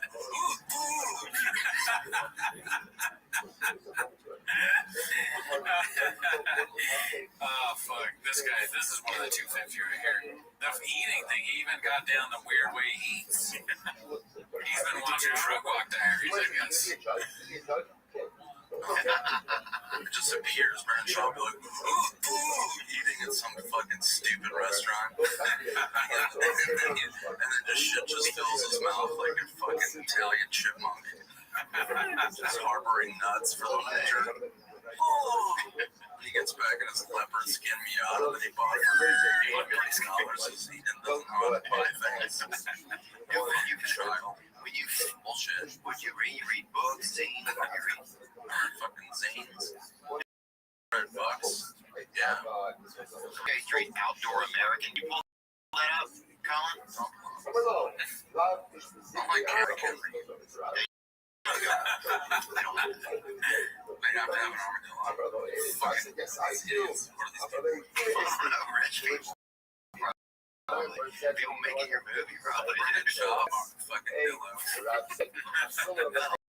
Oh, it's your fucking. I'm gonna go through it. If you read somebody's mind, you know, it couldn't be like literally. Yeah, what if the guy's an idiot? You're stuck with them forever. Don't worry. Dude, have we not seen this before? You know what this reminds me of, like, us, because I mean, it's like super funny, and I'm not saying like we're as funny as Schwarzenegger or whatever, but it's like we will shoehorn Shaw into things constantly. Like they could be talking about something totally different. If I was the department or the Secretary of Agriculture and they were asking me about farms, I'd be like, listen, I've always been a farm guy. And then they're like, why did you do that? I'd be like, well, I'm not like Brendan Schaub. And they're like, can we stay on topic? This reminds me a lot when I was a kid in the college museum. And he just keeps going at it. It's really, once you get in a little taste of it, you cannot stop. You have to keep doing it. That's why I'll never put million idiots like this. That's a good trend. And this. I don't think it's cooking the lid.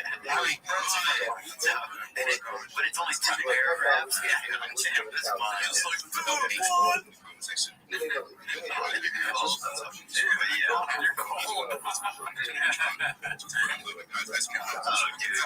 that's our fucking job right now. He's got a reverse mortgage series putting me in this whole thing. It's like Thigh Master on 3 goes. It's all ripped up. He didn't shows with it. Everyone's doing it. Well, I know exactly what it is. I've been tangled with it. I just got stuck with my damn things. Put on speaker. The leopard skin Miata thing is hilarious. That's very funny. Yeah, it sounds like both those things are amazing. Leopard skin Miata sounds like a street princess to me. You see how weird Whitney Cummings look like? Yeah, she look like, I honestly don't know. Her face, she can't be normal in a thing because her face looks like that. Yeah, I don't know. Money Jack, that's right. This was posted by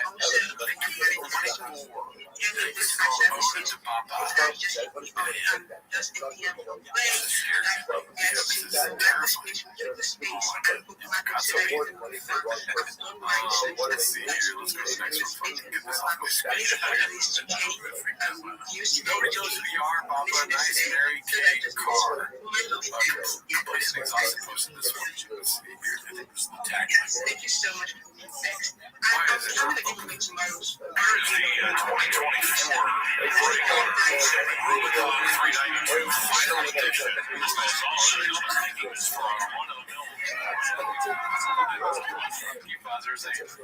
So, just to explain, if you didn't already know, he's like the best on this. But look at that car. I would want my older I don't like the color. I like the open air Jeeps. Oh, like no, like why it's so impractical. Like it's huge. It's pink. We'll find out in 6 months. It takes a long time to make an episode of 210. It probably doesn't have the right powers, or it's not making it for the Here is the 2024 Rubicon 392 Final Edition.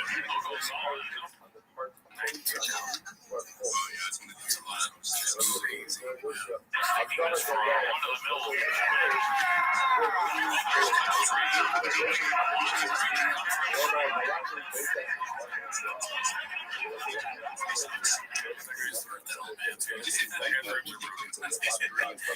new Chin. Tackled somebody. I know. What is he? He's just that hope. He's like, we said it before. He's the guy in the locker room that doesn't know what he's doing.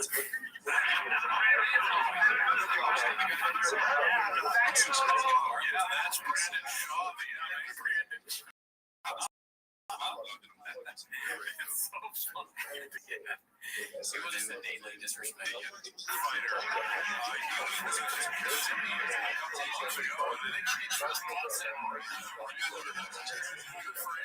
He's okay with the Tuscanero Pearl. I don't know.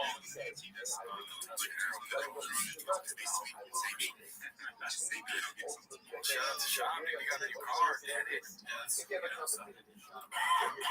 next one is posted by Financial Skin 4969. Just actually persona uploading. We saw this on the last episode of Justice Redacted.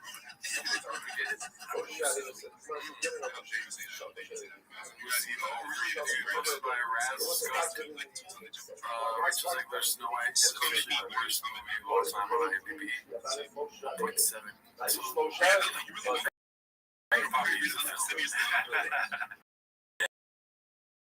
Is this great on Poppy? I want to watch too just to see if it's that bad. Yeah. I heard, no way. I don't really have much of this. No way. What's the next one?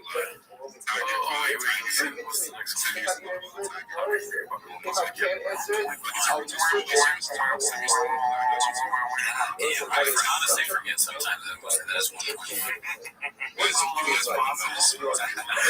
Can't go 1. Yeah. You can't go 1. You're in the box buying 10s. Yeah, you're going to get a 1.1. Do they do like 0.5? No. You can only do 1. It would be 11. That's so funny. That's always funny. This was by Big Toy Studios. It was written and performed by Brandon Shaw. Let's see what's next. I like the more Tasty Bitch, posted by Cartees. Get better for him. This is his. All good. Oh, do you know what that's a reference to? I think it's a reference to Bobby Lee. Oh, fuck. So he's saying, like, John will be better for friends. That's the trouble. You're just showing up. It's not like he's talking about like Bashar al-Assad. It's some random guy in like Germany. Most of his friends like make our lives better.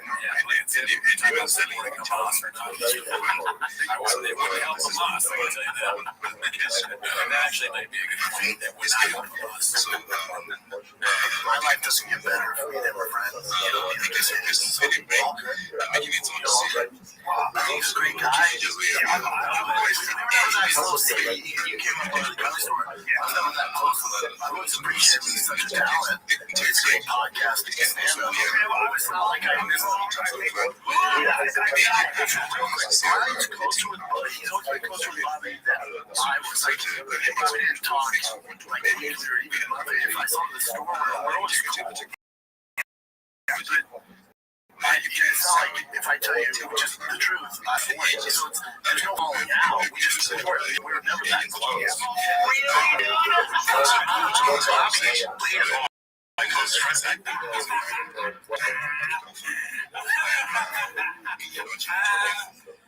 fucking can't get enough of this shit. I fucking love it. It's so good. It's so good. It's like fucking eating a delicious cookie. I fucking, alright guys, adrenaline, you're thirsty. You're in the desert, you can't find water. You're like, oh god, I hope that's not garage. It's not.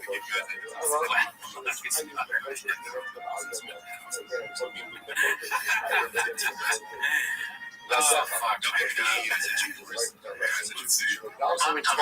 No one's been more supportive when I started than Bobby Lee did. Besides Rogan, Talon, like, nobody's been more supportive. So, this is also after everything happened. Yeah. That's so funny. Comes collab.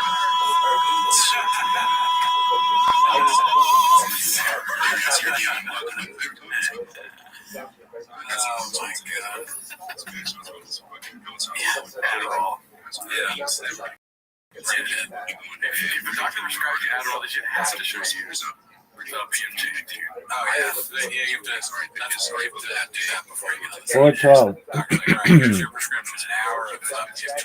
It's just like, I remember when my mom gave birth to my brother, and I was telling my mom, like, postpartum depression, things like this and that, and they were talking about that. Like, they had to do that. Yeah. You know what I mean? This should be something you have to do because it's right now. You have to show them that tasty dish. And Greg too, you have to talk to that first. And the first two clips have to have not on Adderall, like flashing at you, not on Adderall, not on Adderall, not on Adderall. It's hilarious. It's Adderall. I'm talking about Bobby Leach and Martin's friend.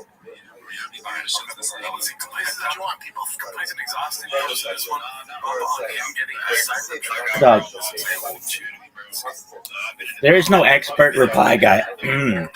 My children, if you're seeing this right now, I will teach you how to be reply guys and reply girls at age 2. You'll be like, oh, I know how to fucking do that. I've been chilling since I was in diapers, baby.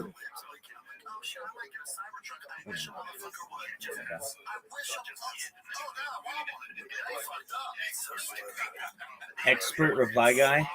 It's like being like, yeah, I'm an expert tricycle rider. Oh, okay, well, like every. Oh, but you don't understand. Sometimes the like before the reply. It's like, oh, okay. Always no. Sometimes I do the reply first. Then they're like, oh, okay. Well, why are you such an expert?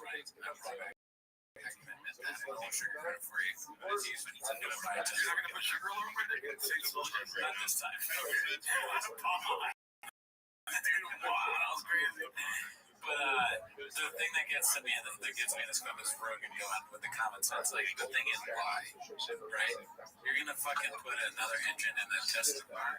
That's one of the stupider things he said. Yeah. At the risk of sounding redacted, like, it's crazy how perfect, in a weird way. Obviously, they're not. I'm just gonna have those sentence here, but it's a crazy how perfect Mark and Brandon were for each other. At one time, they both like to talk. Sure, you know what I mean? Yeah. I wish I was a fly on the wall, you know? Right, hearing them talk in the good days. Yeah. It would be fun to hear them just like two guys having a good time, big best friends. They're probably both guys that make friends. You think text like you? Right away, too. Right? So, like, You think Scooby like you? You You think Shift like you? Yep. Do you think Doctor or Professor like you? Yep.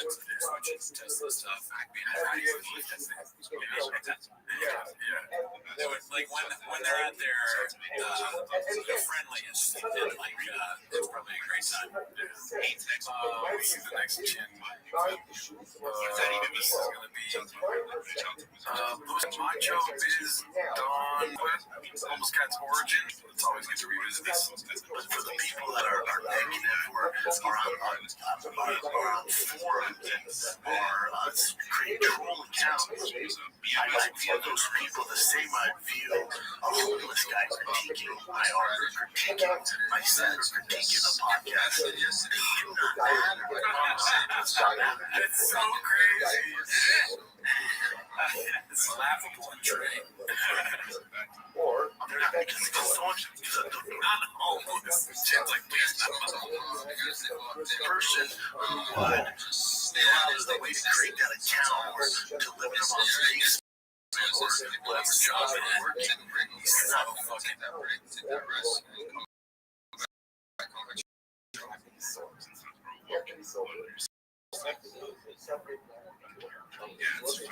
Shout out to my boy Rabbi. Rabbi's the man. I used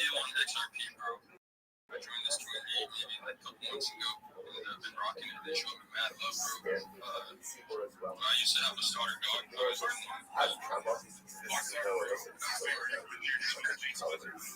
Yeah, I know Banks, bro, from the Dojo of Dogs. I've been part of them. I don't have a Dojo of Dogs, but I got some starter dogs that joined with that, bro. That's so cute.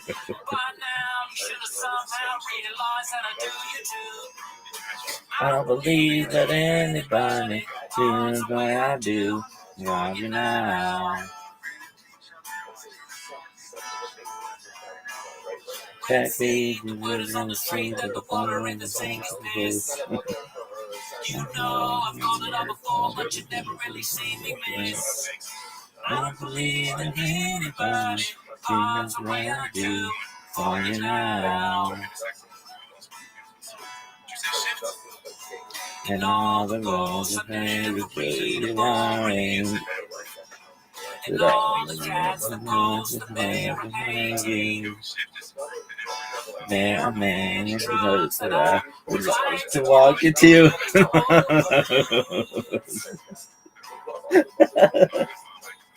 Because Annie is gonna be the one that sucks me. And after all, I don't like this part. After it goes my way. You need something that rhymes with Wonderwall.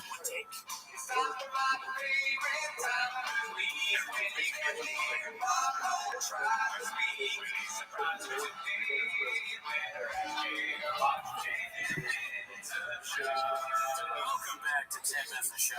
Thanks for tuning in. As always, join the Patreon. Cause Annie, on the Patreon, we just watched. You're gonna be the one that sucks me. It was very interesting.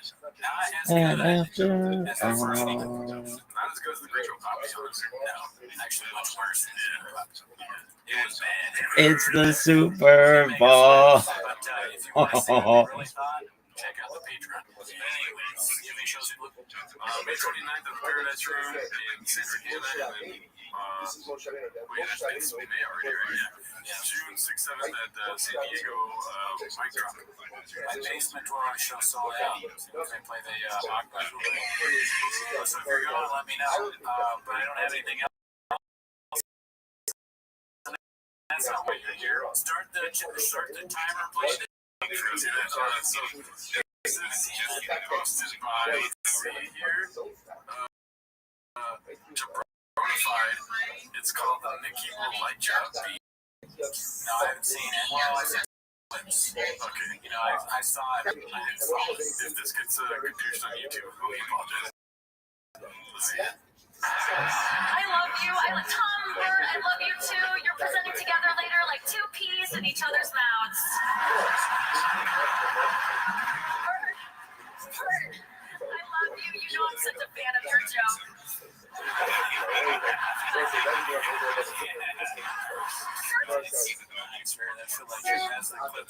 Good morning, Mr. Aquarius. How are you?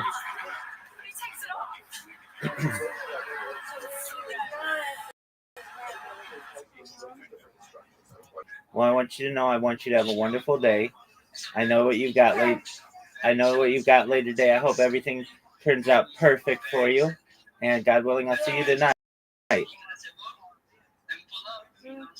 When is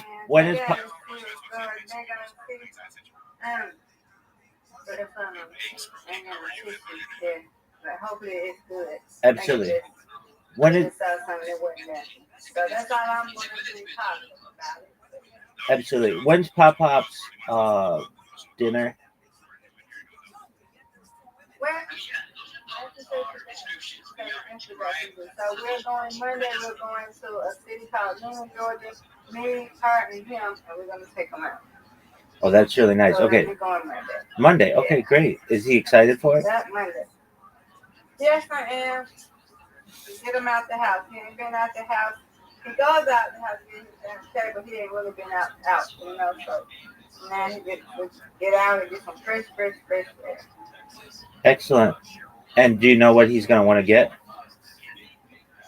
Hmm? Do you know what he's going to want to get? What he likes there? I don't know where we're going. We're going yet. Oh, okay, you just know you're going Monday. But I just know we're going Monday. Yeah. My uncle got something to do, so I'm sure he's just going to go. I said, okay, hey, let's do it. Excellent. Okay. Well, you take on the day, and I'm here for you if you need me, okay? All right. I'll see you later. Excellent. Take care. Have a good day. You as well, God willing. God willing.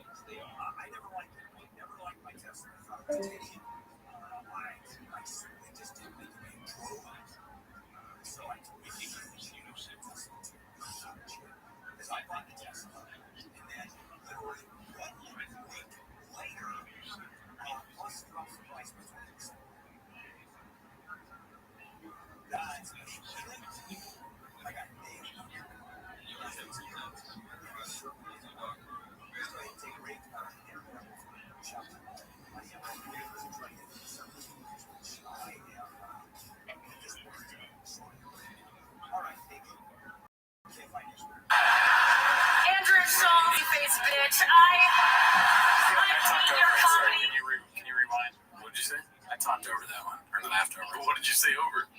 What? Oh, what did you say over it? Yeah. No, what did you say over it? Oh, I think I just laughed or made a weird noise. Okay. Bitch, Andrew Schultz, you carny face bitch. I hate your comedy more than Kevin hates high fives. I really.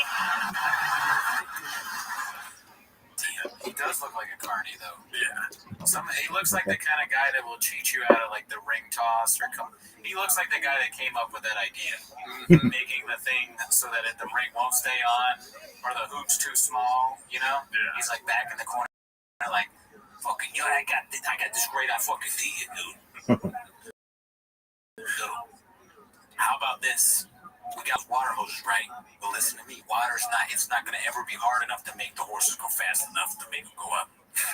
It's a thing where the hoop is too small, dog, right? They come out, they pay $15, whatever. But then the basketball, it can't go in the ring, dog. Get money out here, dog. Yeah. There's levels to this shit, bro. Levels to this shit, bro. Okay, so this one, I don't even want to play it, but check out the clip. It's Gringo Papi was better than this shit, posted by Grizzly Peak Financial. Did you watch this or no? Is this part of the roast? Yes. No, I didn't see this part. I don't even want to watch it. I mean, it's just fucking cringe, dude. I heard they were really bad. Yeah, They embarrassed themselves. All right, now back on to the T-Fat K here. This is posted by Chin's Second Balcony. It's called Brian's on the Verge of a Nervous Breakdown as the Pod Circles the Drain. Edited but long. It's worst pain in your life. There is a short side dish at the end if you want to skip this beast. Well, let's see the whole thing, Papa. This is what I live for here. Yeah. You have low energy. I have low energy. I'm sorry, what did you say? I wouldn't skip over a chin-sucking balcony clip. I don't do this for the bugs that he ate. You have low energy, huh? I have low energy. You suck this much. What do you mean? And then the roast. Now, I wasn't asked to do it, which is weird. But you're not a roaster. Not a roaster. I am looking at all my friends who seem to have blown up since COVID. And sometimes it's a little difficult for me to watch how outside the mirror my entire life of dedication to a craft and to my business. Well, I'm not in Hollywood anymore. That's a little bit. I'm out. And probably will never get back in here. And I'm getting a little sad. When I watch the clips, I can feel like I'm gonna cry because I'm not on it. I'm trying to get more like Robbie's impersonation of Callan. I'm inspired by him now. Yeah. It's fun. It's Because more fun Annie, emotion. It helps. Yeah. It helps get it out. you're gonna be the You know, one the issue that with Brian says me. He's not on Netflix or Tubi. Yeah, he's not even in Hollywood. Yeah. So why would you expect to be on Netflix, dude? And so It's that's the tough. Sometimes when you're Super 57 Bowl. and you've worked hard and you had some success, and then see ya, and then you're on your own. That's a little bit hard. It triggers you. Yeah. Well, it just reminds me of some things that have gone bad, and it makes me angry. Not for their success, no, of course not. For the world, that But I will say this. Let me just. He's not mad at the success of his friends. He's angry at the world that they succeeded. The world has brought down on fucking Brian, dude. The world has no respect for these guys. This world, this woke shit, dude. Yeah. Fucking, they're pushing out people that fucking. That's a little bit of we did a little handshake there. They're pushing out everybody that fucking made comedy, dude. Brian, like, remember when we doubled up comedy? Now the legends are on a red seat somewhere. Yeah. They're not in the roast. Let's be honest, it's the liberal left accusing my boy fucking the right Brian, dude, of not wanting to fucking ask for permission for certain things, which are allegedly not true. Allegedly. And they can't stand to see a player win, dude. Yeah, let this sandaled freak get up there and fucking roast Tom Brady. Yeah. What's going on? What are we doing here?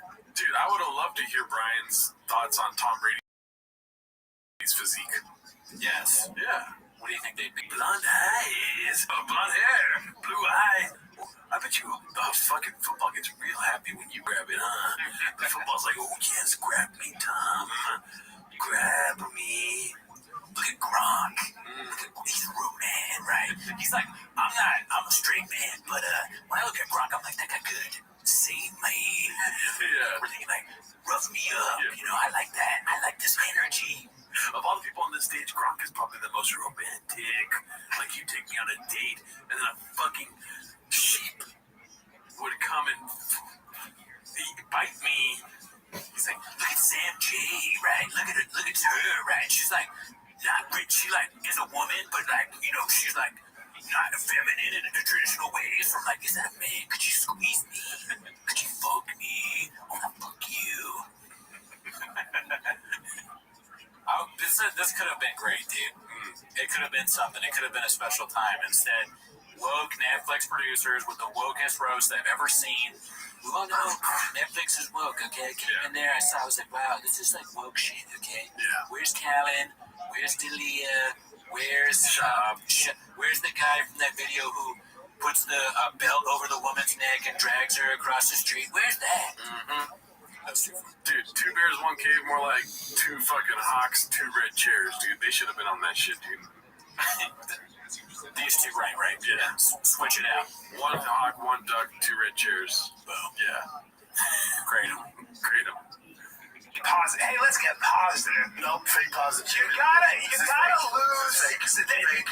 But when you lose everything and you build it back, then you're probably a fully real human being. And that's part of what successful people do, and that's what they tell themselves before they blow their fucking brains out. So it's like It's just a little bit Tony, it's like now we had the torch for quite some time. Yes. And then COVID and not being able to do the podcast, a lot of stuff like that. So, you know, a lot of things go on in life, and it just reminds me of loss. It reminds me of loss, and it reminds me of, and I lose all the energy. Now, do you want to take my body? What are we gonna do? Don't bring up certain. I would have respect for Brian for being open and honest if he didn't fucking do what he did allegedly.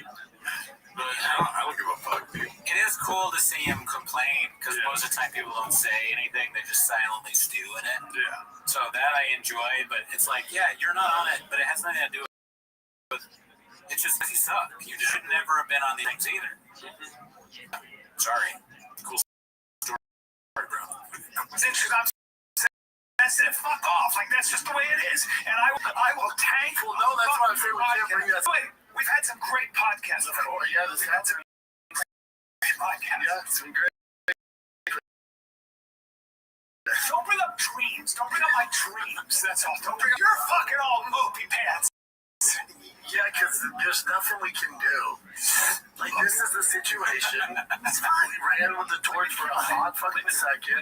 We did have the torch for a hot second. 10 years, dude. 10 years of fucking. How many podcasts are out there now? Hey, at least we get a lot of thanks. A little fucking respect for your elders, you fucks. I hope I die. I want to just, like, it'd be funny if that's a lot. Dark, man. I don't want you guys to die. I'm entertained by you. Don't get me wrong. I'm douching Brian, but even with Brian, it has got to the point where I enjoy seeing him be cringe. He's like a necessary component to the show now. It used to be just Shop for me, and I was like, just get him off, just let Shop do. But now, no, Brian's part of it. Sanaz, Chin, all these people are parts of a truck, if you will. Like, Brian's the blower, Shop is the fucking demon engine, Chin is the steering wheel, Sanazer's the rims, you know, like, you need it all. The beanie guy's the fucking, or whatever. You're so bad. What's another thing? Blowers. And I was waiting for the punchline. There was no punchline. Kibby Tech. Oh, you were waiting for the that's your takeaway? Yeah, dude. Okay, all right. Well, you're Blockbuster. Hey, Gerardo. Yeah, Blockbuster. Chin's the fucking blind valve that can't cook. Okay, see what happened there? I like that. But, you know, it didn't land this time, but it was good. I loved it.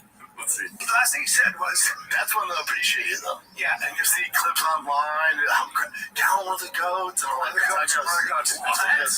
said the cow's one of the goats? One second, let me look this up, talk for a little while. Okay, so that I missed a second. I missed it, but I'm glad that you caught it, not in like the Cubby thing. I do want to know who said Callan is the goat. He said another comedian said that Callan is the goat? Or another comedian said that Callan's the goat? I'm just looking up Joe Rogan is why? Okay, so Joe Rogan the go. Somebody called Joe Rogan the go. Shocker that Joe Rogan said this. I mean, who else would have? No, you're wrong. That's not Joe Rogan talking. That's Brian Callen saying Joe Rogan's the go. Let's see here. Nobody. Because my guess would be Rogan. Because like, who else would say something like that? I searched it. He said it's all over online, so we should be able to find it. A guy saying that Brian Callen is the greatest of all time. Yeah. One second. It'd be funny if it was British frequency. It's all over the internet, so 1 second. It's gonna pop up any second. That's like a bit. Just continuous scrolling, but you stick to the thing. What is this? Is this him being like, When you're 55, you're not one of God's favorites. You know that. Here's the thing about being that age: your dreams don't come true. That's why nobody in their 50s picks up things like parkour. Like, you know. Alright, so let's see if there's any comments about him being the goat. What the hell? I don't know. Your dreams died after the allegations about sweet tartan ass. Fuck yeah, the man dragon. Oh, okay, so we got one person calling this is the guy, Dom. It is all over there in Domage 6. Dom Mejia. No bio yet. No. He has no bio yet. Okay, but that's his bio, I think. Oh, yeah. Let's see here. So he's an artistic kind of guy. He's, okay. So now we know Shop wasn't lying. It is all over the internet. Well, he didn't say he's the GOAT, so... 1 second. But it only took us, a lot of, page 10 to get there, though. Let's see here. No, it's everywhere, dude. He will be the GOAT. Becomes a triple champion. Only Lions fans. Brian Callen, the ultimate girl dad. Writer's Block versus the kid. Brian Callen, the Shop Show. It's somewhere on the internet. It's all, maybe it's just because, I'm in a different zip code or something. Well, what happens if you search Dave Chappelle's the GOAT? 1 second. Dave. I think I might be shadow banned, or Brian is shadow banned. Definitely. Wow, okay, see? It pops up right away. Okay, so maybe Brian Callen GOAT. Greatest comedian of all time. Of all time. Because that's what the GOAT stands for. Bro, I spelled it wrong, that's why. Okay, Brian, comedy hero. Brian Callen's amazing.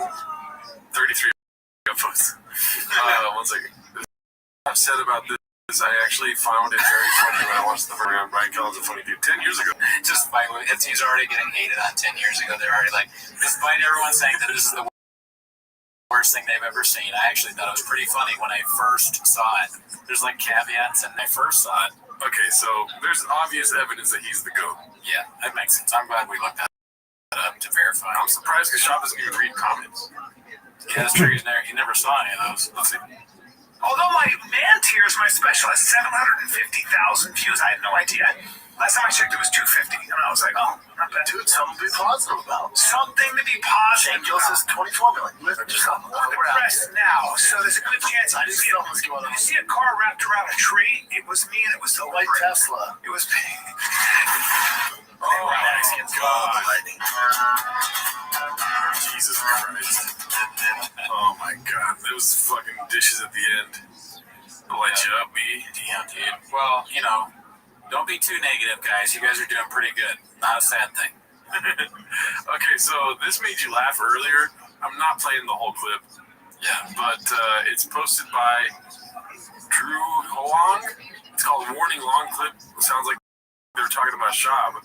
It's with the man Derek Poston here. Yeah. So there's a few guys. So let's just skip towards the end. I came to the store and I heard he was doing a show. Oh my God. Same, that old school thing where they only want them to be successful.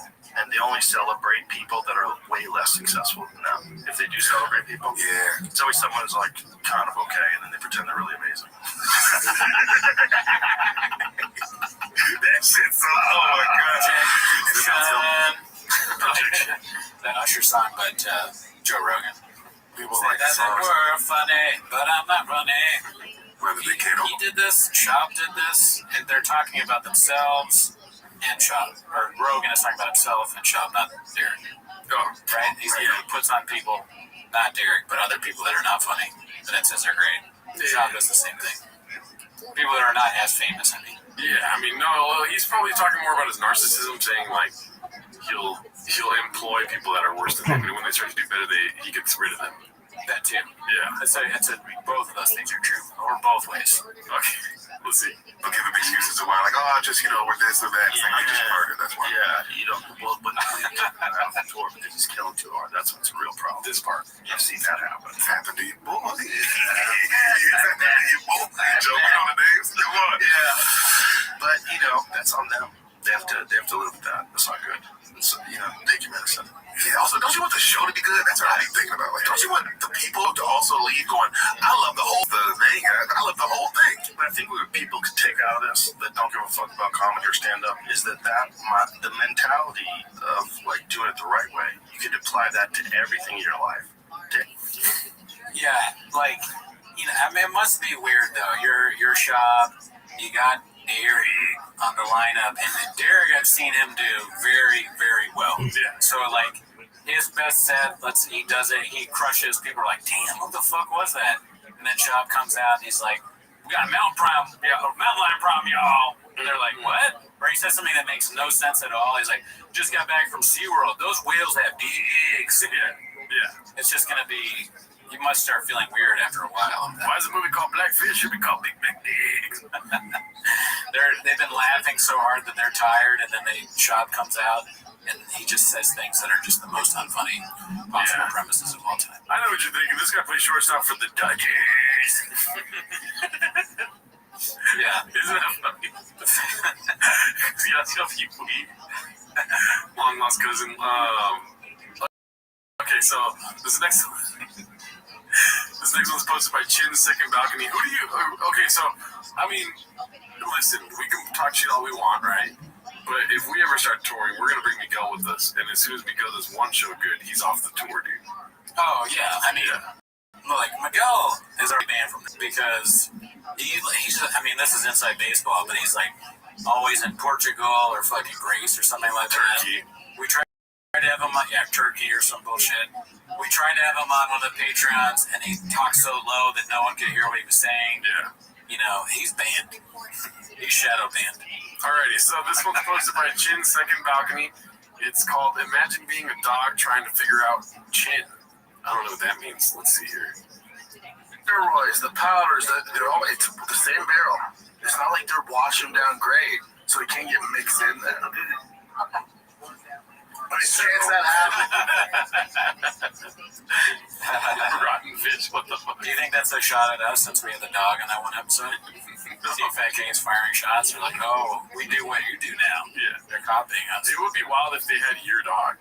That would be crazy. I mean, that would be worrisome because you know what they do with dogs. Good. Give them right back. They make a movie star, dude? It's a show dog. Yeah. Okay, so speaking of Chin, dude, we got another Chin Second Balcony here. Brian X beamed at what podcast he listens to. We'll see. Want me these notes earlier? Well, that's gonna be for orange chicken. Like, I listen to podcasts when I drive to work. If I'm working out, like, I can't sit down and watch like a TV show. If I'm at home, I'm not watching a podcast. I'm watching the real talent, right? It's on TV. It's on HBO. So what is that podcast you listen to? Wow. What? That's a crazy thing to say. Oh, like his podcast Take No Talent. He has a show. Yeah. Is he saying he doesn't have any talent? It's not easy, dude. I mean, 6 months of work goes into this episode alone.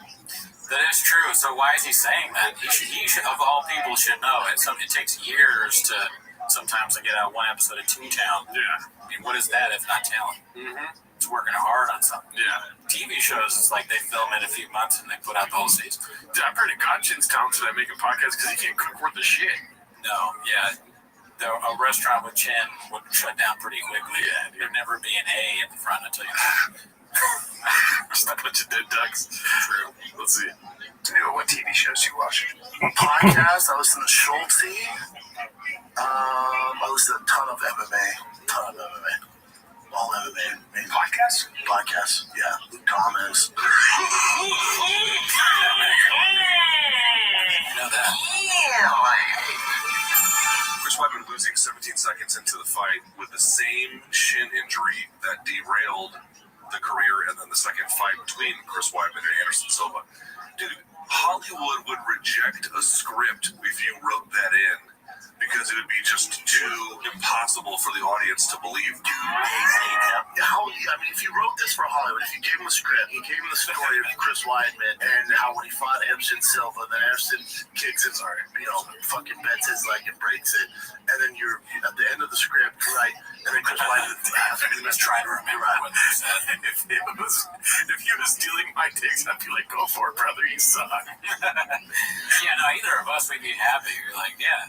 It could be amazing to see Shab just parrot something that we did on the show. Like, I can't wait for the day where Shab was like, yeah, when I was 8 years old, I fucking put a Sharpie in my butt. I'll be like, hell yeah, Shab. What if Shab stole your Sharpie bit and it was like huge for him? It was like the drug flip. That's why I like that what is it called? Poor man's copyright, where I already put it out there, dude. Sure. Imagine if I didn't talk about it and he stole it. I would be just in a prison of my own mind. I'd be like, how the fuck did he put a Sharpie in his butt at the same time I did, dude? I want Shab to do stand-up again and do the Spanish alphabet closer. Hell no, dude. Don't even. Put that out there on your way. Put that on Timo's team. Paul, this guy, he's finally come to his own, and then he throws a kick, and his leg breaks the exact same way as Anderson's did. Hollywood go. Is it? Yeah, he's botching it because he naturally botches stuff. But what I think is also funny about this is like it's very much like the Gringo Papi, because if you go back to the first time when we first watched the Gringo Papi special, what I harp on is that he cannot remember what he's gonna say, so he constantly is like, "How you doing, Dallas? I fucking love Texas," because he's trying to buy himself time to remember his act, which is only 25 minutes. So he's doing like the same thing with this. He heard this from Luke, and he's trying to regurgitate, and he's like remembering, like, okay, so the script thing, and he's forgetting, and I just think that's so funny. And then he's also going to do a cool story right now, I think, dude. Oh, nice. I mean, it looked like he was ready to drop a cool story right now. Exact same way as Anderson's did. Hollywood go, that's too on the nose. It's just, no, it's too obvious. I mean, all the Hawaii. It is later. David Martin. Yeah, I was expecting either a boner alert or a cool story. If you said boner alert. Dude, I want them to say boner alert again, dude. I want them to say boner alert. I also want them to just randomly be like, can I get a banana? Yeah. Like while Brian's talking. Can I get a banana alert? Mainly MMA. Riff Rogan has good guests on it. One of our friends, I listen to that. So that combo of Rogan, Schulte, and then the majority of it's MMA.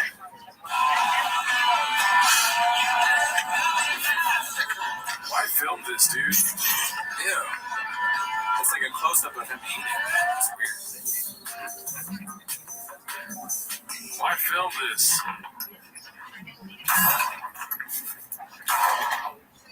These guys are obsessed with guns. They're obsessed with filming everything, dude. They do, yeah. What the hell? Like a Truman Show deal or something. It's like when you're trying to have dinner with your mom and she's like, oh my God, it's the server. Take a picture. This is why I don't visit your ass. 24/7 of that. Yeah, dude, that's what Chin is. Oh, well, this is what happens when you film all the time, dude. Chin Second Balcony, again, that username. Chin gets shamed by a mystery woman in San Francisco before walking into a pole and falling down. Oh no, our heroes are falling, dude. I'll be like, oh shit, it's so hard to start it, my bad. And we became friends again. Like, they're really cool and you're not. And they're very pretty. They are. That's also another thing. Awesome. Yeah. So just recognize when you're more Chin. Is it like a charity friendship? Is it a charity friendship? No. Oh, that looks nice. Yeah. More film class. Yeah. Let's spend more time, so we're done. That when main character energy goes wrong.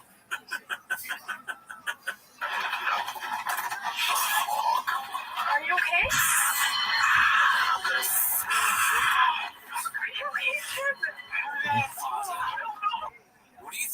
What do you think he's thinking right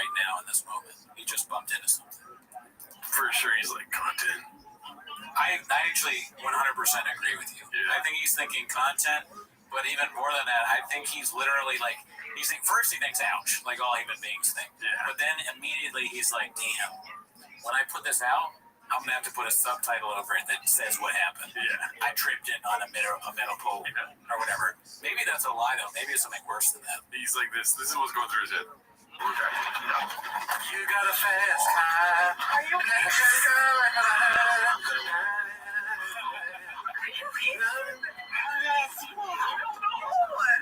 Oh my god. Well, I'm not bleeding, so. No, you're not. Oh my god. Did you see that thing? I did. I think Where'd you put this out? I know, yeah. Oh, like I broke my hand. you did. It's fine. Because you would have been both good.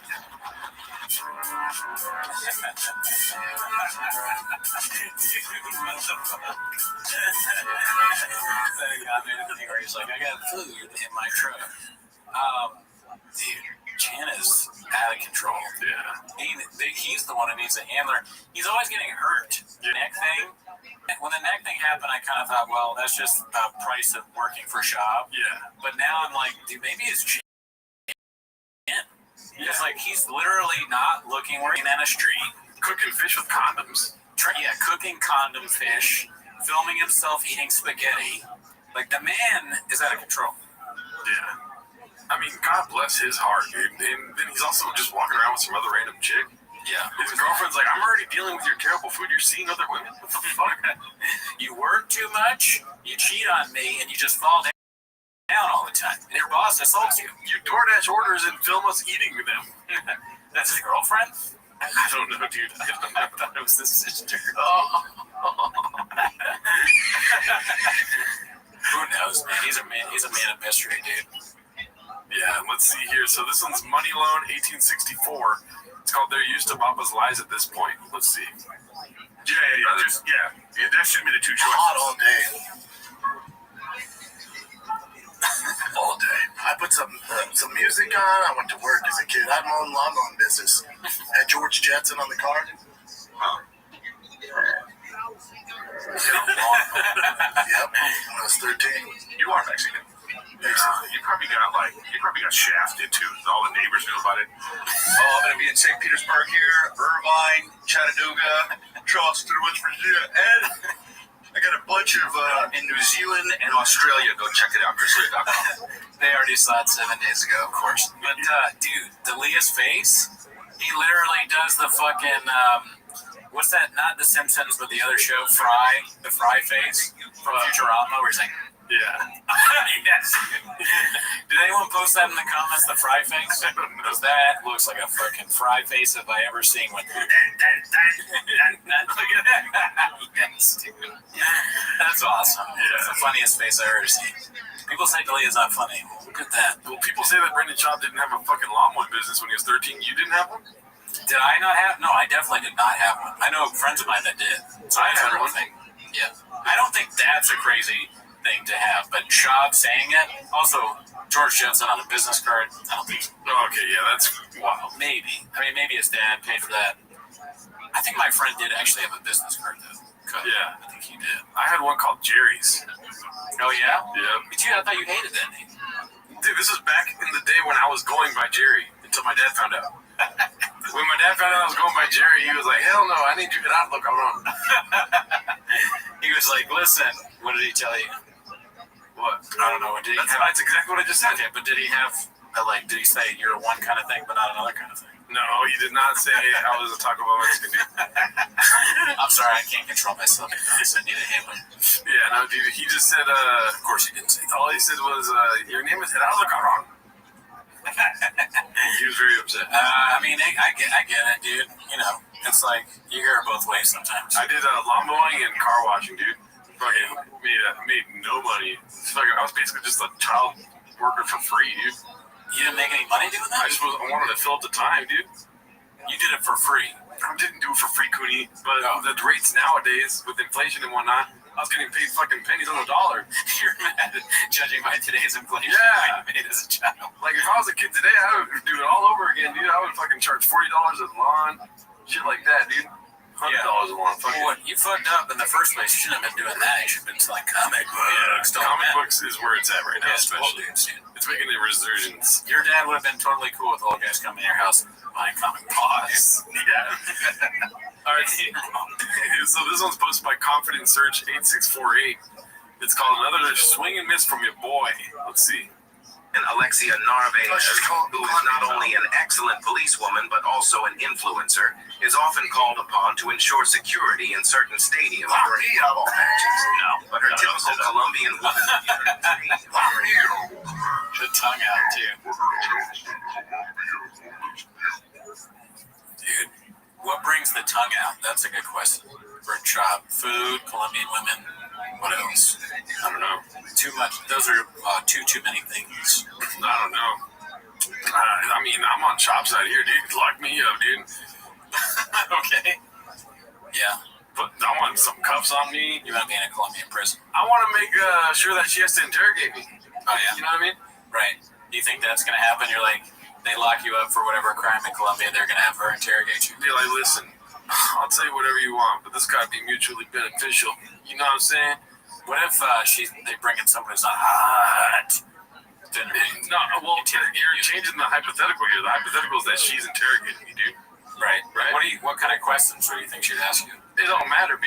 We have to sign the dotted line, dude. I see the bag. I'm trying to scoop it up. You know what I mean? This next up a bank, it's called Spread Too Thin. Had to give up my career in comedy.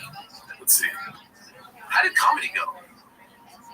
Well, everybody thinks you quit comedy, and everybody thinks I pulled back on my comedy because doing what I'm doing with the cars, the podcasts, game break, commentating, racing, sons, you know, you skip that based on travel team.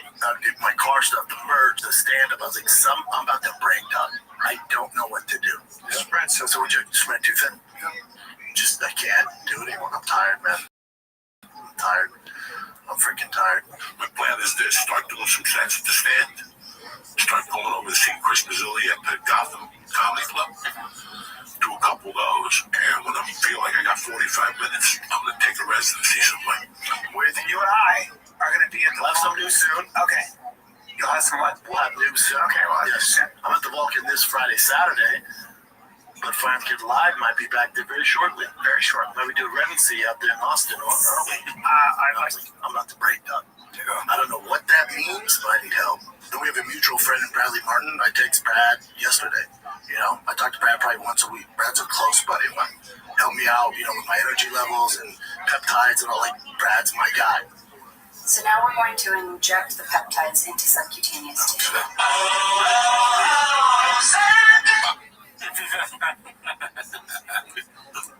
mean, you surround yourself with the right people, fucking Bradley Martin, Beanie Man, Jelly Roll, fucking Callan, God knows what. I mean, never count yourself out, dude.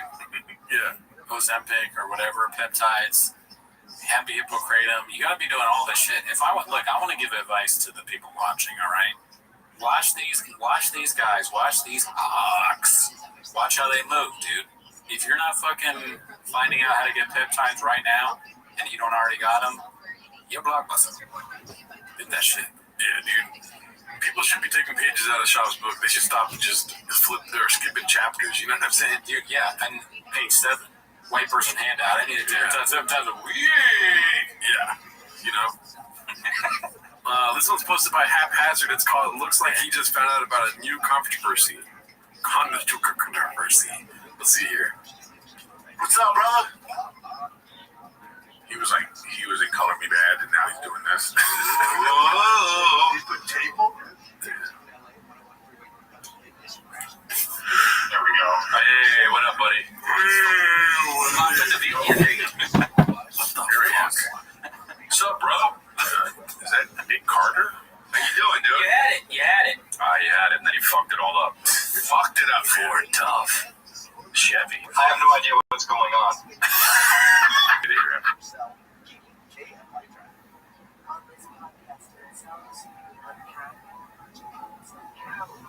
$4.16.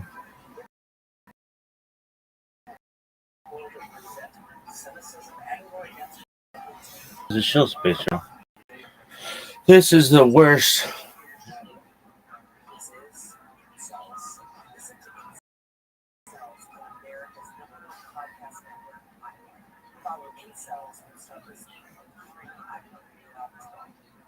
President Trump says he struck a deal to lower weight loss drug prices for Americans. Speaking from the White House, he says the drugs will be available for as little as $149 a month.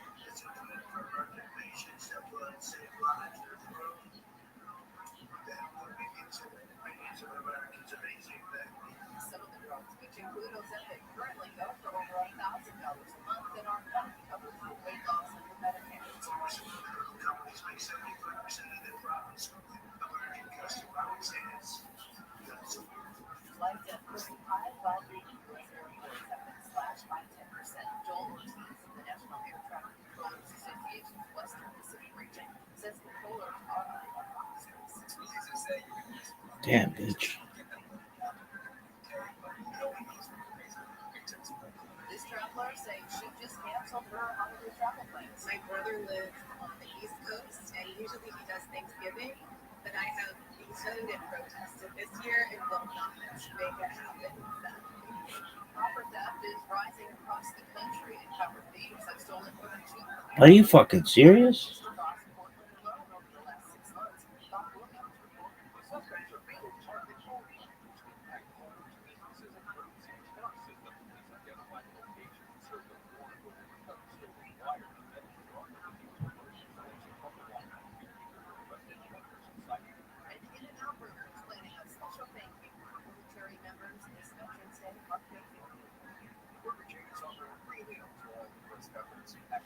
Oh, that's the other person.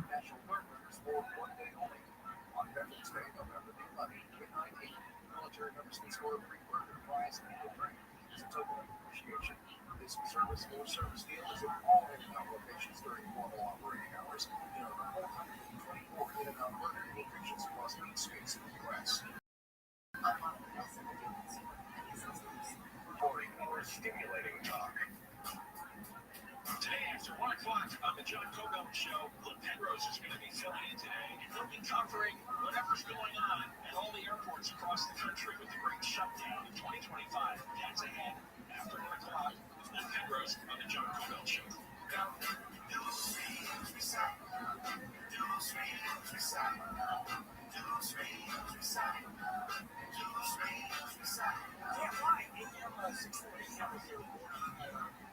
Friday morning, November 7th.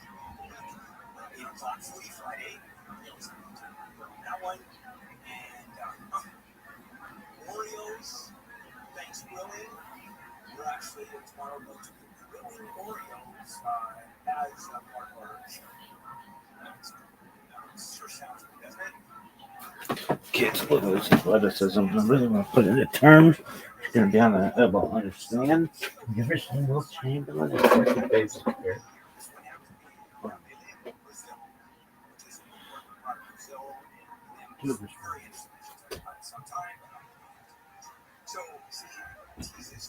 Fish bar.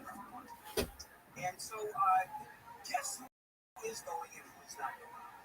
Well, no surprise that President Trump wants no part of a global climate summit. He does not believe, number one, that there is such thing as climate change, and he wants nothing to do, if there is, dealing with it. He just doesn't believe in it.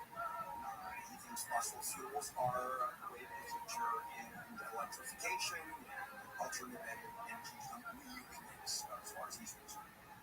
And so you got 200 nations gathering this weekend with him, and one of the big groups, one of the big delegations is from California, a state delegation, and an international country move for a climate conference. And so, why is it going there? Well, there are 2 reasons. One, which is, I think, inherently good, and the other one is purely political. I believe that climate change is there. I believe in electrification and alternative energy. I believe that. One of the reasons my daughters and I always talk about how difficult it's going to be for their kids. And why one of my daughters is not going to have kids, because we just too difficult for children to live and grow up in the body, in the new world, in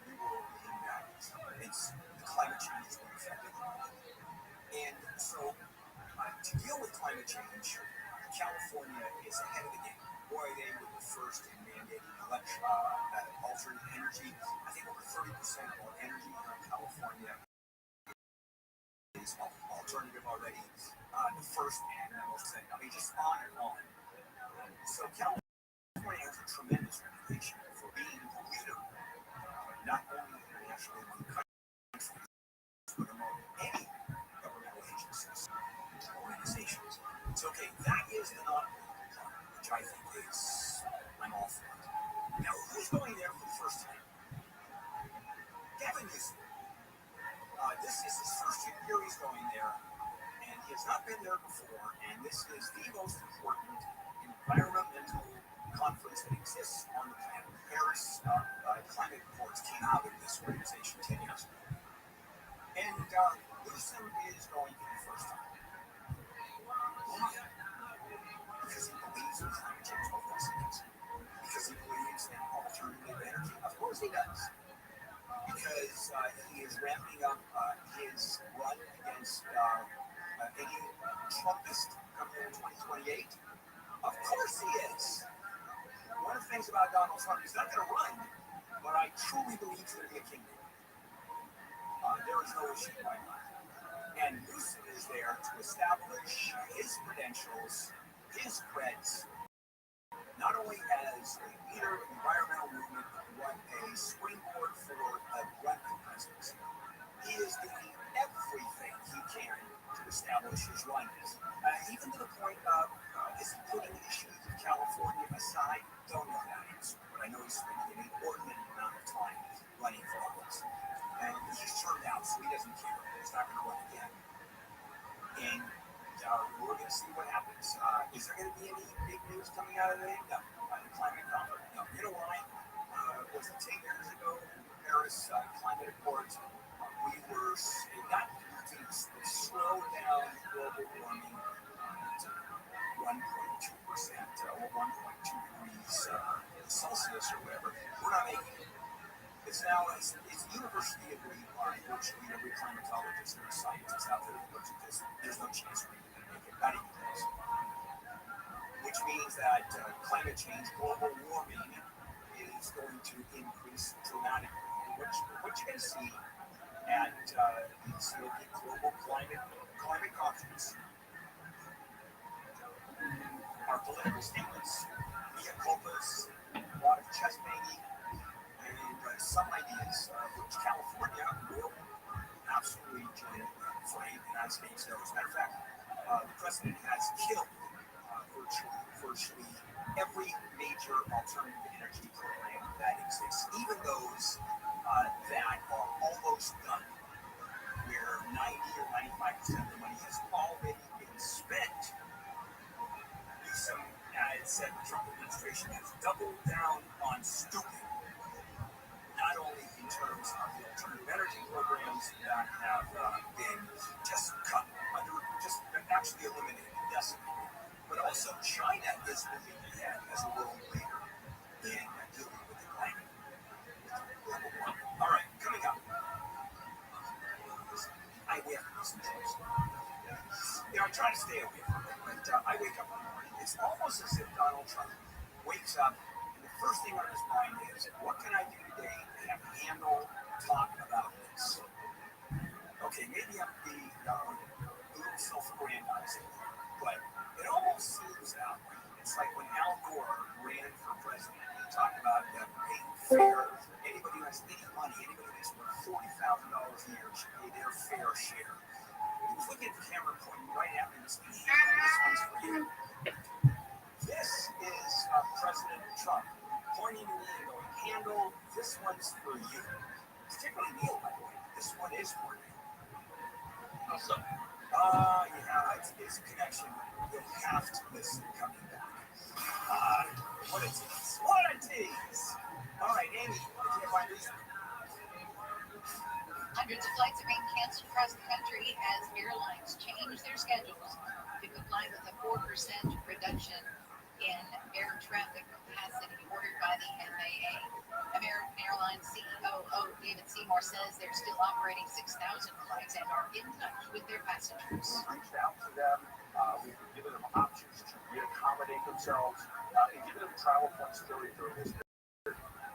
LAX and Ontario International are among the air being delayed or canceled. Prosecutors say the man who was arrested in connection with the multi-car pileup on the 10 freeway in Ontario was not under the influence of any drugs. Toxicology tests have cleared Joshua Reed Singh, although he's still facing charges of vehicular manslaughter with gross negligence in connection to the crash last month. 3 people were killed in the crash. A man who led police on a chase has been rescued after he fell into a construction hole. It happened Thursday night. The Los Angeles Police Department began chasing a suspect driving a stolen vehicle. While trying to ditch the officers, the 27-year-old fell into a 30-foot deep hole in Lincoln Heights. The vertical shaft was only 4 feet wide, so the Los Angeles Fire Department had to call in their urban search and rescue team. The suspect was hoisted up by a rope and taken to a hospital in critical condition. Bill Huber, KFI News. The Trump administration is planning to appeal the latest ruling from a judge in the fight over SNAP funding during the government shutdown. ABC's Nicole D'Antonio says the judge has ordered the administration to provide full SNAP benefits to states by today. The administration had previously said it would use emergency funds to only partially fund the benefits. More than 5 million people in California rely on the benefits through CalFresh. 42 million people around the country receive SNAP benefits. A supporter of President Trump has put her hand up to run for governor of New York. Republican Congresswoman Elise Stefanik says she will run against incumbent Kathy Hochul. Stefanik was one of the main driving forces of the Trump administration's push against anti-Semitism at Ivy League universities. There has not been a Republican governor in New York since 2002. Researchers have developed an antibody therapy to fight one of the most deadly forms of cancer. Researchers at Chicago's Northwestern Medicine say the antibody reawakens the immune system that blocks pancreatic tumors from basically hiding from the immune system. It has slowed tumor growth in mice, and the team is refining the antibody to be used in human studies. Riverside National Cemetery will not be covered in a sea of flags this Veterans Day. The annual event to place 250,000 miniature American flags on the graves of each of the fallen has been canceled because of the government shutdown. The cemetery will still be open on Veterans Day. Organizers of the event say they have the flags. They just can't do the event because of the shutdown.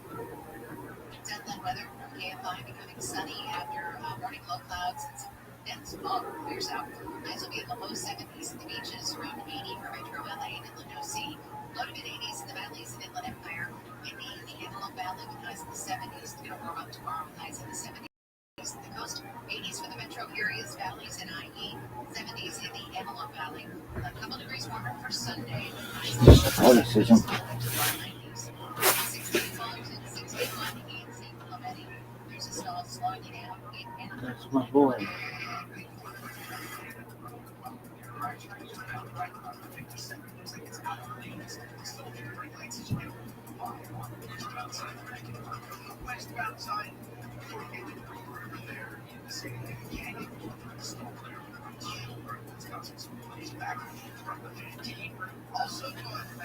I'll be straight up, like, the big separate schedules now are doing everywhere right now because there's a lot of people that are running spaces now, and, you know, it's really like, I don't want to run spaces on top of everybody, so the most normal time I'll say for me, it's 3 or 4 o'clock that I start, and then I will run for 4 hours, 4 to 5 hours, but, like, I've also ran a space recently that was like 9 hours, so. Bye-bye. Yes, Mr. Query. East Coast or West Coast? They gave me no appointment, but I called and didn't have nothing scheduled for me. So I didn't get no order or nothing. So I'm not going. I don't have to go because I called. The appointment. I don't have to go nowhere. Okay, that's frustrating, but I understand. It's very frustrating. I don't know how. I ain't get no text. Oh, okay, well, you got an appointment. Set up an appointment. Tell me something's going on. And then you don't call and tell me I got to do this. And then, come on now. Exactly. Yeah. I am. That'd be wasting my gas. Yeah, it's unfortunate. I was telling the cops, well, I get my stuff. Yeah, this is going on now. So I'm gonna sit here when I chill out. Okay, don't, Mr. Purse. I'll see you later. See ya.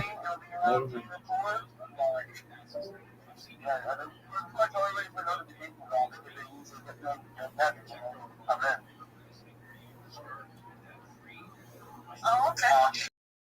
But yeah, yeah.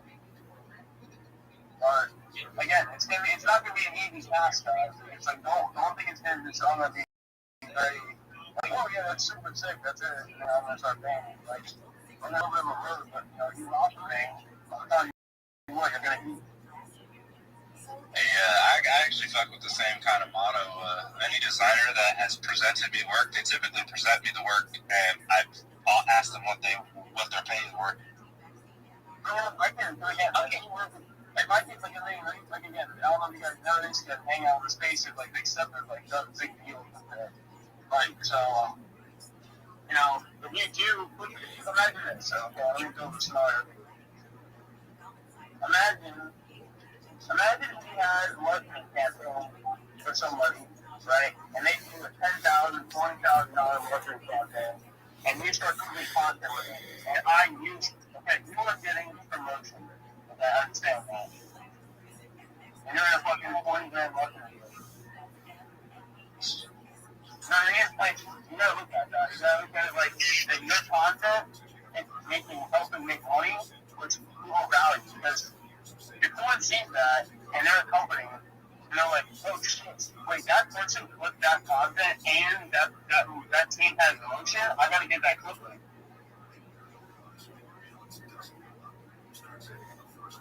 You know what I mean? Like, so, you want that. There's an opportunity. But, So, I've got another question for you. So, after I'm done making the clip, yeah? How do I submit it to you or something like that? You literally do the tag, man. You add shifts. This is a fire. This is funny as fuck in his face. And then that's literally like what it is. And you can drop them in the comments or in the space, or you can even send them like DM to me. It doesn't really matter. You letting me know. Okay. My shift. I have a question for you too.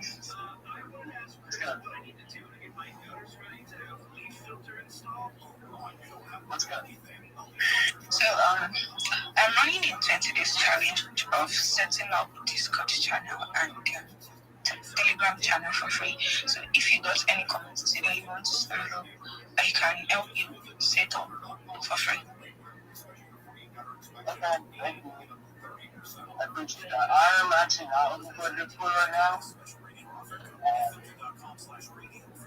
I'm looking more for flippers and fly guys, that kind of stuff. I'm your repair guy. Yeah. I'm creating like a whole range of it needs to be active with people. Like you can't, like I'm not going to be writing anything. If you're not active, like you're going to get dead.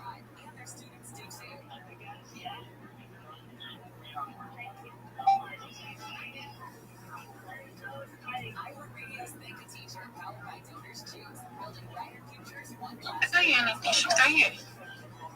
Huh? I have a question for you. Can you hear me? Yeah, what's good, bro? Yeah. I can't hear you. Can you hear me now? Say it again? Can you hear me? Yeah, I can hear you. Okay. I was on your thing on my Twitter account. That suspended and please begin again. I like it. Wait. You said you were in my ring and you didn't do it out. Yeah, I was active. Bro. I'm not worried about that. I'll do it even now. message you. She's gonna answer the question. Yeah, So I don't usually extra hand in doing anything. I'm also a virtual assistant. If you need extra hand doing anything, I'm a virtual assistant. assistant? I mean, what can you do as an assistant? Just what assistant? I am. Never had me in the assistant. You're gonna have to get. Yeah, I think she's a marketing manager and an assistant, right? Yeah, but like marketing what though? Because it's like we are the marketing, whatever type of marketing you need. Like if it's like for a show, for a project, or anything like that. Like I mean, like does she have a question? Does she have a fan base? I'm pretty sure she does. How big is the fan base? Like how active are they? I wanted to ask her. I'll just send it to him. I wanted to ask her. I wanted to ask her, hey, look, I'm losing the space. I need you to send this out for as many people as you can.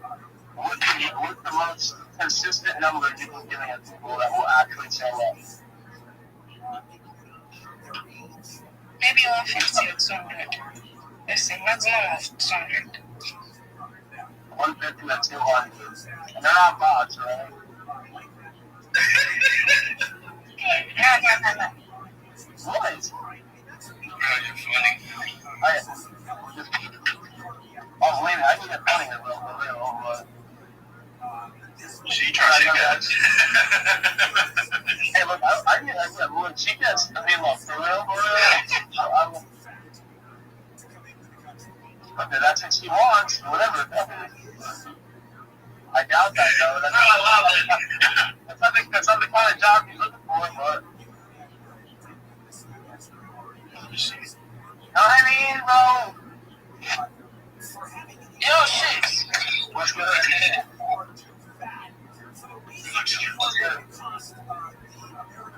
Hello? Chief, I want to recap what you just said. When you're talking about the clip and stuff, I want to recap. I want to know if I'm right. I think I'm wrong. Let's say I'm wrong. I think I'm wrong. She said she wanted to recap on what you said. Oh, yeah, what I said about what? About the stuff. So, yeah, I mean,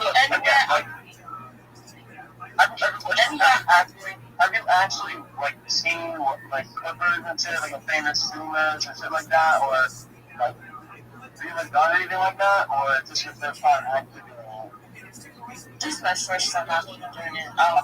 Well, like, yeah, so it's more of like, I guess, I mean, do you know what a clipper does? Guys, so look, basically, your whole job is just to find the funny parts of the space. When they're all up in the space, find the funny, comedic, relatable, anything that anybody can connect with type of clip. 100%. Yes. So those clips, you're going to always clip it. You're going to be inside the space clipping those moments. And when you have those moments, you can send it to them via DM, email, whatever y'all need to send it to. Like, whatever y'all need to send it to. So all you're doing is basically getting the content for them so they're able to see what the big steppers is doing while not being here, other so we can hype it up. It's almost like see all the great moments. Someone sees the great moments, they want to jump. That's what we're doing. That's 100% right. Bianca, what you want to do is listen to every big step of space. Whenever anybody's okay, I get it. So when I get the clip, I send it to you. I don't post it. Yeah. You can post it. You can be like, yo, I was hanging out on the big step of space, and this was a funny moment. Okay, I got it. Thank you. You know what I mean? You can do that, or you can use it for different reasons and shit. But if it's a good clip, it's gonna go viral. Like, if someone likes it, they might just take my post and be like, yo, that was a funny ass spaceship. When's the next one? And then just keep like going. Or like, yo, I remember that moment. Like, feel like that. Like, I don't know. Like, it could be funny as fuck. 100%. And you can listen to the recorded spaces too. It doesn't necessarily have to be live. You get the best content where people are laughing, where it's really informative. You make a clip of that, you add shift, you make sure to add hashtags, and you're going to be a really powerful clipper. They'll be appreciated in the community. They're all going to be looking for you for the funny clips. That's exactly right. That's the whole thing. I think that, you know, it's an opportunity. I think that, you know, a lot of people want to get paid out in the space. We're not against paying, but it's like, you have to like what you're doing, and then you're going to double down on it. Like, I don't think that we're not worth it. Like, it's like, hey, if you want money, that's cool. We want money too. But it's like, we're not going to get paid unless we do good work. That's how I look. This is how I look at it, you know what I mean? Yo, I got this huge ass scar, bro. Yo, is that Sudan? Yeah, that's Sudan. Yo, what about you, bro? Where are you? My girl been tripping. What? My girl been tripping. Yo, tell her to stop clipping. Tell her to try to teach. Hell yeah, tell her to stop tripping and do more clipping. Invite her in more clipping. Yo, I'm trying to get her into the Web3 space, but every time I bring that shit up, she act like she don't remember me bringing that shit up, and it pisses me off, so I stop. No, what it is, you gotta get her into a 100x. She's an amazing artist. She has mad talent. I'm telling her she can really start making any type of character she wants. Anything. She can really just show the way she can thrive in this community. And I don't know what the hell she's doing, bro. Don't even want to get mad. I'm gonna just drink my water.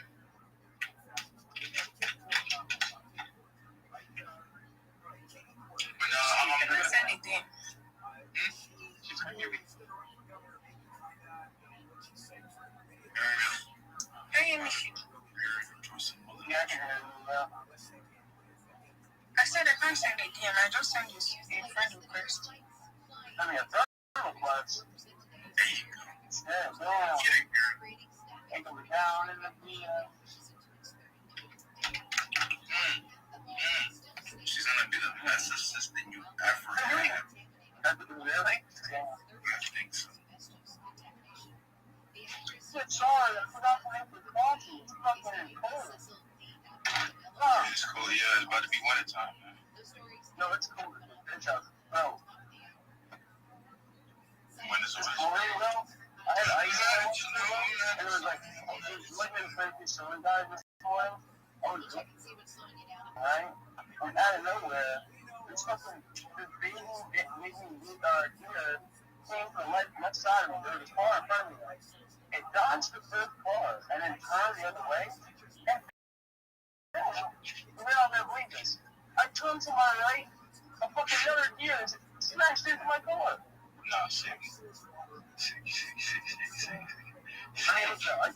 I turned away, right? So like I turned to the left. So it didn't really do that much damage. Like smashing that I do that push up my car like got exposed. But like the only thing that happened was he like knocked the little like mirror out and I could pop it back in. I was pissed though. I was flipping. I was like, no! My car is fucked! You're like that shit, and then you're like, fuck my shit up, and then you get out, and you're like, oh, it's not that bad, it's alright. You know, fucking kids. Shout out to my life. Yeah, fuck Vandal, bro. That shit is fucked up, bro. Fortunately, you weren't hurt either. That could have been really bad. Well, you know what I think? I didn't hit the deer head on. Like, again, so what happened was the baby deer ran to the left of me and ran in front of the other car and then turned, like, obviously he tried to stop as fast as it does. But, like, what happened was the deer, like, turned in and then turned back the other way.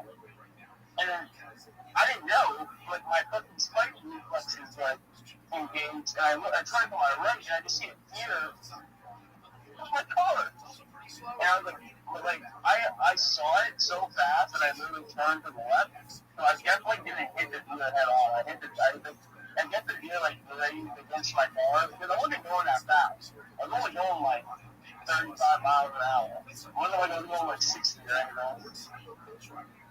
And I was going 15. I was going 15. My car was wrong. Yeah, I'm not gonna lie. They plotted this ever since you walked out the house. We gonna get this motherfucker. You never dealt with Mother Nature. We got you. Yeah, it's like that movie Open Season. Cinnamon deer to love.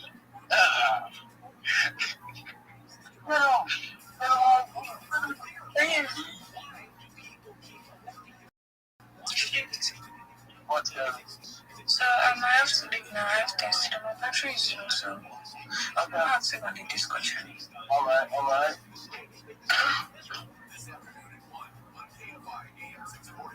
Stay blessed, Shawty Love. Have you seen that open split though, Syria? Speaking of opiates. It's open split. Oh, no. It's like an AI clipping. But I don't know how good the AI is. Oh, no. I'm back on that. Hey, I'm put people on, bro. Look it up. It's called Opus Clip. Opus? Opus. O-P-U-S. Opus? Like Opus? Yeah, Opus Clip. Opus. Is it on the App Store? No, it's not on the App Store. It's on it's a website. It's a website, yeah. It's definitely AI. It's definitely an app in there. Opus AI video right here. So as he tried to lie to me, tell me it's not an app. Oh, is it really an app? I did not know that. Yeah. Just pull your leg, man. So my face ID went crazy. They don't know who I am no more. I close my eyes, I'm a different person.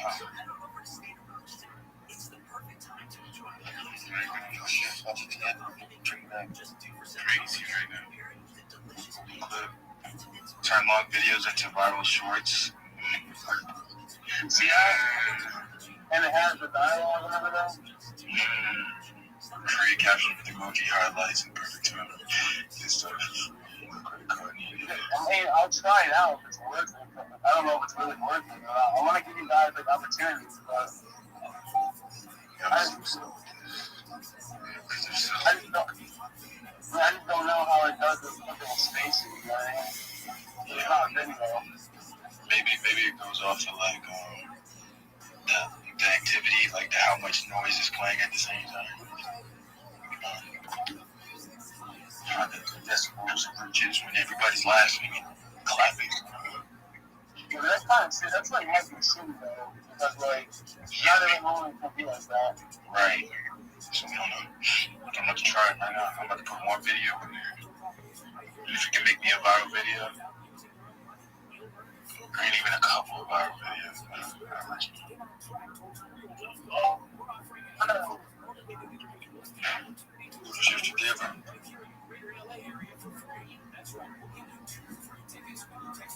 Check it out. Yeah, okay. I just DM'd you, bro. Check it out. I just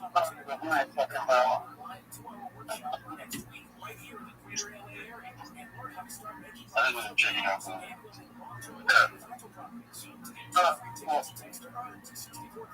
Shoot, if I said that out loud, I call myself a monkey, bro.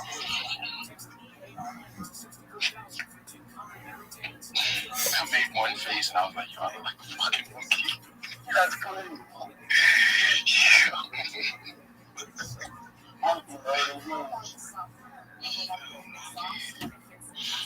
Alright, let's see what it do. 7%, man. Grand for 24%, man. Grand finale. I gave it a music video, basically. But it's not a music video.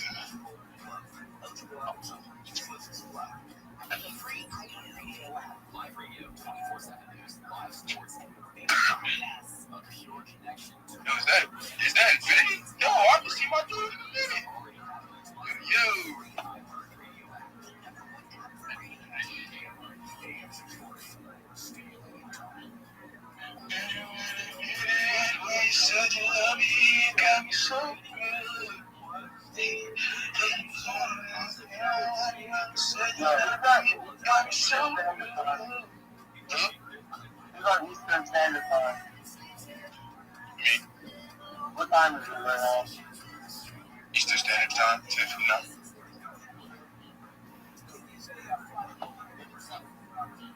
You see, she was in Eastern Standard Time. What time is it? Eastern Standard Time? Yeah. I need an emergency. Send it here, please. Bro, does anybody have 40 cents? Please, dude, anyone? Yo, Zemo, why do you... Yo, no, leave. If you can't find 40 cents, this is not the place for you.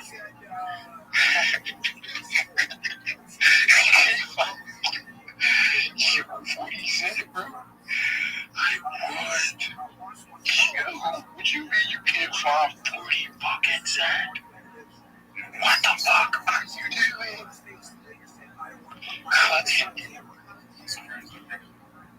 I am just broke too. And I have at least 70. 70 cents. Sorry, I am leaving. You got me. You gotta leave. I'm just laughing.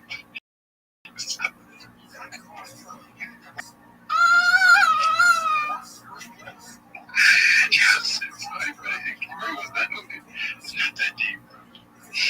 That's not 40 cents should not make you leave the server, bro. How do you get it? You have an apple. Wait a second. Find you a poetic journey of hope. This clip is recreating. I don't even want to put my clips on me.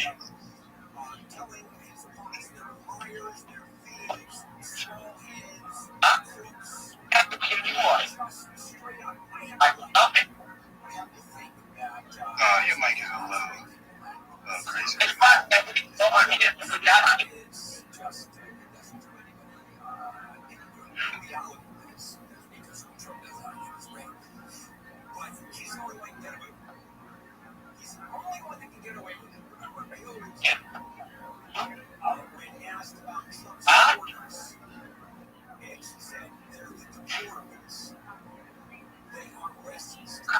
They need to change my name back, bro. Get this shit off of me. Shooting LLC is what they need to be.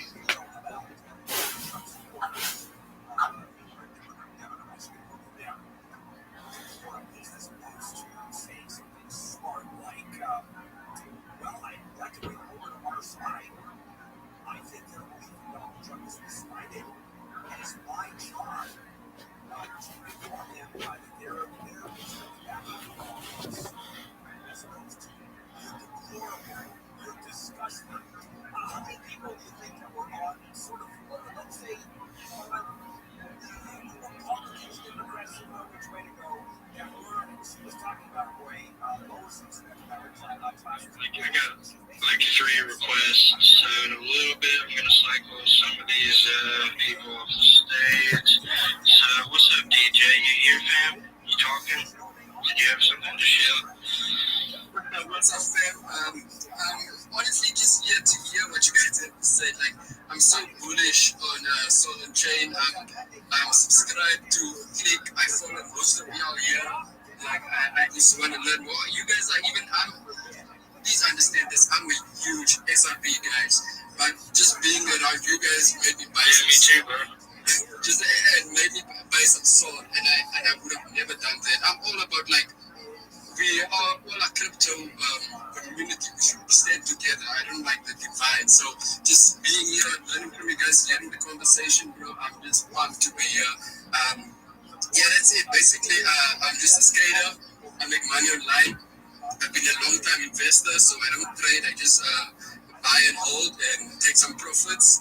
I also do some youth development in Cape Town, where I don't know if you guys know about Cape Town, but gangsterism areas are very poverty and drug-stricken, so we just try to keep the kids away from that by teaching them how to skate or how to surf. And now I'm actually working on being monetized on X, which is super hard. I didn't know it's so hard, bro. Like, I have 33K followers on Instagram, and I don't even do any effort. Here, I show up daily, and I'm not gonna stop.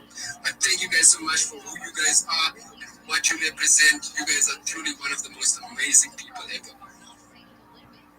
Let's go, bro. I appreciate that. Means a lot.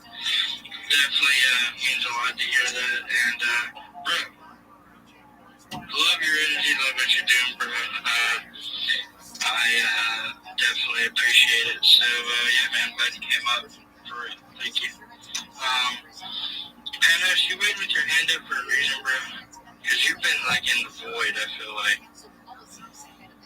Yeah, he's in the void, bro. I don't know. Maybe I need to. It's hilarious. Anyway, how do I say this? Zibobo, what's up, man? Yeah, this is Zibo. Thanks for having me. I really appreciate being here. My name is Zibo. I am also one of the new guys in Web3. I have been working with humanitarian organizations for quite a while. I've been doing some sort of things earlier before in Web2, but haven't had the chance to be part of Web3. Just that I realized the world has changed now, and things are going on down to Web3. And thanks to my own man here, I call him my hero, Straw Hat Stew, who has given me a little vibe here to join this space, and then also asked me to be on and off wherever I find myself, and then learn a lot. And seeing Solon Chain here, guys, I've seen you the other time, but I've not wasted much time. But I've learned a lot. You guys are dope. I really love you so much. And for me, here I am currently an active reply guy, and I also work with content for other people if at all I have some opportunities. But other than that, I don't have any project for now working for. But I am also active in spaces just to learn. And for Solon, right away, I'm going to the Discord just to make sure I have gotten all I could to add my own back is also there. And so hard to thank you so much for this, and all other guys here. I really appreciate you. DJ, I've seen you, my man. Zibobo! Appreciate it. Is this thing on? Yeah, you're good. Yeah, it's on, man. Zibobo, you're my man. I love you, man. Keep it, bro. You're pushing hard. I see you grinding, dude. He started hosting his own spaces recently, bro. I see he's pushing hard. Yeah, that's dope, bro. That's dope. I love to see it. For real, I always encourage people to do the spaces. But yeah, guys, I got like 5 people in request, so I am going to have to drop a couple people down here. So I apologize for that. Alright. Where's Click? Click was here. He wanted to come talk. Is he gone now? No, he's here. What up? How are we feeling? Happy Friday, everybody. Happy Friday, man. Feeling bullish. Let's fucking go. I haven't even looked at the market, but I'm always bullish, so I never looked. Let's fucking go. Yeah, I quit looking at it. It don't matter anymore. We're here for the long run. Facts. That's how we roll, bro. Yeah, bro. Yeah, this hasn't bothered me in the slightest, I'll be honest with you. The market, I haven't, it's gonna be just fine. We're doing good. We've most of us have seen this, a little bit before anyway. And this happened kind of too when we were doing, we were just creating Trump Soul Club. It's gonna get better. The whole world is positioning itself to make crypto everything, so we're gonna be just fine. You're gonna be just fine, for sure. Just keep stacking and keep grinding. That's exactly. That's what I'm gonna do, and I hope that's what a lot of us in our little group are doing that. So I think that's the play, for sure, guys. BK, what's up, dog? So you got your hand up? Yeah, I was just gonna say, I just want to say something real quick. I just wanted to remind everybody, get your guys over stake, talking with people, and reaching out. there's a lot of certain people that don't even really realize that we have that capability. So, yeah, I'm busy. I'm sorry. Yes, you're good, man. Appreciate you. But yes, I said this in my last space. Thanks for reminding us. Yeah, I highly suggest that you're getting your trumps and you're getting your bull bears. See, listen, in particular the trumps, they're on clearance right now, bro. Go get you some and start staking them. You can earn points from them no matter how much you buy them for. So go in there, start earning these points, bro. You can use them in our treasury in the near future to get some banger stuff that you might want more. So, I mean, it's really a given. And if you got your bull bears and your trumps already lying around, I mean, you might as well just diamond hand it and freaking stake those bad boys and, get some of that value out of it that we've tried to give you guys. When the people that have been staking it have racked up all these points and they're pulling banger NFTs, buying banger NFTs from the treasury, you're going to wish you did it. So I highly suggest you start now and get ahead of the game, for sure. Thank you, BK. Just heard, multiple people say, we're not even looking at the market. We know this is going to turn into, we know that this is going to be a wonderful thing. We've all been having such an amazing time together. It doesn't matter. Just here's to having fun. Such a 100%.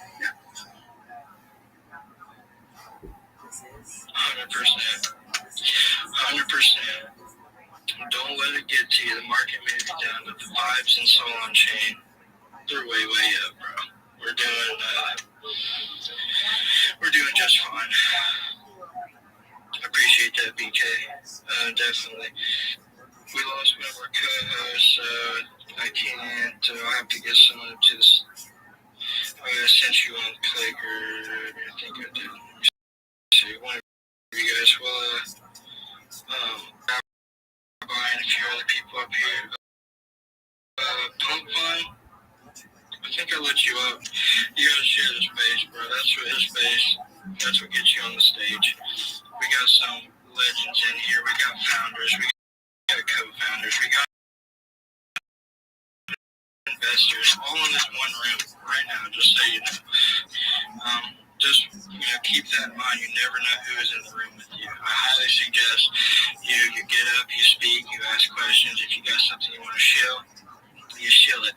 Because that one person in the room may be the person that buys 1% of your project or has an opportunity that you need. And that I'm speaking from full-on experience, first-hand accounts and experience, bro. So help me share the space. Boom. That's what I was saying, I think. Let me see here. But what's up, Pump Fun? How you doing, fam? Pump Mind Virus, Pump Mind Virus. Pump Mind Virus, y'all. Pump Mind Virus, PMV. PMV, let's go. PMV, some of y'all might know us. We've connected with a few communities. But yeah, if y'all don't mind, I'll do a quick shill. GM, I hope everyone's well, first of all. It's a Friday.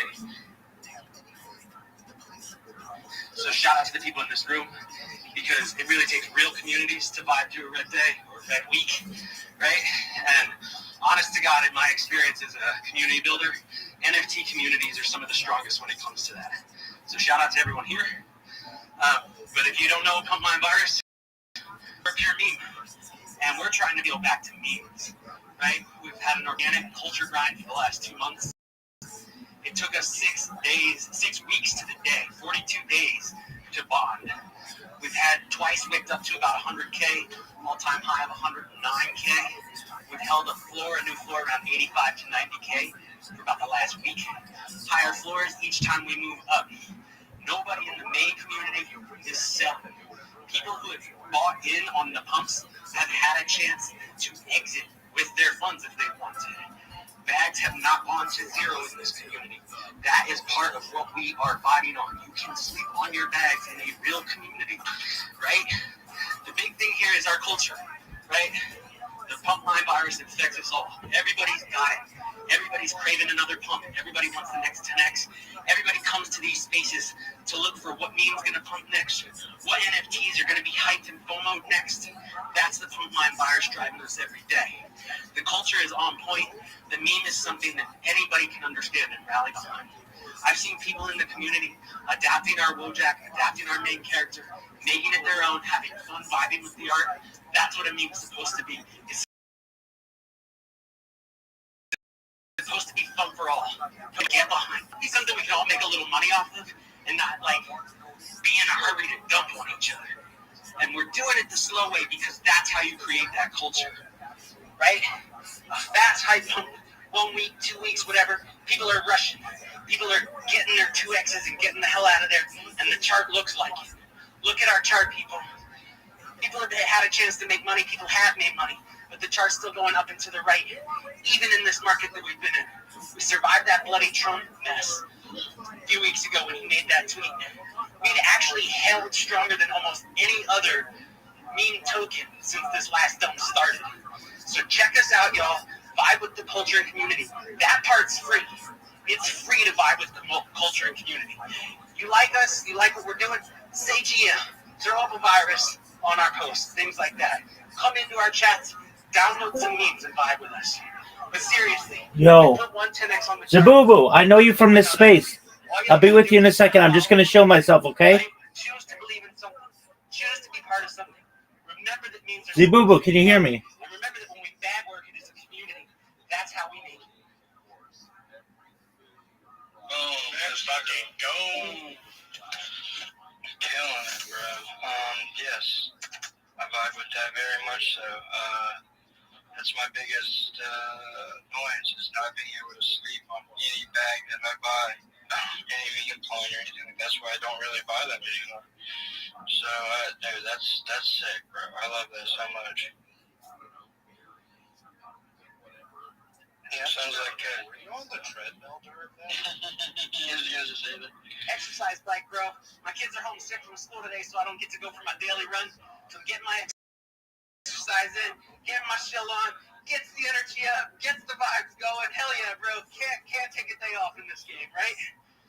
Let's fucking go. That's what we love. Let's go. 3 days off, that's for sure. Double time, overtime, overdrive, all that. This is sick, bro. No, I love it. I love it, bro. Appreciate that, dude. Definitely, you guys do your own research, but check it out. I know a lot of you guys, this would interest you. It interests me very much so. So definitely diving in. I appreciate that, dog. Very, very much. Super cool. Let me see here. Was Rabbi, what's going on, fam? Y'all brace yourself for this one. What's going on, dude? Every day's a holiday. Every meal's a feast. Thank you so much, John Boy. I'm Rabbi Rothschild. If you don't know who I am, you will. I stream my life 24 hours a day, 7 days a week, 365 days a year for world peace. This is the biggest event in global history. We've seen the death of a queen, the birth of AI, the coronation of a king, and everything in between. This is a real-life time capsule, a real-life timeline of human development. In the 1990s, Bill Gates coined the phrase, "Content is king," and I'm making it true today. In 2018, The Economist magazine stated that data had overtaken petroleum as Earth's #1 resource. And I have more data archived on the internet than any person ever. I'm king of it and an influential person. And what I'm going to do with that influence is make all of you, your friends, your family, independently wealthy. I'm going to make sure that you have the opportunity at generational wealth. And most importantly, I want you to be able to start charities and philanthropic organizations of your own. You should join my Discord. The link is in my pinned post. You should join the Big Step is Discord. I'm live in that Discord 24/7. I'm living in there. In addition to promoting world peace, I promote ending world hunger through the use of technology such as agricultural drones, floating greenhouses, saltwater greenhouses, hydroponics, vertical farming, cloud seeding. I want to help end world thirst. I'm sponsored by a cryptocurrency. It's known as Harry Potter Obama Sonic 10 Inu.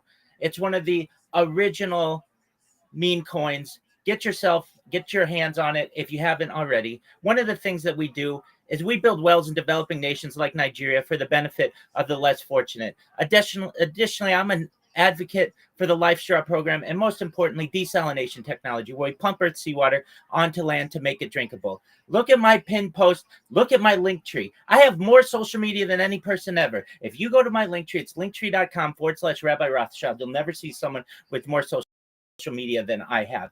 Go to my Discord. It's discord.me/rabbi. Look at the video in my pin post. It's 1 minute. If you haven't seen it yet, you're missing out. More than anything, though, I'm here to be a positive person in your life. I'm here to have an optimistic view on the world, and I want to give people hope. If you're a reply guy, if you're a Web3 marketer, you want to connect with someone, you want to be mentored, I am open. I am free. Come to my Discord. Let's chop it up. I want to thank you so much, John Boy, for the opportunity to be able to share what I do with the space, and I want to thank the space as well. I hope you all have a wonderful day. Freaking go. Appreciate you, Rabbi, out here killing it. He's not joking, guys. He streams 24/7. Live 24/7. Every day. Every day. Go check it out. It's wild. No joke. And his meme coin, no joke. That they're talking to this dude is very being 100% real with you guys. Very interesting, very cool guy. Check him out. If you definitely feeling froggy, it's a good look. Maku, did you want to say something, brother? You had your hand up a second ago. I was gonna ask him questions, but I opted not to. Okay, the last question I had last time, I won't have him answer it again, but is what is a Santa Claus machine? You guys just Google it. If you just Google it. It's pretty crazy. But anyway, DJ, what's up, dog? What's up, guys? I see we have one of the co-founders and my mentor in the building, so this would be an appropriate question. And we have the top dogs, John Neves here. So I wanted to know, guys, right? So this, I'm gonna put it. So what sparked the idea to launch this creative agency, and like what some of the core services that has been, right? So this, I'm gonna put it. So what sparked the idea to launch this creative agency, and like what some of the core services that has been a game changer for you guys? That's question number one. And the second question is really simple, because I'm a visual person when it comes to like envisioning my goals and so I just want to know, right? Yo, MFF, how are you living, big dog? Community supported to core contributor, and like what's the one skill or hustle that streams team material? MFF, can you hear me? MFF, can you hear me? MFF, how you living? Can you hear me? Yo, go fuck yourself. No one wanted to talk to you anyway.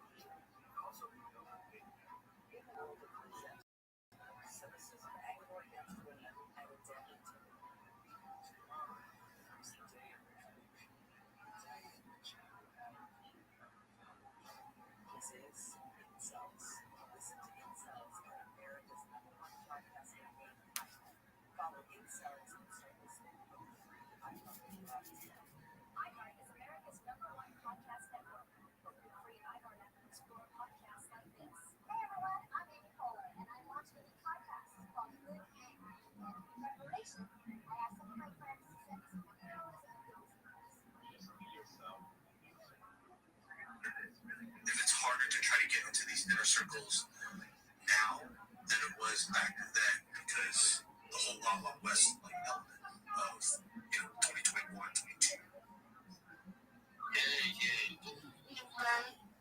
Okay, sorry to cut you short. The thing is this, right?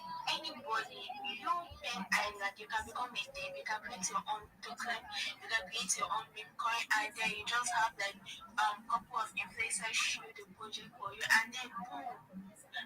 Like the thing about this insider is this, right?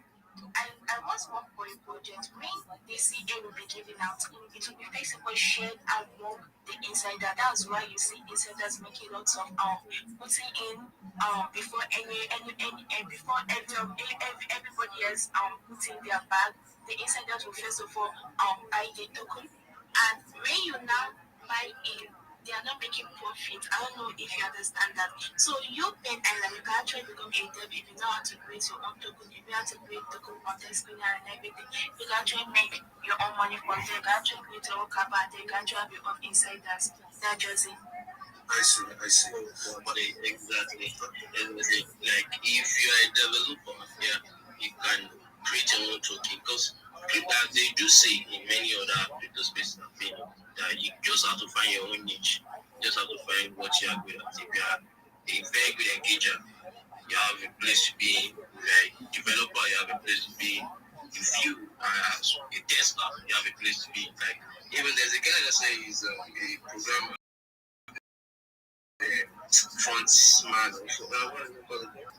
There are so many jobs that need front-end developers. Many in a group actually that gives crypto gigs on a weekly basis. So there are so many.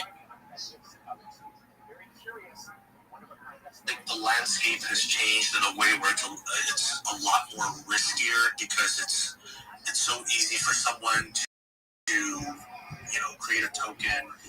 And then especially with AI too, like I feel like AI kind of like makes it even more riskier where you now have to double down on your homework before shopping around for a group of people to like try to jump in and join and support and stuff like that, because you don't know, in my opinion, like if you don't know enough and you just, eeny, miny, mo, you could end up in a circle of like really good developers and it's a small circle, or you can end up in like this really big place where there's a lot of hype, the coin is absolute shit, but because the presence is there, that becomes successful too. But then you also have like the 13, 14-year-old kids that know the technology because they're at home bored and they're just tinkering around and they figured out how to make a token.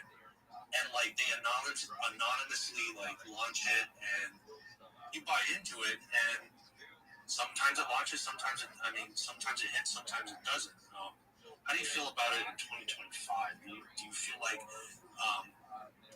if things are a little bit riskier now than it was, and that it oversaturates the scene, I guess?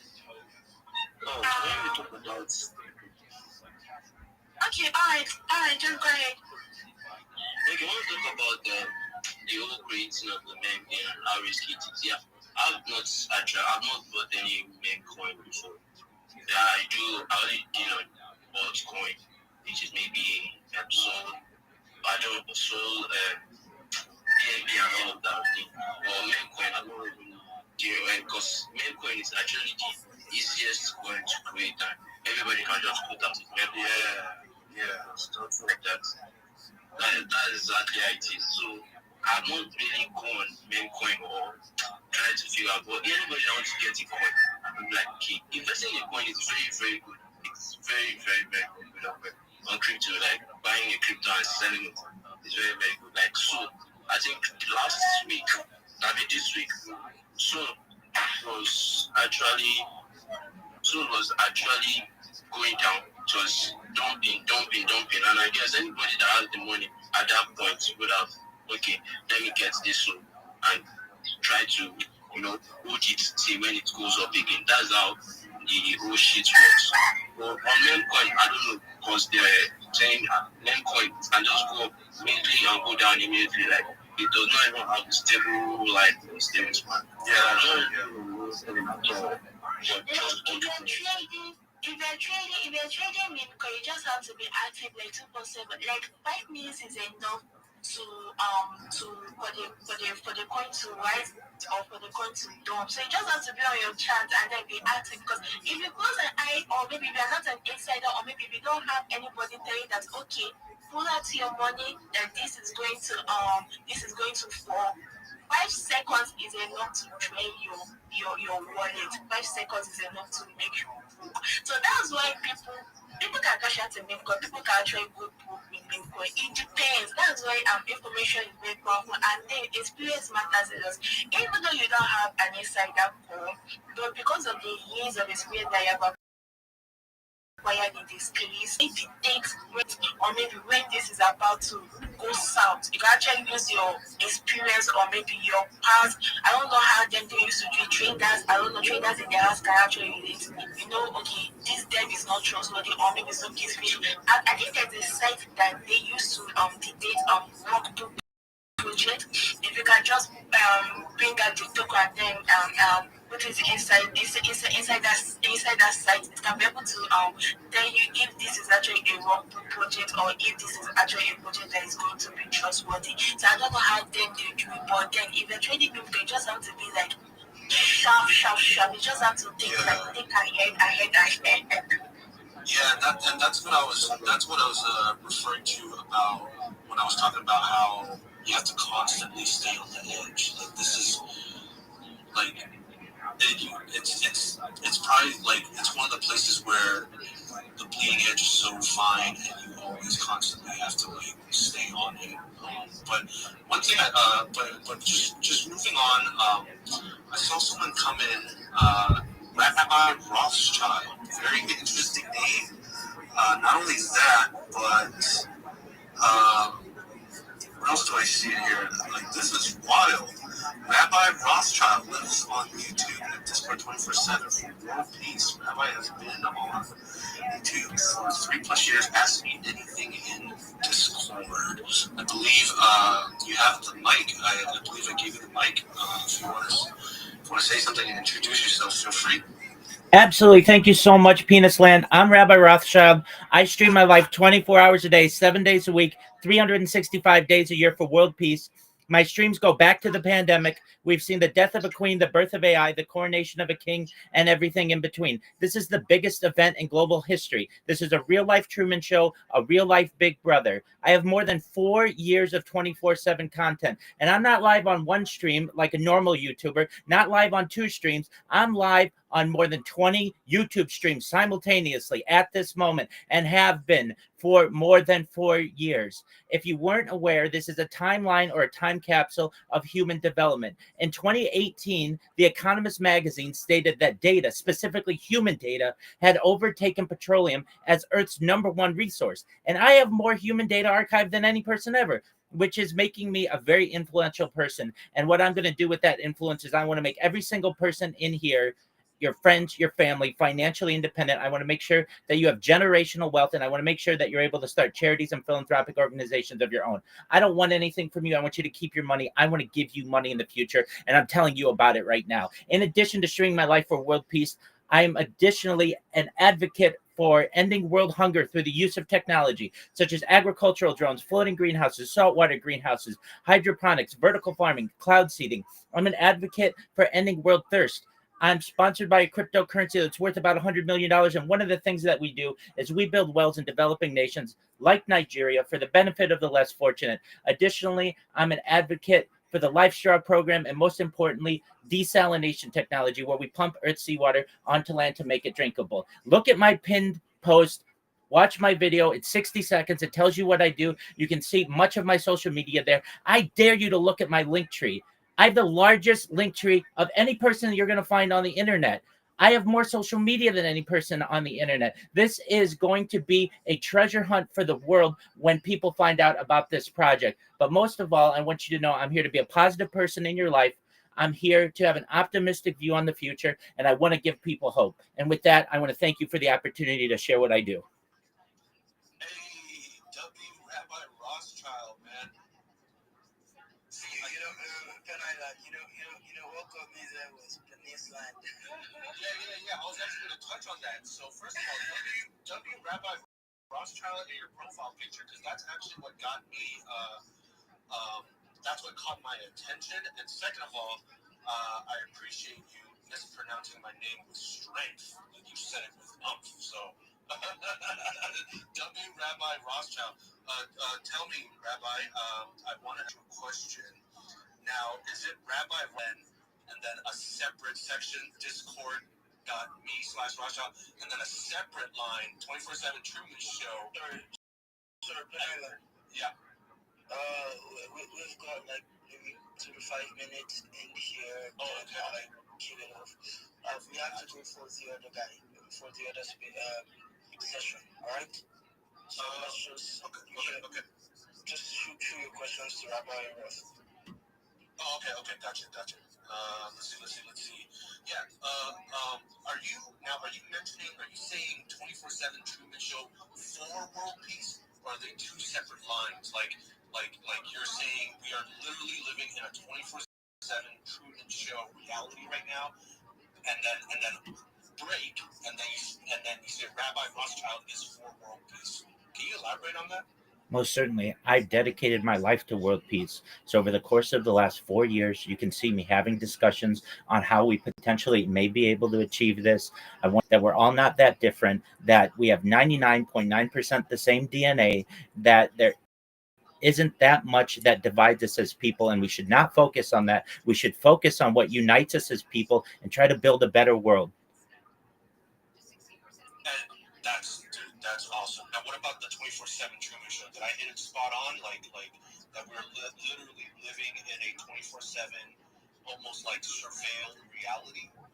I'm saying that I live in the Truman Show, so I'm always on camera, and you can go back to any day of my life over the course of the last 4 years and not just see what I was doing, but also know what's going on in world events. Like I said, we've seen the death of Queen, the birth of AI, the coronation of a king, and everything in between. We've seen assassination attempts. I've been in earthquakes. You can literally watch my life going back to the pandemic. This is really important for not just modeling of AI, because AI needs data sets in order to build its models, but additionally, it's really important for people to be able to study in the future from an academic level of knowing how the human body is reacting within this environment. My breathing patterns, my sleeping patterns, my circadian rhythms, my eating habits, my behavior patterns, all of that is archived for the world to be able to study in the biggest event in global history. Bro, you are blowing my mind right now, because the stuff you're saying relates to a lot of the stuff I like to listen to in my off hours, and yeah, that's some crazy shit. I guess maybe you said I was gonna say I have 5 more minutes, but I want to give you one more question. I want to shoot it to you hot. Oh man, there's so many questions I want to fire off. So what do you think about this whole global financial system? Like, to me, I don't really understand it too much, but from a normie's perspective, it looks like capitalism is touching every part of the world via, I guess, US of A. But it all feels like a Ponzi scheme, right? Like when someone pledges $600 billion investing into America, like Mark Zuckerberg's not actually writing a check for $600 billion. Like it's all like, it's like we're paying each other's debt with debt, and it's just like borrowed money running, like fueling borrowed money.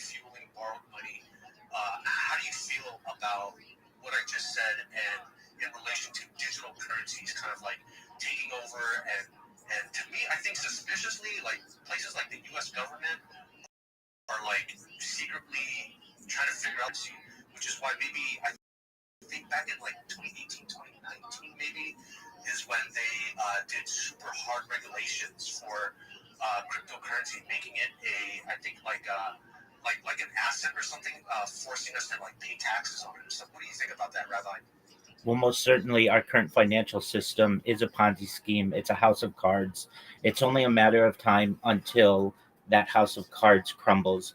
If you weren't aware, when the Federal Reserve was founded in 1913, the $100 bill was worth essentially 100 times what it is now. So that means that in 1913, a $1 bill is worth $100, even less. That's what inflation does to a currency. This is a fiat currency, and we are all smart to be escaping it into a digital world. In addition to cryptocurrencies, I talk about things like quantum computing, artificial intelligence, artificial narrow intelligence, artificial general intelligence, artificial superintelligence. That's the future. That's the way this debt that our nations have been essentially building since World War II or so. And what we want to do is be able to hedge ourselves against at inflation through digital currencies. And Penn Island, I'd love to talk to you about this more. I know that we have to close. We have one more person, but come to my Discord. Let's talk about this. Let's chop it up. I talk about other things that are going to fascinate matter. Santa Claus machines, faster than light communication, things like space tourism and space elevators, terraforming of other planets, interstellar travel, invisibility clothes. Come chop it up with me, and I'd love to learn more about you, and we can talk about this more. And just want to thank the room for that. And I know we have one more person, so thank you for the opportunity to contribute. All right, thank you, Rabbi. Let's see, Card. I see your ask me, and then go ahead and unmute yourself now and try to speak real quick and before Osland interrupts. Go ahead. Hello. How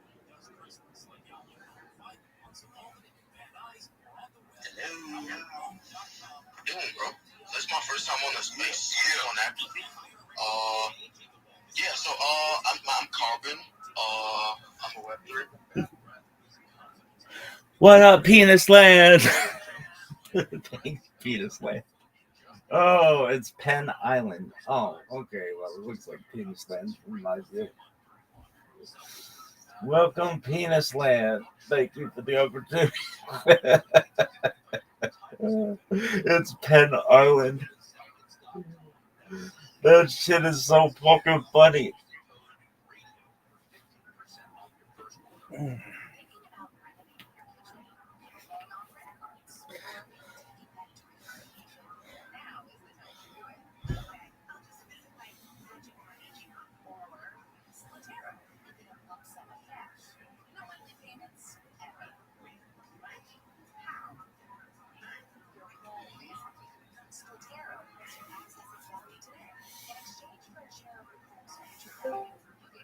Yo, Jayski, how are you?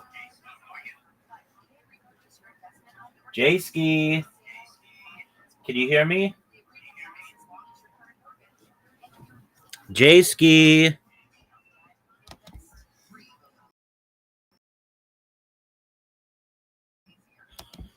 Jayski, can you hear me? Jayski, can you hear me? Yo, can you hear me? One second. Hello? Can you hear me? Absolutely. How you living, big dog? Hello. How are you? Yeah, I'm good. I'm just chilling. Excellent. How'd you find out about me, Jayski? About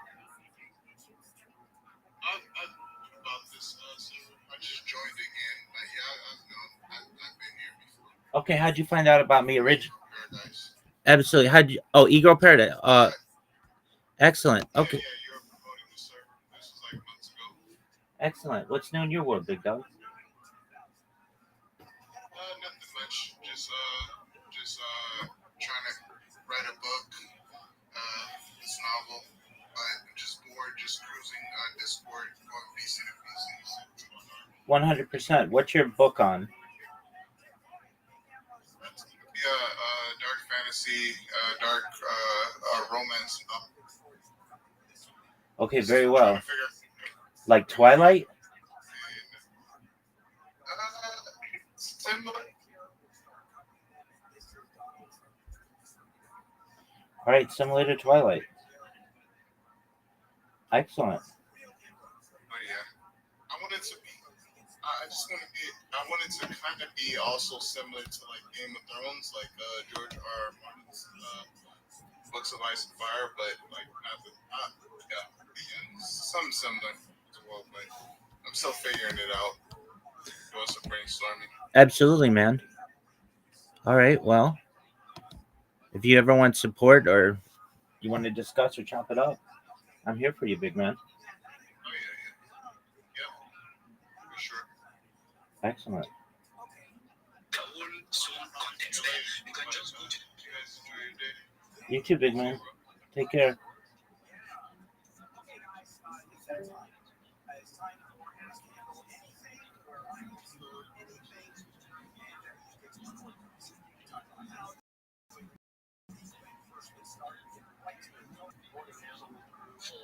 consistency in trade, and it also contains risk management. So just well to check it out. It's going to be very good for you guys. Literally doing what kind of my mentor did, because earlier when I started trading also, I kind of met a person who did something like this. He had a YouTube channel, dropped a lot of education for people to then when it comes to educational content, the reason why it's really good is since in crypto we see so many repetitive things, but expanding to different ways to, put yourself out there and help other people. I feel like educational content could be the way to go, bro. But why did you actually, think about it or want to start expanding to different, ways of boosting your project? Not really for now. Like how I basically just want to push things is in terms of the education. And the education, a lot of people are good at the YouTube. And to get to the deep side, we prefer me to take them side by side, hand by hand, and do it for them. That's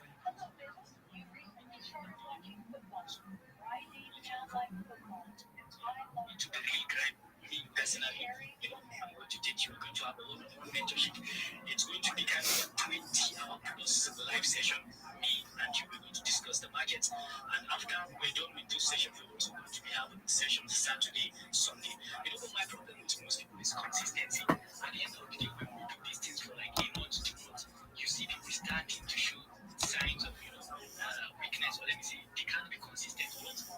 And ideally, this time, to really get what you want is not easy, I think. Thank you for the opportunity, Penis Land.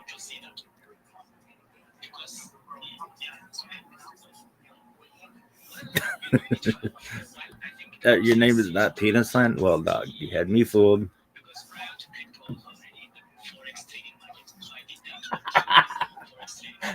That's fucking hilarious.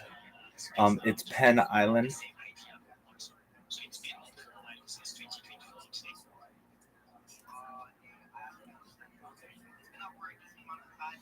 Well, dog, it looked like Penis Land to me, baby. I know some Rebbitzins who want to be queen of that place. Calm down, woman.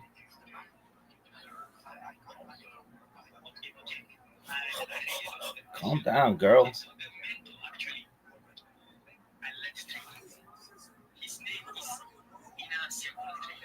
His name is Rabbi Rothschild. Oh, tight, dog. I know that motherfucker. He made my profile picture a circle.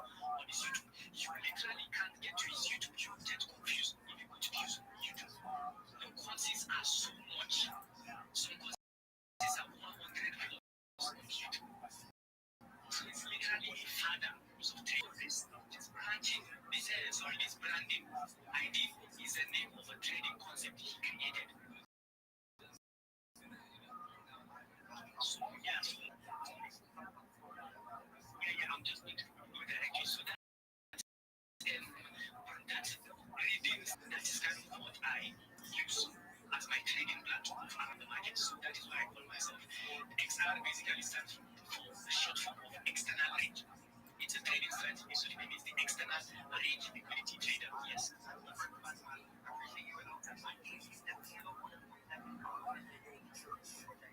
Yeah, I really appreciate it.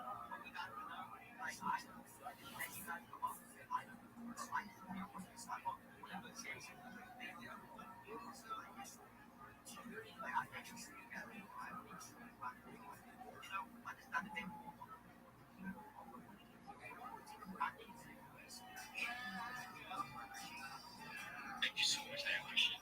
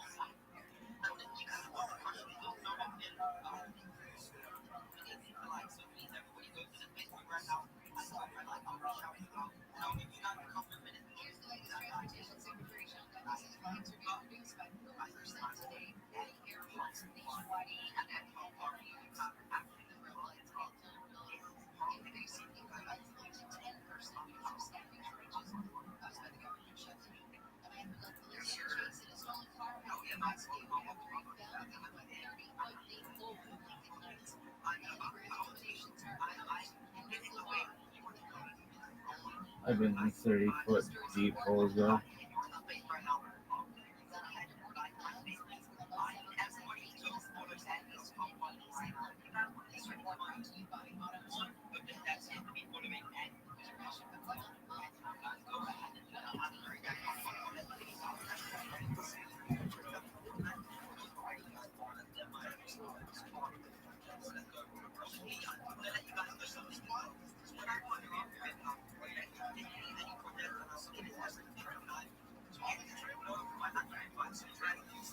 Hey, I am giving financial advice.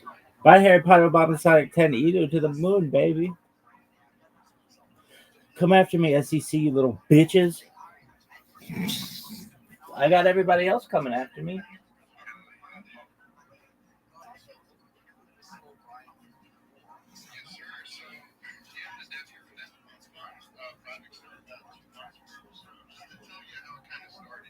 Hey, I don't give a fuck up.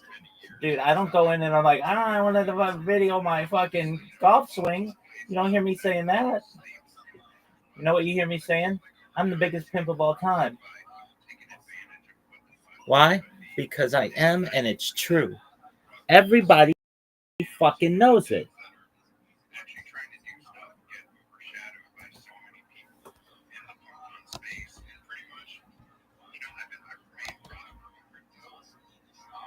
You've remained profitable with crypto?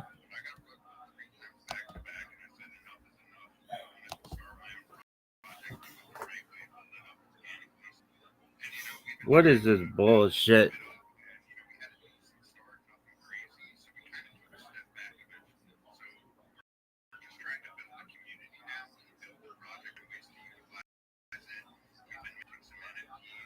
This is the worst.